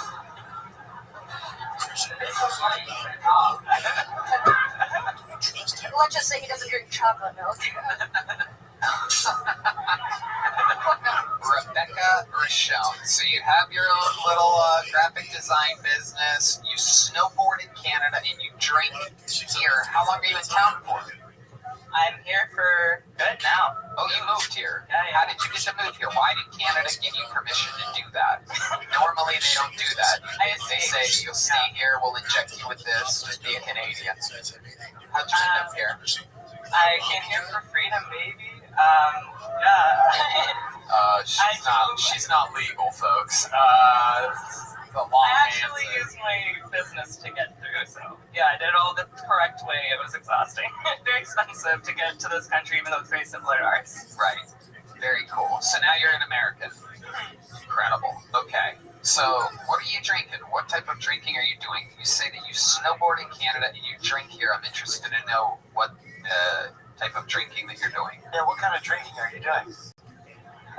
Oh my god, you're finishing that fast. I'm impressed. Yeah. It was, I'd say like margaritas, kind of basic that way, but... Have you ever drank 6 carafes of milk in front of 300 people before? Not yet. Alright, well, I love it. I want to time out your vomiting. I want to get Alex Spears up here to do one more joke, and when he hits his punchline, I want to time your vomit with him bombing, so that the people can hear literally his 12th best joke, and then they just see you vomit. I don't want them to know that you had 7 carafes of milk. I'm just kidding. I'm not bringing Alex Spears back up here. Anyway, his body's cold at this point, so... His estate would not approve. Rebecca, is this true, what you said about pregnancy? What, that I don't want to get pregnant? Yeah. Not yet, no. I'm waiting till last minute, I think. Okay. Do you have a boyfriend right now? Engaged. Engaged. And he lives here in Austin as well? Very good. What does he do? He does a little of everything. Copywriting. He's, You married him for the green card, didn't you? She's like, what's his name again? I wish it was another Canadian help. Oh, he's a comedian as well. Canadian. Oh, Canadian. Right. Comedian. Total different thing. Absolutely. Well, Rebecca, the most interesting thing about your entire life that you've ever done? Oh my god. How many abortions have you had? Good question. I got an IUD before I came here. I had to set it and forget it. I knew where it was coming. All right. Be prepared. Absolutely.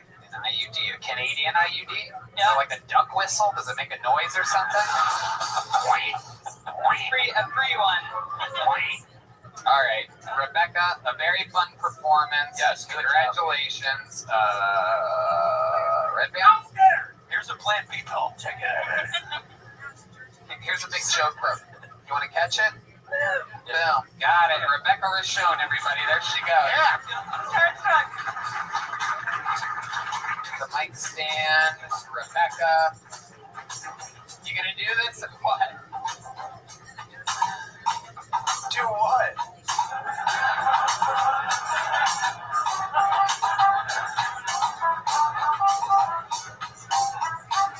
This is Jeremiah Watkins. His new YouTube special, Daddy, is on YouTube right now. Now's the time, Milkman. This is the stupidest idea. Wait. Oh my god. Oh no. Oh my god. Oh, God. Oh, God. Oh my god, no. Gallagher. Oh no. Here, I'll do an Alex Spears joke and we'll see.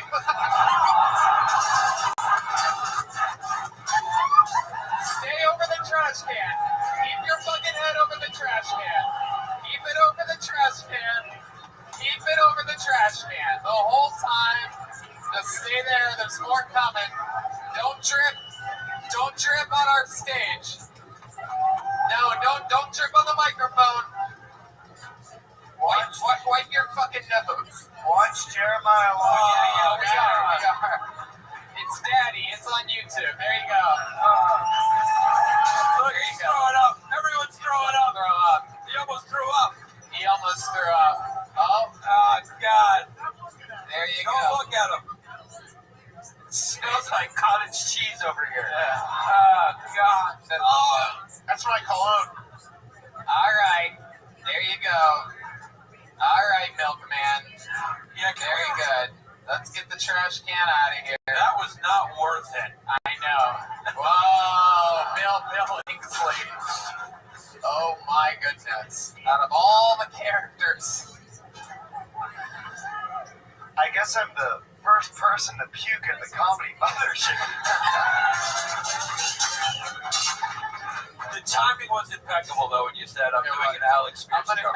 Yeah, I'll do an Alex Spears joke. Unbelievable. How about another hand for Jeremiah Watkins over there? blood, sweat, and tears, and a whole lot of milk. Are you guys ready to put a fucking ribbon on tonight's episode or what, huh? Ladies and gentlemen, your final comedian has the record for most appearances all time ever on this show. A fucking phenom, currently making over $80,000 a month on Cameo.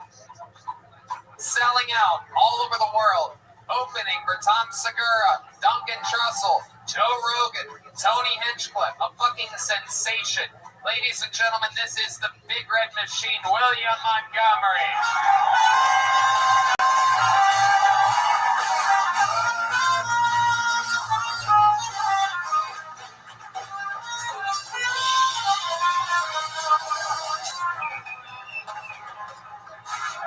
Wait, hold on, I'm about to ask a serious question. I've been back there the whole time. Why does it smell like fucking vomit up here right now? What is going on? I didn't download the Oregon Trail and have half my family die of dysentery and almost drown trying to ford a river just to have 200 years later a bunch of purple-haired freaks complaining about pronouns. Growing up, my mom wanted me to date Anne of Green Gables. Instead, I ended up with Tamberly of the Electric Cheetah. It's like a strip club reference. Okay, let's... I don't know if y'all have heard, but California is trying to ban Skittles. Wait, trying to ban Skittles? They might as well be trying to ban water. Y'all know I love Skittles. Okay, and then hold on, I have a fortune cookie. Let me see what's on this fortune cookie.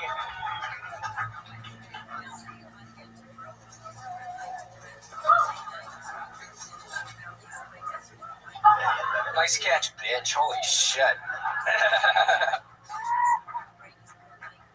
Redband is so old, I asked him if I should join the Union, and he said no, join the Confederates.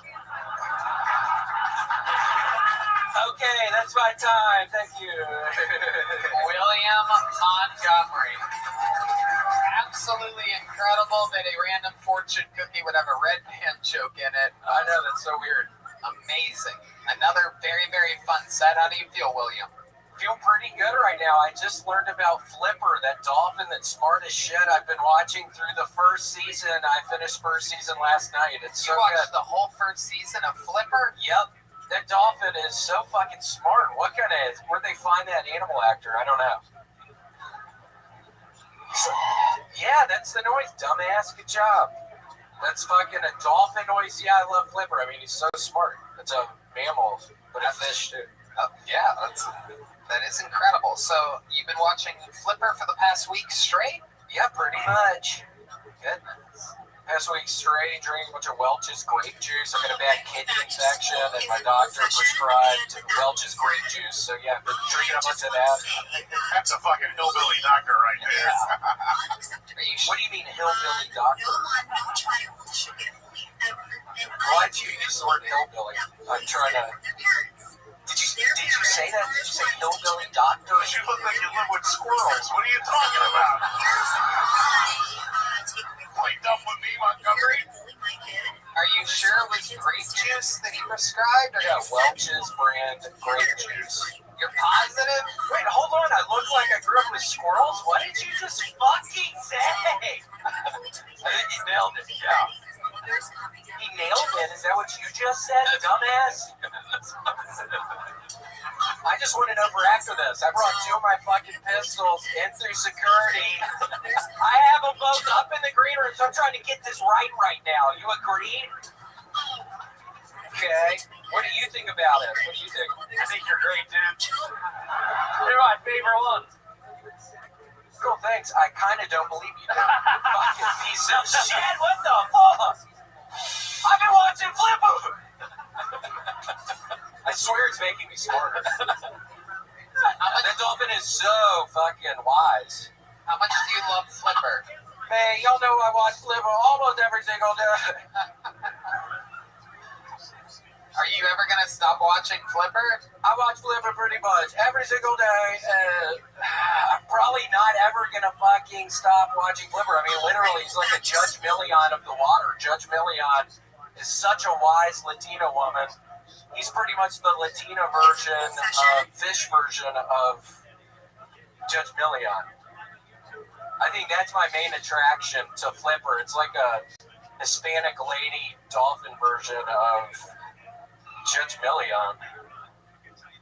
You've been watching a lot of TV, huh? I have been. It's my 5th day not taking Adderall. I had a horrible Adderall addiction, and now I'm not on it. So yeah, I've just been watching fucking Flipper. I mean, he literally is such a wise little water mammal. And he's really been helping me get through it. I was taking Adderall every day. You knew that, Tony. And then now, luckily, I've stopped. I want to get addicted to Adderall and then get off it so I can appreciate Flipper this much. Yeah. It's going to take more than that, dumbass.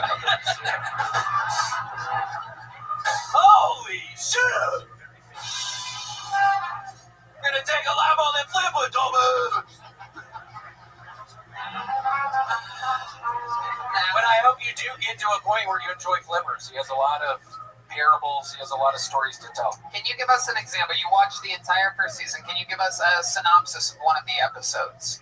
One of them, there were a bunch of people down by a lake waiting to hear him talk, and there wasn't enough food, and somebody had like a fish and some bread or something, and he ended up turning that piece of fish and bread enough to feed like thousands of these people.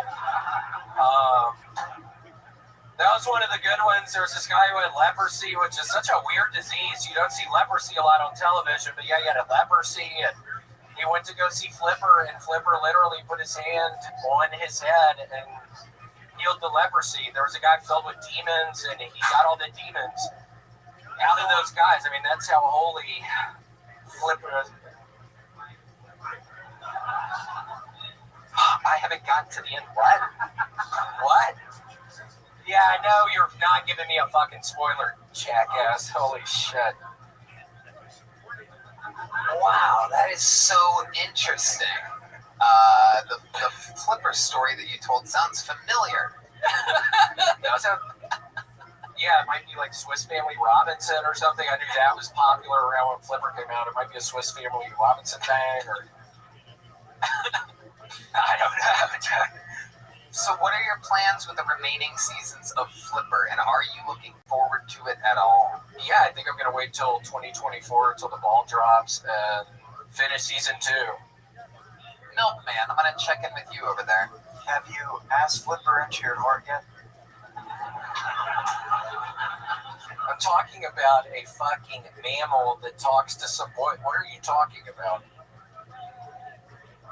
No, I haven't. I'm worried about it. Yeah. I'm worried about asking him. Very interesting. Very interesting, William. It's not that funny, Red Man. I don't know what's going on over there, dumbass. You did say that Flipper was in a lake. Yeah, he's a freshwater dolphin. Like the kind you find in the Amazon. Yeah. Those are really smart dolphins in the Amazon. They have little eyes. Yeah, he has these little beady eyes. It's really weird. You like his eyes? Yeah, I love his fucking eyes. I mean, they're this sweet green color. They're kind of like red bands. Yeah, when I get lonely at night, I just start looking at Flipper's eyes. And I've got to tell y'all, I can't get enough of looking into that little fucking dolphin's eyes, okay? And you're sure as shit not going to tell me I can't fucking look at Flipper. Okay, I'm going to look at him. How much do you love Flipper? Man, I love looking at Mr. Flipper! And I love Skittles!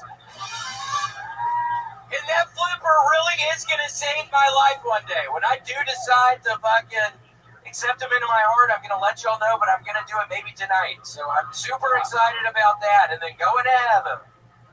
I'm going to end up going to heaven, y'all. Y'all know I'm going to end up in heaven. When you get to heaven, William Montgomery, what do you think is going to be waiting for you? 2 king-size Butterfingers. It sure as shit better be fucking 2 king-size Butterfingers. Do you have those in Australia? Do you have those in Australia? Emmy, yes, sir. That's my Australian accent. Emmy, yes, sir. Are you saying Barry is? Yeah, there he is, sir, with the Australian twang to it. Name some more things excitedly that you're looking forward to seeing in heaven. Peeps.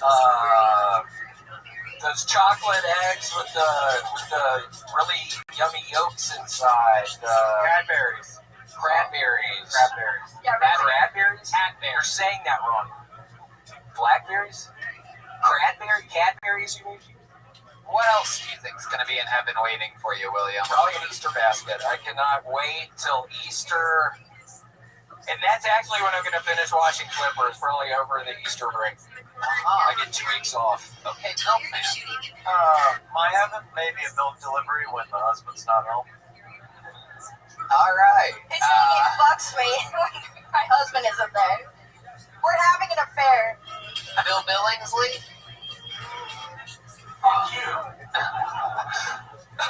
I wish you would. You have always been a fucking slut. I cannot believe you just said that shit. Holy shit.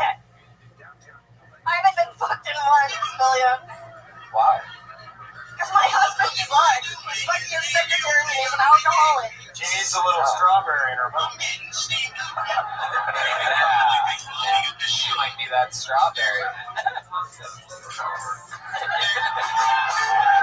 She wants you to Netflix and chill. Cool. William, any parting words before we let you go? Giannis, you've seen William before, right? Or Yeah, no, I've seen him.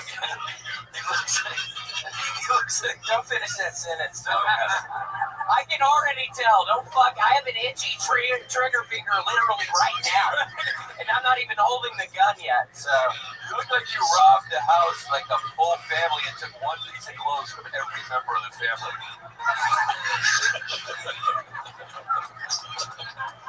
You got the kid's shirt, the dad's belt. mom's jeans. And mom's jeans. One of the children's watches. The head of the great-great-grandfather. and the special ed kid shoes. Yeah, just keep it going. What else do y'all say? I don't think we're ever gonna stop. Oh, you're never gonna stop. I'm never gonna stop. I love breaking into people's houses. I literally love breaking into Ladies and gentlemen, the great and powerful William Montgomery, everybody. The Big Red Machine himself. And like that, another episode of Phil Tony Down the Hatch. The Giannis Thomas Hour, available everywhere. Make some noise for Giannis, everybody. Are you garbage? Make some noise for H. Holy and Kevin Ryan, everyone. His new special daddy is on YouTube now. I'm going to hand her Jeremiah Watkins, everybody. Her new line of clothing, which is absolutely cool as fuck, and I'm going to be wearing a lot of it very soon. Juicy Couture at JetSkiJohnson.com. One more time. Jetski Johnson, everybody. All future Phil Tony Hall of Famers. How about one more time for the legendary Joel Jimenez, everybody. Shoulder gets a band called the Mad Peaceful Band and a podcast called the Dogs of Browntown. Make sure you check it out. And how about one more time for our band? That's Paul Deemer on the horns, Michael Gonzalez on the drums, the great D Madness on the bass guitar, Matt Mueling on the electric guitar has an album out on Bandcamp.com called Sketchbook, so check that out. The guy's a fucking freak in nature. We love him. And how about one more time for the leader of the band, John Dees, everybody, right here. Catch him doing unbelievable shows all around town. He's in a band called Sketch. He plays with Gary Clark Jr. He does his own thing at the Continental Club on late Monday nights. We fucking did it. Thank you to the Red Rose, the Yellow Rose, Joe Blaster, Deep Eddie Vodka, and the Austin Security Guard Service, and of course, Screwball Peanut Butter Whiskey. Here's the drawing from Ryan Shea Ebel. It's over there. It's in the dark, but you'll see it pop up on the podcast right now. There it is. Oh, look at that. Good job, lighting guy. He drew that while you were all sitting there doing nothing. Jeremiah Watkins has no shame at all in his game. He brought pictures of himself to hold in front of himself, and he's throwing them at the guests and the audience who are literally dodging these pictures right now. Straight to the floor. That girl on the forehead. Straight to the floor they go. A promotional machine. Ladies and gentlemen, thank you so much for coming out tonight, everybody. Love you. Did you guys have fun tonight? Thank you guys. Good night.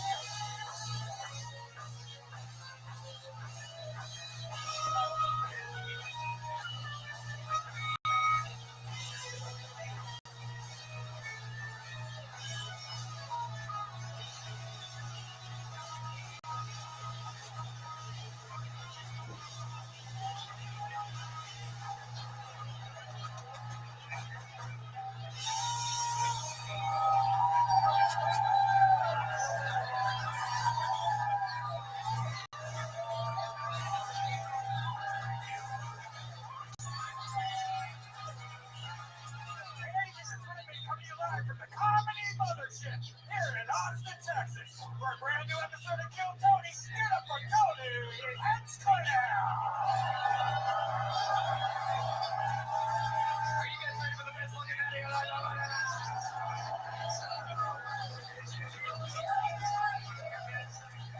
Yeah, big noise for Brian Redband, everybody.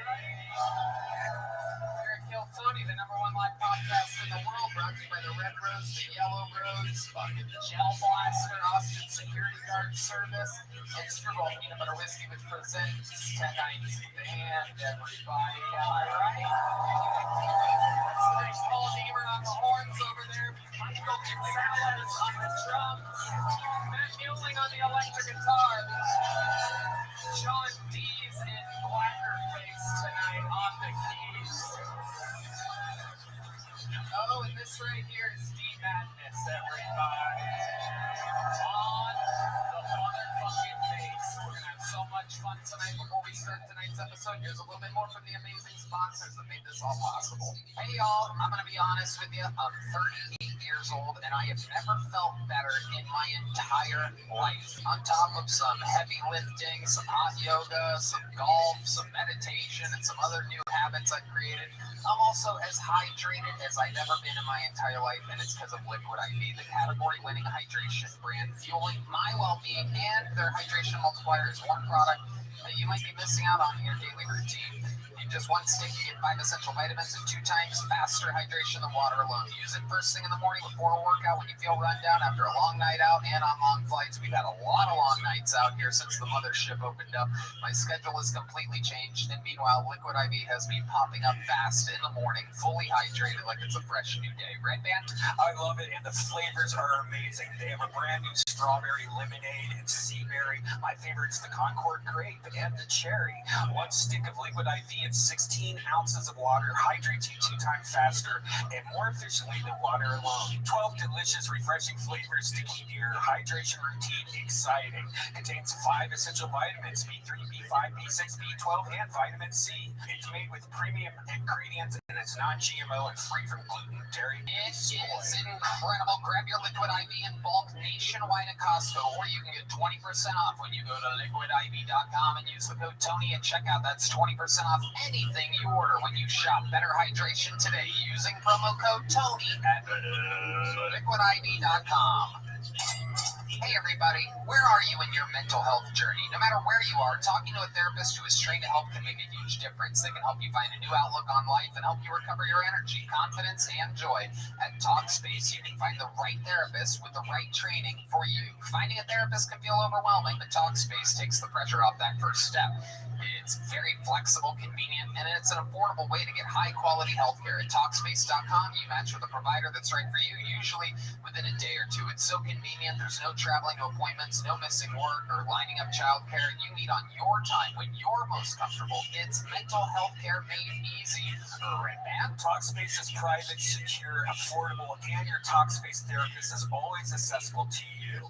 When you've met your therapy goals or simply want to cancel, Talkspace has a simple cancellation process and will work with you to get a prorated refund for unused time, if applicable. Talkspace is there for you to make your life better. Looking to renew and rejuvenate your life? Look to Talkspace. And now get $100 off your first month when you go to Talkspace.com/Tony to match with your dedicated therapist. Go to Talkspace.com/Tony now to get $100 off. Talkspace.com/Tony. Hey y'all, Mother's Day is right around the corner, and I gotta tell you, it's not always easy to find a 76-year-old woman something that is actually going to impress her, but I did it. It's the Skylight frame. She says it brings her joy on a daily basis, watching the photos cycle and seeing new ones come in. Bonus points that it's super easy for her to use, and it's super easy for us to send her new pictures. It is super cool. It's a sweet and meaningful gift that will give you a new way to stay in touch with those you love. It's so simple and fun to use, even if you're not tech savvy. No app or subscription required to send photos anytime from anywhere. Red Band. It's a great way to feel close to those you love, even when you're far away. I mean, we live way far from Ohio, and I could just send her photos, email photos, and it pops right up in her frame anytime we want to. It's effortlessly to set up. It only takes 1 minute. Even for the less tech-savvy people can use it. It looks just like a real photo frame, and it adds a beautiful touch to your home. It's got a gorgeous 10-inch or 15-inch touch screen. You can swipe through the photos with your finger and even tap on the heart button, and it will let the sender know you love the photo. This makes the frame interactive and fun to use. It holds thousands of photos, and they rotate all day long. You have 100% satisfaction guarantee. If you don't love your Skylight, they'll offer you a full refund. And now, as a special Mother's Day offer, get 10% off, up to $30 off your frame when you go to skylightframe.com/Tony. That's right, to get 10% off, up to $30 off your purchase of a Skylight frame. Just go to skylightframe.com/Tony. That's SKYLIGHTFRAME.com/Tony. Hey y'all, I'm gonna be honest with you. I'm best friends with Joe Rogan, and it's easy for me to get tickets to anything. But I used to be a normal human being like you, and I know that buying tickets to your favorite events shouldn't be stressful. Game Time is the fast and easy way to buy tickets for all the sports, music, comedy, and theater near you. With killer deals on last-minute tickets and their best price guarantee, you can stop stressing over the tickets and start getting hyped for the fun you'll have. Red Man, you like to go out in public sometimes? Sometimes. Game Time is the place for last-minute ticket deals. Forget planning months in advance. Game Time has deals on tickets right up to the day of event. Get exclusive flash deals on tickets for football, basketball, baseball, concerts, and more. The Game Time guarantees means you will always get the best price. If you find tickets in the same section or row for less, Game Time will credit you 110% of the difference. Get images of your seats before you buy so you know exactly what to expect when you arrive. Buy tickets in a matter of seconds. 2 taps and you're set. Tickets are sent directly to your phone so you never have to dig through your email. That's right. Snag the tickets without the stress with Game Time. Download the Game Time app, create an account, and use code KILLTONY for $20 off your first purchase. You gotta buy tickets anyway. You might as well do it with the Game Time app and save $20. Terms apply. Again, create an account and redeem code KILLTONY for $20 off Game Time. Download Game Time today. Last minute tickets, lowest price, guaranteed. You guys ready to start tonight's episode or what?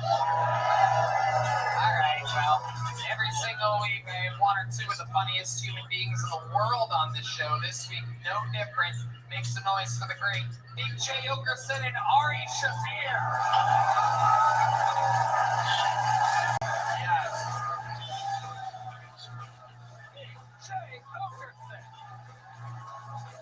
Ari motherfucking Shafir. Back again. Big J.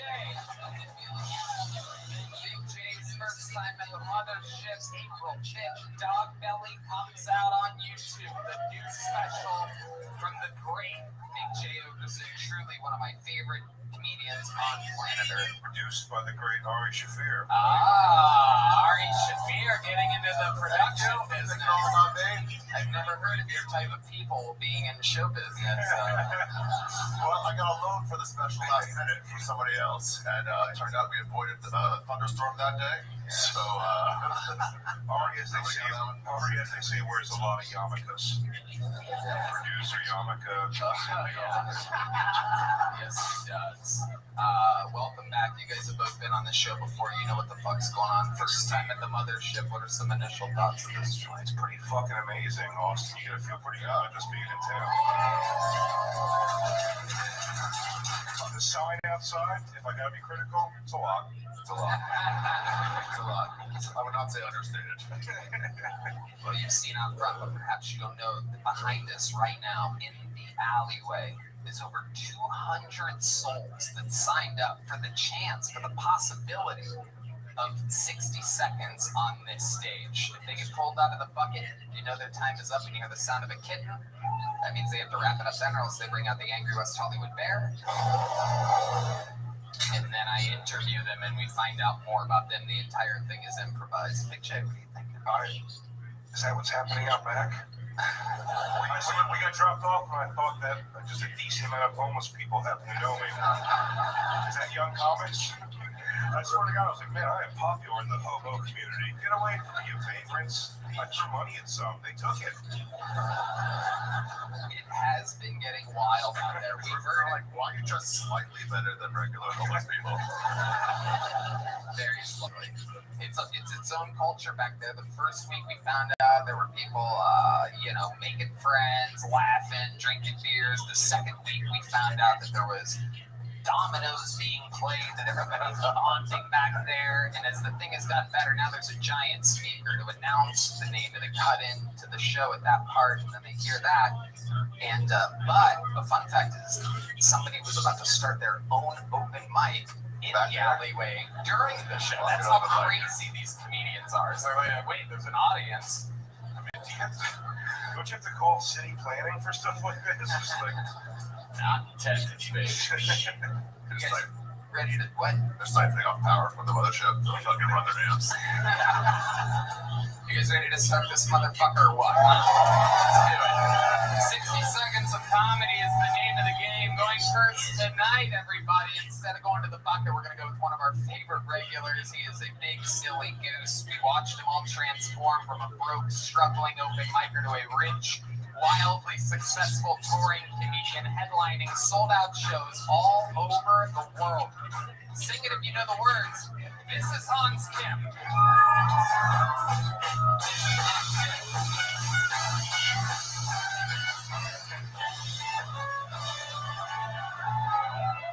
What's up? It's good to be here in Austin. I love Austin, even though it's a tiny little city. You can tell it's a small city because our airport is just a line. Some airports have concourses A through F. We just have left or right. I was in Indianapolis this weekend, and they had a trans march for their rights or whatever. I was like, I can't have sympathy for you. What the fuck are you doing in Indianapolis? We all know trans people are coastal creatures. Get to a shore, buddy. The salt air helps the transition. Why don't you identify as someone that's adapted to their environment? But yeah, these liberals, what are you gonna do? They're going crazy out here. Liberals during the pandemic, they were like, stop having fun.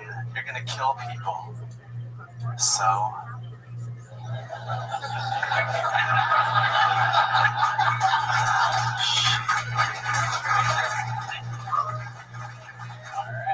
Alright, thank you. It's done. All right, really held that last note there.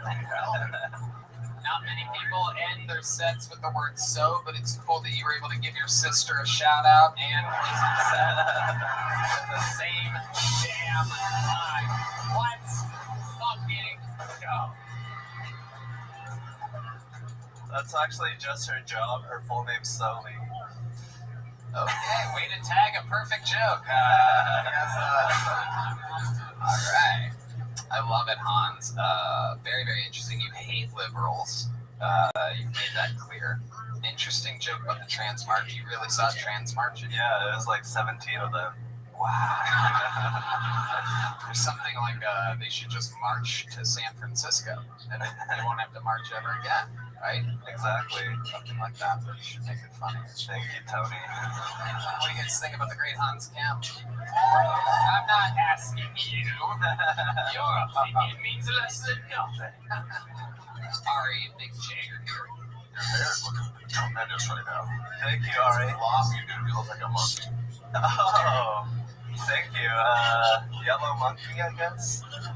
Thank you, Ari. I love your hair. I got a spot on the right side. I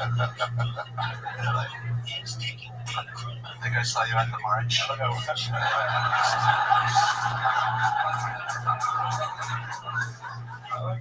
Hans, you have such an awesome delivery on his jokes. It's like tasting fine foods. Like he gives you the punchline, you're like, it's delightful. It's pretty and funny. Thank you. Finger sandwiches are funny. The airport is a line joke. Now, it's just kind of specific directly to the Austin airport. How did you think that was going to go? I thought they were going to be like, yeah, our airport is a line. Yeah. It's because the airport is so small, is what you're saying. Yes. It's pretty decent size, though. I guess so, yeah. Or you have to break them down. If you wrote the joke in 77, then yeah, that fucking fits. But actually, square footage-wise, it's pretty large. I mean, tell your joke, but just no.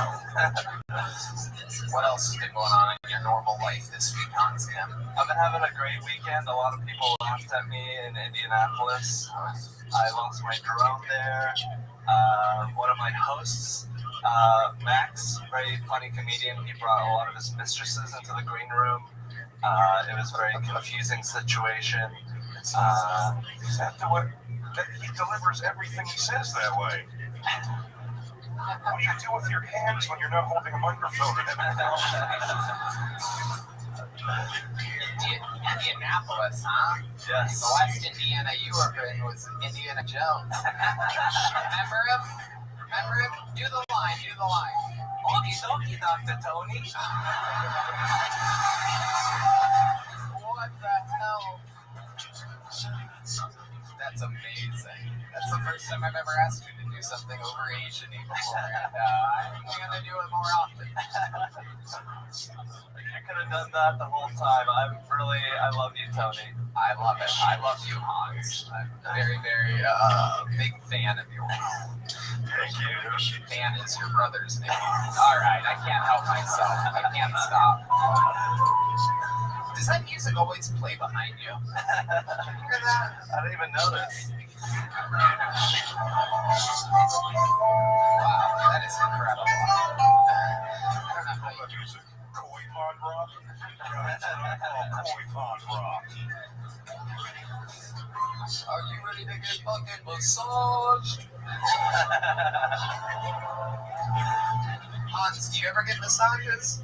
I used to once, back when I was in Seattle. I listened to Brian Redband tell me about Backspace.com. Wow, Backpage. Just Rub Maps. Oh, Jesus Christ. How was that? It was a great sexual experience. I had intercourse with a prostitute. She asked me for my ID, and I gave it to her. Oh. Wait a second. Hold on a second. She asked for your ID and you gave it to her after the whole thing was over? No, before. She was like, give me the money, and then I pulled out $250. I was like, it's $200, right? And then she like grabbed the $250. And don't do that. Yeah. And she asked for your ID? Yeah. To make sure you weren't her brother, you think? She was Asian. So $250. What do you get for Yeah, what did you get for that? She washed me down. She really focused on my asshole. She was really worried about keeping my asshole clean.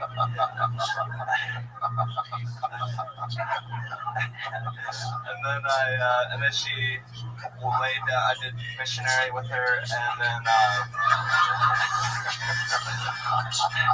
so clinical. I love it. I love the description. You know exactly how I like it. Keep going, Hans. Missionary, and then Something's always sounds like something interrogated. That's my appearances here. But yeah, no, she was like, oh, your big Korean dick. And I was like, is it really that big, or is it the $250 speaking? Wow. You asked her that? No. Oh. It's interesting the verbiage that you used, your big Korean dick, because that could be like 3 inches. Like a big Korean dick. Just condom or no condom? Condom. Yeah. She put it on with her mouth. She put it on with her mouth? Whoa. Wow. Yeah. She doesn't even check Redband's ID when he goes in there. She has to punch his card. So true. Hans Kim, way to get the show fucking started, my friend. You do it every week. You're a goddamn monster. More sold out shows all over the world. You're killing it. Thank you, Tony. Hans Kim, everybody. That was Hans Kim. That was Hans Kim. That was Hans Kim. That was Hans Kim. First name out of the bucket tonight goes by the name of Christopher Ward. Christopher Ward, everybody. So with this part, they run to the back door. They're a further here, right? Well, it's tricky. Security's a lot tighter, but technically they're closer. How about that Rogan that just sits in a zip line right to the stage? That would be good. That would be He's got to go. Yeah, maybe do one more meal. He's and fucking get a zip line. Yeah. Zip line sounds like Zippix, which is a toothpick with tobacco in it. New sponsor of Kill Tony, so try Zippix, by the way. 6 amazing flavors.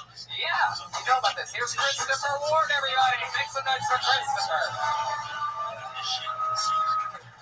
What's going on? So, I believe working at the customer service or in call center is the dumbest job because you got to deal with the dumbest customers, right? Anybody agree? Yeah, right? You got the dumbest customers because they always ask the dumbest questions, right? I worked at call center about 5 years. The number one question I always got was, are you American? My response is always the same. Are you? Like, that's the most American thing you can say. You pass. Except for one customer. Would not fucking believe it. Kept screaming at me going, you're not American. You're not American. Up until the point he stated, and I quote, you are not American until you go overseas and kill some Arabs. Right? It's fucking extreme. Just go to the gas station for that. Go to the gas station, get some smokes, get some lottery tickets, become a citizen. Go to the counter, he's like, sir, you ready to check out? Are you? Christopher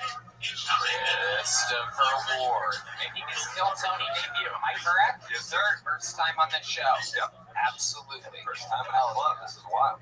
Yeah. You're the first Are you nervous? Oh, hell yeah. I was not expecting to be called, but I thought I wasted gas coming down here hanging out with everybody in the back. What? Anyway, I'm just sorry. I've been doing stand-up comedy. 2.5 years. 2.5 years. Where at? Call centers? No, I love that.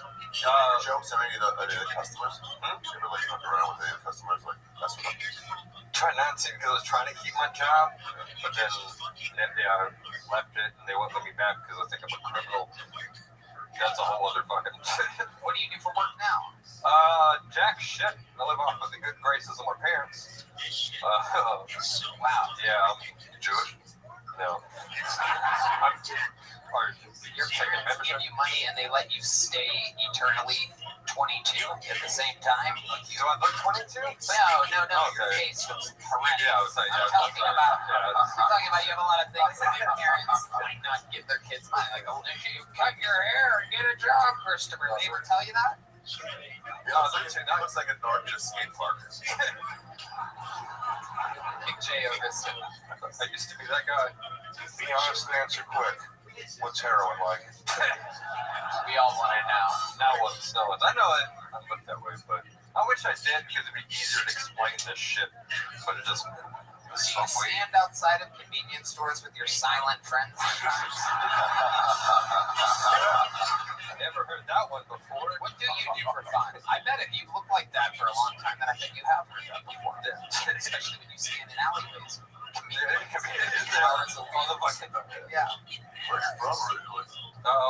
I was a military brat, but we got stuck in Central Texas. So I was like born in El Paso, but I lived in the McLean area about an hour and a half from here. No one cares about this question. Well, Give me your entire geographical background. Tell us why you look the way you do. Your waist is stretched. Is the waist size on those pants? That's a great question. I mean, what is it? You have a 30? I got the waistline of a priest. It only fits a boy's jeans. But I got to update to a boy's belt. You had a prepared joke about that? Yeah, I did. What the fuck? What the fuck? Seriously though, your waist is like a 29? Dude, I don't even know. I'm wearing a medium boy's belt right now. It's like something going on there. Trust me, I do have a burger in my backpack in the back alley right now. I'm really hoping it didn't get stolen. Country song? I got a burger in my backpack in the alley right now, and shut the fuck up. All right. Stop. Got a burger in the backpack. I have a burger in a backpack in the alleyway. Don't cut my hair anyway. Don't you cry for me. My pants fall down and I act like a clown. Burger in my backpack. You can take everything from me, Darlene, but you can't take the burger from my backpack. Someone writing this down? Where's the burger from? Some place down the street. Some truck. We didn't really give him a good plug there. Really a show business. What's the commercial going to do? holds up for 3 hours in a burger. We're in a backpack. When you're in Austin, hit up the burger down there, down somewhere. Get yourself one of the burgers and put it away for a while, and then maybe eat it later. Get into a nice room temp. Let them pickles really wilt into the bread. How long has it been in the backpack? Were you on bum fights? What? Were you on bum fights ever? What do you do for fun? What is your story, Christopher? We're trying to find out about you. Well, when I want to have a good time, I'll try to figure out how many cereals I try to put on my chest. Have you seen what's happening? Wait, what the fuck? Oh, no. Oh, what happened? God. What? Now I see why your parents are still giving you money. They fucking, that's what happens when you drink fucking whiskey and fuck people. I think it's a monkey heart. Yeah. Oh, shit. Oh, my God. Oh, my God. Oh, my God. Let's have some fun. Ari, welcome to another episode of Watch Ari Shaffir piss in a man's chest, everybody. This is so exciting. Only at Rogan's Club, and the first ever pissing in a chest happened. Old piss chest fucking Christopher over here. Looks like if the guy that got kicked in This Is Sparta survived. Let's go back. He goes, these guys mean business. Look. What the fuck, man? It looks like your nipples are trying to kiss. They're very...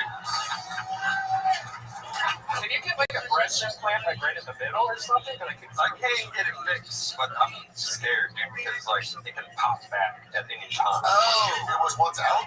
No, I was born like this. This is genetic fucking. This is white supremacy right in front of you. Was your father a spoon? My mother was a sport. Wow. Send a picture of that chest back to Hitler in time. All right, wait. Hold on. Hey, let's mix it up a little. All right, hang on.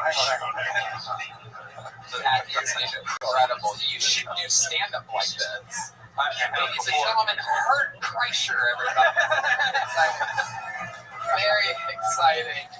One time I was doing a show in Killeen. It was very...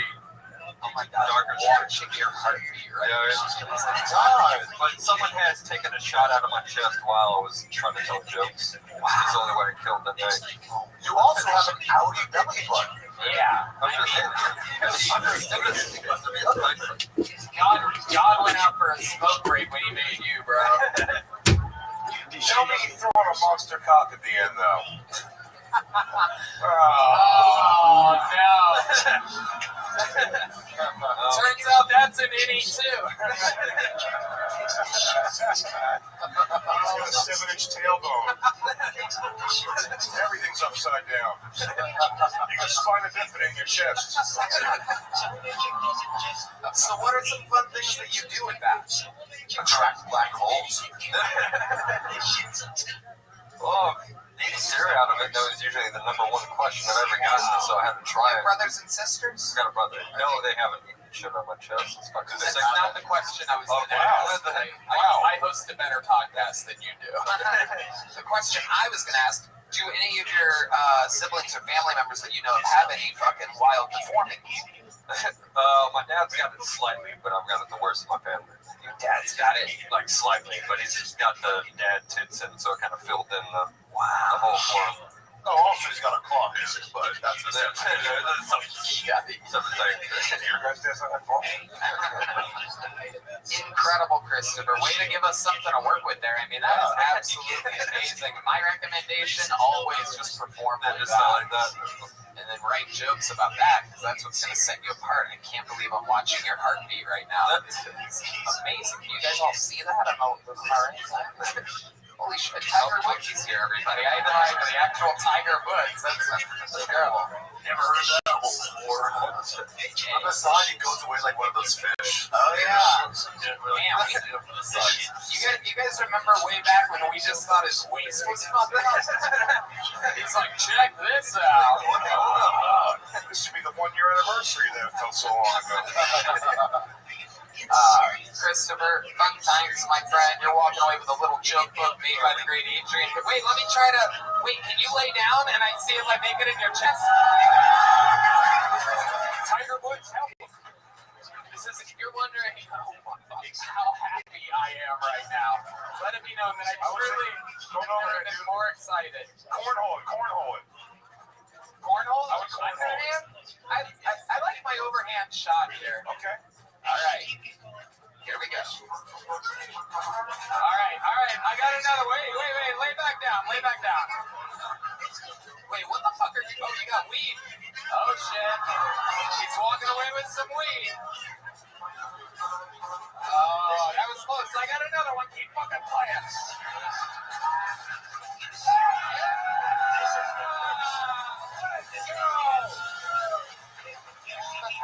We'll count it. We gotta count that. He got some weed and a couple joke books. There goes Christopher Ward, everybody. Follow him at the Only Hyper. And like that, the show has begun. One of the very, very... What a fucking surprise. I have never been less envious of a thin person. Talk about an ace up your sleeve. I mean... Belly button alone was disgusting. It really was. Yeah, it's underrated belly button. Right. He had the most third world problems on a white person I've ever seen.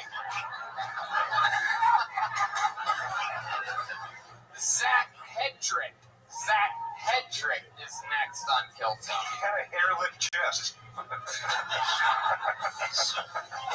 That chest was intense. Did you guys grow up with somebody that had that though? I knew 2 people growing up that had that. No, really? Yeah. Oh, no soul?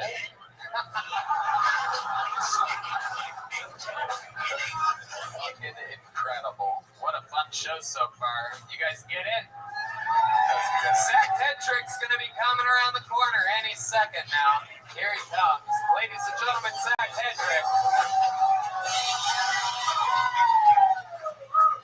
What's up? Oh, yeah. So I just turned 33. I've been going to a bunch of Comic Cons lately. Yeah, it's been cool. Me and my friends, we went to one. We had a stipulation. We had to go as a super plus the last thing we Google searched. Like, for instance, my friend went to Super PlayStation 5, which is stupid. Yeah, it's stupid. My costume is cool. I went as a super blonde takes big black cock. That was my costume. Yeah. I was going to go to a costume a few weeks ago. My friend invited me. It was called the Kentucky Comic Con. I was like, dude, I'm pretty sure that's actually called a Civil War reenactment. Yeah, Kentucky Comic Con. You know, they just spell it with all K's. Yeah. Yeah, those people dressed in white are not stormtroopers. Yeah, they are Storm the Capitol troopers. That's... thank you. Zach Hedrick. I feel like you've been on this show before, right, Zach? Welcome back. I feel like that was better than your other types of Don. Am I correct? Yeah. Yeah, perfect. Absolutely. I like your style. You look like you're running for the mayor of East Austin right now. Yeah. How long have you been a all-gay spin class trainer for? Not long enough. I love it. Remind us, what do you do for work? I work for Amazon. Amazon. I drive. How long have you been doing stand-up? 4 years. 4 years. All of it here in Austin? No, mostly in Tampa and Alabama. Tampa and Alabama. Man, you fucking hate abortion, don't you? Yeah, dude. What are you running from? It sounds like a place you have to leave because you get in trouble. Say that again. Where am I from? Yeah, changing the place. Muscle Shoals, Alabama. Oh, shit. What are you running from? Running from fucking everything, dude. Like life. Child support. Nah. No payments you knew you never gonna make. That'd be bait and tackle shop you went upside down on back in Alabama. Yeah, he looks like he still owes a few $100 on a kayak. I'm gonna get you back, Craig. Just me a few months. What do you owe money for? Student loan debt. I got a ton of that. What did you study? I have a master's in forensic psychology. Oh my god. Oh my god. You have I thought you were gonna say like I have a doctorate in radical.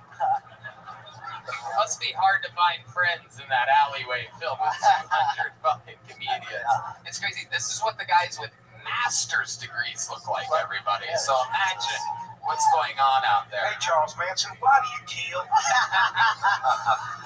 Have you ever done anything with that amazing degree that you have? Why is that? Well, I got into law school, and then I just decided I wanted to do comedy, and then just my life has just sucked ever since then. That's Damn. Yeah. Are you broke? Fuck yeah, I'm broke. Yeah. You still owe student loans? You still owe a lot? Yeah. How much are we talking about? Probably 60,000. Oh my fucking god. Worth it though, right? Yeah. You gotta have an education. Yeah. At least you're an armchair forensic psychologist now. Do you A lot of people can't say that. Yeah, do you ever see any cases and like try to crack them or anything? No, not really. You're not even interested in it. Not anymore. I just gave it up entirely. You ever watch SVU and see if you can figure out who the killer is before the show Yeah, I starts? did do that. I did do The that. cold open? Yeah. What made you want to get into that field in the first place? You have a family member killed, unsolved crime? Yeah, none of that. I just always watched Forensic Files growing up. Me too. Like, fuck yeah, let's. He wants to learn how to get away with things. Yeah. I just learned how to kill people. That's the only reason. Very, very interesting. Okay, what do you Wow, do the for crowd's fun? quiet because they believe him. That's why he moves so much. That's one of the rules of forensics. Get the fuck out of Dodge after you bury the body, right? Yeah, he's gonna wipe down the microphone when he's done with it. Oh, totally. This guy's only in town to sprinkle some teeth in the ocean, so no one fucking... So Zach, what do you do for fun nowadays? You're struggling as a comedian.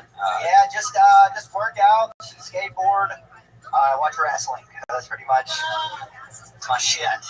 Really? That sounds like the profile of a murderer. Not on stage.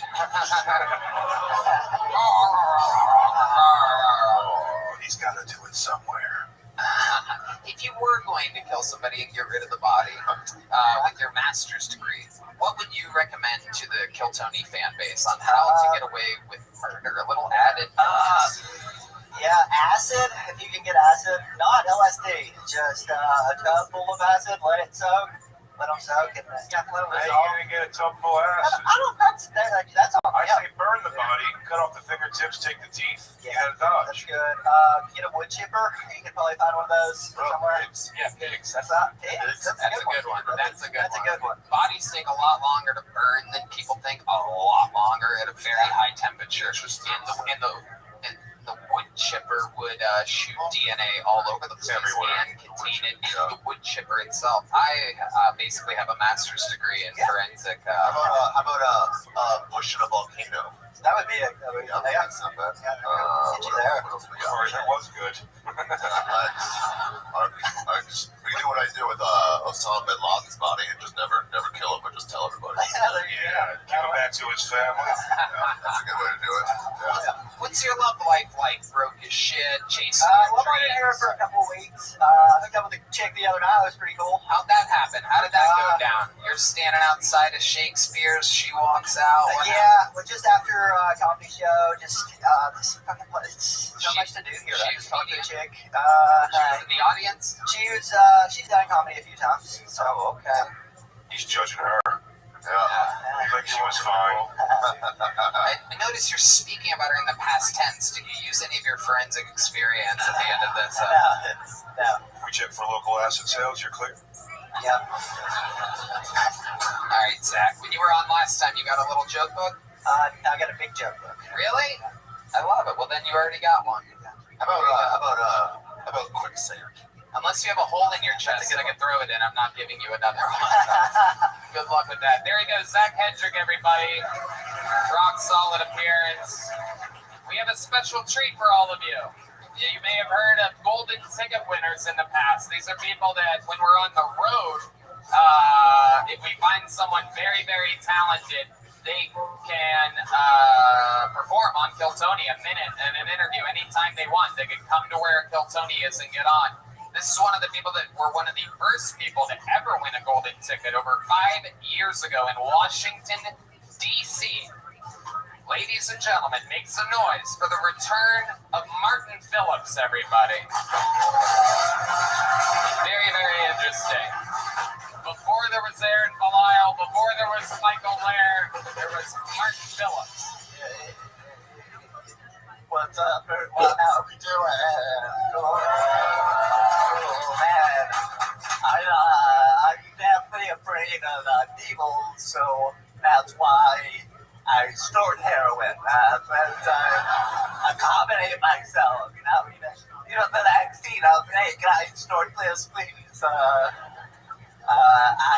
I think of the vaccine, all the boosters, but I look like this before I got it, so there's, I think I'll be obligated to say that, because people get really worried when I say it. Okay, cool, I asked this girl out recently, and she said she would go out with me, it was the last man on earth, so that was when my killing spree began. So,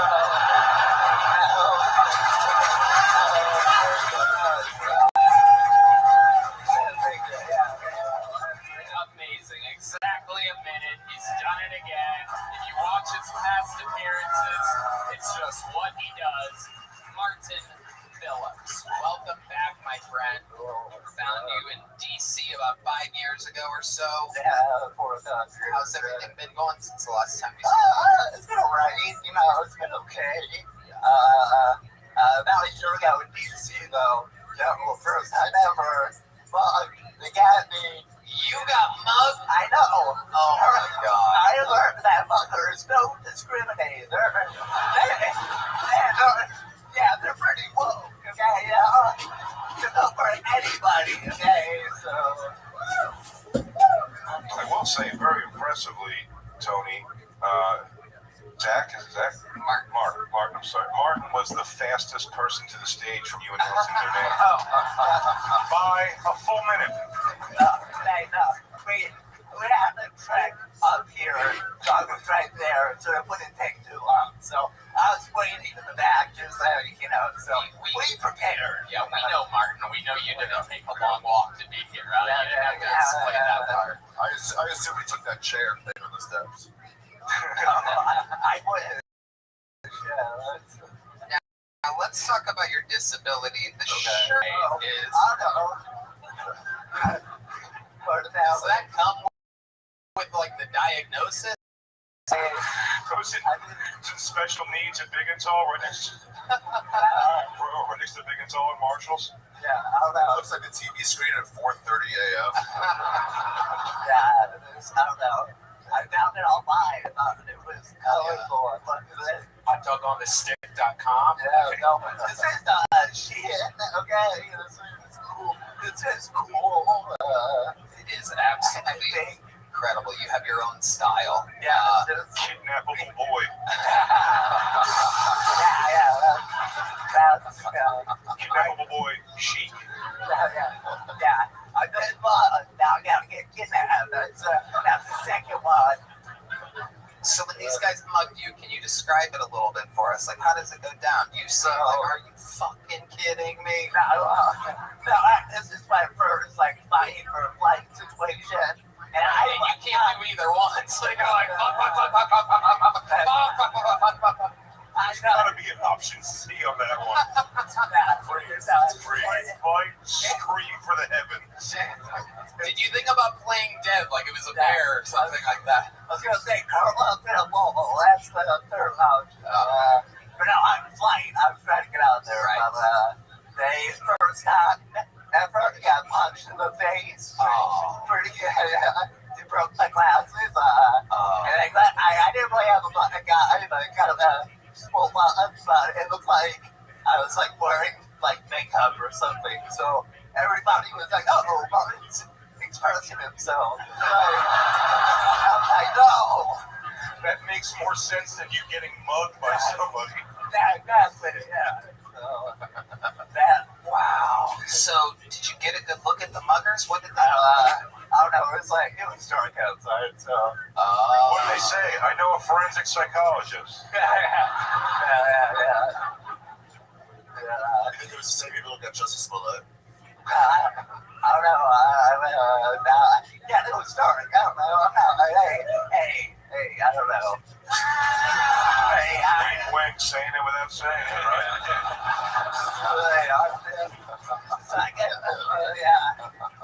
It was a police report. I was like, Because what shows about these men? Well, they have no heart, that's for sure. yeah. And the stereo bros, they mocked me, but to get me to the ground, actually they choked me to the ground, which was weird because I was like, trying to fuck me or, trying to make me come, right? Yeah. What are we doing? Hell yeah. Hey, yo, this motherfucker hard as a rock right now. Fuck this shit. That's what I'm guessing your mugger sounded like. I know you didn't get a good look at him. Yo, Justice Smollett. he making me gay. Punch him in the face. That's the strategy. Next time, I was getting really gay. And they'll probably, I'll start into it. And it's like, oh, damn, now I am getting all I can fun. So what did the muggers take from you? I know you didn't have any dignity in your pockets. I'm kidding, Martin. Shut up, he's my friend, you idiots.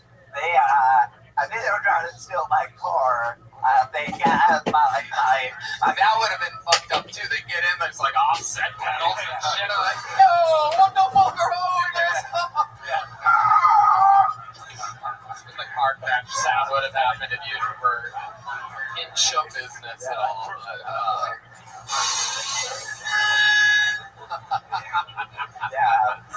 Were you wearing that shirt when you got mugged? Then you taking your giant long top and your beat up old Mets hat? I don't care. Spinny hat? Hey yo, take everything. Leave the shirt. What size shirt you wear? Never mind. Yo, this motherfucker got a clown nose in his pocket. It's fucking low. Where was it? Where'd you get mugged? I know DC. Where'd you get mugged? Where? Yeah. The Adams Morgan area. Damn, good falafel there, though. Yeah, that's true, yeah. They told me I had the falafel at the time, I guess. Instead, you had an awful fall. Yeah.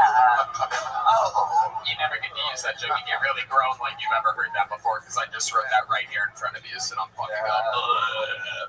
It might be not that funny, but it's smart as shit. Motherfuckers, I'm judging you now. That sucks, dude. So, do you have other shirts like that? No, this is my brightest shirt. I guess after that, it's like, I ain't never wear it again. I have to tell you, I've got compliments on this shirt. What hotel are you staying at? I'm staying with my friend. Oh, okay. I was going to have someone go through the trash to see if you left it here when you fly back to DC. Love it, man. What's your love life like, Martin Phillips? It's whatever, do my best. I bet when you fuck, you fuck. Yeah. I appreciate that up there, so. Big J? I'd rather have Martin's entire body and afflictions than another guy's chest. Yeah, 100%. I'd rather be stuck with that shirt on for the rest of my life than have the other guy's chest. It is incredible. Martin, you're a goddamn machine, dude. I love it every time you come through to Austin, Texas, and flex on these motherfuckers. That's what being a golden ticket winner is all about. You've already got everything you can imagine. You have one of these already, right? Take one anyway. There you go. Martin Phillips, everybody. A new Bone's Eye joke book for him. It's about to get stolen immediately when he hits that alleyway by somebody. They're just going to literally take it out of his hands. Hey, give me that joke book, bitch. Keep it, sir. Hey guys, look what I got. I'm like, nope. Blake Alexander. Blake Alexander's going to be up in a moment here. They are getting him from the alleyway. How many of you guys like it when comedians do good on this show? How many do you like it when comedians do bad on this show? Whoa. Brought to you by Gel Blaster, available in stores everywhere. Hey Tony, I have a Gel Blaster for you at the back. Oh, cool, we'll play. Blake Alexander, everybody. Make some noise for Blake, everyone. Come on. How's it going, folks? Nice to see you. Hey, I got a cool family. My aunt's disabled. Yeah, she's a full-blown car-carrying retard. And my very disabled aunt was somehow allowed to marry this dude who's barely disabled. That's not cool. You know, some autistic guy using my aunt as a fleshlight. This is so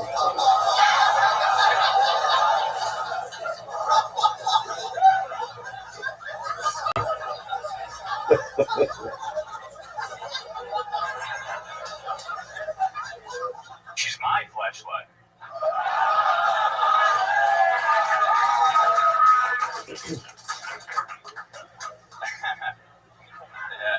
I don't know if you guys know this, but there's a group of humans that has a 0% suicide rate. It's men that can suck their own dick.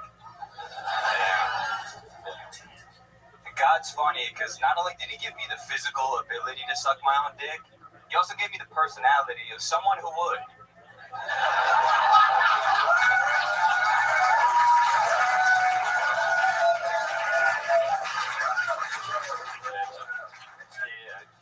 And for anyone curious, Blake Alexander, what were you going to say there at the end?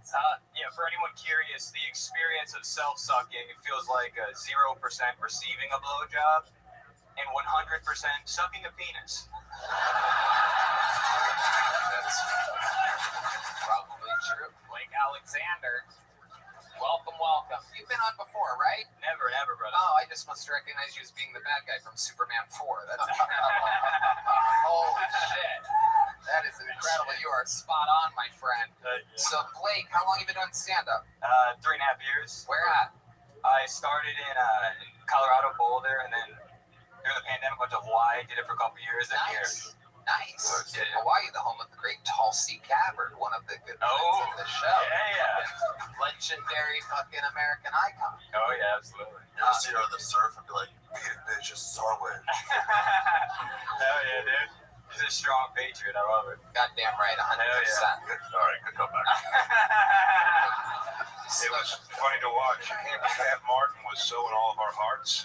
I don't know if you knew that, but you came out here and really started hammering retard shit. And I caught eyes with this guy right up front, and he was right away not having it. He's like, "You're talking about my friend Martin." Sorry, Martin. Blake has no idea what's gone on in the room before. None of these people, they don't get to listen to the show or anything, so they're all just... Your aunt was on right before you. I'm going to be on her right after this. Whoa! Boom. So, Blake, let's talk about it. What do you do for work? So I was doing some software engineering after college. That's what I went to school for. But now I'm bartending, managing at a restaurant on 6th Street. Oh, wow. Yeah. How long have you been bartending for? For about 6 months now, and in food service for like a year. I just got sick of staring at a computer for 10 hours a day and stay in my apartment and shit. So I just wanted to be in front of people, moving around, having fun. Right. Okay, so you're 6 months into bartending. How's it going? Anything crazy ever happened there? Yeah, so I mean, this guy recently, he was trying to offer me coke. So he's like this veteran. He's got an excuse, he's a Marine veteran. But after trying to buy me a shot, he offered me some coke, and I was close. You're not a veteran? Exactly, 100%, dude. Exactly, out of respect for this beautiful country. The wildest thing that happened is a guy tried to give you coke once. Well, I mean, on 6th Street. I don't even live here. I know what goes on weekly just by going on World Star Hip Hop. Hey, Michael Malice and Blair White, that was fun. They came in. Wait, what? Michael Malice and Blair White just came into our restaurant. That was a highlight. Oh. Once. Blair White from LA Law? No, she's a beautiful trans. Oh. She was today pictured with Tulsi Gabbard. Who? We talked about Tulsi earlier. We did mention Tulsi earlier. Talk about Tulsi Gabbard. But yeah, no. I saw Alex Jones right outside the street. That was kind of fun. Just you're naming people that live in Austin. Yeah. That's not that big of a deal. The mayor of Austin came in once. That was nice. Yeah. A guy tried to stab my coworker. Joe Rogan walked by the window once. One time I recognized from across the street Gary Clark Jr. The weekend manager's mail boots drops in once in a while. His name's Rich. The sound guy for Nether Hour was in the other day for a drink, and the assistant manager at Latchkey was here the other day. Those are names. Absolutely. Blake Alexander. So tell us more. What do you do for fun? You're away from the computer. You think you're not a nerd anymore?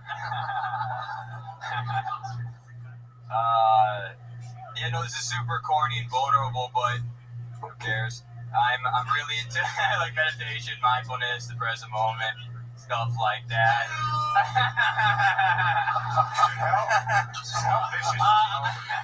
I like fucking in Hawaii. I went to a trans phase. I fucked a lot of trannies, hottest trannies in the world. Whoa, really? Tell us more about this. This is very interesting. Normally Hawaiians aren't good at hiding their coconuts.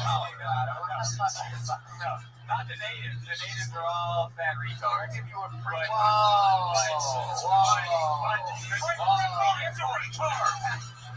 But the imports, brother, the imports. There was an HBO documentary years ago about the trans strippers of Hawaii. He's not lying. Well, how did it Thailand? It looks like if you're gonna do it, that's probably the place. Dude, hell yeah. 97% woman, 3% man, brother. Right, you put it right inside of her volcano, you know what I'm saying? A little hot lava in there, little fucking Joe versus the volcano. You didn't want to be full gay, but you got tired of sucking your own dick? Dude, I'm telling you, brother. I broke my own seal, so. Wait, is that one of the condoms that you use? It was wild. Give us an example of a wild night with a Hawaiian trans. Yeah, there's this cute little Thai. And the Thai, the Asian trans are the best trans in my research. Yeah, definitely the closest, genders. The sexes are almost the same. Have you met Hans Kim? I have. I've seen him. I've met him Sometimes a little bit. he turns into Kim Hans at night. Yes. Hans Kim possible. Also, no forensic psychologist. You can tit fuck while your balls rest in his chest. I try it. Put a little milk in his cereal bowl, you know what I mean?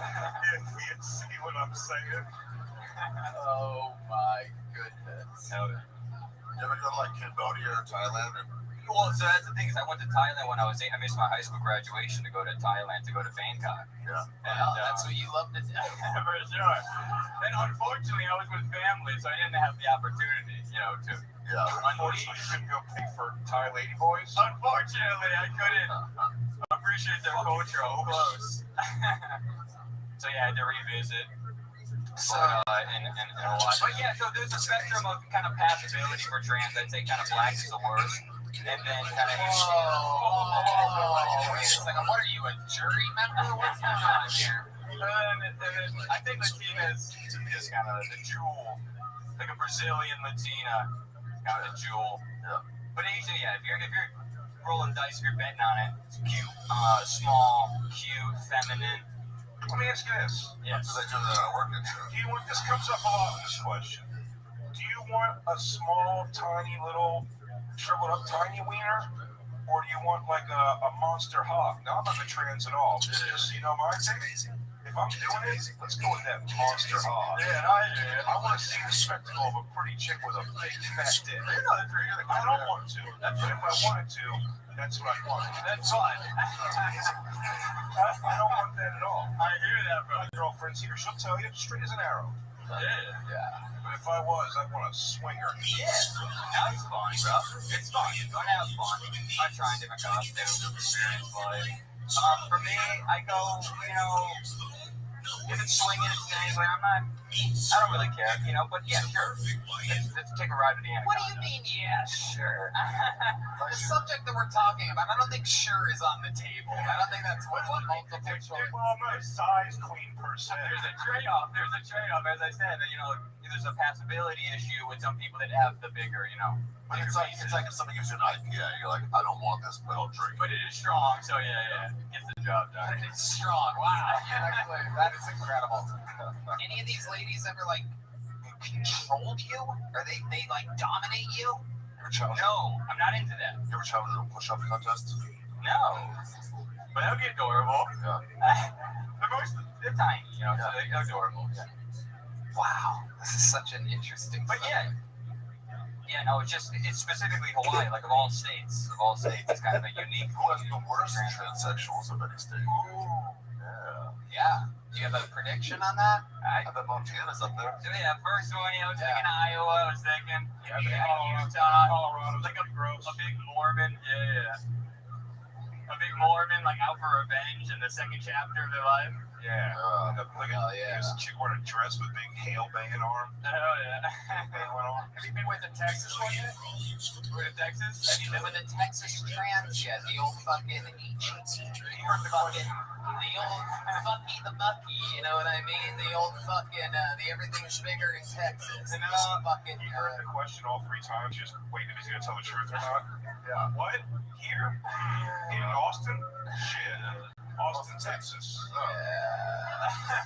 I am gonna lie. We had a visitor from San Antonio. More like Man Antonio.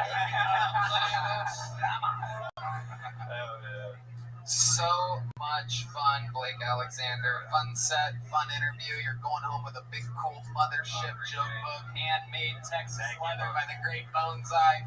There he goes, Blake Alexander. All right.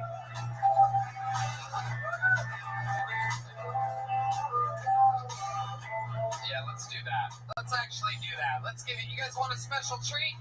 I present to you one of the amazing regulars on this show, famous for his fucking unbelievable joke writing, his unbelievable roasting skills. This is the one and only David motherfucking Lucas, everybody.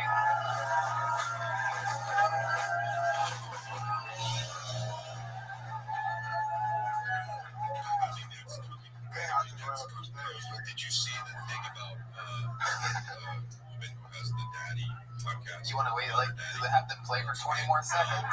The music sounds good. Here, go back behind the curtain. Yeah, we'll do it again. We'll do it. It'll be better. It'll be better this one. Do it.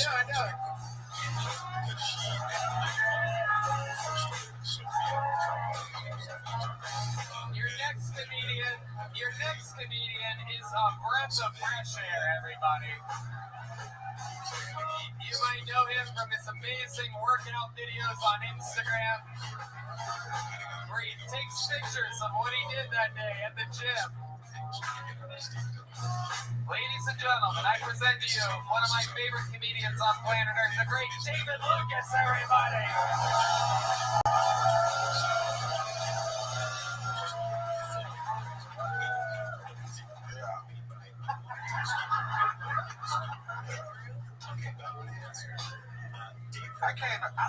I love women, but I can't wait till we can go to the Tesla factory to just build us a bitch. You know what I'm saying?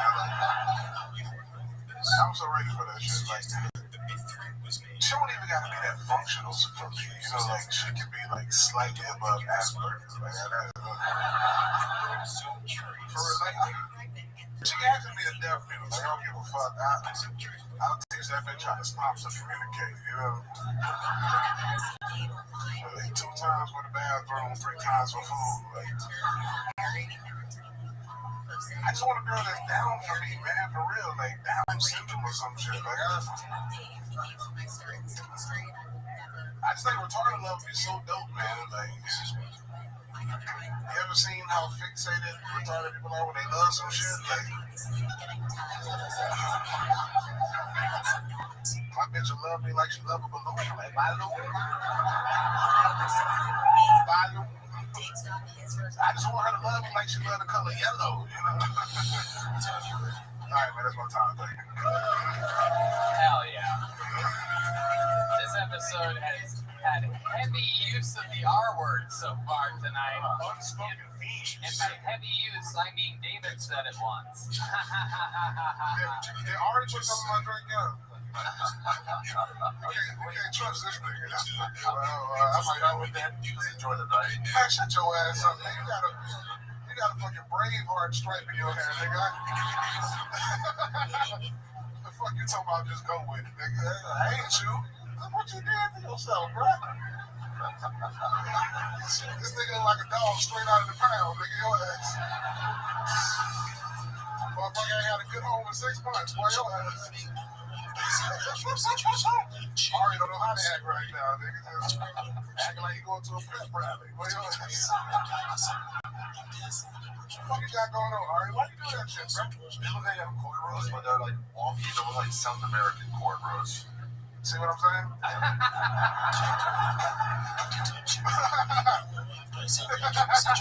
Love it. I think he did sprinkle a little something in your drink, but it turns out it was cholesterol medication. I told you, a nigga need to put hormones in your drink, nigga. Get the fuck out of here. Come on. Look how red you are, nigga. What the fuck going on, Tony? You gotta stop laying up with that nigga at the beach. Go ass. Fun fact, when I'm with my man at the beach, I'm face down, so it's not that. I do hot yoga every Monday before the show. That's why I'm so red. Just like a gay guy. And you do hot yogurt before the show.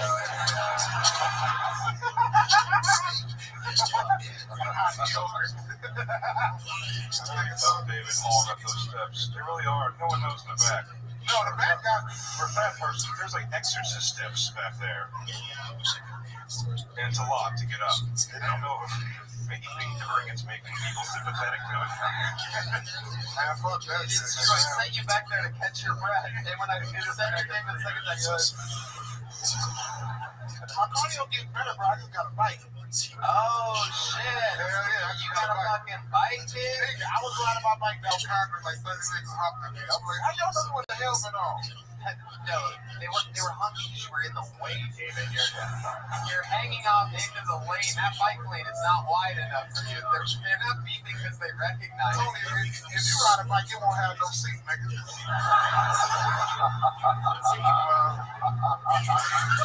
Motherfucker took me sitting on the pole, nigga. That look like a motherfucker. Son of a bitch. What kind of bike did you get? Shit, Bonsai took me to, is it called Bike Farm Bonsai?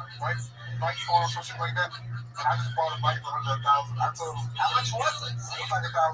Wow, $800 on the seat alone. Incredible. That's fucking amazing. That been hard though, bro. I put green colors on it. I did get a Green white. peppers? You put green peppers on your bicycle? Wow. I did get a white seat, no cap. I ain't even gonna lie to you, bro. I did get a white seat on the hey, my nigga. I need some cushion on this shit, bro. Does the bike, when you get on it, does it go, ow? That's what you say. Ow! And then you sit out. That's because there's no seat on Tony's bike. No seat on Tony's bike, so they go out, especially if it's a hot day outside. That's true. It's already moisturized. Look at Are you stupid, boy? We're going on the road together because it's going to be stupid fucking kid's birthday. Yeah, my kids, bitch. Black people put their kids priority. They can come with your crazy. That's not what I put about black fathers. Yeah, what kind of rewriting of history are you trying to single-handedly do right now, David Lucas? Yeah, hey, my kids is everything, dog. You can tell David takes care of his kids or his chain would be longer. Nigga, you look like a Coney Island hot dog eating champion, man. Shut your ass up, man. You look like a rock and roll garbage man, nigga. Shut your I listen to heavy metal while you putting trash cans on the truck. Shut your ass up. What you talking about?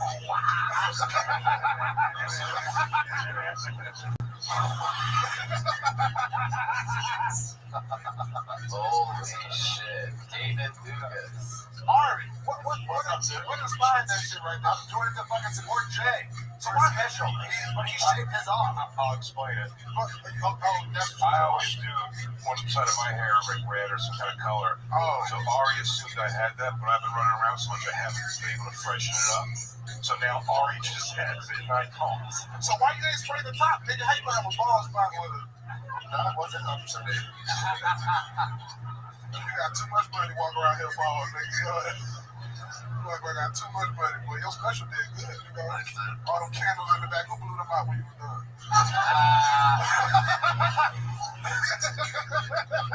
I did. Hey, put 20 black kids on there, that blow that shit out in 30 seconds, nigga. My kids love blowing out candles. Every time she go to basketball, like, is that a thing? All these stereotypes, I had no idea. The black, I don't know why blow out candles. Black dads are always there for their children.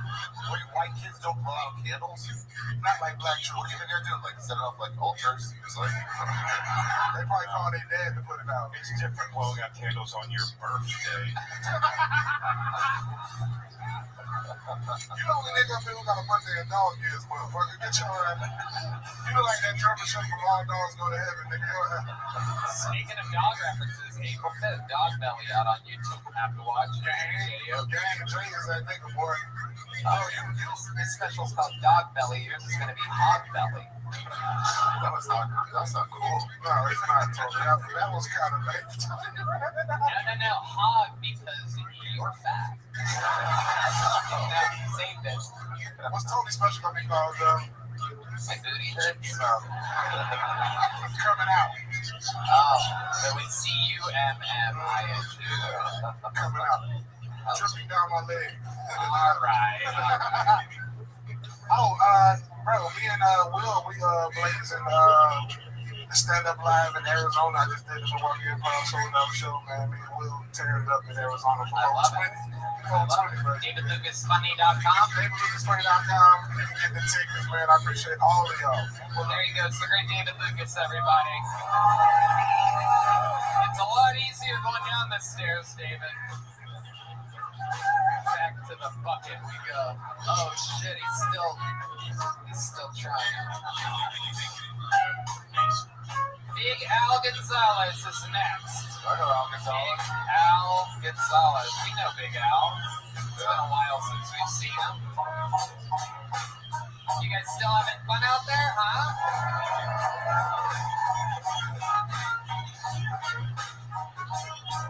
Sorry, this is tremendous. What? It's tremendous. It's fun, right? Yeah. It's just so exciting. 9 years and 10 months we've been doing this show. Oh, yeah. Here he is, Big Al Gonzalez, everybody. What's up, everybody? I live here in Austin. Last time I was here, this lady came up to me after the show. She goes, "You were so funny." I was like, "Thank you." She said, "Buy me a shot." I said, "Wait a second, that's not how it works. You said I was funny, you buy me a shot." She said, "Buy me a shot and I'll show you my good titty." It's like, and so I said, "Did you just say good titty?" Like, she didn't say titty, she said titty. Now I was intrigued. Because I gotta be honest with you folks, I've seen my fair share of good titties. But I would have bought her 2 shots just to see that one shitty titty that she didn't want to talk about. Like, how shitty was that titty? Like, I've seen some pretty shitty titties. Like, have you ever seen a titty with her growing around the nipple? Yeah, I'm not into areolas. That's not my thing. Great, some of the ladies are laughing. The rest will be shaving tonight. That son of a bitch. My husband loves my areolas. Sorry, just ran over here. Fat. I recently went out on a date with a lesbian. Not bragging, just turned out we were both so drunk we thought the other was a hot chick. Now we're both disappointed. Thank you. Big Al Gonzalez. Now, we've known Big Al for a long time. You've been doing this show for a long time. How long have you been doing stand-up, Big Al? Way too fucking long to be waiting in that alley, but yeah. Sorry, no insults here. How about the answer to the question? I've been doing it for about 16 years. 16 years, everybody. Absolutely. Very, very cool. And You've been on the show quite a few times. It seems like you're doing better than ever. I've been doing pretty good. Very confident tonight during this set. How's everything been going for you? It's been going pretty good. Sorry, I'm out of breath because I'm on the fucking side of the This road. show is really showing you how out of shape. Yes, we're all fucking out of shape. So. You run them right before they have to go upstairs. You don't have to run. Like if I had to run. I was literally on the other side of the fucking wall over there. Really? Yeah. Like the last time I did your show, I That's fucking where a ran. lot of people with the last name Gonzalez belong. On the other side of the wall. Yeah, I said it. No, I'm kidding. Come on, Michael, sit down. I'm sorry, Michael. Oh, shit. All right, so Big Al, how do you make money? You've been doing stand-up for 16 years. Do you make a living doing this? Because it's I eat. well, yeah. No, I do. I make a living. I've been on the road since 2017, so I've been nonstop working every weekend. So it's been pretty fun. Right. So I was working with Trevino when I moved out here. Yeah. So I moved out here back in 2015 because my wife got a job at a university in San Antonio. Nice. And so then I had to pick up and fucking leave LA and come out here. So Which move up was? San Antonio. Yeah, San Antonio, more like Man Antonio. Yay. Oh, shit. So, Big Al, what's going on? So, you've been on 16 years of the game. You've been on the road. But that road that you're on is a grinding, grueling road. Can you explain to some of these people what it's like for you? Well, for me, I was working with a specific comic, so you kind of got to adjust to working with the comic that you're working with. I was working with Steve Trevino, so... Yeah, okay. Yeah, so it was a lot of, like, adjusting to his lifestyle, and so I learned how to start fishing and hunting and shit like that, so... I have about 4 guns and a fishing pole now, so I'm officially a Texan, so thank you. Nobody gives a shit about guns and fishing poles. Cool. Yeah, okay. So, what's up? Energy. Yeah. He's got a great that you do. You seem like a trustworthy mechanic. You're not going to bullshit me. He's bringing people a few more months. I'll give you a good quote. What else is going on in your life? Give us something interesting. I've been doing virtual reality. Whoa. Wow, is that a thing everybody shaped like that? No. Yeah, it's gotta be too big. You can go live your true life over virtual reality. Right. Be a Wendy's girl with big tits. Yeah, you can move without being out of breath in virtual reality just by shuffling your feet back and forth and moving forward. I don't have legs in virtual reality in most places. So. VR porn, you mean? No, not VR porn, like just other stuff. Virtual comedy. Actually, we opened up a virtual comedy club back in 2020. What's that? Sounds like a nightmare. So it's great. You have we have sometimes 20, 30 people that you can try new jokes out. Yeah. People sit there and actually listen. You interact with suicide letter. You can do anything you want. It's incredible. 20 or 30 people sitting at their fucking desk at home. Yeah, most people they went to Zoom comedy, and it was just kind of depressing doing Zoom comedy. So my friend who owned a virtual reality company, he asked me, can you help us do a comedy club? And I was like, sure. So I went in as a consultant and we created a virtual reality film called Fail to Render, and we've been doing it since then. So you can see them?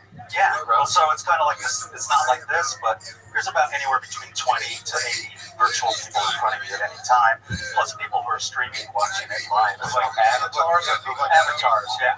It's like a bunch of different styles of people just fucking showing up. They're weird. Yeah, totally weird. There's like an Asian Nintendo Wii girl jumping and coming. Just some fat guy named Gus in Idaho. I'm a donut in VR chat. Yeah, I'm a big fucking frosted donut with chef hat. So I perform as a donut. That's fucking cool. Hey, you know what? Kudos for getting into VR instead of killing yourself. Yeah, 100%. While you're doing comedy, can you jerk off and then they won't know? Yeah, you can technically be sitting at home without pants jerking off. Or it looks like a donut's whacking off. It looks like a donut's whacking off. Correct. Wow. Just got a crawler coming out of them. Because the handles they go with your motion, so they can see everything your fucking hands are doing. You could drop one hand though and pound one out. You could technically. You would just hear them breathing very heavily. Like me, so, my wife's pain in the ass. Oh, boy. Oh, God. Oh, boy. Well, Big Al, great stuff. Way to do it. Yeah. You did it again. I'd love to have you on the Secret Show Thursday at Vulcan. There you go. Sure. Thursday night. Just Thank look you. the real spot. Big Al Gonzalez. You've already got one of these, right? You have one? There you go. Have one. By the great Bonsai. Follow him on Instagram. It's Bonsai, everybody. BONEZEYE. 16 years, he just got the red band nod. Brent Reed is next. Ari, you remember him from the Comedy Store days, right? Yeah, I used to hang out with him all the time. Forever. There you go. Brent Reed. How's everybody doing out there? Guy in the cowboy hat. What's your story? Where are you from? Oregon? Oregon. The border. Which border? Whichever one needs them, right? That's one. Here he is, Brent Reed, everyone. Make some noise for Brent Reed. All right. This is fun. I wish I'd have worn a different shirt. I feel like I look like Ace Ventura, penis detective. That's what I'm just kidding. I'm straight. Probably, who knows? It's all a spectrum. I did go to a gay bar recently. I tell you what, I'm the belle of the ball at the gay bar. Lots of free drinks. Lots of free drinks.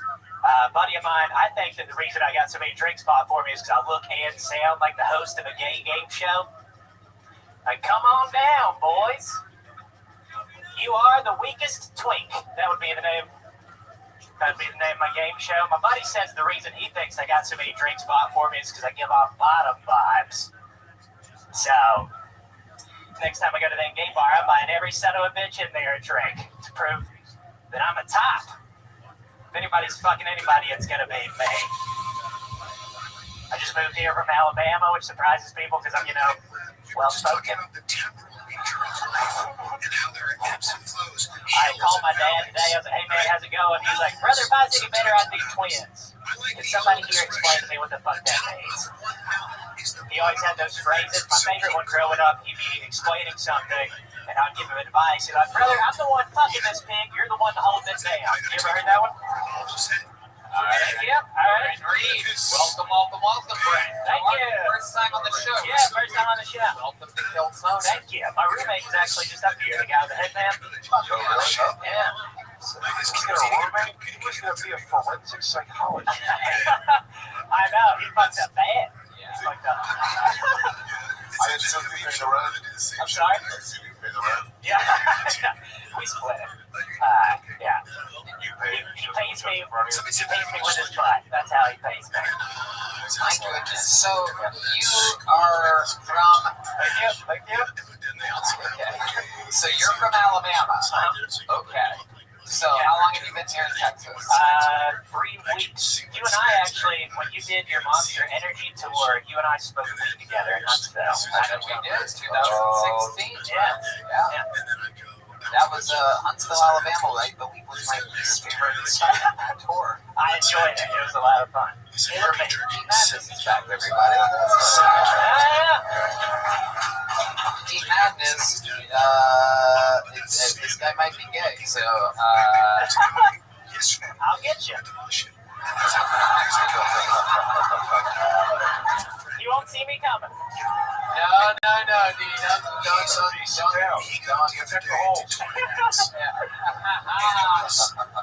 So, Brent, are you gay? No, not at all. I know. Wait, you just come out here guns a-blazing. Just guns a-blazing, baby. Yeah, thank you. Yeah, that's a lot like me, I guess. I missed the narrative. I thought he was gay. I'm super straight. I wouldn't say super. It's Alabama gay, which is gay, but you can't admit it for the rest. I can't tell my dad that I'm gay. Don't tell my dad. I'm a gentleman. Yeah. I would never. Your dad just left Alabama to play professional football somewhere else. 100%. I had to tell my dad that I was moving halfway across the country to pursue comedy. He's like, oh, so you're leaving your girlfriend and moving in with Zach? He was like, I got you. Yeah, you left a girl in Alabama? I did, yeah. Wow. Why did you bring with you? I asked her to. She didn't want to. You left your girl in Alabama. I mean, Jenny by any chance? I I don't get that joke because I was in the alleyway. Forrest Gump, the most famous person. Oh, shit. I thought you were talking about a comedy then. Good one. Sorry, babe. Brent, No, but you should know that you have similar shirt speech to an actual retarded guy. Thank you. Incredible. That is absolutely frightening. That looks like something you get after fucking a Hawaiian trans person or something. So, Gregory, what do you do for work? I just quit I had a day job at Amazon. I quit today. So right now I'm just right now I'm just door dashing. Door dashing. What's that? You should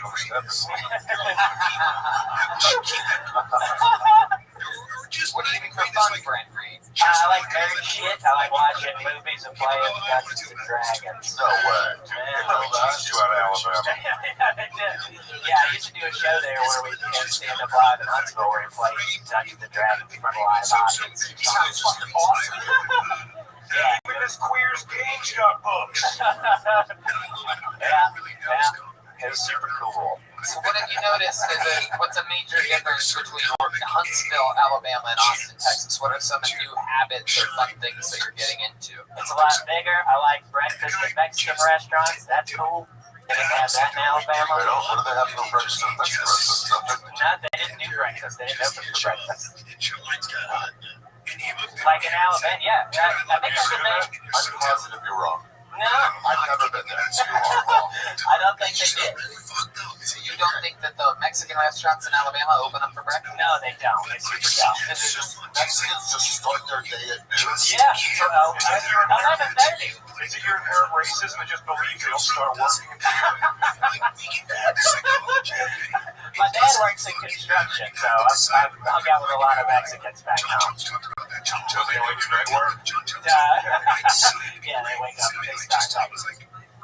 Man, I feel like I'm bobbing right now. Here we go. It's okay, Brent. I'll fill in the extra space. Thank God, Hannah. Thank God you're here. So, Brent, tell us something. You have any special skills or talents or something like that? Special skills or talents? Anything about you? What?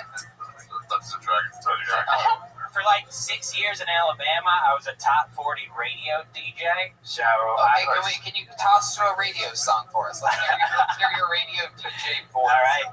All the hits, 102.7 Kiss FM. That was Bootnik by Shit Tits.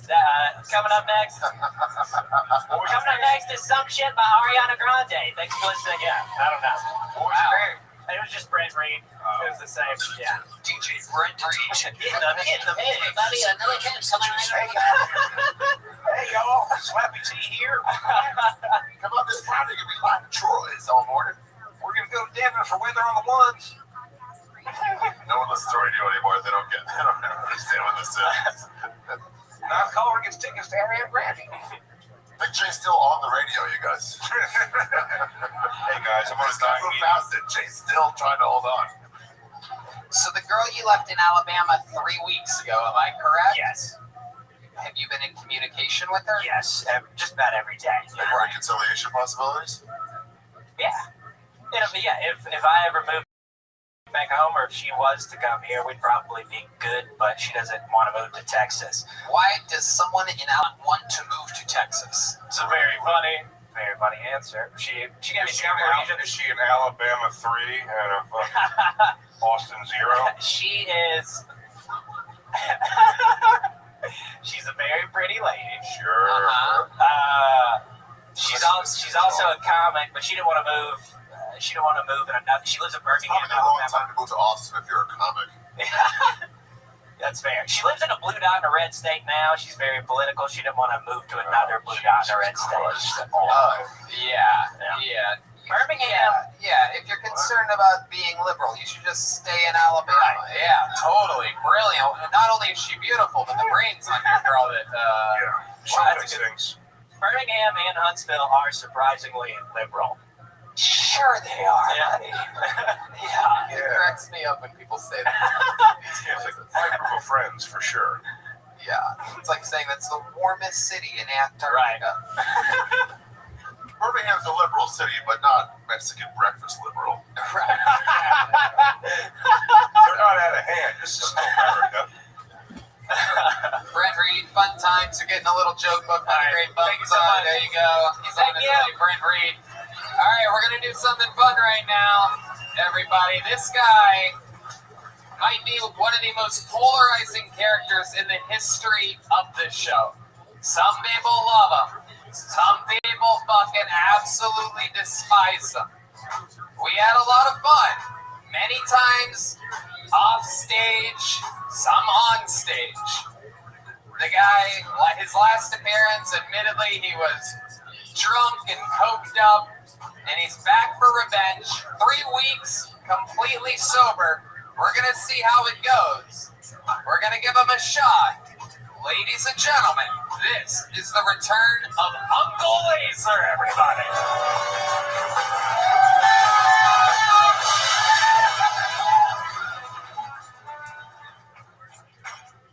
Y'all's parents ever tell you that turning on the overhead car light at nighttime was against the law? I'm here to tell you that's not a real fucking thing. Okay, I distinctly remember spilling my McDonald's french fries on the ground and reaching up there when I was 8 years old, turned that light on, and my mama pulled the car over the side road and backhanded the shit out of me. Like the way you hit a woman. She said, you turn that goddamn light on, cops gonna pull us over, they gonna take you and your brother to CPS, y'all gonna have to live down with the smelly kids at the YMCA. You know the smelly kids I'm talking about, the silver teeth in their mouth, the bad kids whose parents weren't there. But that's not fucking illegal. But I'll tell you what is illegal, mama. Having that open container of Busch Light between your legs while you're driving, that's fucking illegal. I got pulled over the other night. Cop said, son, you know why I pulled you over? I said, because I got the overhead light on. He said, no, motherfucker, you're doing 90 and a 45 and you're swerving over the goddamn road. So he took me to jail. I called my mama to bail me out because all my friends are broke. My best friend don't even have a car. And I said, Mama, I need to come get me out of jail. She go, what'd they book you for? I said, for turning the overhead car light on at nighttime, you lying fucking bitch.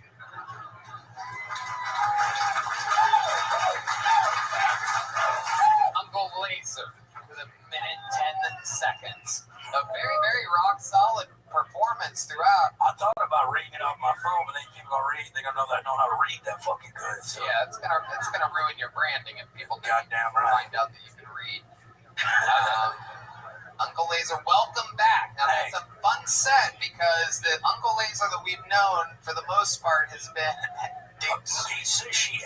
Yeah, you've been on heavily on high amounts of 6th Street cocaine.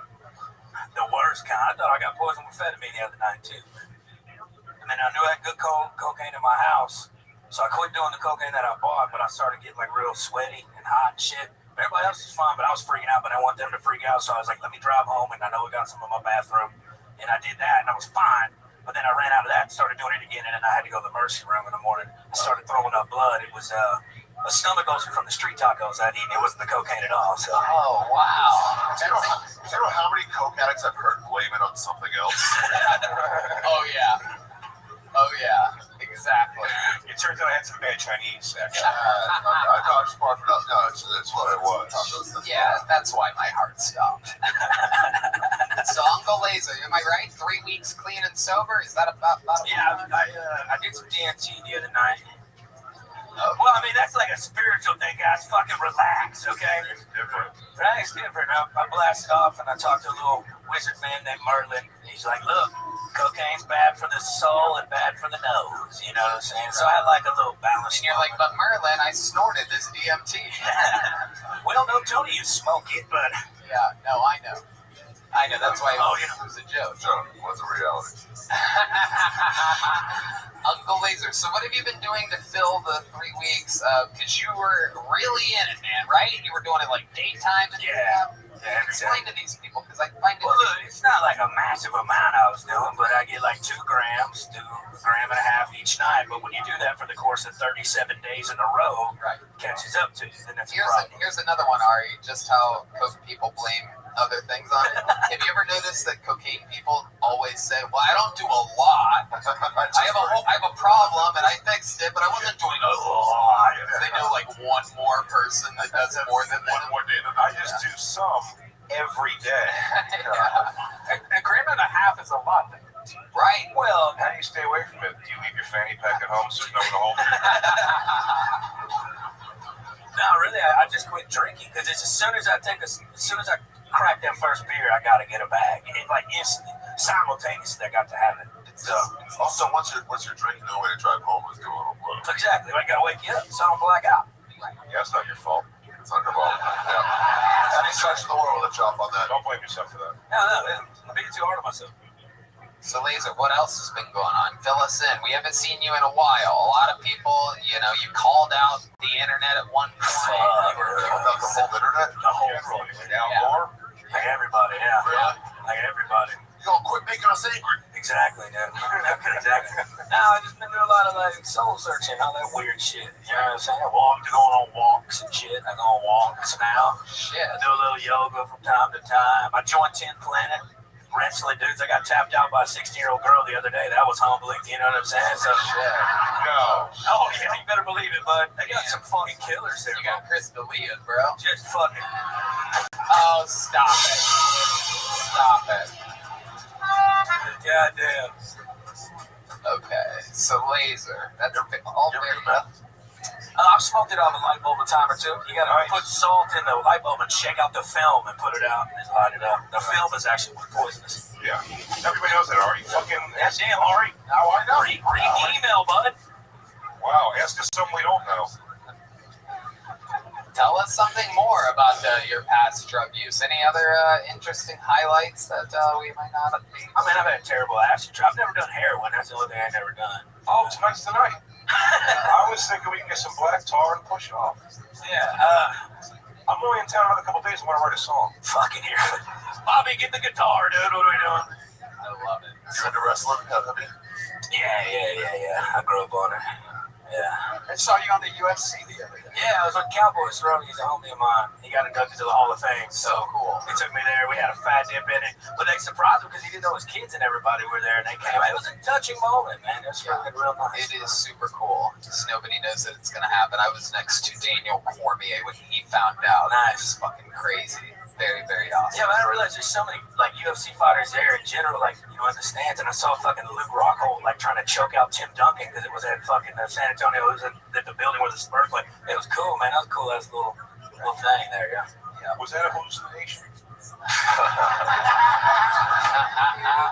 Papa Smurf was screaming. Tim Duncan hasn't been in San Antonio in 30 years. David Robinson was his tag team partner. It was incredible, dude. Uncle Laser, you did it again. Any parting words? Now, the thing about Uncle Laser that's important to remember, and I think, again, a lot of people have forgotten this or they overlook at it, is that, while I say he's funny and stuff and that I believe in him, he's only been doing it 3 months. That is a lot less time than everybody you've seen tonight. I mean, you had someone with 16 years, 12 years, 2.5 years, 3.5 years. You're only a few months in, and you've already kicked what appeared to be your biggest hurdle. So, well, Tony, it's early. Yeah, you know what I'm saying. Wheels feet. Yeah. I'd love to have you on the Secret Show Thursday. Oh, baby Brian, give it. Brian, I'd love to come to it, but Thursday I actually am performing at Hyenas for my headlining show in Dallas. All right, cool. But next Thursday I'll be there. If you'll have me. Thursday, Uncle Laser, catch him at the fucking Secret Show. There he goes, everybody. On coke. Yeah. Come on, make some noise for Uncle Laser, everybody. Come on. We have not had a female comedian all night. Should I pull out of this fucking until we get a lady out of here, huh? Let's see what happens here. Oh, I got one immediately. Look at that. Make some noise for Emma Dallenberg. Emma Dallenberg. How fun. Dog Belly, April 5th. So, if you're watching this and you haven't seen it yet, watch Big J's radio special on YouTube. I mean, unbelievable fucking... Also, check him out on the Roast of Bert Kreischer that we did. This fucking guy, Tony has the kills on that. Yep, she is, everybody. The Kill Tony debut of Emma Dallenberg, everyone. Make some noise for Emma, everybody. These people wait all night for this spot. Come on, one time, all together. Go.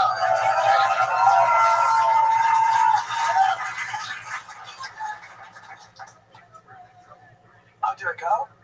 Oh, shit. Okay, yeah, hi. everybody. Alright, no, it's alright. Yeah, we're gonna get right into it. You guys, I'm in love right now. This one's for you, Tony. This is good.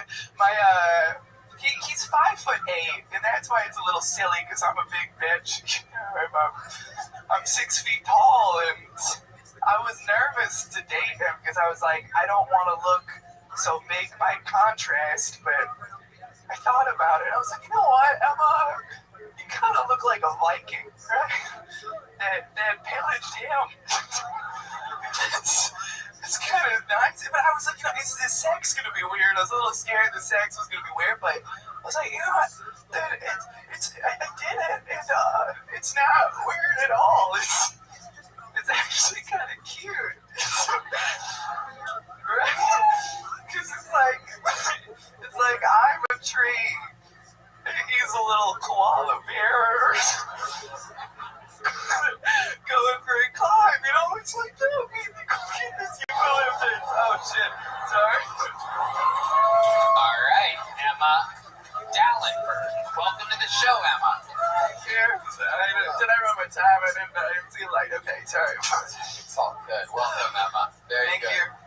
It's incredible that you couldn't see a light, even though you could change one from where you're standing right now. There, we have a light. We have a bulb on number 6 that you. Anyway, yeah, I love Emma, it. so cool, so good to see you. Ever since Jamie Lannister left you for his sister, you did so much good protecting of the families.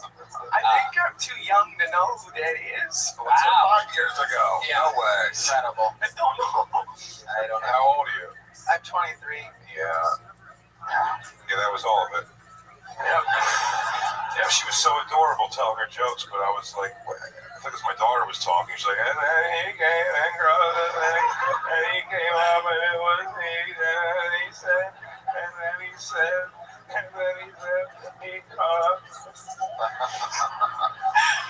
My daughter's 6 foot tall, so is the new guy a black dude? No.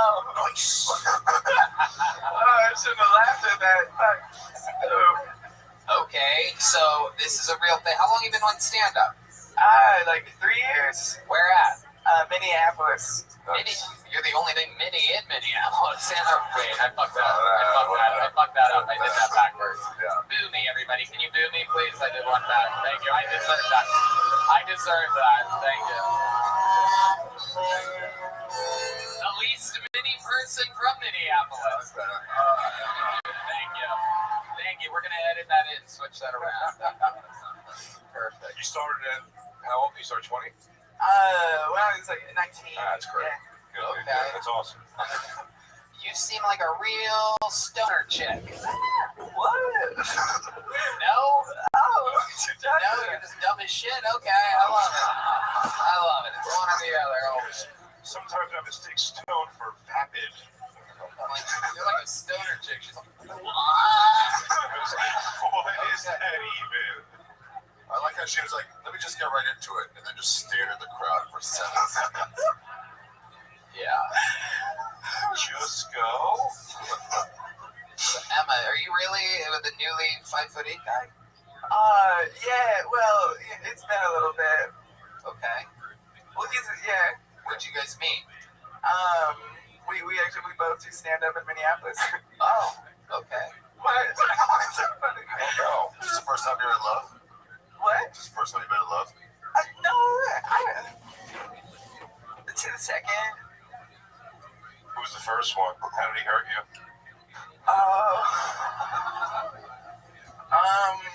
Well, we met working at Applebee's, which is worse. So I'm hoping more hope for the second one, I think. He fucking left you for the girl What mozzarella happened? sticks? Well, honestly, we did great for like 3 years, but then we just realized we were different people. Right. Hey, it's not your fault. Yeah? That wasn't you. You didn't see how great you were. Yeah. Look at me. Look at me. You deserve happiness. You deserve everything you want in life. You gotta go out there. Hey, you gotta go out there and you gotta grab life by the balls. You're to show this world a thing or two. And hey, remember, Jay's looking for you. I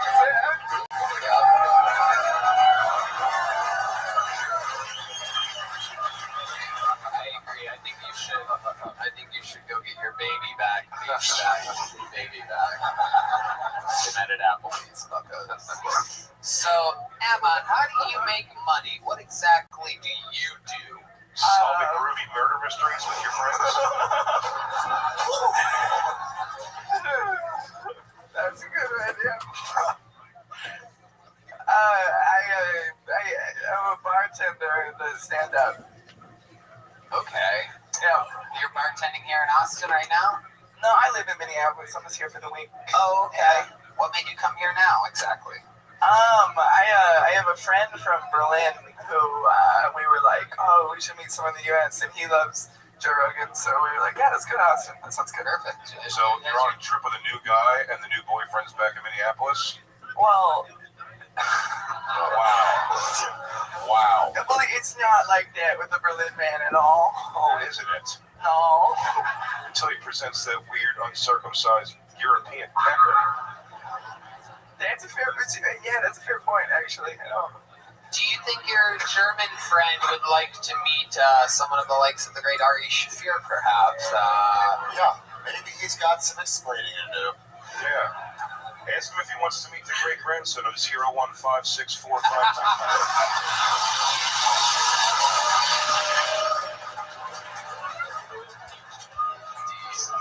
Emma. If he does try to fuck you, it's going to be in a hostile dorm. Yeah, we're staying. Actually, I shouldn't say where I'm staying, but in a hostel. So there's one. It's fucked, dude. There's one in us. You're going to get herpes and bed bugs. Oh shit. Emma, thank you so much for coming on this show. Here's a little joke book. Can you catch? Yeah, There you go. There you go. Emma Dallenberg, everybody. There you go. Thank you, Emma. She's walking out of here with a gel blaster as well. Everybody pulled out of the bucket leaves with a gel blaster tonight. How cool is that, huh? What's a gel? Available in stores everywhere. What's a gel blaster? It's this right here. You put a little canister of these cool absorbable gel balls in it, and you blast away. You can shoot whatever you want. Some glow in the dark. Some are. What happens if people get hit? They laugh. They giggle. Oh. Yeah, they go. And then they explode. It's like it just hits you. Yeah, it's super Do cool. it. I don't have a canister right now, but. Good. We're low on ammo. You guys ready to put a ribbon on this thing, huh? Come on, you guys ready to do something special right now? I know. It's been a long show. We've had a lot of fun, but there's only one way to end an episode like this. And that is with a man that has done more new minutes than anyone ever in the history of the show. One of the longest standing regular ever, which, by the way, first Kill Tony regular Kim Congdon became a paid regular at the Comedy Store this week. How cool is that? The first ever regular to become a paid regular at the store. This young man right here, a force of nature, the Memphis Strangler, the Vanilla Gorilla, the Big Red Machine, William Montgomery, everybody.